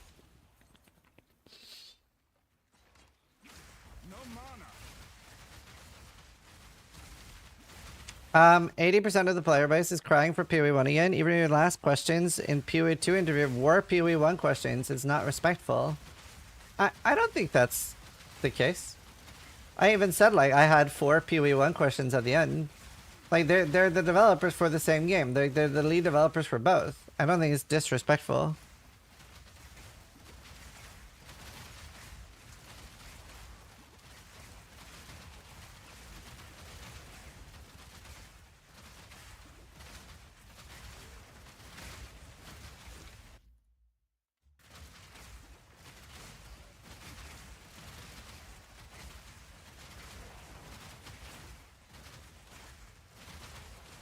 I love your take on defenses, by the way, sis. Even as a softcore player, I've always wondered why you can spend 10 mirrors and do billions of damage, but even if you spend 20 mirrors on defensive gear, you still follow or dead randomly.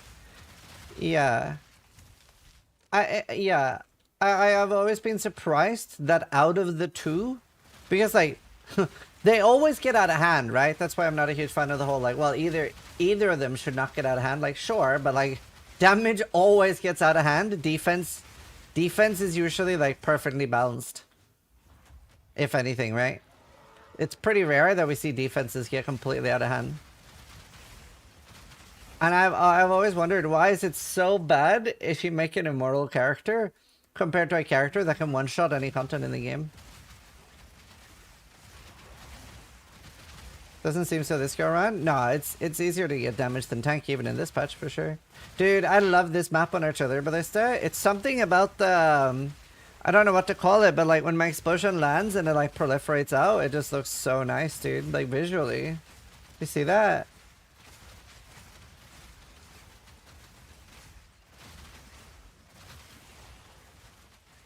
The blossom, yeah.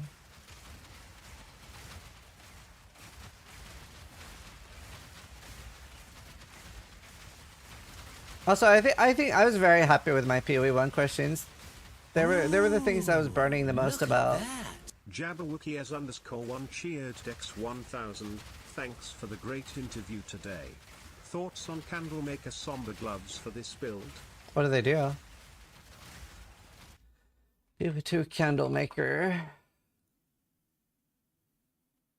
Doubles ignite chance? No, it does nothing. Garbage. Ignite does nothing for a skill like this.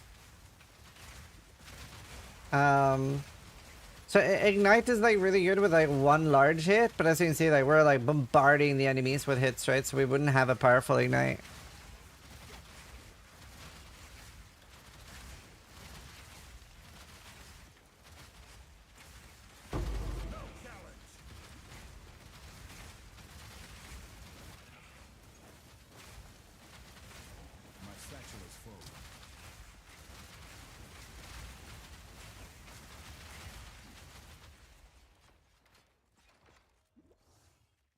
Huh?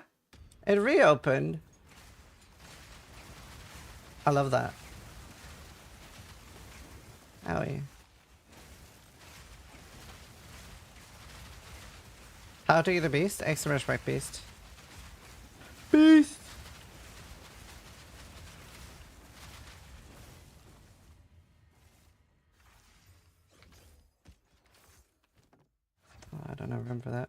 can make room. My satchel is full.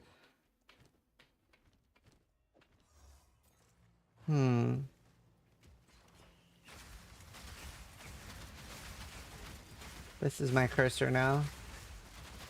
I can't see. How is it still enough monsters left that I can't see rares? That's nuts.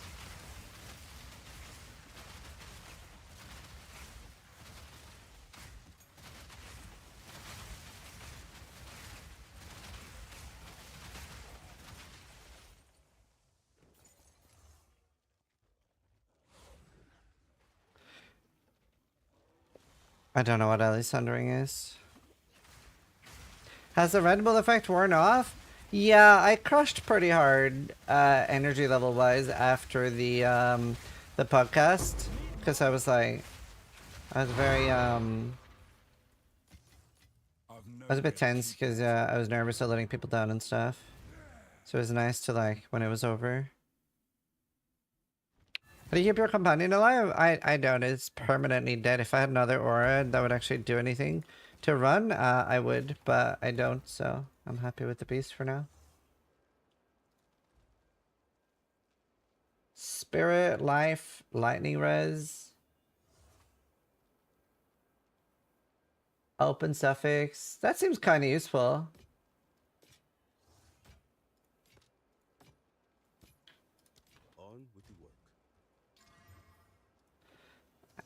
Probably. I don't know if it'll sell.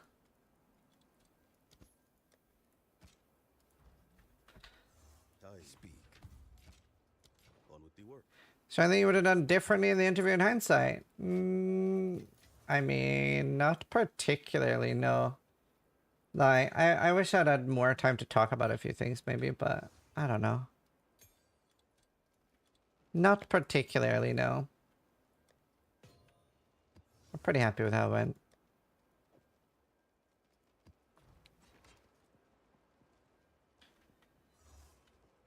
Yeah, Bertini.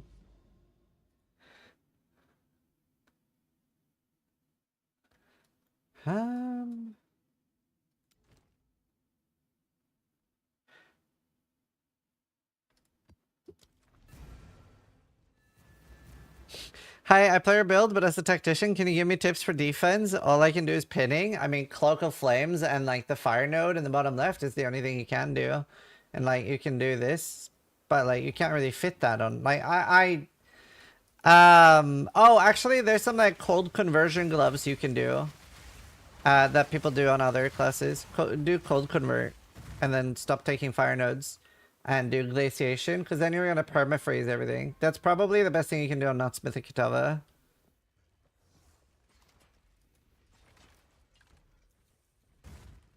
Out of mana.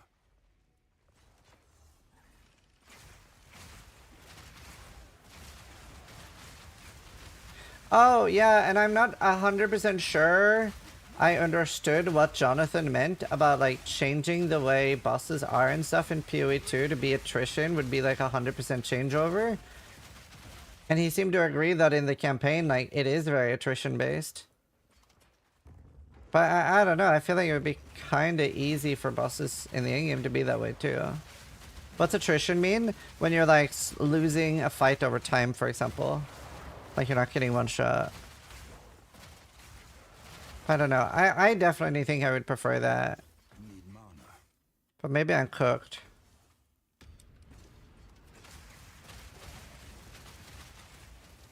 But like, you know how like in the campaign when you're fighting a boss, you're like, you're allowed to make a few mistakes, you're running out of healing potions, and then you're maybe like, you have no regen and stuff like that, and you're like, the boss is 10%, and you're like, oh my god, I'm totally gonna die here. Do you know what I mean? Like, probably most of us had that experience on bosses in the campaign, right? I personally think that's really cool. And I wish there would be more of that.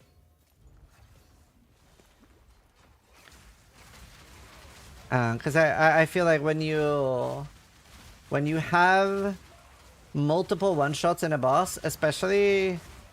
Yeah, when you have multiple one-shots in a boss, why am I going to tank? Like, why am I going to build a tank instead of just building more offense to make the fight shorter? where, like, you know what I mean? Like, I just get so incentivized to go for offense. Downside of some build-up being dazed? No, I don't think so.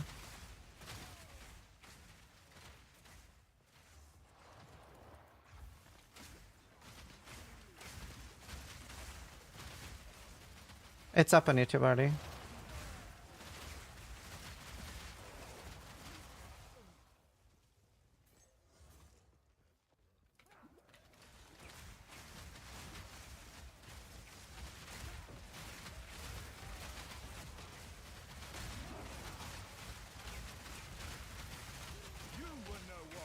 But yeah. Is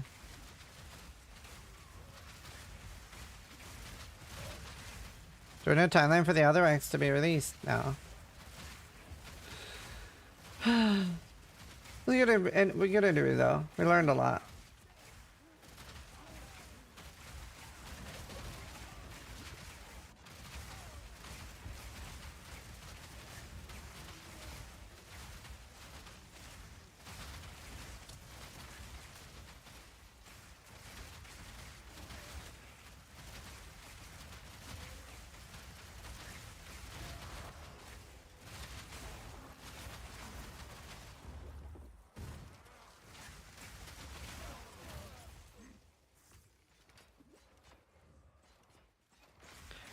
Definitely most productive intro in a while, thanks. It's very nice for me because I made sure every question was something I cared about. I was so worried about asking about things like Blessed Orb and stuff. I don't know what chat was saying during that, but like, I don't know. It's something I was like very curious about. To be fair, that's also why I saved them at the end, because they weren't the most important question. I had Vol Orbs.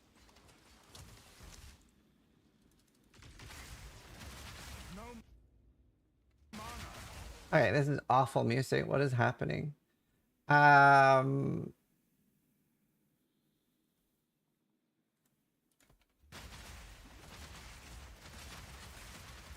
Everybody wants Blessed Orbs back? Oh, that's good.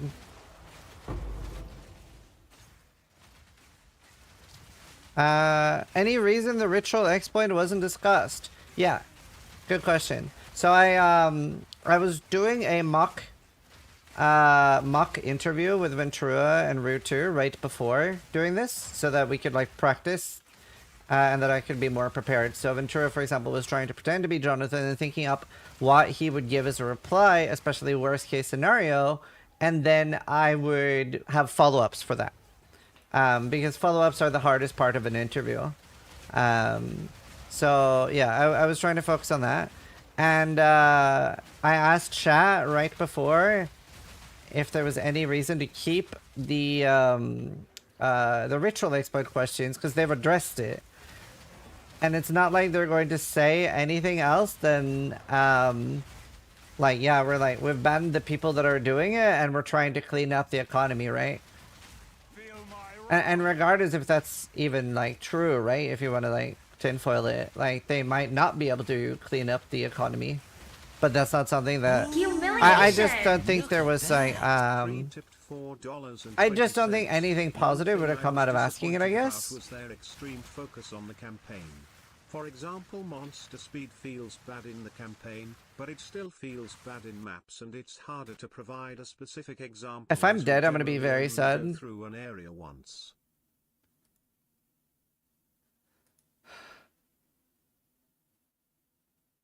Yeah, I agree with that. Thank you for the donation.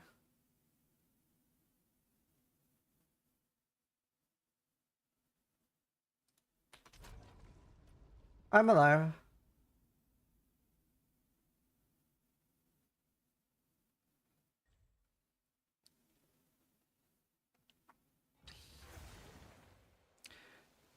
Crushing so much. Oh my god. Jesus fucking Christ. Oh my fucking Christ.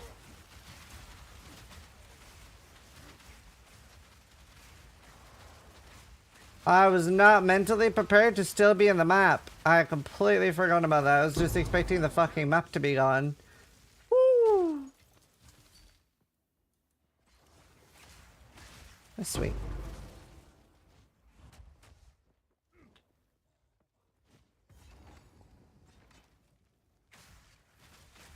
Don't worry about it, Mizu.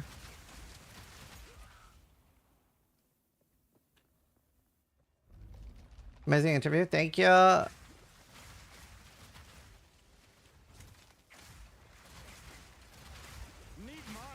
Need mana.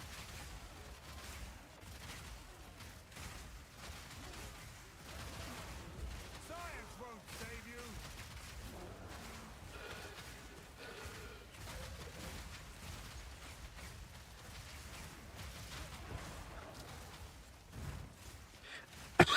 you.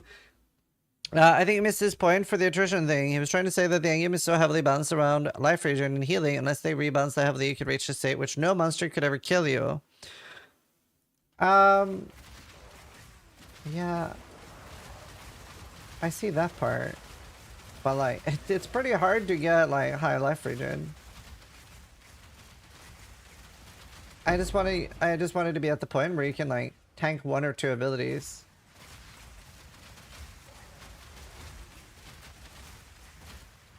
Oh my god. What is this, dude?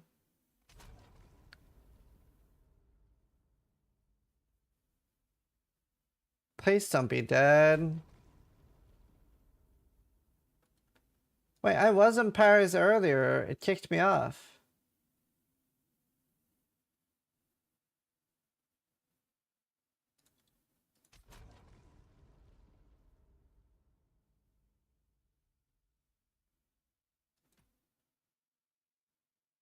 It says I'm still in Wall Factory.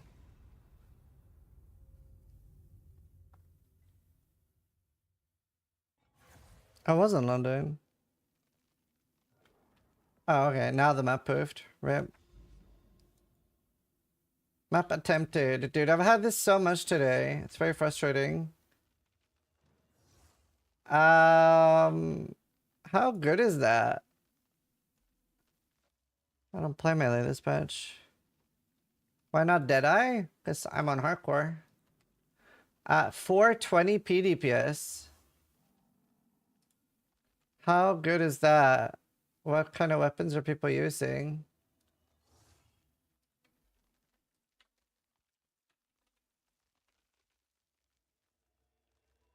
Okay, it looks like it might sell.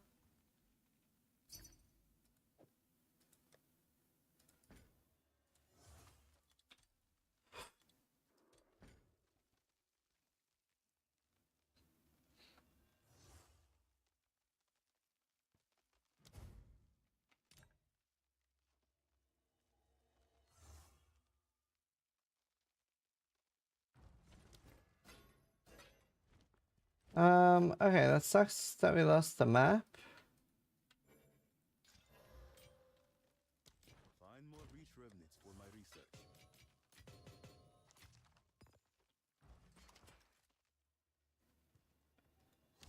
research. Apex Supremacy. 20 elemental damage from it taken as chaos. Huh.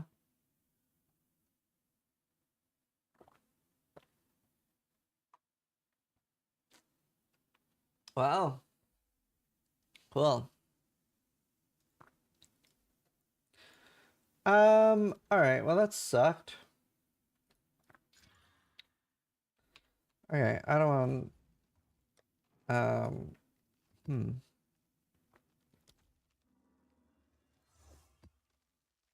Okay, we're gonna have to buy a 14.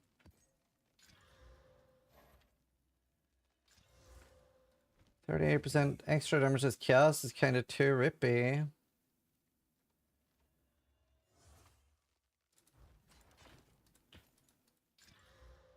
No, let's just take that.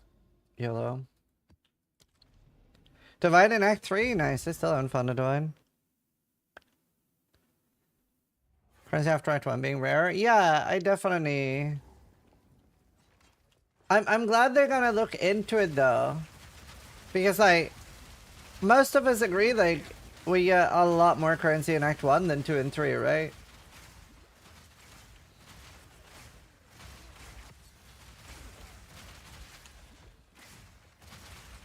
Okay, cool. I'm not gaslighting myself.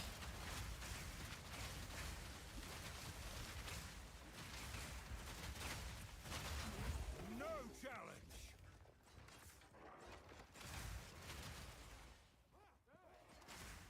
No mana.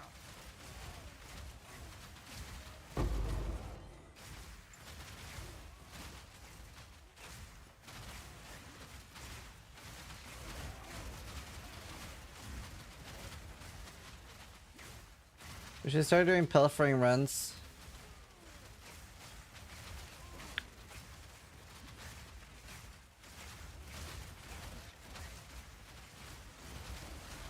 No, I don't think that's it, Orsamil.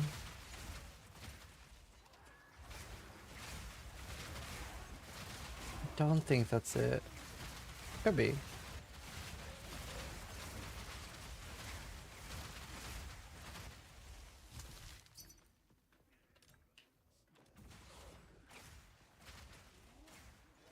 Need mana.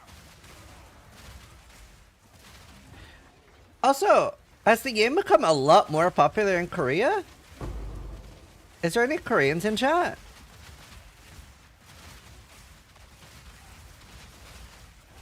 I feel like I'm like in Korean hideouts a lot more. Always has been since PoE1. But has there been like a recent surge in popularity specifically in Korea? Cause like I'd say like 30% of my trades I'm in a Korean hideout.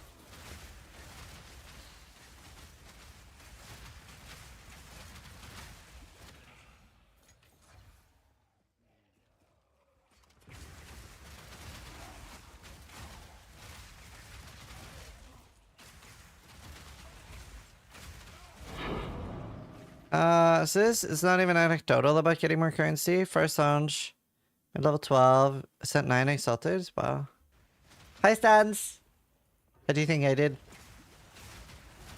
Oh, I haven't seen your Discord messages yet. I see you messaged me. How do I know? About the... What do you mean? I just noticed that, like, I see the ping, and it says in the top right, Seoul, which is in Korea.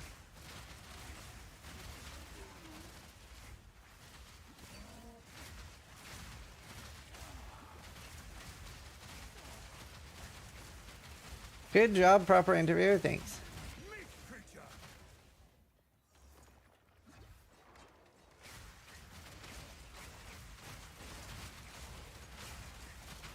Out of mana.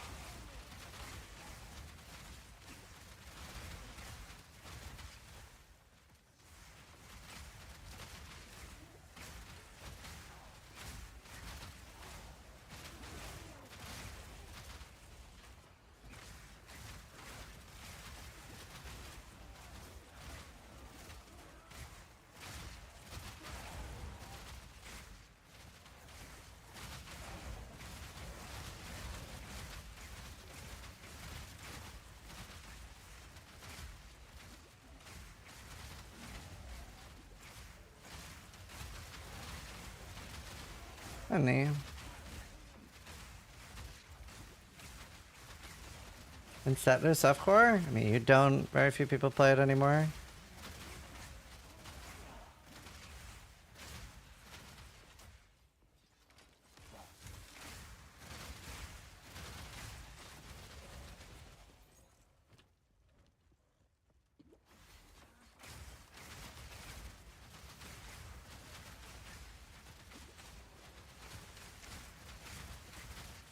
Right.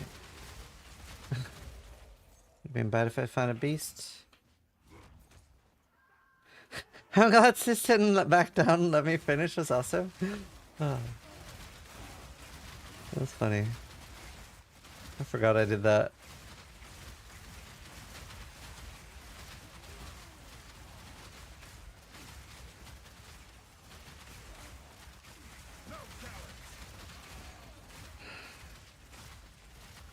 One more. Did you get a haircut for the interview? No, I got a haircut for the star. I didn't want to have blue hair anymore. It used to not be a problem, but I get like 900% more insults with blue hair. I get called a libtard a lot, and yeah, it's just, I don't know, overall a bad time.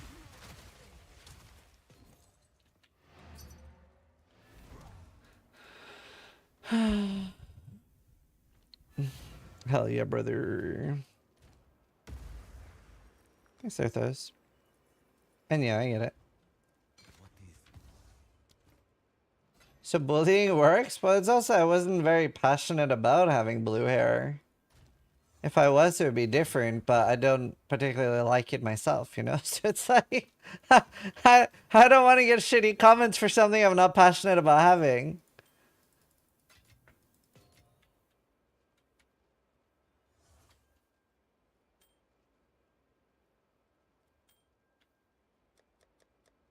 Oh, nice, Alden.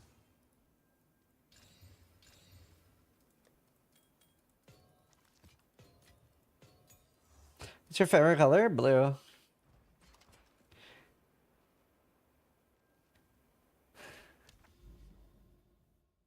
Didn't ask about supporting them from... No, that would not have been a bad thing to ask about, though. But no, I did not even have that on my list. I'm sorry. I am sorry.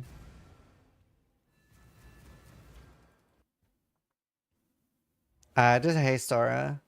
Still an interesting one.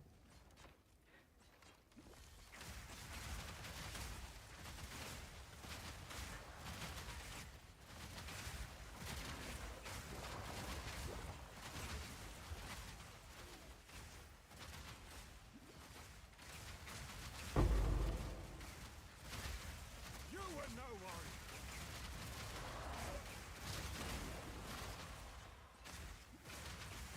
Face me.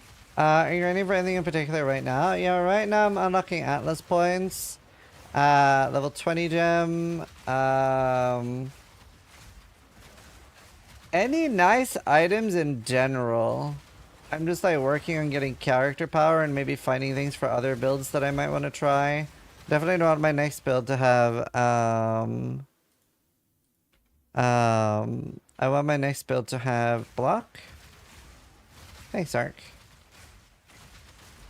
Appreciate it.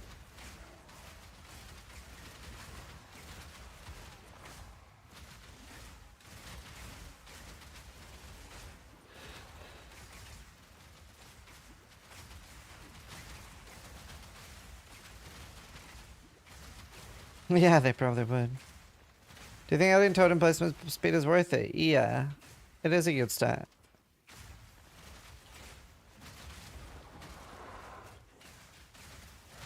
Definitely is a good stat.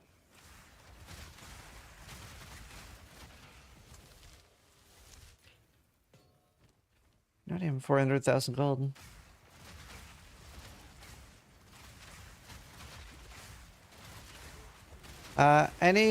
If you plan to merge the PoE1 console and PC servers in the future, trading is pretty bad on console.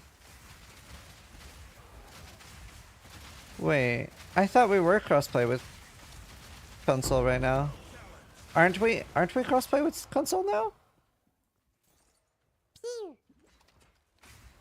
Tukimoshi just resubscribed for 2 months. Really appreciated that interview. I love hearing from Mark. He seems to have a good sense of where to take things. Thanks for facilitating and coming up with good questions. Thank you. We are crossplay? Yeah. Yeah, that's what I thought.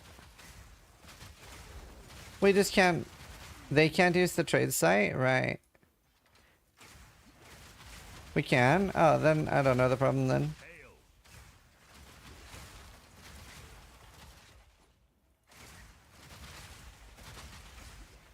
40% increased damage. Fuck that.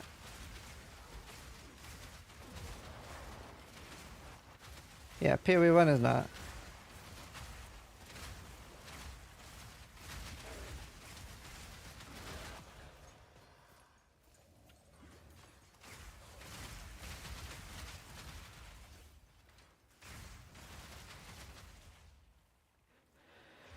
Let's see.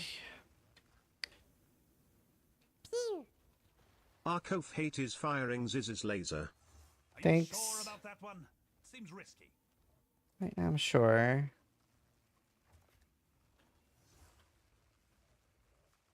Taking on some serious. I don't care about the rarity. Okay.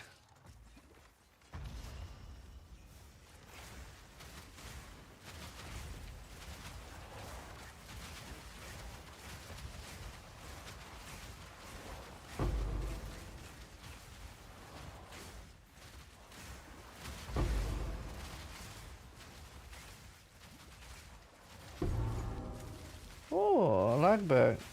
Uh-oh.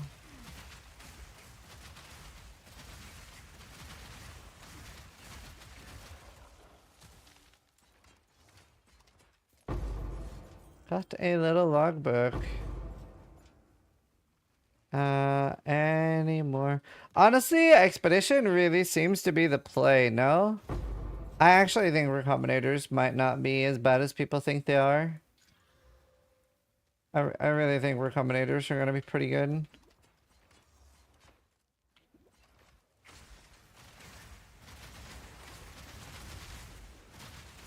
Fear will best you. You are no worry.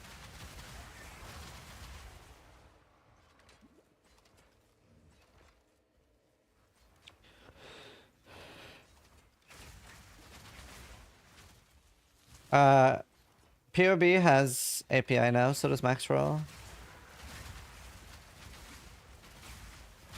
What's API stand for? Access Point Integration? Maybe?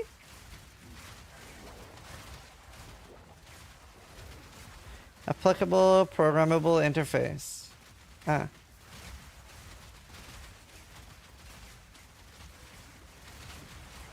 Protocol interface. Program interface. A pizza inside. I like that one.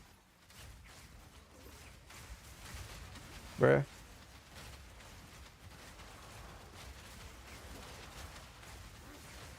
Out of mana. Yes, we are.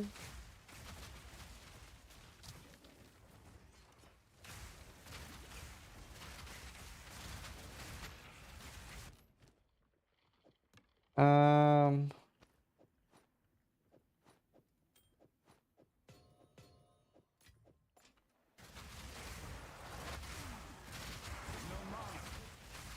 I was like, where's the crossbow?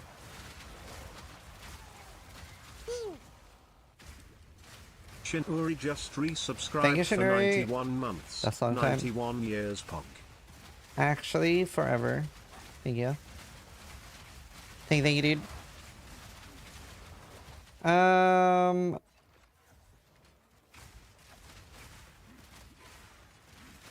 investing so much into strong boxes. I want more. More of the fun ones. The cum ones? Monk, yeah. Cum strong boxes.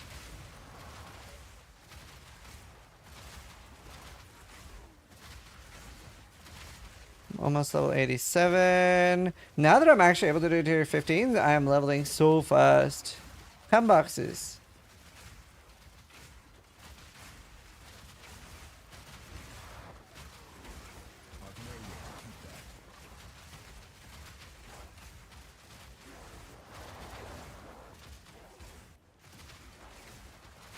Back to white? No, not blue either. In PoE 1 you can, but not in PoE 2.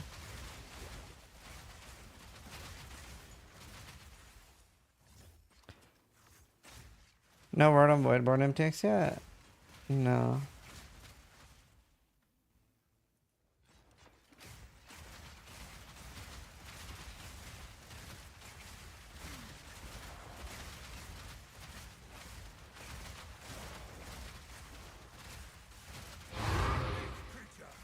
Do you know, on a positive note, I really like the effect when we finish a map, like the little the little shine. That's quite nice. Anyone else? Okay, I like it. It's like very satisfactory.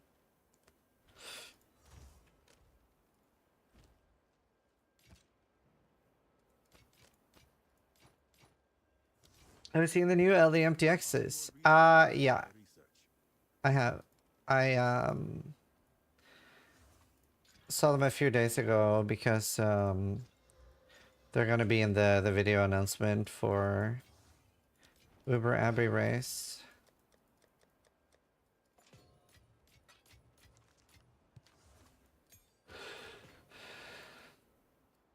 Oof, more pen.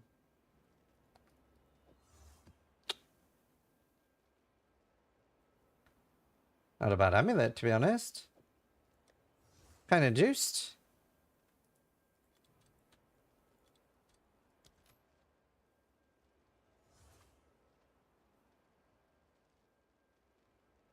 Yeah, I've had a lot of lag issues today.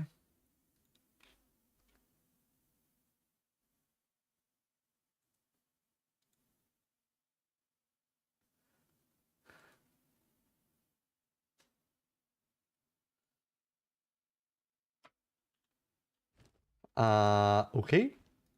Hold up. And I need a tier 8. Login, dude. I don't have a tier 8. I have a tier 9. Hello? I pull up. Login, dude. 86. Wait, so I'm pretty high on the ladder again then, even after dying twice. Hell yeah. Login, dude. Pox, what are you doing? Well, YOLO, Pox here. Right now I'm playing some Righteous Fire, and that's my best Pox impression.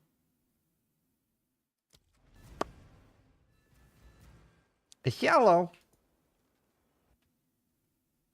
Is Rarity worth using it all now? I don't know how much I have. I have none. Rip. I wouldn't know. Must be nice.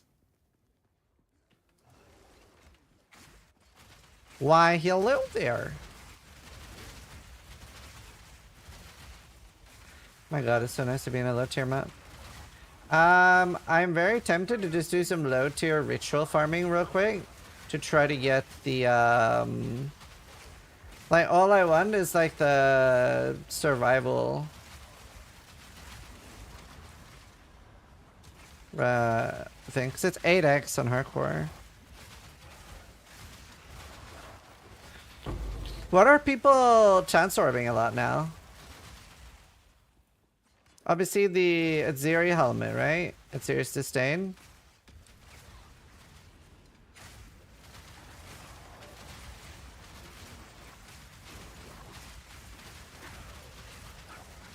The Rampart Shield.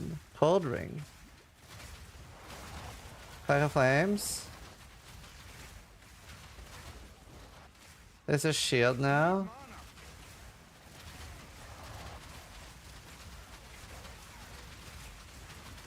Solar amulets. What's the solar amulet unique? Rampart shields are 1D.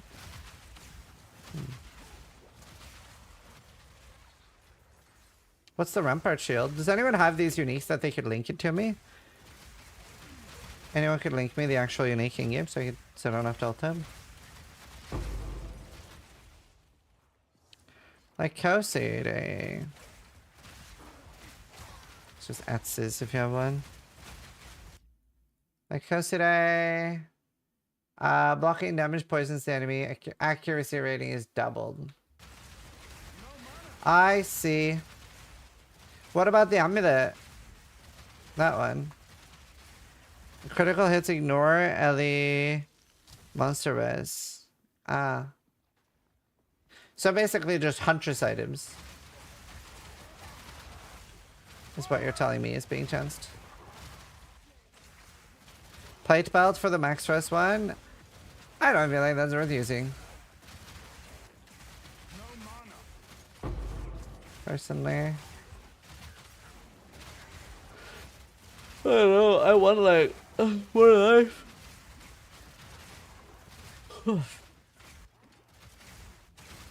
I definitely want ingenuity on this belt.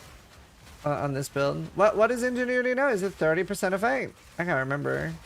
I definitely am gonna use Ingenuity. I wonder if there are any for sale by now.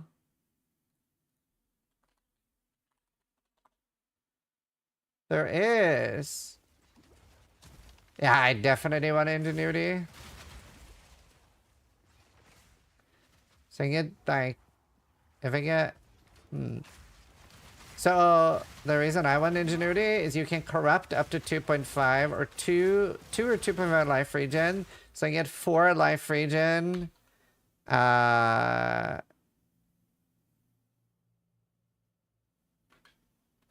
I basically get 1.2 life regen from Ingenuity plus whatever else is on my rings.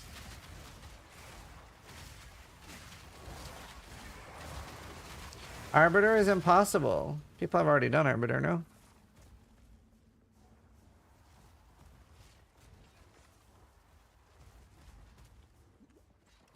Why? Oh, this like life regen's very big.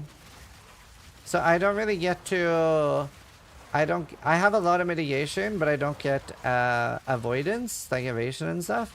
So I'm going for a lot of life recovery. So I have 360 life regen right now. And then I will get a bit more.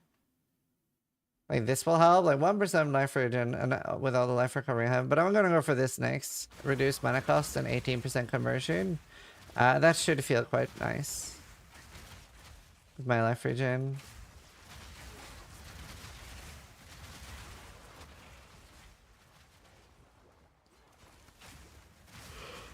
Oh, right here. That sucks.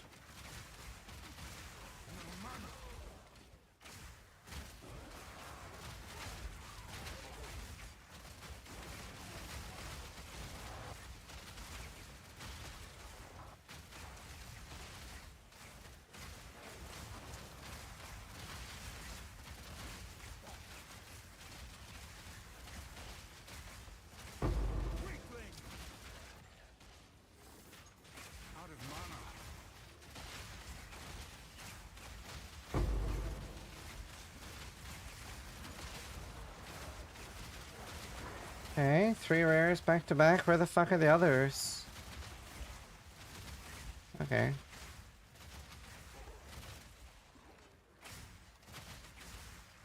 Playing too early. Well, I mean, it is a league. It is a league.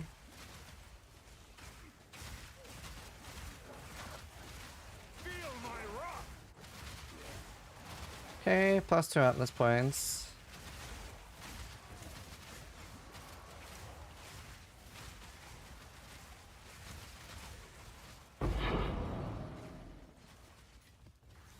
Hello, Monster Man.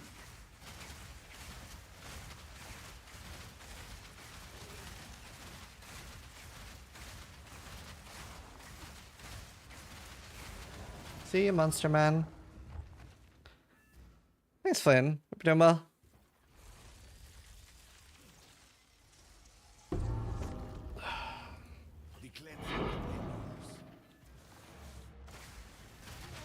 Okay, plus 2 points. Can I get, how many, is there a limit on how many strong boxes I can get in a map? I have had multiple, I think. I think I have had multiple.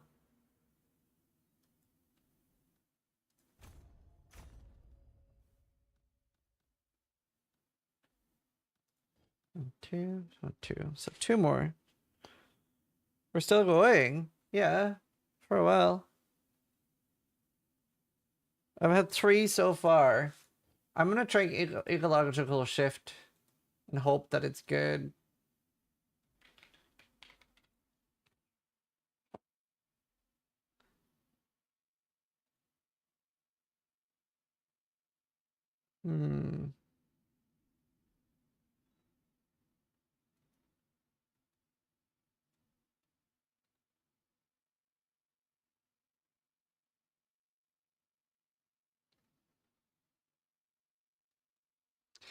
Right.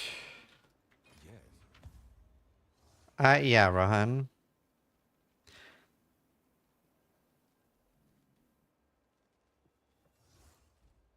Yeah, it's not all bad for sure. I'll be here. Waiting.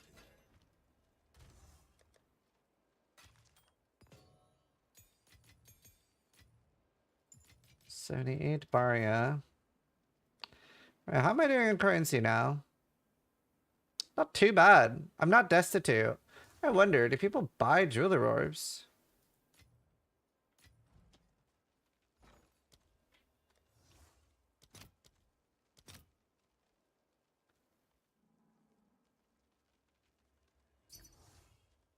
Oh, it's 3-1. Wow, that's cheap.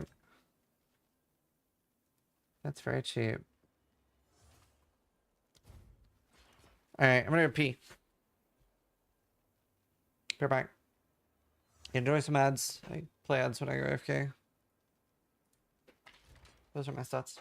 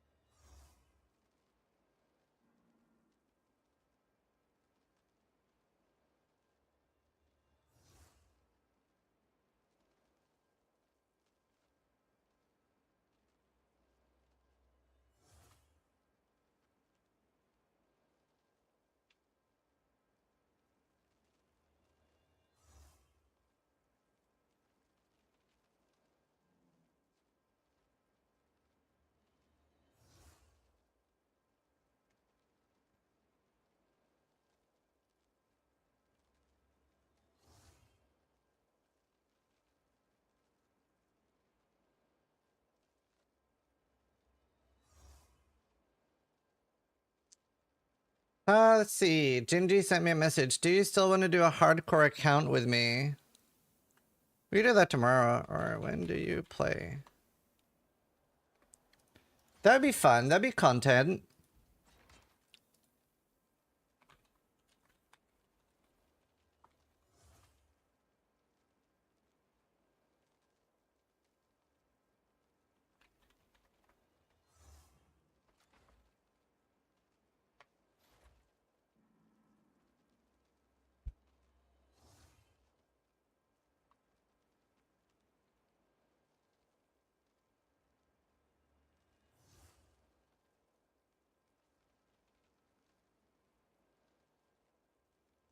Are you doing hardcore dingy? Yeah, that's what I just said. We might do it now. We might do it now. She's on Tarkov at the moment, but she's thinking about jumping over on PoE. So we could do that.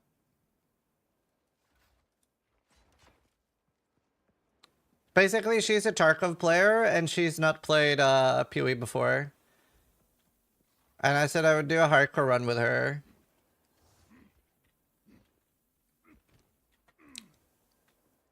Tarkov's awesome. It's one of my favorite games. What the fuck would I play to keep her alive? How am I gonna keep her alive on hardcore? I mean, I either want to do Summoner or ED, so... Yeah, maybe I should play Minions. She said, let me finish this raid and then I'm down. Is she a rat like you? I'm not a rat in Tarkov. And no, she's a Giga Chad. She literally is like actually an insane player. Like she's incredibly good. She actually gets accused of cheating. If you watch that, you can tell she's not cheating, but like she does get accused of cheating. She's fucking phenomenal. Like she still does like retarded shit that you wouldn't do if you were cheating, but she's great. I play with her a lot. Is the hardcore thing happening right now after her raid? Yeah. She is a rat. Watch Stank's video. Wait, is that true? Did she rat with Stank? If so, that's disgusting. Rats are disgusting. Where's the thing? So wait, so this is bugged out. So I'd have to go through here. Disgusting rats chat. I put ritual in there. Alright, tomorrow. I was thinking tomorrow, but then I was thinking, why not now? And like, I don't think we'd do it like super long. Well, we would do it until she died. I need a new character anyway. It's basically like, can I carry somebody through on hardcore? Wait, I didn't want to do there. I wanted to do there. Fuck me.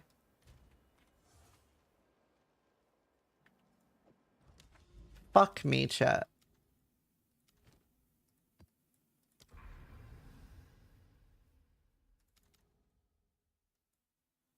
Damn, none of those maps hit.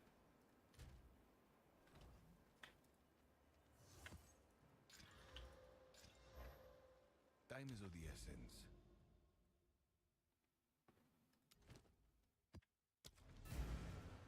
When, where, and how hard? Like the 0.2 patch. I like my sex like I like the 0.2 patch. Ruthless. Yeah.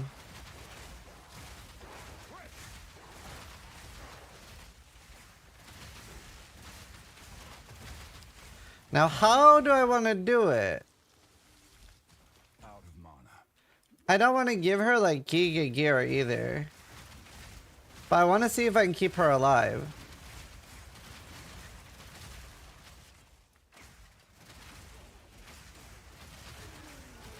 To be fair, even if I give her gear, it's going to be hard to keep her alive on hardcore. I'll give her some shit. I did 2-stat recommending with 70% chance earlier.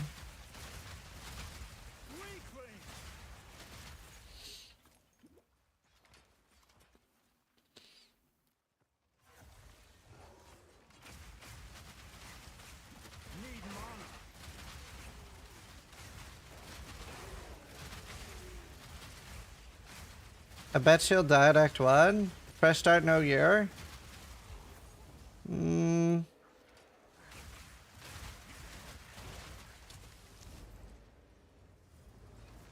I can't really do that, is the problem. Like, I don't want to do a new account because I'm making a character that I want to use myself later.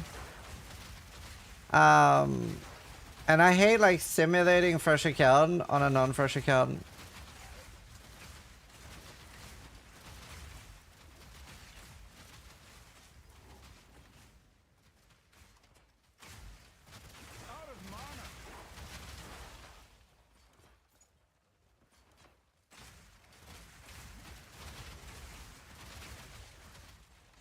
Like, it's already gonna be hard that she's such a new player.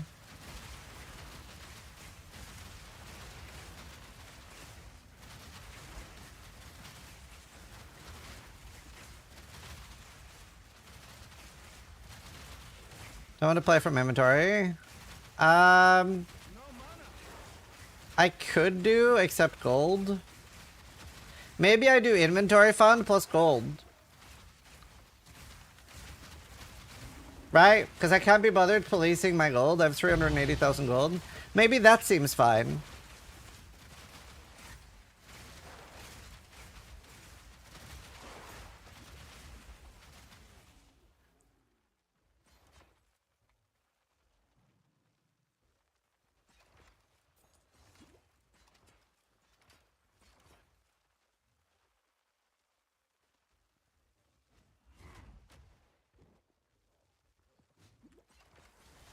Yeah, you can build this as Titan.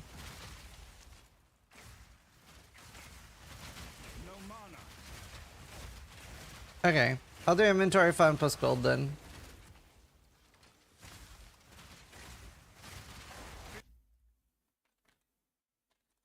Okay, chat. I'm gonna play another batch of ads now then, so we have no ads for the first 2 hours of me playing with Gingy.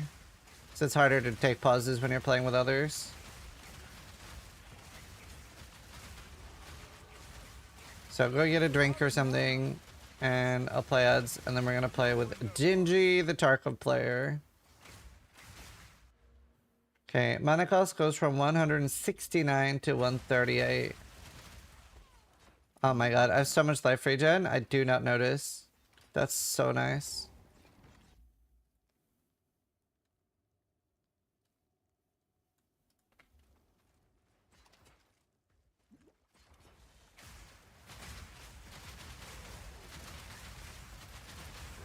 Hello. Oh my god, is that the real Gingy? Is that the real Zizaran? I'm such a huge fan. I'm such a huge fan Wait, of you. actually, no, Oh that's my not gosh, true. I can't heard you believe did it. ratting with Stankrat. Is that true? Wait, what? I heard you ratted. No. Ew. That was a long time ago, okay? Ew. You've changed? Not quite. Yeah, oh my god, disgusting. I'm what they call a honey badger? A honey badger. Oh my god. Alright. Are you ready for hardcore PoE? Not exactly. You're not ready. I mean, I don't think I'm ever going to be ready. It'll be fine. It'll be fine. I believe in you. I'm only like level 15 on my main account. Yeah, this is just gonna be kidding, I'm level hard. 17. And I have all these things in my stash because I don't even know what to do with them. Mm-hmm. That's so normal. I've just been running with like, I don't know, regular stuff, I guess. So I'm trying to think. Chat doesn't want me to like use gear that I already have.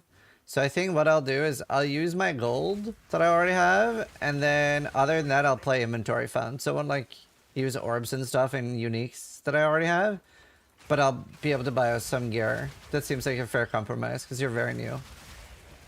Yeah. It'll be fun if I can get us through Act 1. Let's see. I'm trying to think what you should play. You should probably play a minion character. I'm thinking. Which is what I'm going to play too, and we'll sort of buff each other. Like, we'll buff each other's minions. And like, it'll create... It'll be a lot of distraction. So, that's probably the best. Oh my god, I'm almost dying. So I need to make a new character. Yes. So you need to make a new character, and you need to pick Hardcore Dawn of the Hunt, and it needs to be a witch. Are you? You have to get through the first boss, Dawn though. of the Hunt. Yeah. By myself? You have to, yeah, it is genuinely very hard. Oh, no. My dad was able to do it on softcore, so you should be able to do it on hardcore. Okay, so what class am I picking? Which? Which? Yeah. This is gonna be interesting. Yeah, if you screen share, I can try to guide you through it. I'm gonna turn this into content for my YouTube for sure. That's fine. So let me just finish my map and then we'll try to It'll be guide good you. for everyone to laugh at me. Yeah. I mean, did you're a something the Tarkov other player, you'll be day. fine. I don't even remember what I did, but chat was laughing at me because they were trying to help me and I just literally could not figure something out. And then it was just something so easy and I was like, oh, okay. Yeah, the game's not that hard. Tarkov's, I was gonna say Tarkov's harder, but it's not. Tarkov's pretty easy. You'll be fine though. Tarkov's a fairly hard game. Okay. Right. Let me do like a little bit of an intro.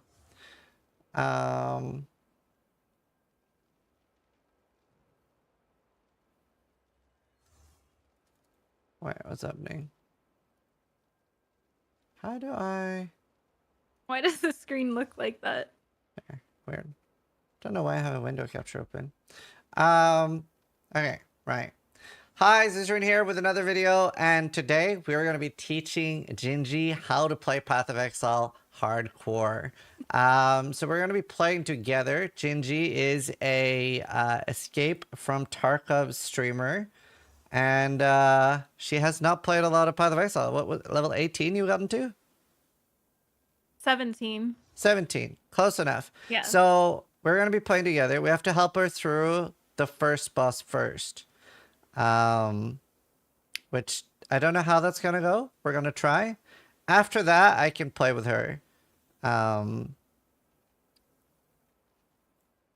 Wait, oh, I'm clicking on the wrong thing. Don't look. Oh, we're so screwed. But either way, Oh, no. I am going to play inventory found if she can get past the first boss. So I won't have access to my exalted orbs and stuff like that, but I will have access to my gold, and we might have to change that later. We might need more help. Yeah, feel free to kill things. You're probably getting level 2 before the first boss is not the worst idea for you. Did he go through her settings? No. Settings? What's wrong with my settings?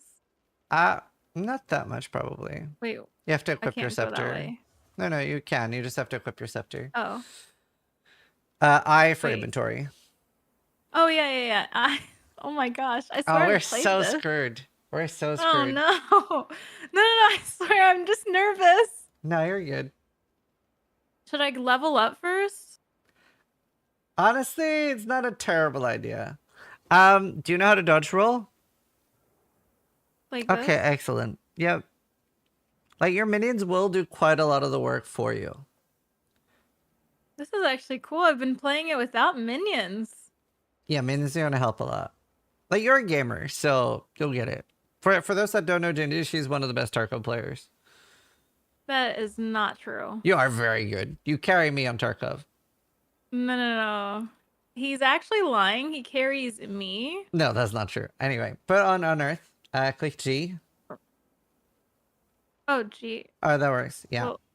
Well, So what that skill does, so your mouse button 1 is your main single target. It's like it fires a chaos bolt, and you will be using that a lot on the boss. Whenever the boss fires some adds out, you can use your right click Unearth. So you can right click it now to see what it does, and it basically fires like a earthquake like skill, and whenever that touches a corpse, it'll summon a minion for you. So you gotta go back down left. Oh, okay. She's good enough that I think she cheats. Holy, see, that's how good you are. That's actually crazy. I don't know where I'm going. That's all right. Yeah, so there you can see you have a third minion Wait, now. so- And you can, like, do you see how that corpse is Oh. highlighted? So if you hit your, like, hit the skill on that, the right click, and then it'll summon a minion again. Now, these are temporary minions. They only last, like, 15 seconds. But But basically, it'll be really nice. Whenever the boss summons zombies, whenever you're able to kill a bunch of them and get these up, yeah, it'll help a lot. Oh, and be very careful for those. You're also gonna have to be Yeah, like those things very hurt. cognizant of your health and using your life flask. But already now you're like getting it. You have like a little army of minions, and you can see that things are dying pretty fast. So you picked it up pretty quick. Yeah, I wanted to pick the witch, but I was scared that I would probably it wouldn't be good. So Yeah, no, which is very good. To be fair, it got buffed recently, so it'll be a lot stronger. I'm gonna do the same class too. To be fair, when you get done with this, I have to make one too. But if you're done, help you through it first, and then you can wait in town.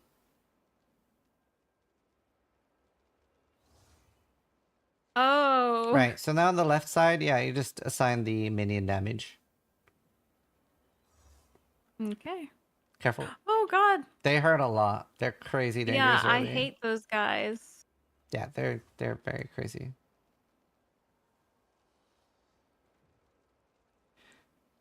Oh, nice. Definitely open after killing these, open your inventory and put that on. That'll help a lot. Okay, hit I. Use the wisdom scroll on the tattered robe and then equip that and the boots. That's huge actually. Nice. And then resurrect that corpse and then go up to the boss. There you go. So here's the boss. Oh, kill those and like resurrect them so that you go in with more minions to start with. And then rest them. Boom. Huge. Now just run to the right. So just start spamming the chaos bolt on him while strafing. And then when he does like the big overhead, make sure you dodge. Perfect. He's going to do the overhead. Goodness. There you go. Dodge. Spacebar. Oh, Yeah. I see. It like tries to teach you. And then now go down and deal with the zombies with your AoE ability and try to like re-summon those. Oh, careful. Nice. Dodge. Yeah, go deal with the zombies instead because they'll fight for you when you use your right click on them. Good dodging. Thanks. All right, start resurrecting them. Oh, yeah. I almost forgot that I had that skill. And now you've stunned him, and now you can just like attack him a bit. Wow, really good dodging. All right, I wasn't expecting to get through that on the first try, so cool.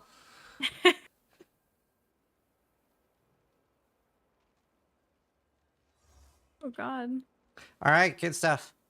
I want to go You do my character, and should. I'll meet you in town. Excellent. Good job. Thank you. W Gamer.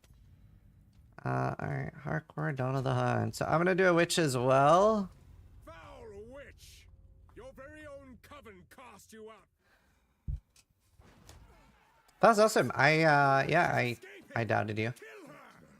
It's okay. I mean, I'm new to this, so. Yeah, that's really good. So you can use your that gem in your inventory. My character's crushing. And pick up skeletal sniper. Huge. And then you can put that in. Whenever you pick it up, it'll open the menu. Oh. Yeah, and then you'll see on the right side of the gem, it'll say like a plus and a minus. Oh. And then you click plus on that, and then it'll reserve some of your spirit and give you one sniper. So now you have 2 skeletal warrior and 1 skeletal sniper. Okay. And then just talk to everybody in town while I'm doing this. I will not join the dead today. By the first ones, you're alive. I'm the miller. Now I would appreciate. Imagine if you die now. Yeah, true, that'd be embarrassing. Reach clear fell. Find. That would be embarrassing. The dead rise again. Maybe we should do a prediction if both of us get through Act 1. Can I get you through Act 1, basically? That should be the prediction.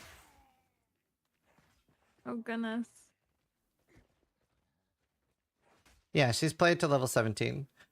So you can look at that vendor and look at those scepters. See if there's any that have like +1 minion damage or anything like that. So the scepters are the ones on the left. Oh, these things. Yeah. 400 gold. Okay. I'm gonna have to try to get you enough gold to buy one. Unless I have two. So I am going to use my gold that I already have to use a little bit of an advantage. I have 69 gold. Ooh, nice. But yeah, other than that, I'll be playing inventory fund, so we don't have my like alchemies and stuff like that. I don't even know what that is. That's alright. You'll learn. It's so funny how big of an overlap there is between Path of Exile and Tarkov. They're asking what's the prediction if Ziz dies first. Okay. That's crazy. I mean, it could be. I could do. It's surprisingly easy to die. Oh, trust me, I know that. Yeah. I can't beat the boss that I'm at right now on my level 17 character. What are you stuck at? He like, I guess he's a king and he turned into a wolf. Ah, the Iron Count. That's the Act 1 end boss. It's quite hard. I got halfway through him and then he goes back to full health. Yeah. And then I just freaked out and I just was like, okay, yeah, I can't do this. All that remains. Okay, I'm gonna do a 5-minute prediction. Can we get Jinji to Act 2? Oh, God. What is your name? What's your character name? Oh God, I forgot you're gonna have to ask this. Goop Core? Okay, Goop Core. Is that you? Yes. Excellent. Great name. Well, so like my other character is called Goop Dumpster, and then I just kept it. What is it with Tarkov players and these names? Let's okay. Okay. All right. Let's see. Okay, I actually don't have a minion scepter for sale, so we're a little out of luck there. May it serve you well. I actually don't have anything useful that we can get. That's unfortunate. I mean, right, I got you an amulet. Oh, actually I can get his wisdom scrolls. That's gonna be useful. I think we're gonna need everything. Okay, right. Yeah, the vendor. You have so much money. I have so much money, and yet there's very little useful I can get us. Actually, I could gamble. Should I gamble? Maybe I Wait, should. you can gamble? Where do you gamble? At Flynn, but you don't have gold, so you can't gamble. You're poor. Flynn, you can gamble with Flynn? Yep. Let me gamble a little bit then. Oh. Okay, never mind. Oh no. Okay, you take this. And then we hope for the best. Oh, you gotta hover over the items. What? There you go, and accept them, and they should just pop right on your character. Oh, okay. See you. Yeah, so you just replace that scepter. Okay. On your bar, on for example Q, in the bottom right, you have to click on the Q. Wait, you should equip the blue scepter I give you. Wait, what? You're not wearing it. Oh. There you go. I thought I was wearing it. There you go. All right. So on Q on your toolbar at the bottom right, click the Q area, and then the new skill that you don't have yet, it's the one in the bottom right, gas arrow. That's like your summon's active ability. Also go to options. So hit escape. And then let's see, where is this? I think I think it's an interface. Yes, under gameplay. Yeah, halfway through there. Scroll like halfway down. There, show mini life bar. It's the drop down menu in the middle of your screen. Oh no. Oh, at the top of gameplay, show life and mana levels. Perfect. All right, now save. There, it'll be easier to keep track of your life. All right, you ready? Can we get both POVs? Not really, but we could do like the shared stream thing.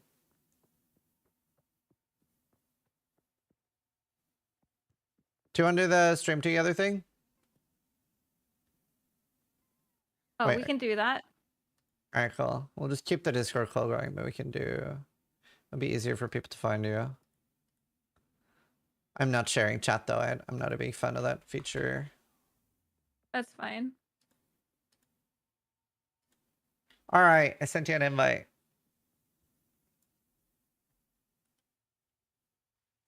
Okay. All right. You ready? Mm-hmm. Let's see. What's the prediction like? 71% believe yes. Wait, what? Holy. All right, come out. Oh, shoot.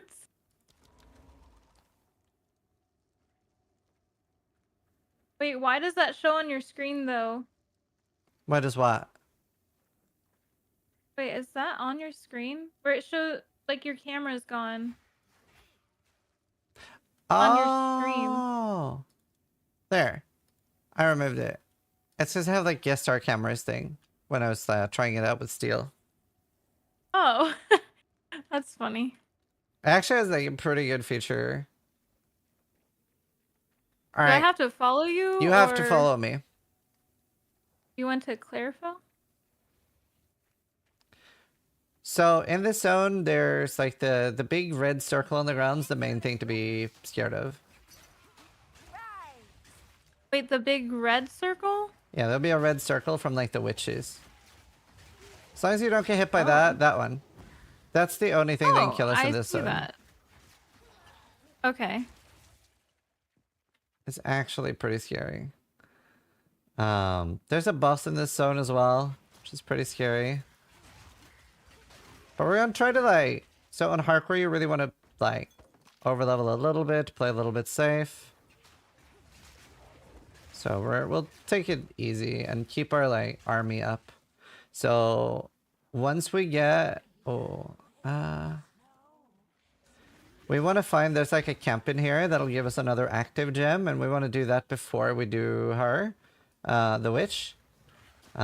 Because that like ability that you have on Q, what that does is it lets your sniper fire off a big gas cloud. So if you see here, there's a big gas cloud. We can ignite that with firewall for like a big explosion. Oh.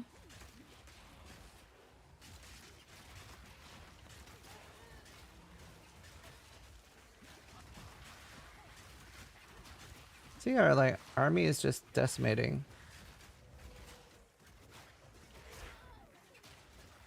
Then whenever we get like minion scepters with like allies receive extra damage and stuff, then that'll affect both our minions. So we're like doubling up.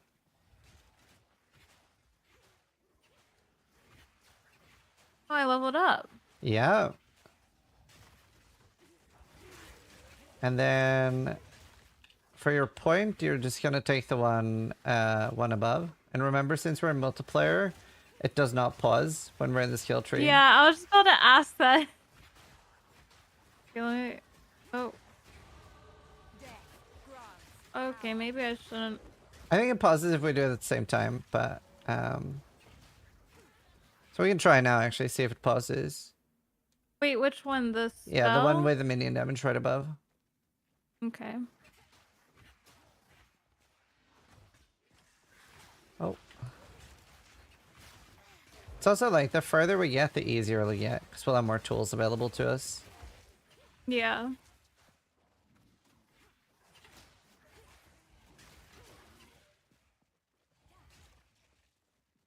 It's so funny, because I remember you saying you thought you wouldn't like PoE. And now here you Yeah, are. I did because I'm not the best at understanding games like this at all. Gotta start somewhere. True. To be fair, Tarkov's kind of complicated for a shooter. Well, yeah, it is. But I feel like it's different than these types of games. It is. I wonder when Tarkov's getting a new patch. Tomorrow, actually. It happens at 3 a.m. tonight. Oh, really? Okay, I meant wipe Yeah. though. Oh, yeah. I have no idea about that. Yeah.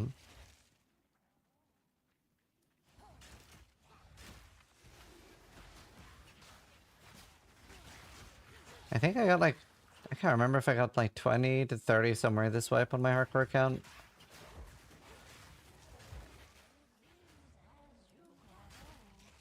Where on earth is Yeah, the I was count? sad I didn't get to play more of that with you. Yeah, that was fun. Wait, I am so confused. You played with the guys? Yeah, yeah. Oh, maybe it's all the way at the bottom. Anyway, we don't want to fight her until we have our gas cloud. Yeah, I played a lot with Cody. Kantai did not like hardcore. I'm pretty sure he hated it. I think he just played to play with me. The man doesn't even get Oh, here it is. cap on his regular account. Dude, he's like level 40 something and we just got him his gold pocket watch. Oh, wow. It's like 46 or something. So on this skill gem, we want to engrave firewall. So you actually have to search for all gems. And then, well, actually, yeah, as soon as you click all gems, it pops up. But it's not like all gems. Yeah. And what did we want? Firewall. Flame wall? Yeah. Yeah, that's the one. Sorry. It's okay. Like gaslighting you with skills already. Okay, So got it. as long as the enemy is burning whenever you press Q, and it has a, you can try it, but try pressing Q and you can see the cooldown's pretty fast. Oh, don't know why I didn't do it there. There you go. The cooldown's pretty fast. That's the main thing that you want to try to do in combat, because it's a lot of damage. Okay. And then, other than that, all I can tell you is that you just gotta dodge and keep yourself topped up. You ready? Yeah.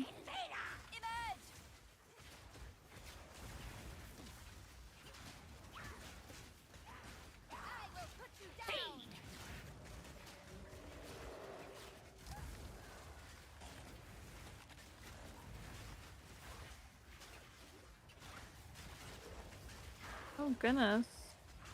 Okay, you're doing great. Okay, that's awesome. That is one of the harder parts. That didn't even seem hard. What do you mean? so, So we have that- so many minions. Yeah, so that's what we're doing that specifically to try to mitigate that. Actually, we didn't get the checkpoint up there. Actually, let's just go to town. So her ice attack there is very bursty. So like it can hurt. Let's see if I have a +1 minion one now. Oh, I do. Hell yeah. All right, we gained a little bit of damage. That'll be huge.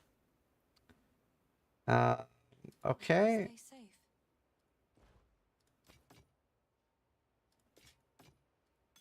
For my belt, should I have increased mana or increased life recovery? Life for sure. And then the head of the Winter Wolf, you just right click that and it gives you the cold resist permanently. Oh yeah. I remember. Anything take your fancy? And then the shard I just put in my stash. Yeah. All right, now we're gonna go to the waypoint and go to Clearfell. Actually, I can show. Oh wait, give me 1 sec. Just wait in town. Okay. So if you see on my character portrait on the left, there's like a blue swirl.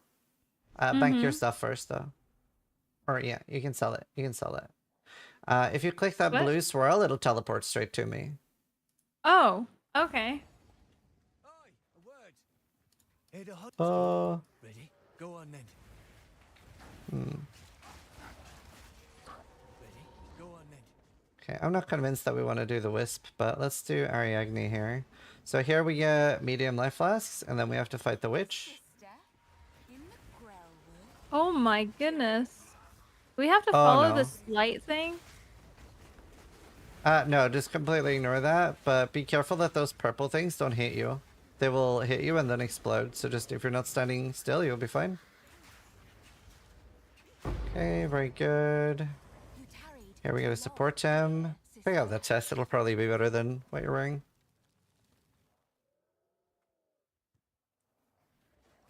Pick up the rare chest. And then, yeah, you can identify that if you have a wisdom scroll. Oh, you don't. Here, I'll drop some. And then... Oh, nice. Definitely wear that. Excellent. Alright. We're still alive?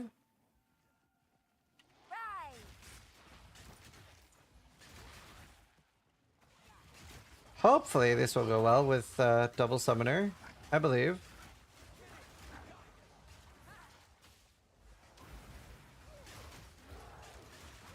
Completely ignore the lead mechanic. I mean, it's kind of rippy for no upside. At least not enough of an upside.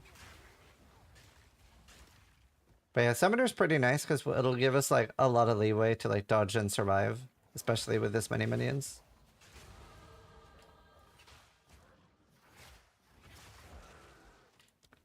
Okay, we leveled up, or I did. Probably... Oh, you're already 4. So yeah, we're just continuing to take minion nodes. We're Wait, going all the way up. Spell and minion or Yeah, we're going the spell and minion damage, and we're going up for the node 2 above it called Raw Destruction. okay. And when you're assigning points, if you don't want the confirmation window, you can hold control down when putting it in. I'll just bypass the confirmation window. Okay. Nice.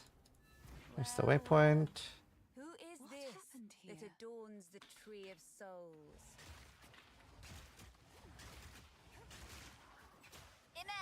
Definitely a very different pace than Tarkov. Yeah.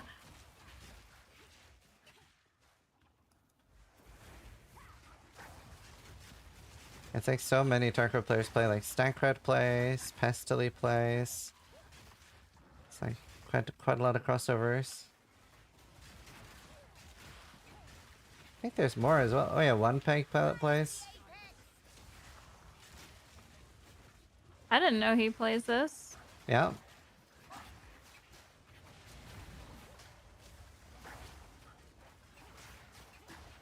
I think so, at least. I think he's played it a bit. Yeah. Oh, he's in my chat right now. Hi. Hi, One Peg. It's like, I'm pretty sure.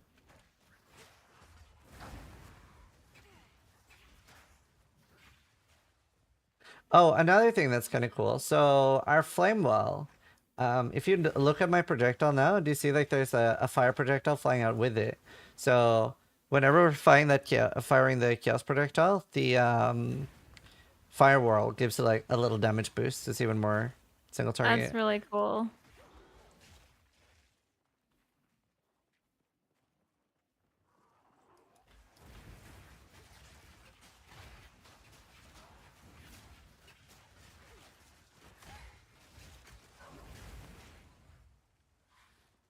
Let's see. Right, we're gonna go here, and we're gonna get the waypoint here, and then we're gonna go back. Just so we have less backtracking later. We actually want to find a few more things in the zone we were in first. Wait, we need to get this waypoint? Yeah, and then you come back. Okay. You can, yeah.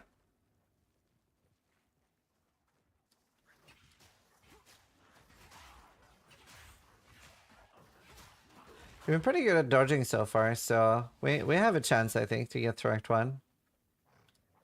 I hope so. Just gotta make sure we have enough cold resist for the Act 1 boss.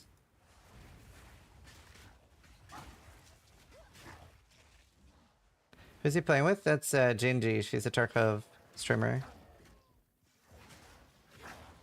Escape from Tarkov.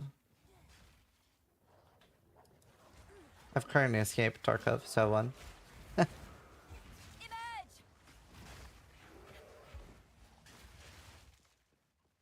So are there any like Tarkov events or anything happening right now? Yeah, they actually added a new map. Oh, Called that's the huge. Labyrinth. Really? It's actually really cool. It's like an underground like dungeon. Really? Yeah. That's nuts. Also that gem you picked up, it's a level 2 gem.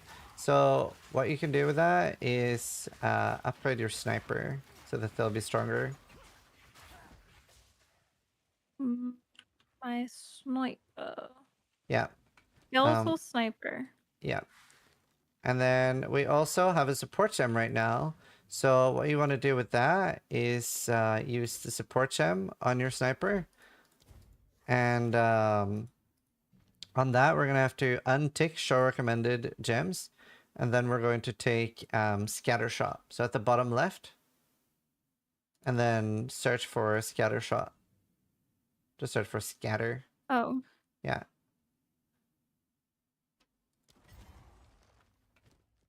Okay. Then we have that on. So now you can see that I'm firing 3 gas arrows instead. So they'll like shotgun. So it'll be really good boss damage. It's a first-person shooter. Yeah, Tarkov's a first-person shooter with like, if you kill somebody, you get their loot. So it's very fun. People can get really salty in that game, though. Yeah. It's very interesting because the first 500 hours of Tarkov you play, it's a horror game. Mm-hmm.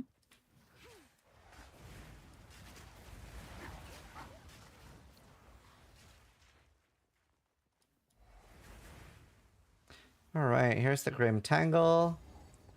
So we're just gonna go into the Grim Tangle and get the waypoint here. Yeah, Daisy is amazing. I play that a lot more. So good. Okay, cool. We can go back out. There's one more thing we want to do in the Grillwood. There's like a little plant dude that we want to kill. Where though?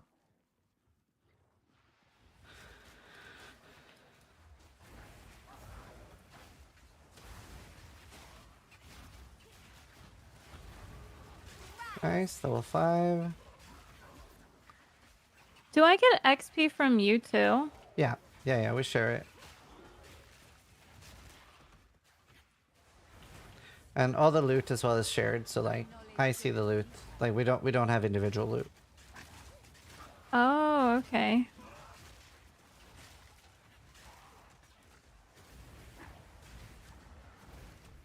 So like technically it's not ideal to both be playing the same thing, because if we were, let's say that I was playing a warrior or something that uses maces, then we'd be able to just like split the loot like that. But I just think it's so useful for us to both be minion characters because we are gonna have so much like distraction summons and stuff. Right, where is this dude? Could be all the way on the right. It's either on the right or here. Oh, he's here. All right. Okay, let's get in. Oh yeah, this guy. So he has like a purple slam where he summons 2 plants. Careful, move away a bit. Careful. Ooh, ow. Oh my god, I almost died. That was bad. Okay, so keep moving. Oh god. Just keep dodge rolling. Okay, he's stunned. Keep hitting him. And if you can hit your Q ability, he's dead. Oh. Oh no. Oh no. Oh. Oh, we were so close. He was dead. Oh. I don't know if you're muted, but I can't. Oh, okay, you're not. I was literally about to heal, and then I got hit by that thing after she died. Ah. All right. My gosh. We can go again if you want.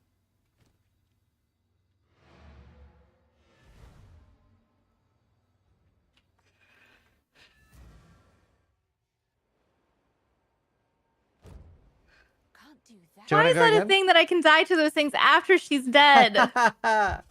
Yeah, a lot of people don't like on-death effects. Well, it's not an on-death effect, but yeah, that's a rough one.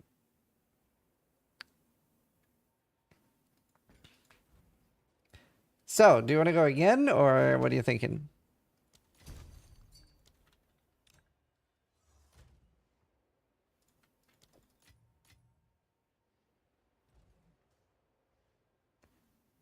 Oh, I'm muted.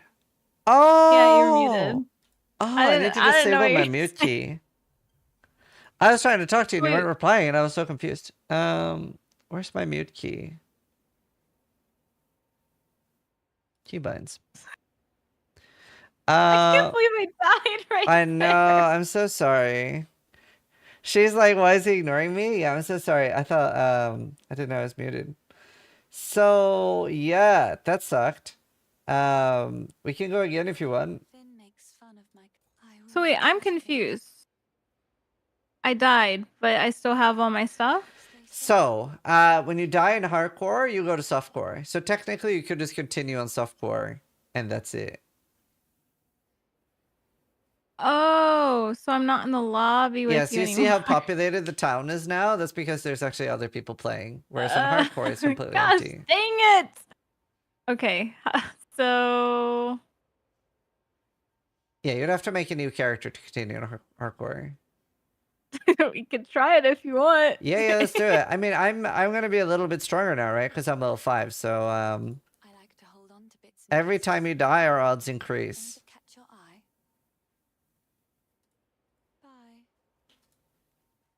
I'm just gonna delete that character. Yeah. I can't believe I died. What? That should not be a thing where it can kill me after she's dead. Yeah. It's pretty dangerous, too. It's a pretty dangerous enemy.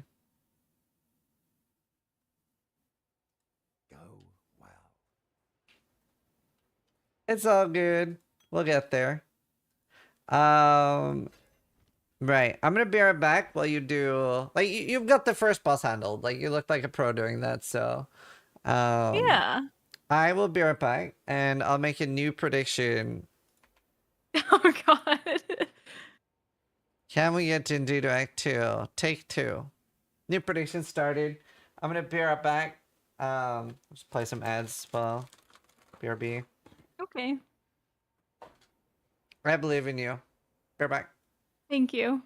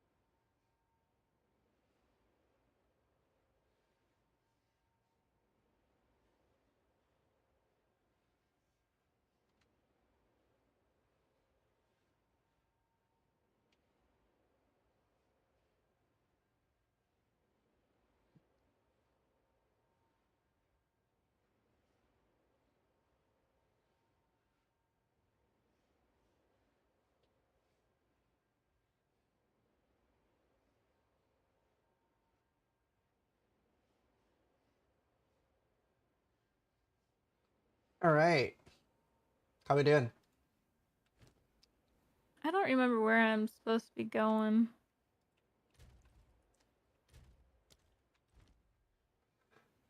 Click tab. Oh wait, what? Here, Did I do something wrong? No, you should. You just need to put it on your bar in the bottom right. Oh. There you go. And then hit tab so you can see the map better. All right. I don't just know keep how going you, now. I don't know how you play with that thing on. So okay, go to options. Oh, wait. What You am have I to shoot doing? once. It's just like making sure that you know you have an ability. Oh. Hit escape. Okay. And then go to options. And then under interface, landscape transparency slider all the way to the bottom left. No, sorry, it was on your screen. Wait. Yeah, there. Landscape transparency, the slider. Yeah. Oh. And then you can have map transparency at whatever level you want, but it's a lot more bearable. Yeah. There you go. Then let's go to the right.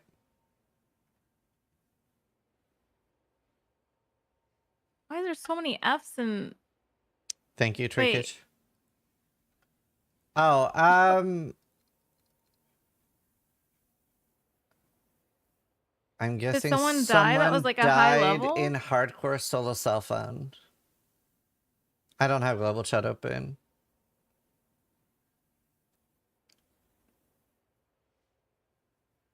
But I would assume that's the case.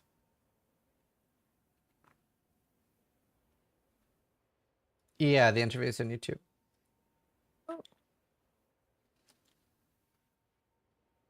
Yeah, rank 18 died on hardcore SSF.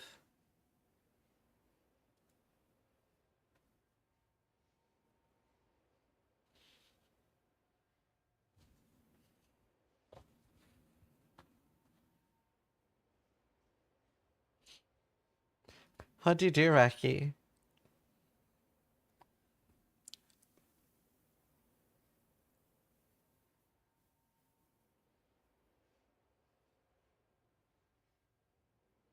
So you don't have to have global open if you don't want to.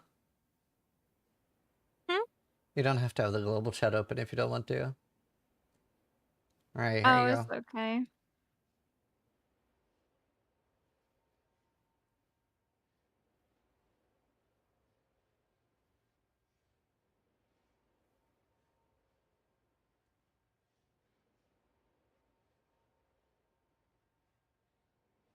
Nice dodge.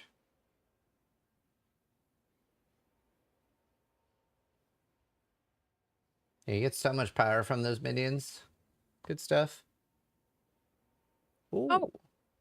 Okay, I wasn't watching him. Oh. Good job.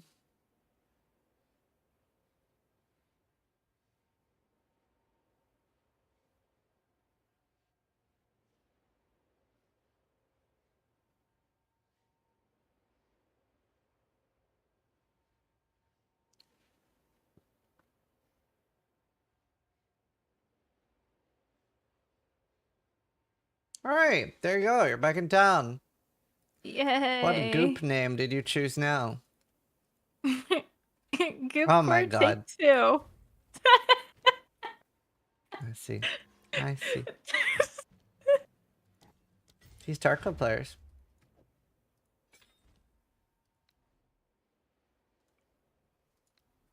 Alright. Let's see. Can't wait for take 3. Oh dear. Oh god.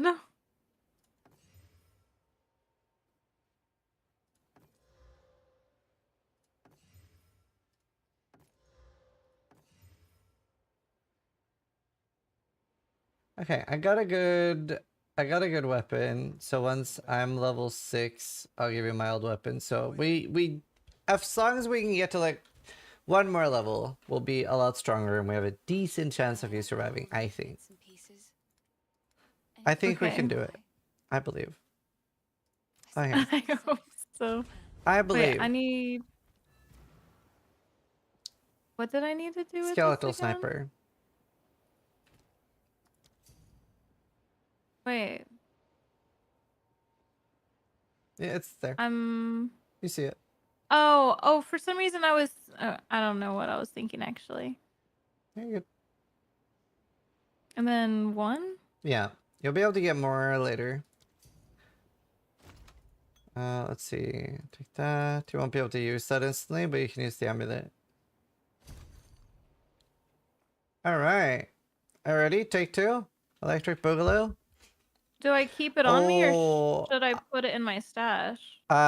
There's a huge update with changes that I have to read real quick, so I'll just be right back real quick. Go ahead. Alright. Alright. Hi, Zizaran here. Something, something. Alright. Hi, Zizaran here with a bunch of changes. This is not even that much long after the interview. I guess it's like 10 hours after the interview, and if you haven't seen that already, that is up on my YouTube. Added crafting bench, imagine. But either way, there are changes. So let's read through them and see what they are. Today, we are continuing to work on changes based on player feedback, and this is a list of updates we have finished internally. We'll be deploying the following changes over the next few days. So obviously, they're continuously working on stuff. These are not the only changes we're investigating, and they do not represent a full list of what players are reporting to us. Player balance. Now that we have a lot of the nerfs out of the way, we can concentrate on buffing things that are not performing well. Sorceress changes. Arc now does a lightning explosion when it hits a shocked enemy, but can no longer shock. It does not consume the shock. Eye of Winter now gains bonus elemental damage when passing through other elemental orbs, like Solar Orb, Orb of Storms, or Frostbomb. Actually, this could be kind of cool with the pet that shocks all the time. Incinerate exposure has been increased to 8 seconds from 2. 2 was the original. Mana Tempest can now be used with all spells, and it's been changed to cause empowered spells to split to additional targets instead of chaining or forking. Frostbolt explosion radius by 50%. Ice Nova freeze buildup increased significantly. Frostbomb exposure duration to 8 seconds. Mana Remnant now works with other elements than just shock. And we are lowering the delay for Ignite spreading to 1 second from 2. Oh, man. Okay, I don't know if that's enough. I don't know, but maybe somebody will play with it now. I don't know. That's still 1 second is forever like, I wish it would just spread. I wish it would just proliferate. 1 second is a lot. It is 50%. It's 100% better. But I just don't understand why there is a delay, I guess. Like, I love it in PoE1.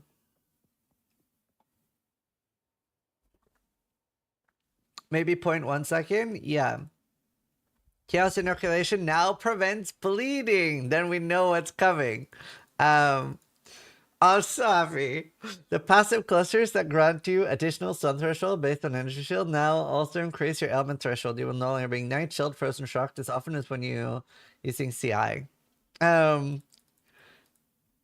Hunter-specific changes. Parried enemies can no longer evade your attacks. Energy Shield no longer prevent bleeding from being applied. I don't know why this is under Energy Shield or Hunter-specific, but okay, we now have bleed.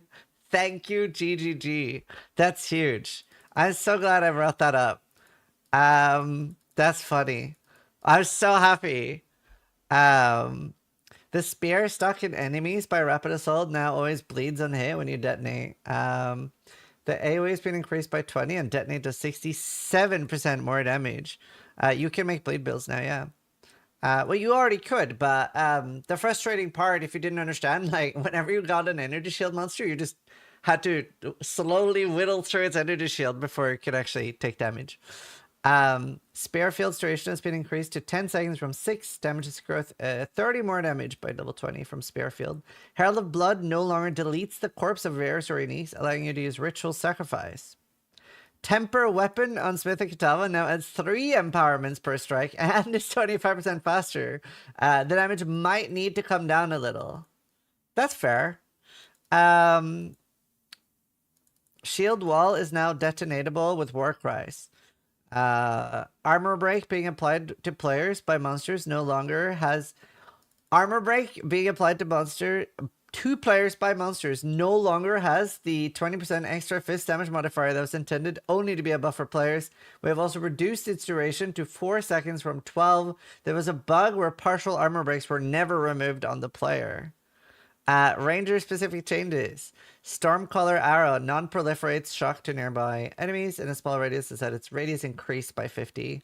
Lightning rod damage has been increased by 30. Duration increased to 20 seconds. Lightning arrow has had the radius of the arc increased at 50%. Tornado shots maximum duration increased to 15. We have added a new support gem called Inhibitor that prevents charges being consumed, but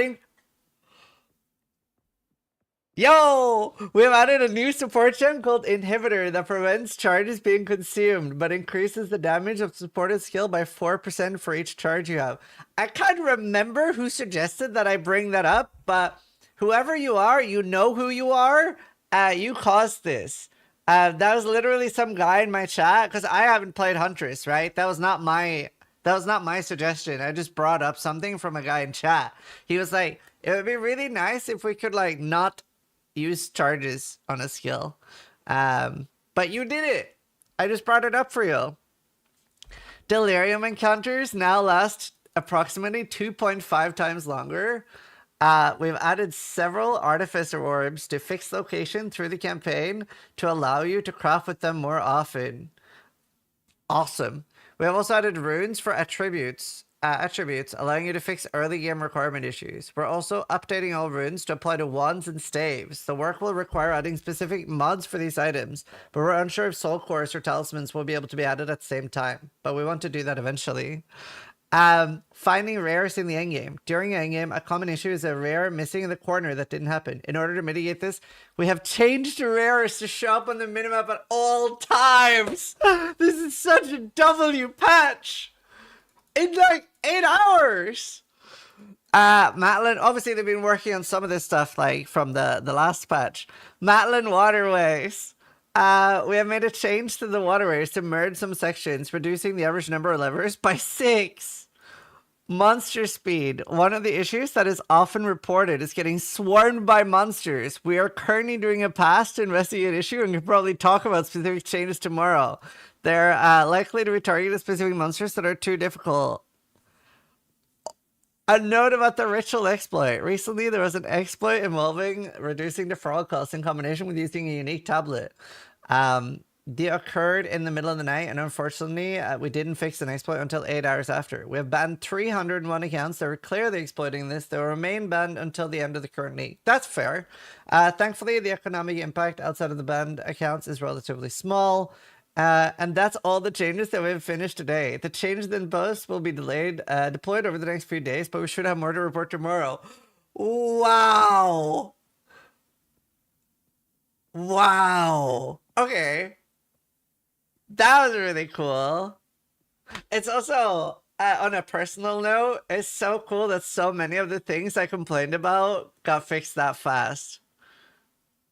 That was cool. That was very cool. That's so cool. Thank you, sis. I mean, that's so cool. Wow. Wow. I knew you worked for GDD, you shill. But like a huge props to GDD for like recognizing what they also agreed with were issues and putting in like actual good implementations. That's so cool. All right, I just wanted to make a quick video about it. If you haven't seen the interview yet, a lot of these things were things that we covered in the interview 8 hours ago. Can't believe that some of the things are like already coming. That's crazy. But either way, I hope you guys enjoyed the interview. Hope you guys enjoyed me reading over these patch notes. But either way, thanks for watching. Sub if you liked the video. But more importantly, try to die less than I do. It's really hard to wipe this shit-eating grin off my face right now. That was the coolest thing ever.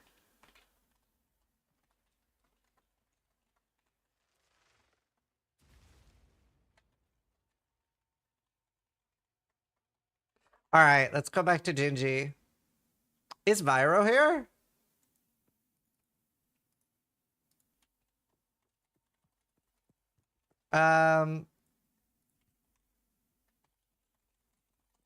That's so cool. All right, sorry, I'm back. It's all good. That was really cool. They just did like a patch like based like a lot of the things that I complained about in the interview 8 hours ago is now being changed in the game. Oh shit. That's really cool. It's not time to kill them all yet. Well, it probably wasn't just you. It was probably a lot of people, you know. So, and then you were just like, "This is what the community is saying." Oh you yeah, know? for sure, for sure. It was just crazy that we were just talking about it like just 8 hours ago.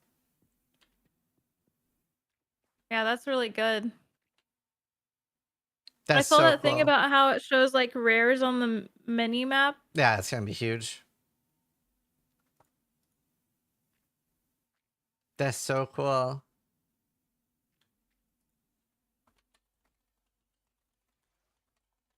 Well, I guess I sorry, I didn't mean it to come off that way. Like it wasn't no, you're you that did. No, I no, meant no, like you're good. you were able to like say, "Hey, this is what we need changed." No, no, no, you're good.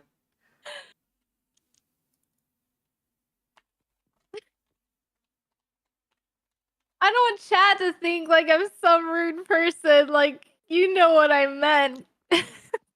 Oh, but you are rude. No, just kidding. Let's Wow. go. That's crazy. All right, we got this. This to go. Says Gingy has been humbling Tarkov streamers for years. That's true. I've seen it.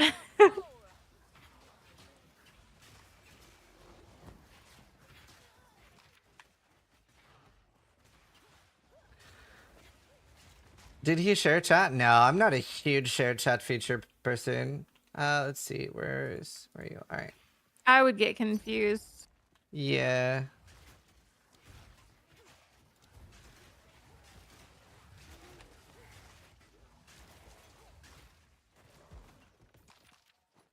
Also, it's really funny. So there's a huge issue right now, where when people are searching for items, hardcore items show up for softcore players. So hardcore players are getting bombarded by messages from softcore players. Wait, It's really annoying. really? Yeah, it's really annoying. So like a lot of people have actually put in their names, like you are messaging a hardcore player. That's really annoying.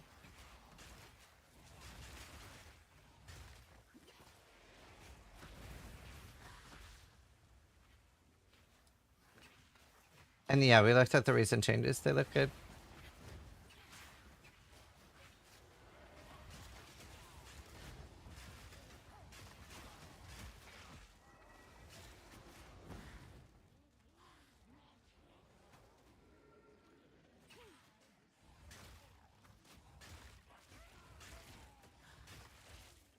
Let's see.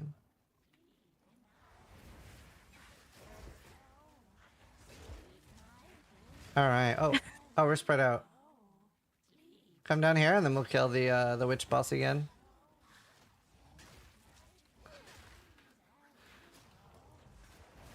Sorry, I got distracted. No, you're good.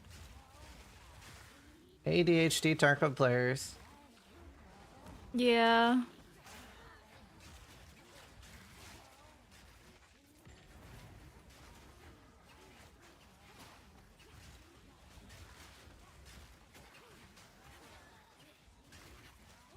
All right, you ready? Mm-hmm. And so that ice move does a lot of damage. Oh yeah. You need to remember to put your gas arrow on the hotbar again. Wait, what did you say? The gas arrow, put that on Q. Oh, am I picking this stuff up or I don't know what I'm saying. Am I confused? Yeah, put your skill point in the minion one, yeah. And then I have something?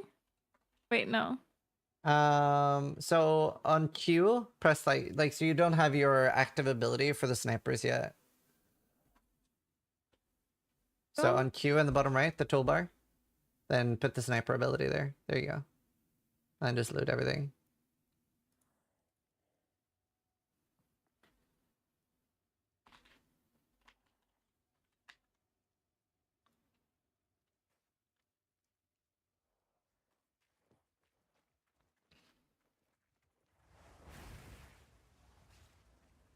All right. I'm gonna go get you another skill gem here.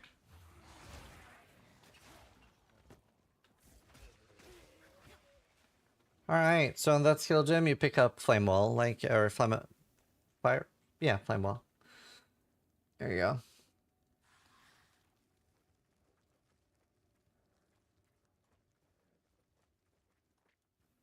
All right.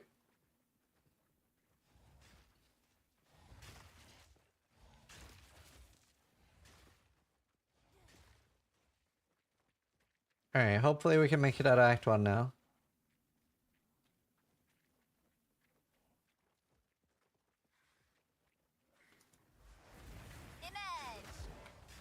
What time is it for you?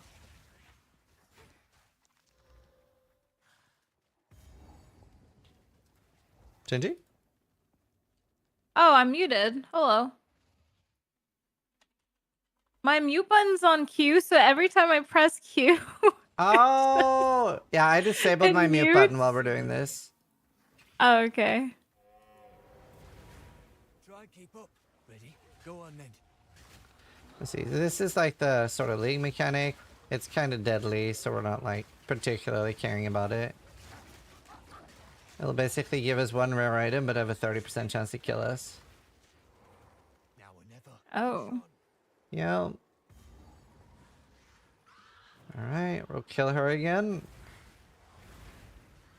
Wait, kill her again? We killed her last time? Yeah. I don't even remember this. So it was last time she had like the some purple chaos flowers on the ground.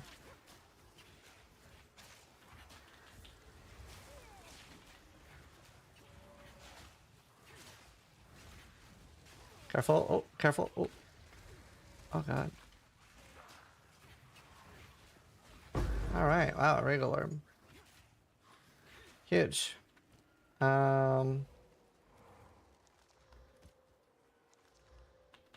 Okay. I'll pick it up. All right.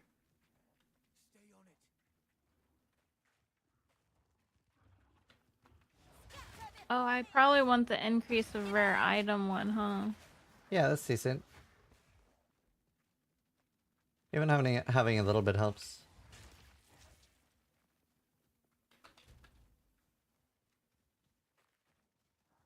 Should be a waypoint here. Yep.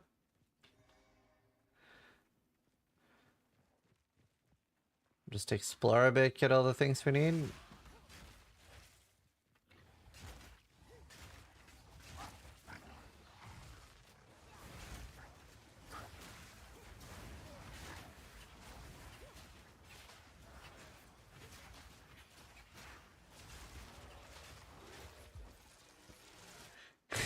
Can you please do another interview tomorrow and see what you can change in a day? I'll work on it. All right, here we go.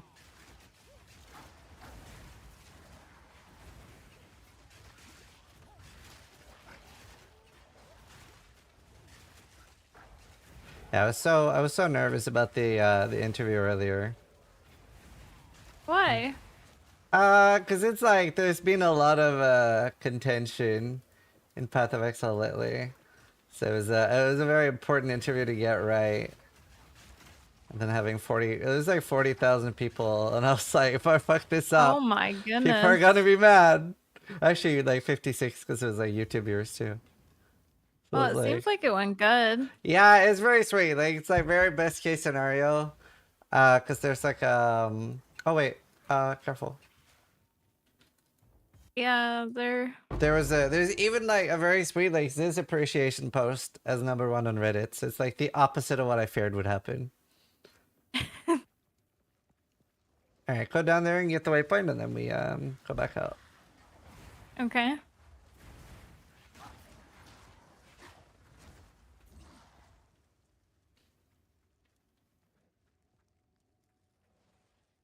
But yeah, no, like for the past few days, first though, there were a lot of people that thought the interview was gonna get cancelled.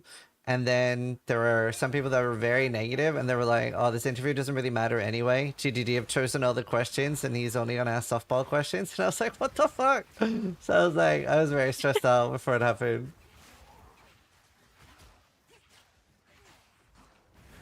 So I was like, I chose all the questions.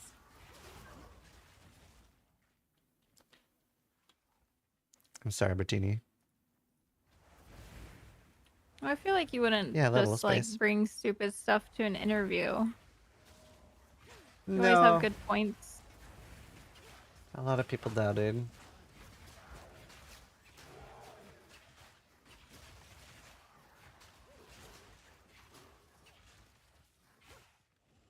Alright, I think we'll wait with this guy till we're a little stronger.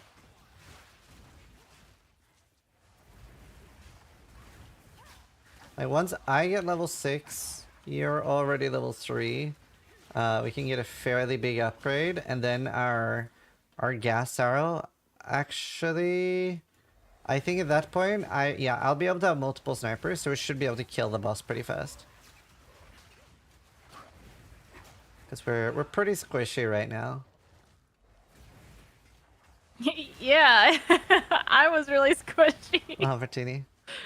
Yeah. It's hard. It's really hard to survive. And like Yeah, for when they've said in interviews as well, like you're meant to die the first few times you're encountering a boss, so that's the challenge. It's gonna be hard to get you through. We can do it though. Like you're really good at like dodging out of things. What was the prediction this time? Oops. Oh, the same thing. Like if we can get you to Act 1 or Act 2. Oh, okay.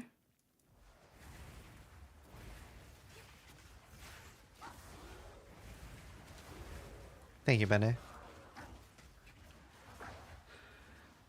Yeah, we just want to get one level on me here, and then we should be good.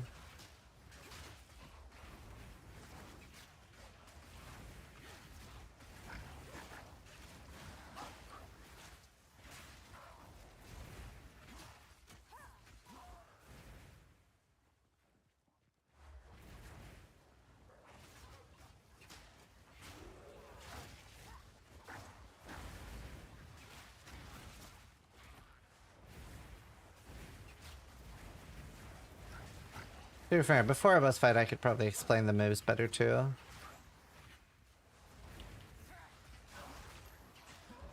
There's an amulet, make sure you pick that up.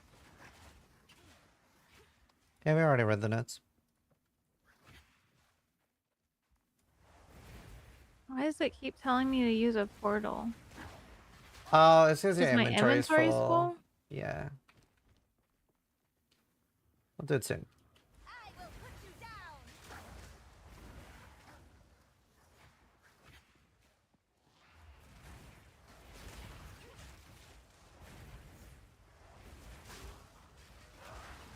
Okay, a few more packs and then I've leveled up. Alright, there we go.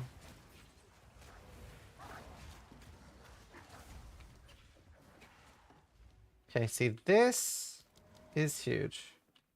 So now I have 2 snipers. Alright, now we're gonna go kill the dude. I think we can do it now. Surely. Do you believe? Alright, Yeah. so... I'll just not walk into... Oh, wait. Do I have... I think I have something, don't I? How do I get this thing to get off my screen, though? You have to click the portal thing. Oh. There you go. So I you have have support 2... gems. Yeah, use the support gem on the skeletal sniper and get it to give the scatter shots. You need to remove show recommended gems or that. Yeah, search for scatter. Oh, I just pressed. There you go. I don't know what I pressed. Oh. Scatter shot? Yeah, perfect. And then equip that on the sniper. And then on the second support gem you have, Right click that and press the sniper again. Oh, sniper. And then untick show recommended gems. Yeah, that works. And search for last gasp. Yeah, there you go.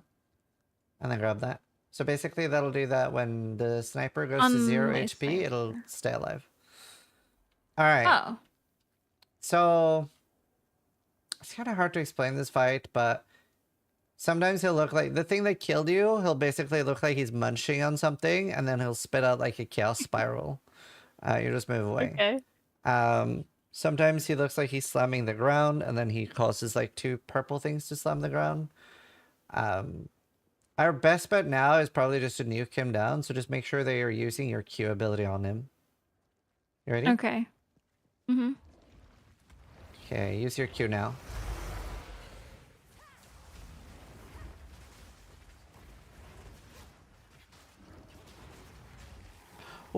Oh my god. Oh no. It's very fast. No! Oh my gosh! Yeah. I was literally one-tapped! Yeah, I know. It's very harsh. Do you know, maybe this is the best idea to do on hardcore. No. I got it. It's fine. I got it. I know I can do it. I mean, to be fair, it's a little bit my fault. We probably should be skipping this boss. I just thought I could burst him down. This is my fault. Bro. Every time we die, we get stronger. There's no way that I just got one-tapped like that. So, Goopy the Third.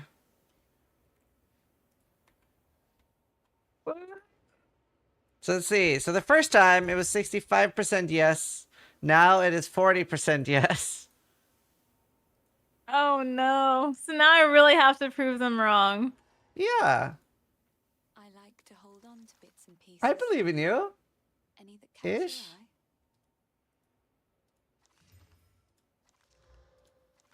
To be fair, that move is really fast. I do think maybe we just skip that boss. And come back to it later. I think that'll probably be the play. I feel like chat's loving this right now. They do like watching people die. Alright. I believe though.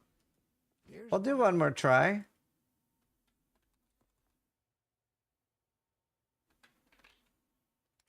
Interesting. Can I get a minion? I can sleep well now. That is actually crazy, chat.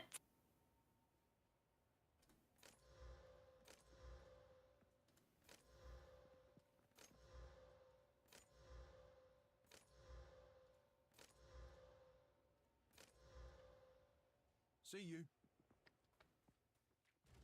Alright, at least you're getting a lot of practice on the first boss. You know what's crazy is in the like my other account, I didn't even die to her. Yeah. Yeah, But see, I'm that's holding not you back. hardcore, so. Yeah, you're held. No, I'm kidding. I don't think so. I think it's this character. Maybe it's the witch. I don't know. Yeah, I don't know. We'll figure it out. We'll get through it.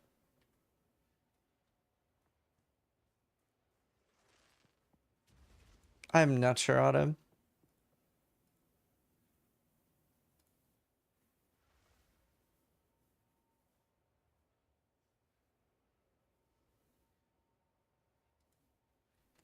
Let's see.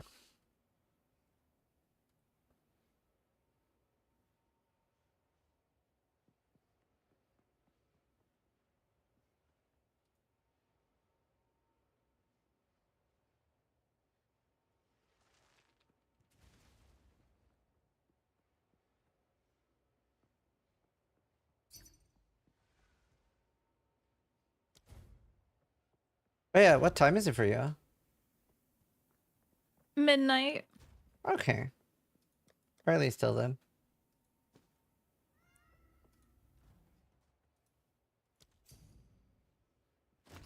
I've been staying like up all night though lately. Yeah. Gamer. Well, you've been streaming a lot of hours lately. Yeah, I only did like 13 hours yesterday because I wanted to make sure I slept a lot before the interview, but Oh, okay, that makes sense. yeah.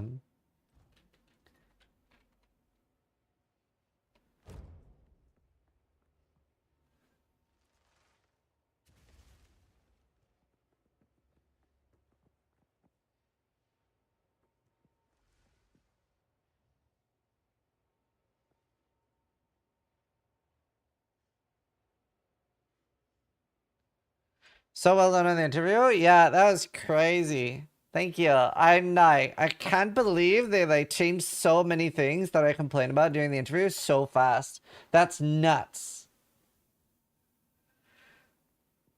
That's nuts. That's so cool.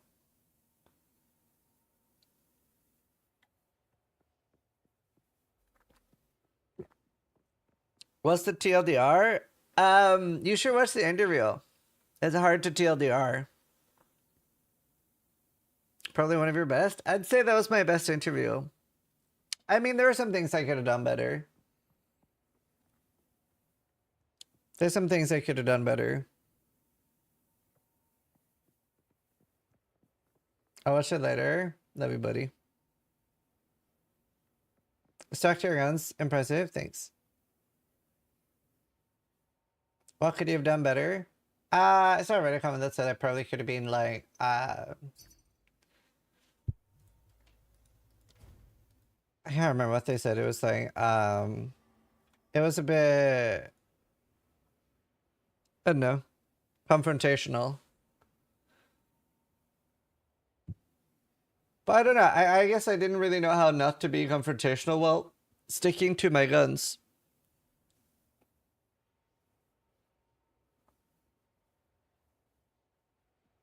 How much longer did you have? I was 30 minutes over. They were like, ideally 1 hour 30, but 2 hours is okay. So we were like 2 hours and 10 minutes.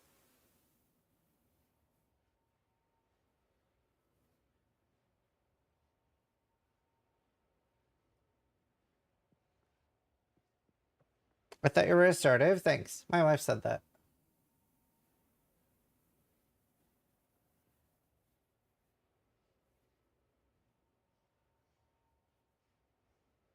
Thanks, Benedict.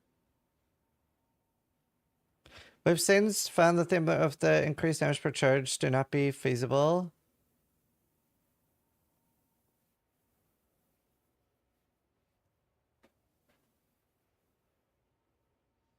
Releasing without that stat present. Okay, cool. Reasonably assertive. Thanks. Lol, Thurston. Nah, don't poo, Jonathan. All right, ready? Wait, how do I quit it, but I forgot to do the arrow, guys? Just click G. All right. I'm gonna do another prediction. What's your name now? Goop, take 3. Okay, cool.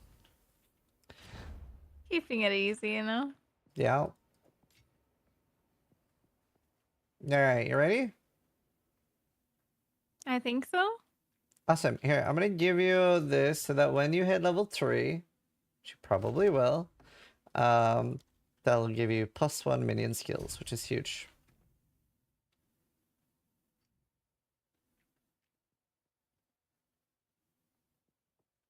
Yeah, a little bit, Bob the Hedgehog.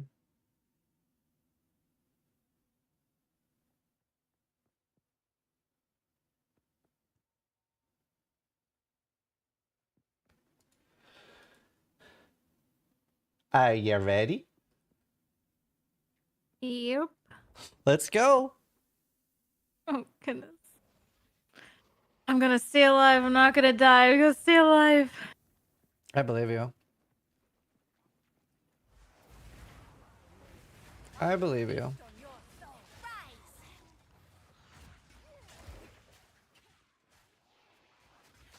You're very strong now. Well, not really. We'll make you Not strong. right now.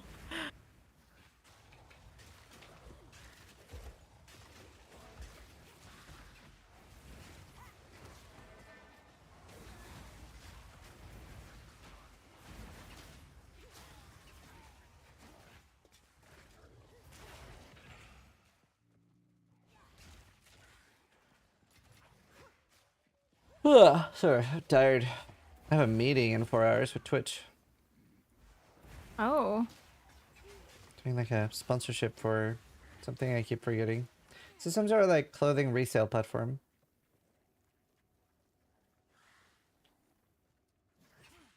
My chat remembers what Oh. it's called. I don't. Flame wall? Vinted. That's it. Yeah, you get your flame wall. You Oh, gotta wait. just pick it up and then it'll equip. Oh, yes. There you go. You're a pro. Wait, why did I put flame wall right? Okay, whatever, that works. Yeah, you got this.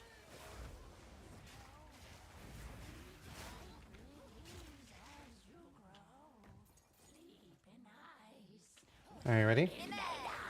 Yep. Yeah. See how fast we kill her now? That's actually crazy. Nice. Pick up the Crimson Amulet. And the fur plate is probably going to be pretty good for you. Pick that up. Let's see. Identify the amulet. Actually, we can go town here. I throw out a wisdom scroll for you. The amulet I do? Yeah, identify that.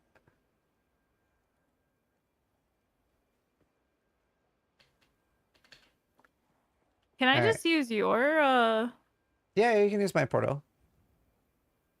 Oh, that's cool. I didn't know Yeah, if it I drops had to this use for my any own or streamer. not. Oh no, you're good. Please, take your time. Oh, I like this one. All right. If you can. Let's see. I can teleport us to the Grellwood.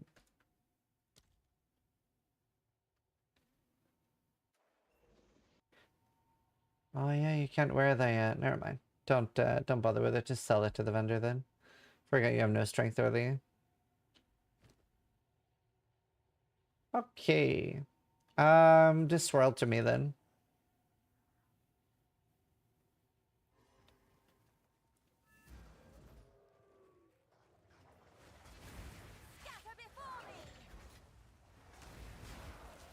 Alright, so do you want to skip the hard boss and we come back to it later? We could. Yeah, let's do that.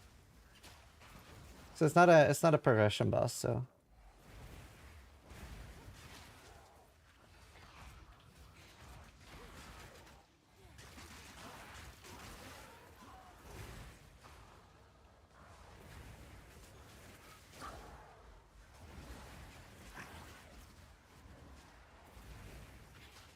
Okay, you're level 3 now, so now you can equip the scepter I gave you.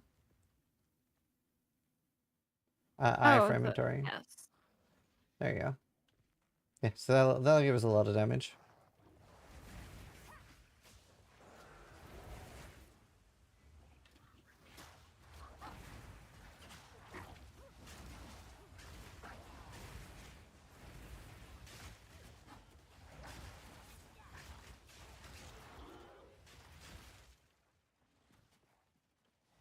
Okay. Alright, over here is the next zone.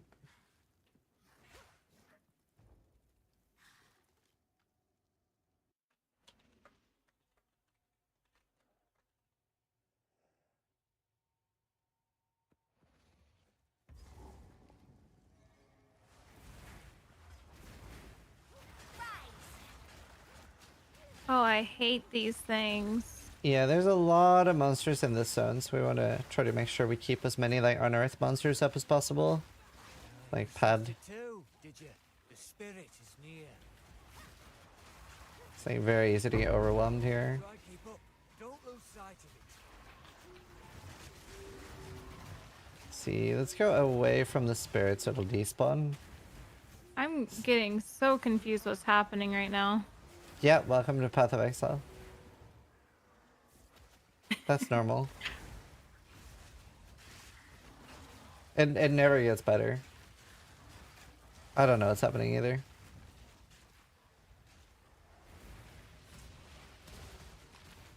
That's why we have our minion of army minion to kill everything for us.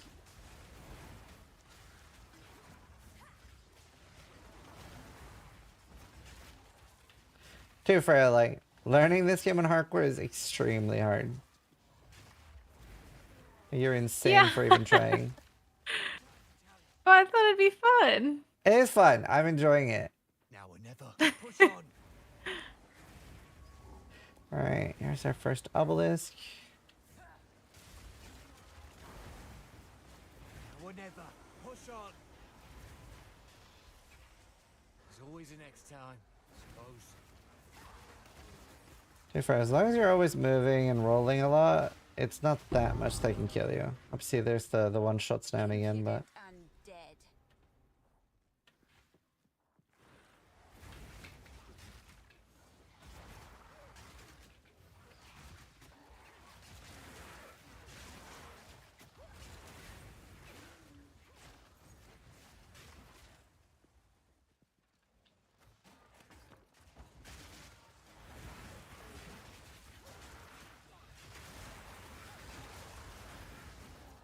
Let's see. So the biggest thing we could find now would be a helmet for each of us with +1 minion gems.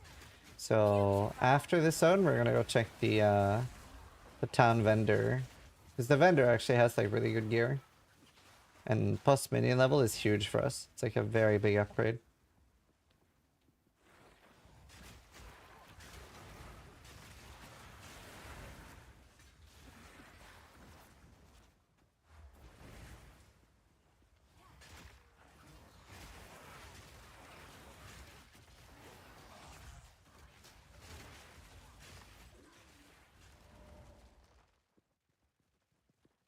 Hey, Snooty.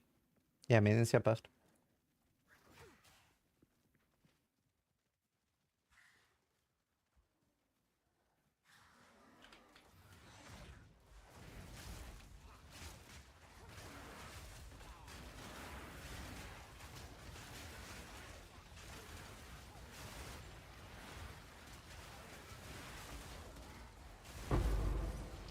Nice.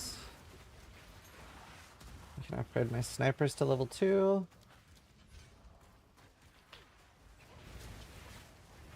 So I actually got us... I have one more... Oh, Jesus, I'm dying.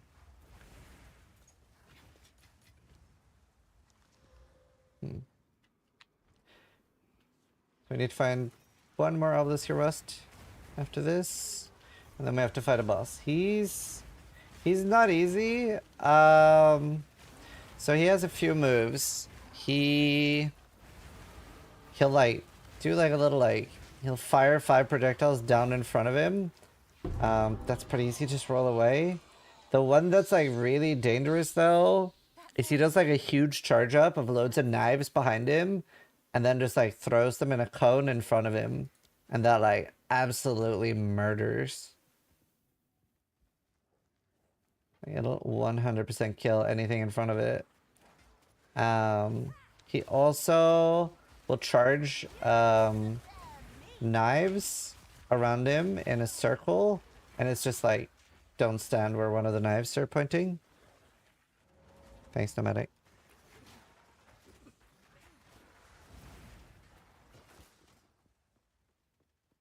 It's also hard to like explain things without seeing them. Yeah.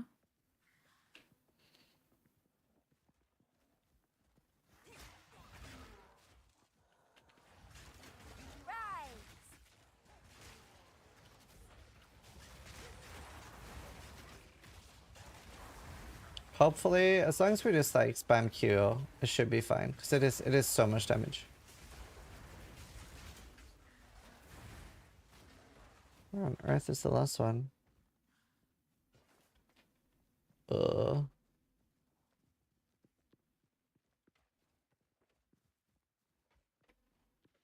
Okay, I think we have to checkpoint here. Alright, let's checkpoint. I guess it's here on the left. Yeah. Wait, Click the checkpoint and then go checkpoint. to the left one. Okay. Must be here.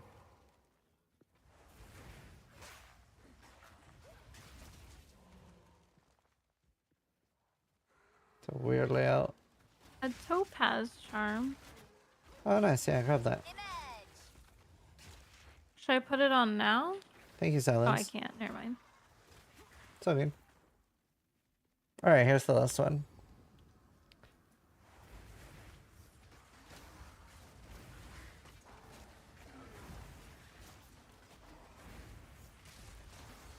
Okay, I'm gonna start the boss fight and then we just hopefully just nuke it. Oh god. Yeah. Okay, there he is. Oh, he's coming for me. I'm scared. You're doing good. Oh, there's the big move. Oh my god, you tanked it. I don't know how you're alive. I don't know either. Yeah, just keep running. And use your Q whenever you can, and then we'll be good. Oh! Oh my god. Oh. Oh my god. Oh my god. Okay, I had a really good idea. We're gonna do we're gonna cheat it a little bit. Tiny bit of cheating. I have a really good idea. Very smart idea. Alright, let's go 10. I have the best idea. So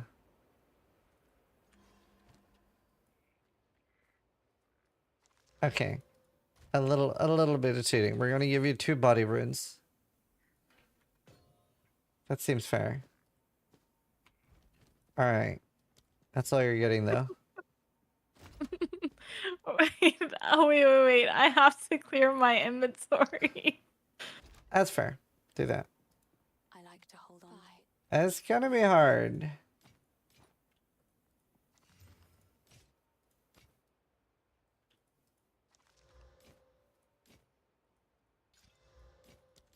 Bye.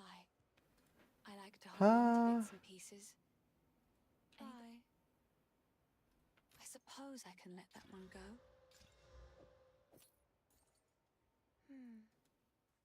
I would have. The tree must bend to my will now. Let's see.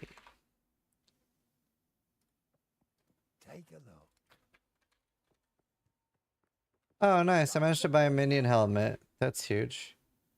And let's see. So open the vendor called Renly at the top. That's Yeah, what I that was just guy. at. He gave me something. Yeah. Click buy or sell items. And then on the second tab, search for minion. Ah, okay, there's nothing there. All good.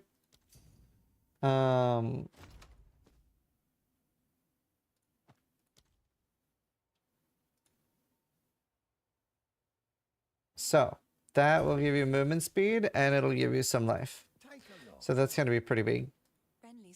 Wait, is my boots better than that? Wait, do you have movement speed on yours? You want the one with Yeah. cold resist on because the boss has cold res. Okay. Yeah.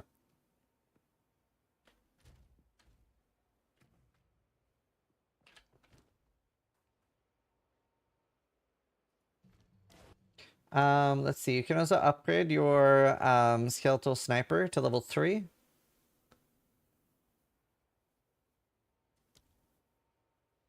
Oh, you need level 6. That's fine. We'll get a level 6 soon. Now, technically, we can just skip the really dangerous boss, by the way. So you can swirl to me now when we go from here. But yeah, we can skip that dangerous boss entirely. It doesn't really. Oh, okay. Yeah, teleport to my location. There's a chest though. That's fine. Don't worry about it. Had to open it. Also, even from another zone, you can still swirl to me. You don't need to be in town. Oh, I can? Okay. And then we just got to do the quest thing here.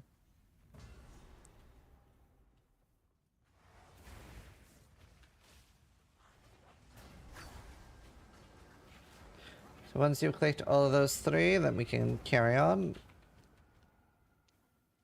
It's 3 runic seals. Oh, I had to. Oh, I was. Yeah, you gotta press all of them. Oh. You're good.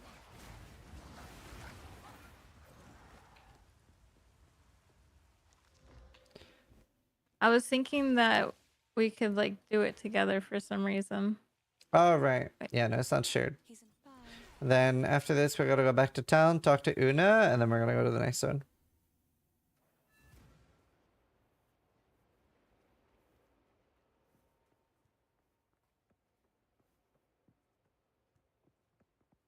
It was hard to make it PoE2 University. Okay, and then we're gonna go down. You can just swirl to me in a second. Alright. Swirl to me.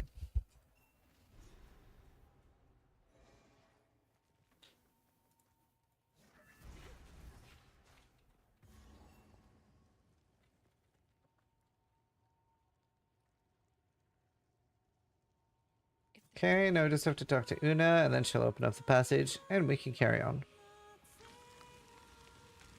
Thank you, Kaylin. The old magic still thrives.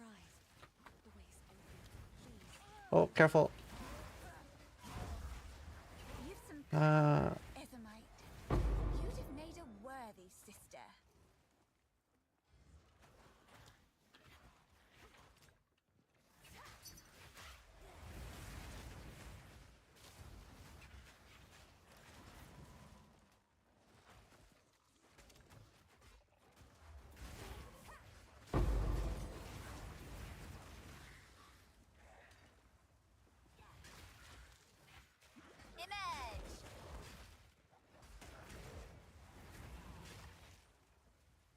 Okay, let's see. I gotta go town real quick and do a trade. Thank you for the 500 bits, Cronus. Thanks so much, dude. I'm glad you enjoyed the interview.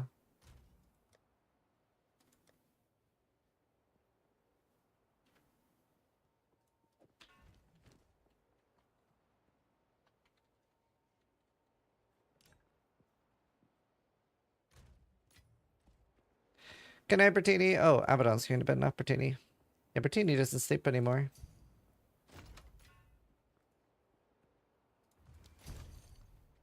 Alright.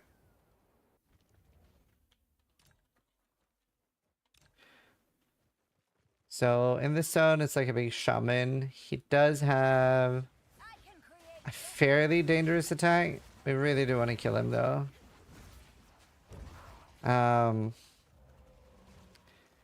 Honestly, on this one, it's basically like just run around in a circle in full panic. Okay. I can do that. I just did that. Yeah, that's honestly, running in a circle will always save you in this game. You'll be basically immortal. Sort of. Except for if you die. Well, yeah, that's true. Level 6, nice. And like you'll notice, like even though I haven't died, I'm now only 1 level higher than you. How? So in PoE, ooh, I need that. In PoE 2, it's crazy diminishing returns on being overleveled. So in PoE 1, I probably would have been like, I don't know, like level 9 or something now, 8 at least. There's very high diminishing returns. Which one? Do I just do Yeah, you the take raw raw destruction. And then there's Okay. minion nose above that next. Okay. Wait, where'd you go? I'm just a little bit ahead of you. Oh, I see. Okay, here's the cemetery. We have to go find the boss, though. Actually, we can go to the next zone, get the waypoint, and then come back here. Wait, did I go No, you're right here. No, you're good. I can't play without the minimap open. I love it. Dude, my ADHD goes crazy and then it gets me killed. Actually, I think that's what it is. That's fair. All right, just grab the waypoint and then back down. What about this guy? Nah, ignore him. He's mean. He's a big meanie. Oh, well, oopsies.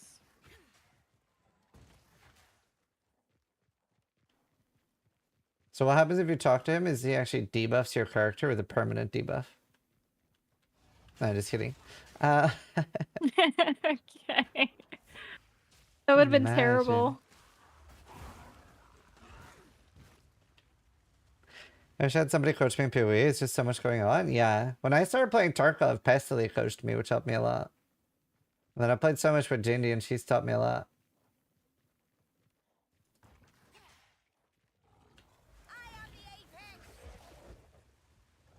I don't think I taught you that much. Yeah. You were already really good. Nah, not really. I learned a lot.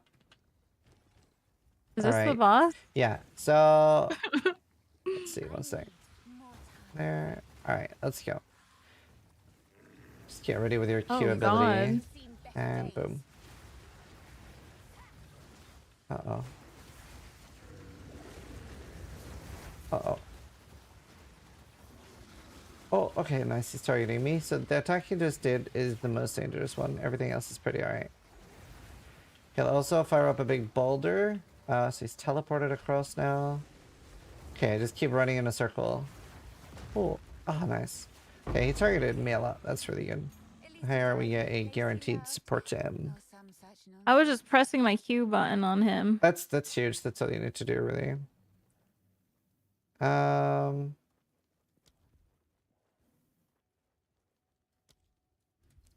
Let's see what I want.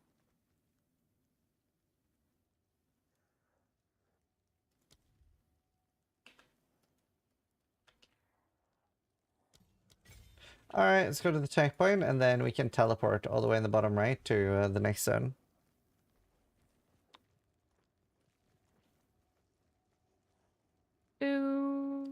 Yeah. Oh, down here. Yeah, they've already added a patch based on the interview. Alright.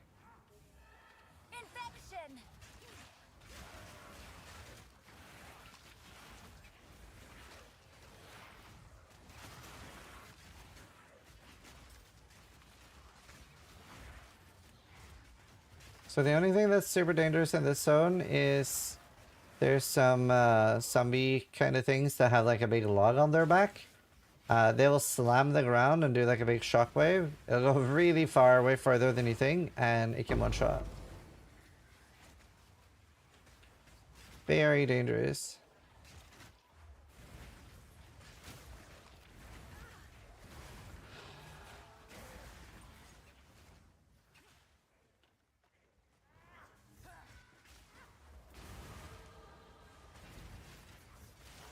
Oh, nice, a strong box.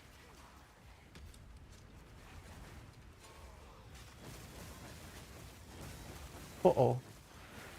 Uh-oh, move back down south. That hurts. That's terrifying. What are... That's not our guys, is it? No.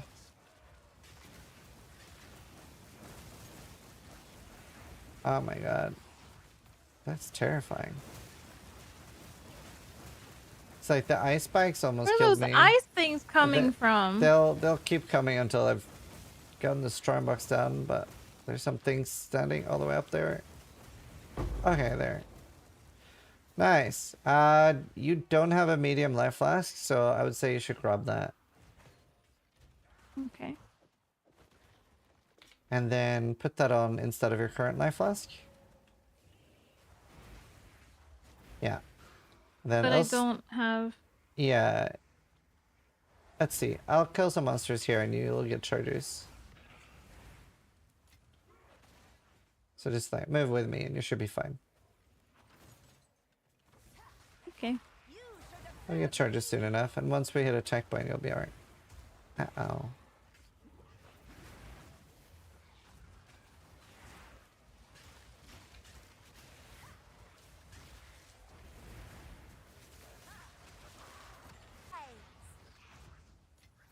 I just gotta find 2 cemeteries here, kill some bosses, and then kill an even harder boss. Chat, I'm gonna play ads now, so there's no ads during any of the bosses. So I don't really want to take a break right now. It's a bit weird to take breaks with like other people, so I'll just play some now. So if you want to get a drink before the bosses, now's a good time.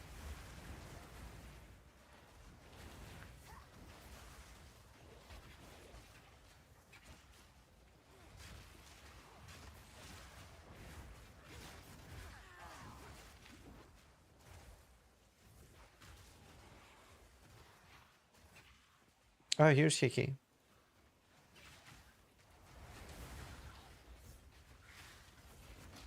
Yeah, I have a video going over the changes already on my YouTube. I can't believe we got it up that fast. That's awesome, dude. Good job. Hope you're having fun in China, dude. Hope you're having fun.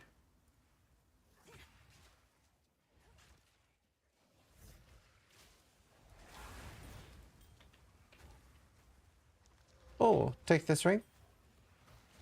Actually. Take this. It's healthy. Now I have Nice. 2 rings. Awesome. Beautiful. Alright, it's a dead end up here.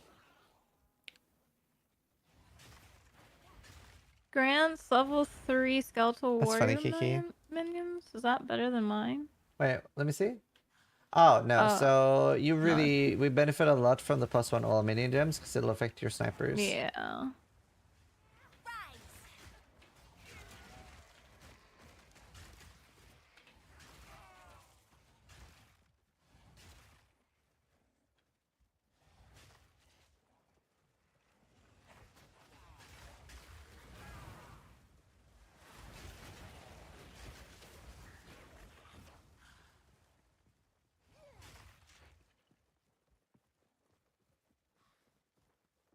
Alright, here's the first tomb.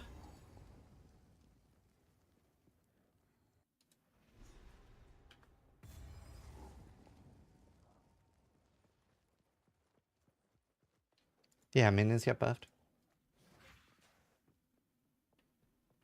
So for other builds, there's some really scary minions here, or like enemies here, but it doesn't really affect us much. But it's basically a it'll fire like a reflect whenever a projectile hits them. So it's really scary. Okay. How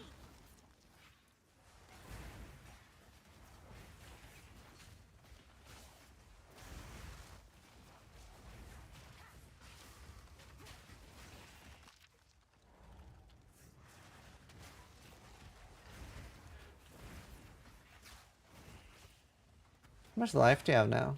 180. It's pretty good.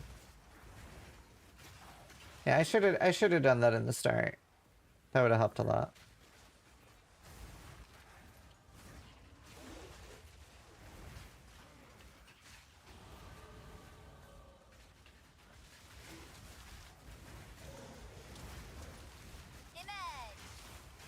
Imagine if we can somehow get you through the campaign on hardcore.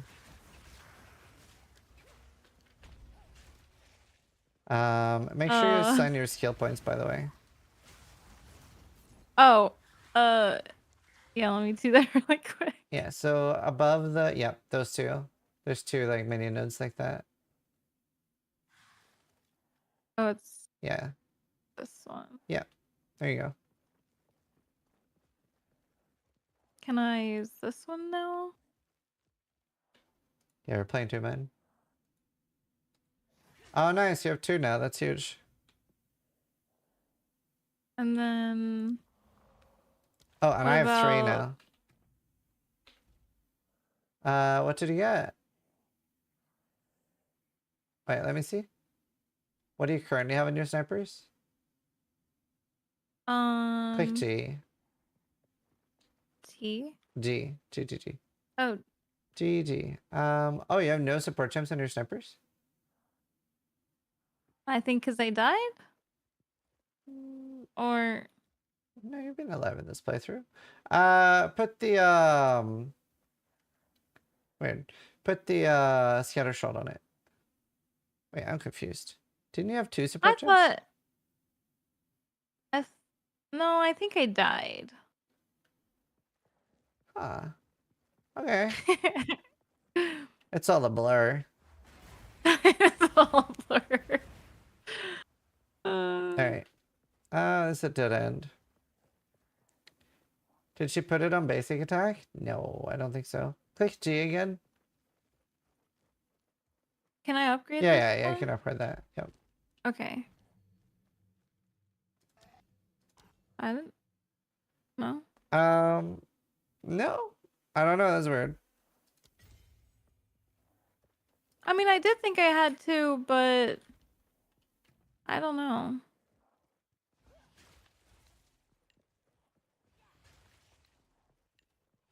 Sorry, we'll figure it out.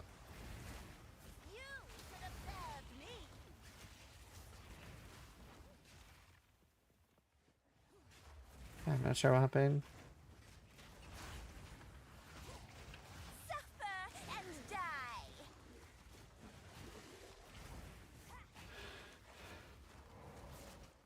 So soon we're also gonna switch My to game's shields. frozen. Uh-oh, I'm coming back up. Will I die if I'm frozen Yeah. like that? Mm-hmm. Oh, 100%. fun. Yeah. People love My dying to game that. does that a lot for some reason. Oh, that's bad. Yeah, we're gonna switch to shields soon, which will help with tank a lot. Oh, are we gonna do this thing? Yeah. I'm scared. Uh-oh. Nice. Easy peasy. Apparently it I crashes was less just on pretending Vulcan. like I was scared, okay? You can switch at some point from DirectX to Vulcan.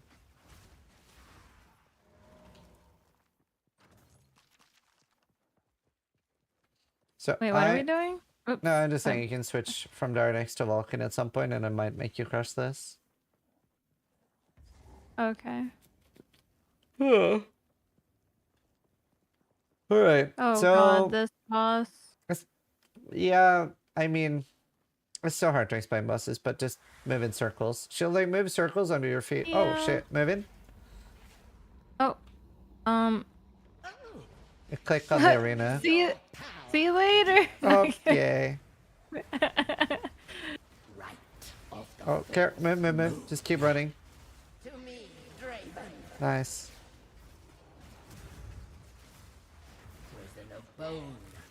Oh. Oh no. You got out? Nice. Okay, cool. You would have died if you didn't. Okay, she's dead already. How is Nice. she dead already? We have a lot of damage. I really need to turn off this thing. Hold on. Thing? The like my keybinds to like stop muting because Oh. because I keep Good pressing my English. Q button. Yeah. Huh? What? No, I just I'm seeing this shit.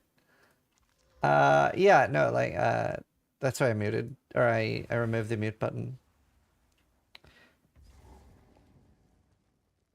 Yeah, this will be better. I can just like because I can just manually mute so fast. Wait, where did you go? I'm south of you. Oh, I see. Oh my gosh, I keep on forgetting that I can look at that. I found the next zone, so you can just swirl to me now. Okay. It's actually a really nice thing about multiplayer. I remember when they added that like 8 years ago. It was so nice. Back in my day. Wait, can I go to like the to home to like sell stuff? Yeah. Let's do that. I just have too much stuff in my inventory. Yep. The ARPG experience. Oh, nice twisted. And thanks, Madfox. It's not time to kill them all. Yet.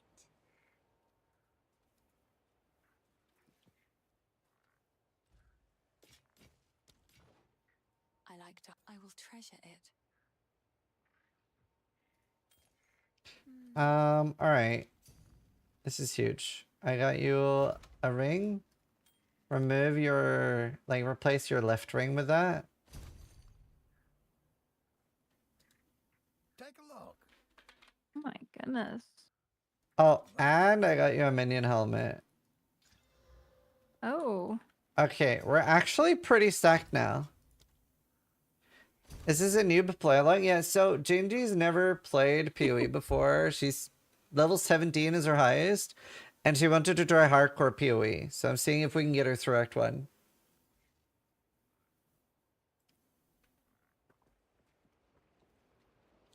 Alright.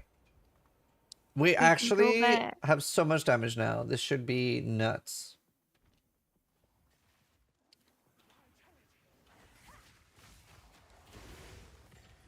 She's a beast in Tarkov, yep. I do have 3 snipers. Whenever they level up, they get lower cost.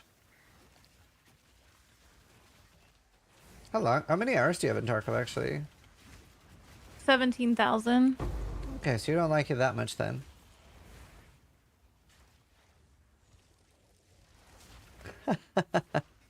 Wait, sorry, what did you say? I said, so you don't like it that much then? No, not at all. I hate it, you know? Why would I play it that much? Yeah, let's open this. Oh my gosh. Uh, Uh-oh. what are these things? Yeah, it's a lot. Oh god. We're okay, we're okay.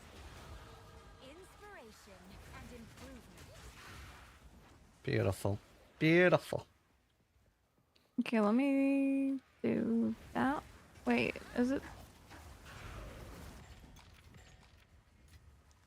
Oh my gosh. Yeah. Do we share the gold or it's No, the gold we can both loot. Oh. So I don't see your gold and you don't see mine. Well, we get the same gold. Ew. Oh wait, I don't have this yet. It's a bigger. Yeah, we don't use too much money yet, but it's worth upgrading anyway. Oh wait, but I won't have any. I probably shouldn't. Oh, that's a better one too than the one I have. Oh my goodness. I'm just exploring, trying to find the next.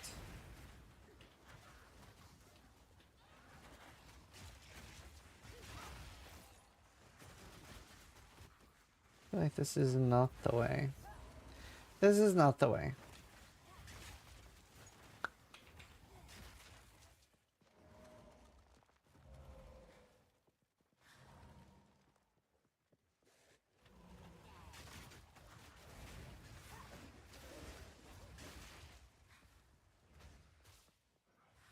Oh, never mind. I see the entrance. I'm stupid. Let's go back up.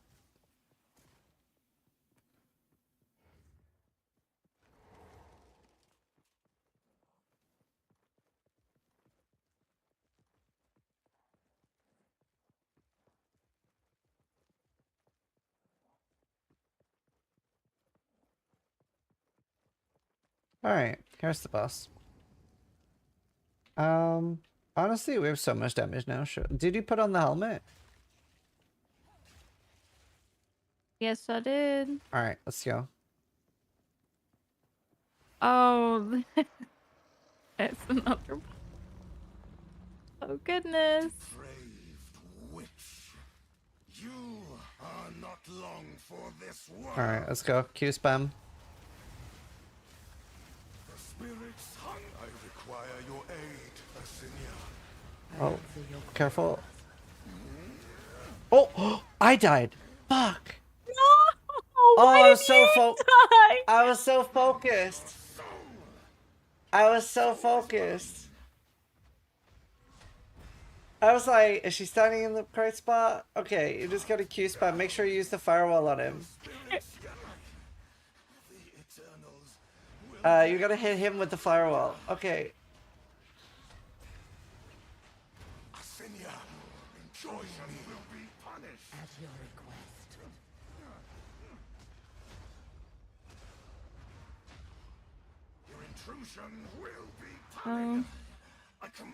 That's so funny. I was not like I was basically perfectly in shock by range. Alright, at least you killed him. I can't believe I died to Draven. That's so funny. That's so funny. He got distracted, chat, because I was No, I'm kind of just standing in those trash. circles. I'm just so- trash. Wow. Wow. I have no words. Wait, so the prediction, like, Yeah, chat. it didn't really account for that, so I guess we'll. Oh, okay. I guess I'll delete the prediction. It doesn't really make sense for this.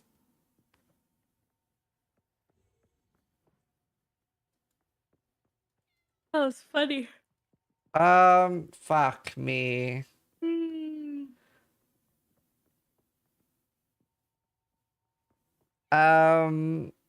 Fuck. Oh shit, that's a big one. What? Oh, that's a really good flask. The instant life flask is really big. I can't use it yet though.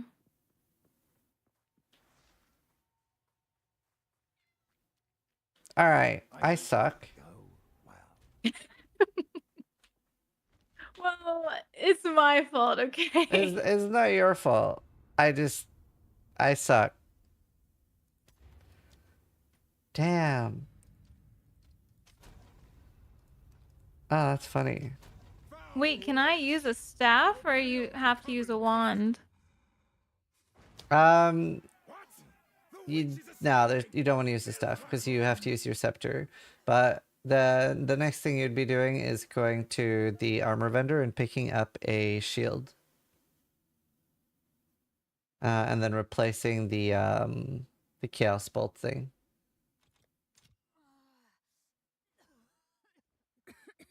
Wait, I'm actually getting a shield right now? Yeah, you can buy that shield right there. I'm glad I would appreciate it if you could. Yeah, but replace the chaos bolt. Huh? Here? Yeah, and then put Wait. your scepter in your main hand. There you go. Oh, and then I can just sell the wand? Yeah. I can't believe I died. I'm so stupid.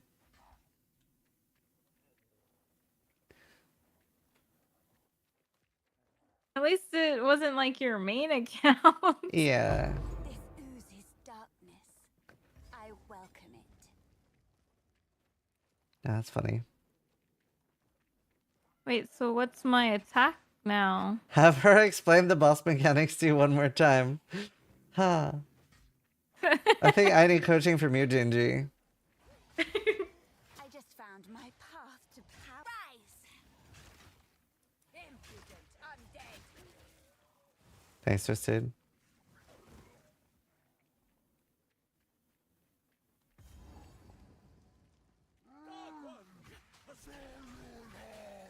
The miller, I presume. Oh, now I can use that. Yeah.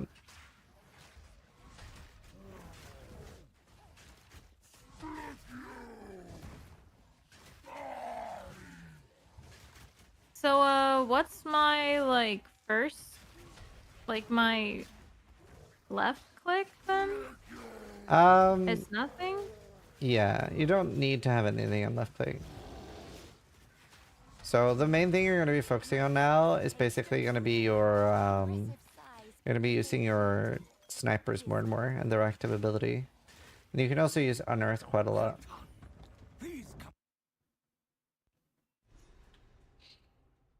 No, the prediction is getting her track too. Like, she hasn't died yet. There's a beast. Now, if you can channel your violence again, if you find a fight out there, do bring it back. Well, something. I fear this land. I like to hold on to bits and pieces. May it serve you well. Me, on the other hand, I did die. Alright, I'm just gonna catch up real quick.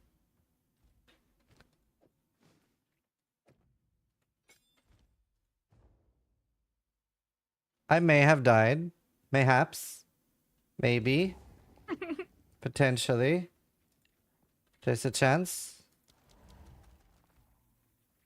Would it be stupid to buy a random shield from this guy? Yeah, it's not worth it.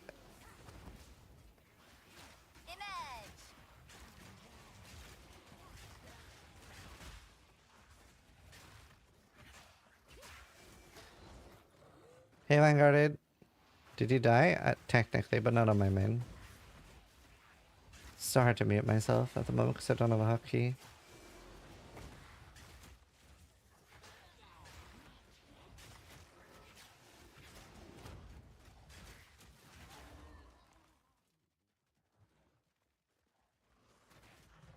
Is cold resistance better than lightning resistance?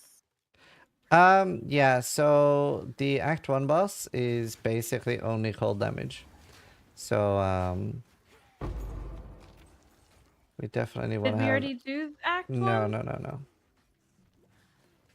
We So did should not. I get this charm? Yes, that'd be great. Huge. Good job.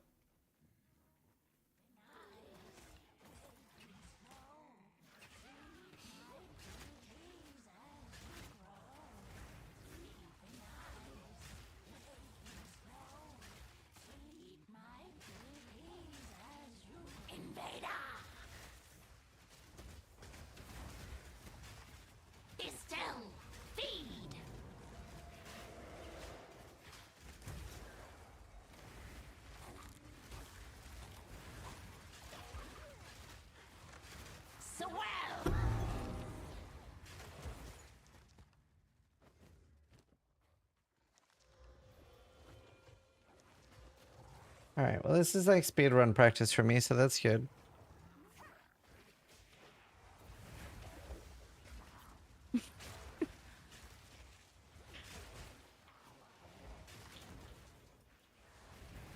Imagine if I die while trying to speed catch up. That'd be bad. That would kind of be funny, but...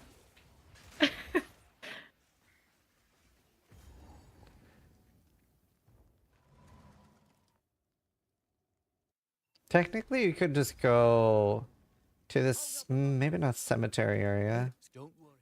You could probably just go somewhere and start killing things, though. It depends how comfortable you feel.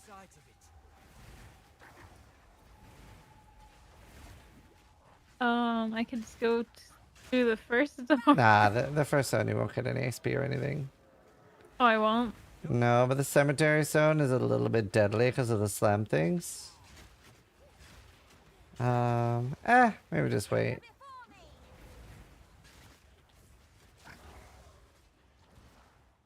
Yeah, I think I just wait. I'm gonna go get a snack then. Alright, that's I'll be right smart. back.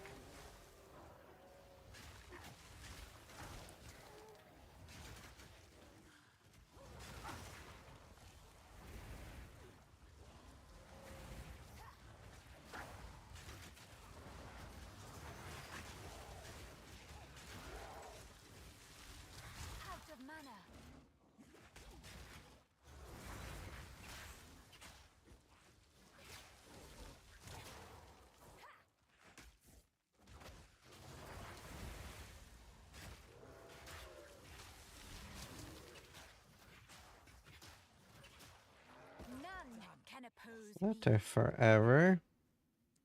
I died. Not on my main character though. I'm doing I'm trying to get Dindy to Act 2 on her core. The roots here have a mind of their own.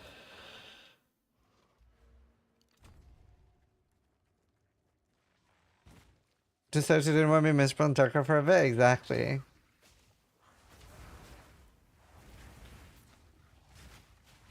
What sense are you doing, Lich? Oh god. Breaks armor. I'm so happy they did so many changes so fast. That's kind of nuts.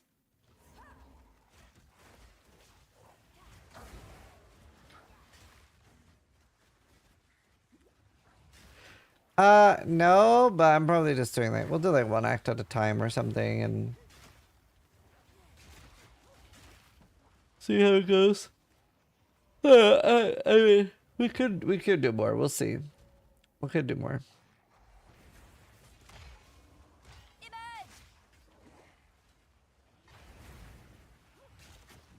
Hello, Legend. What changes did they make? I made a video, a TLDR video about it.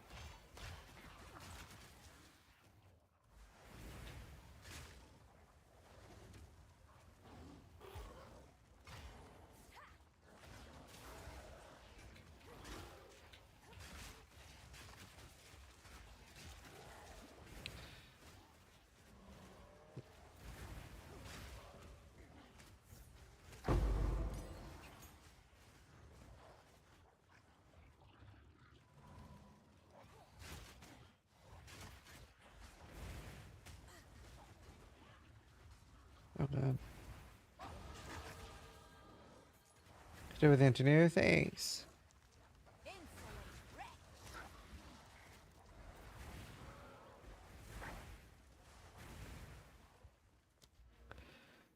Let's see.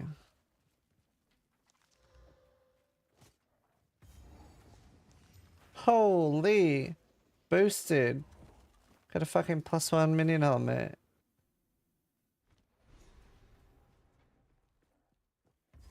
We're getting all rare showing? Yeah, it's so nice. I'm so happy about that, to be honest. Actually stoked. No, there's a lot of good things coming, for sure. A lot of big things coming.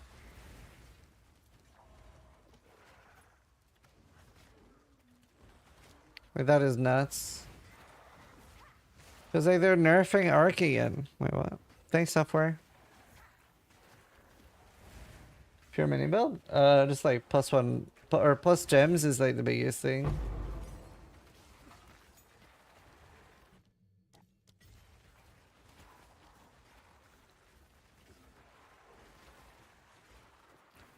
Plus gems is huge.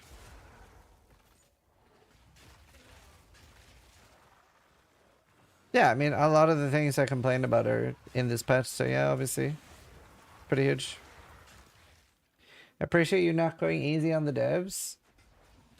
Well, I mean, I think they're happy that we bring things up too, Rix. They want the game to be good. It's not like they want things to be bad. They want the same thing.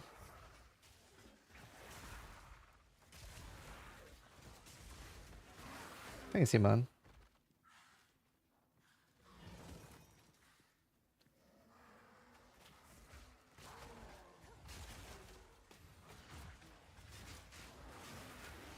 Yeah, I did try to focus hard on staying my ground on a few things. And I mean, I still don't think it would be as bad as they think with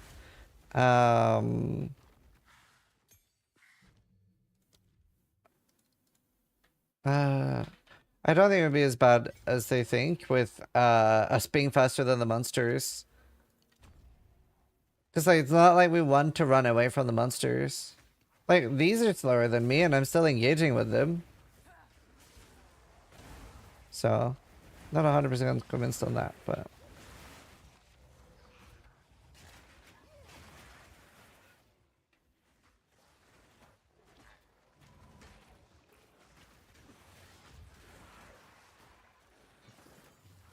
How's the interview? Good. Really good. It went extremely well.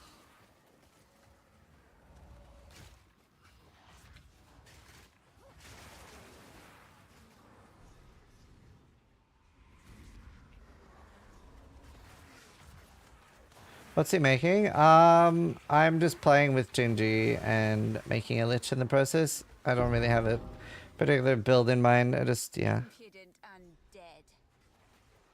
Thanks, Cyrus.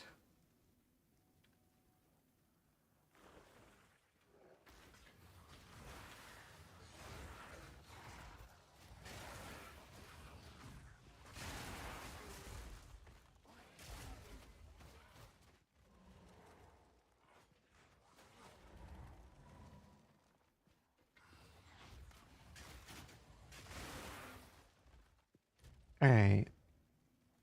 I only done 2. Oh, I know where the last one is. We had this layout already.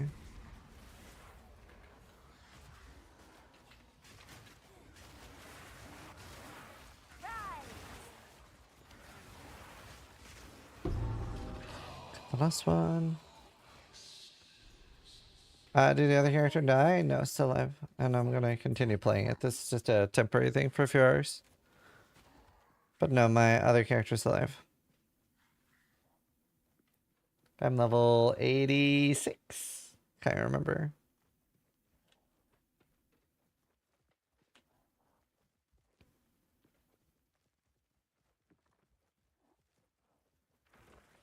Let's see.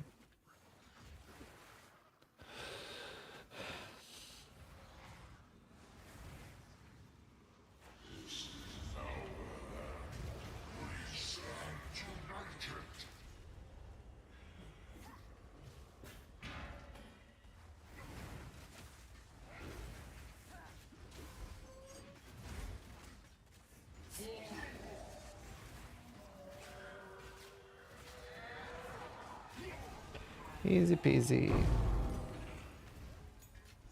Very loud and very dull. Easy. Yeah, no, they both sent me a message on Discord afterwards, so it's all good. Please, take your time. It's all good. They're very chill.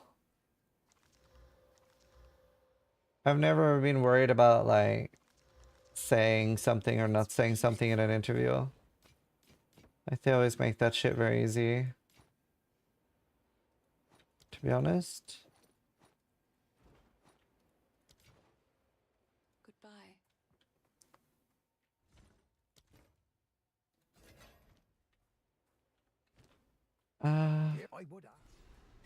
Okay, I'm gonna grab a shield. Huge.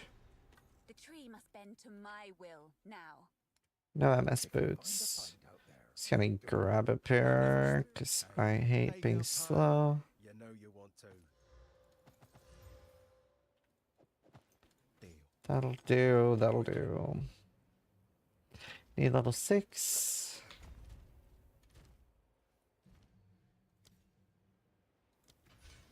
Easy peasy.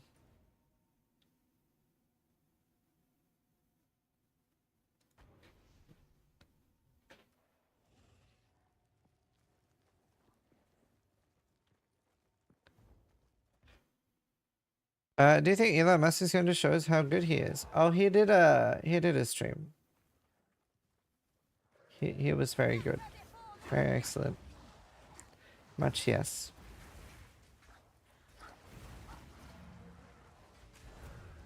Did I grab the Grim Tangle already?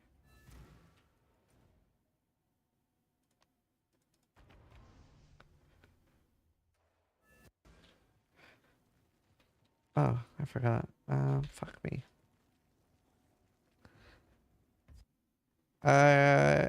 Just saw the interview. You were the perfect voice for a community. I also love the way you didn't agree with everything. Just to be on their good side. But I mean, that's never really a worry with 2DD to having to like stay on their good side. But yeah, they're very easy with stuff like that.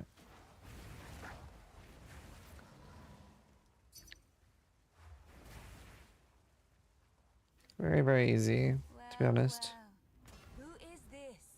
It's on YouTube already. All right, I'm not too far away from you. Okay.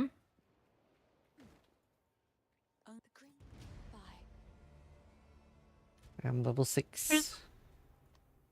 There's like a leaderboard for hardcore. Yeah. Yeah, you can do /ladder.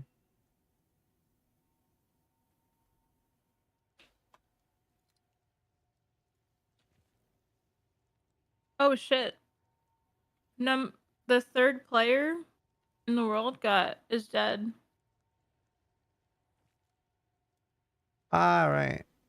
If the Fey spirits.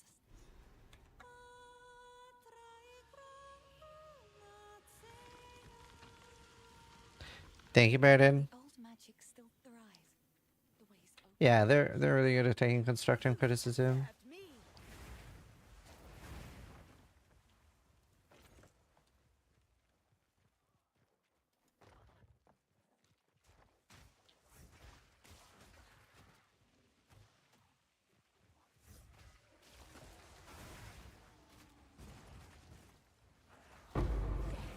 Take you.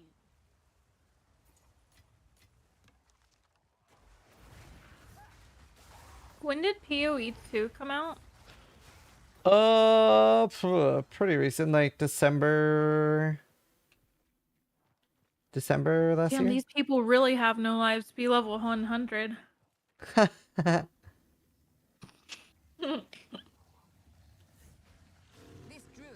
Yeah, level 100 is very crazy. I feel like that's hard to get to. It is, That's yeah. so much XP. It is a lot.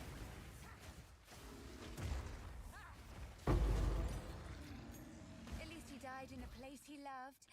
Or some such nonsense. Here, to be fair, miss 17,000 hours in Tarkov. What do you mean no life? Okay. The fuck? Yeah, I guess you got me there.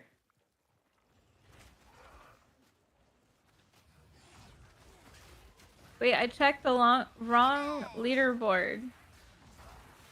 You need to look into the hunt board? Yeah.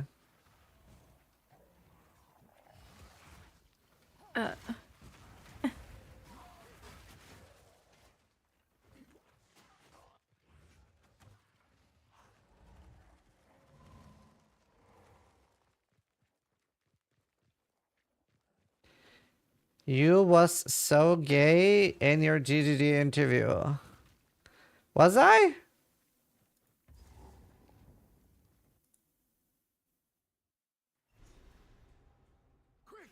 Was I very gay, chat? I didn't feel like I came across as I didn't feel like I came across as flirty. I feel like I would have remembered flirting. I don't know, that's not the vibe I was going for.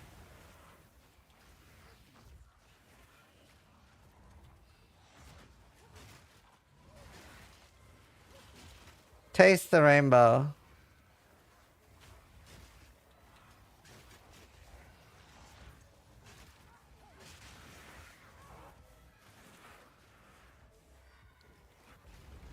Thanks, Aftermath.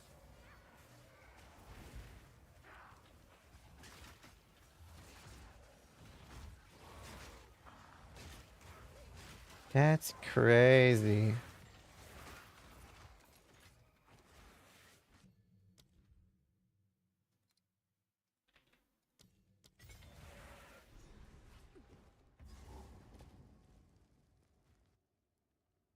You're banning that guy?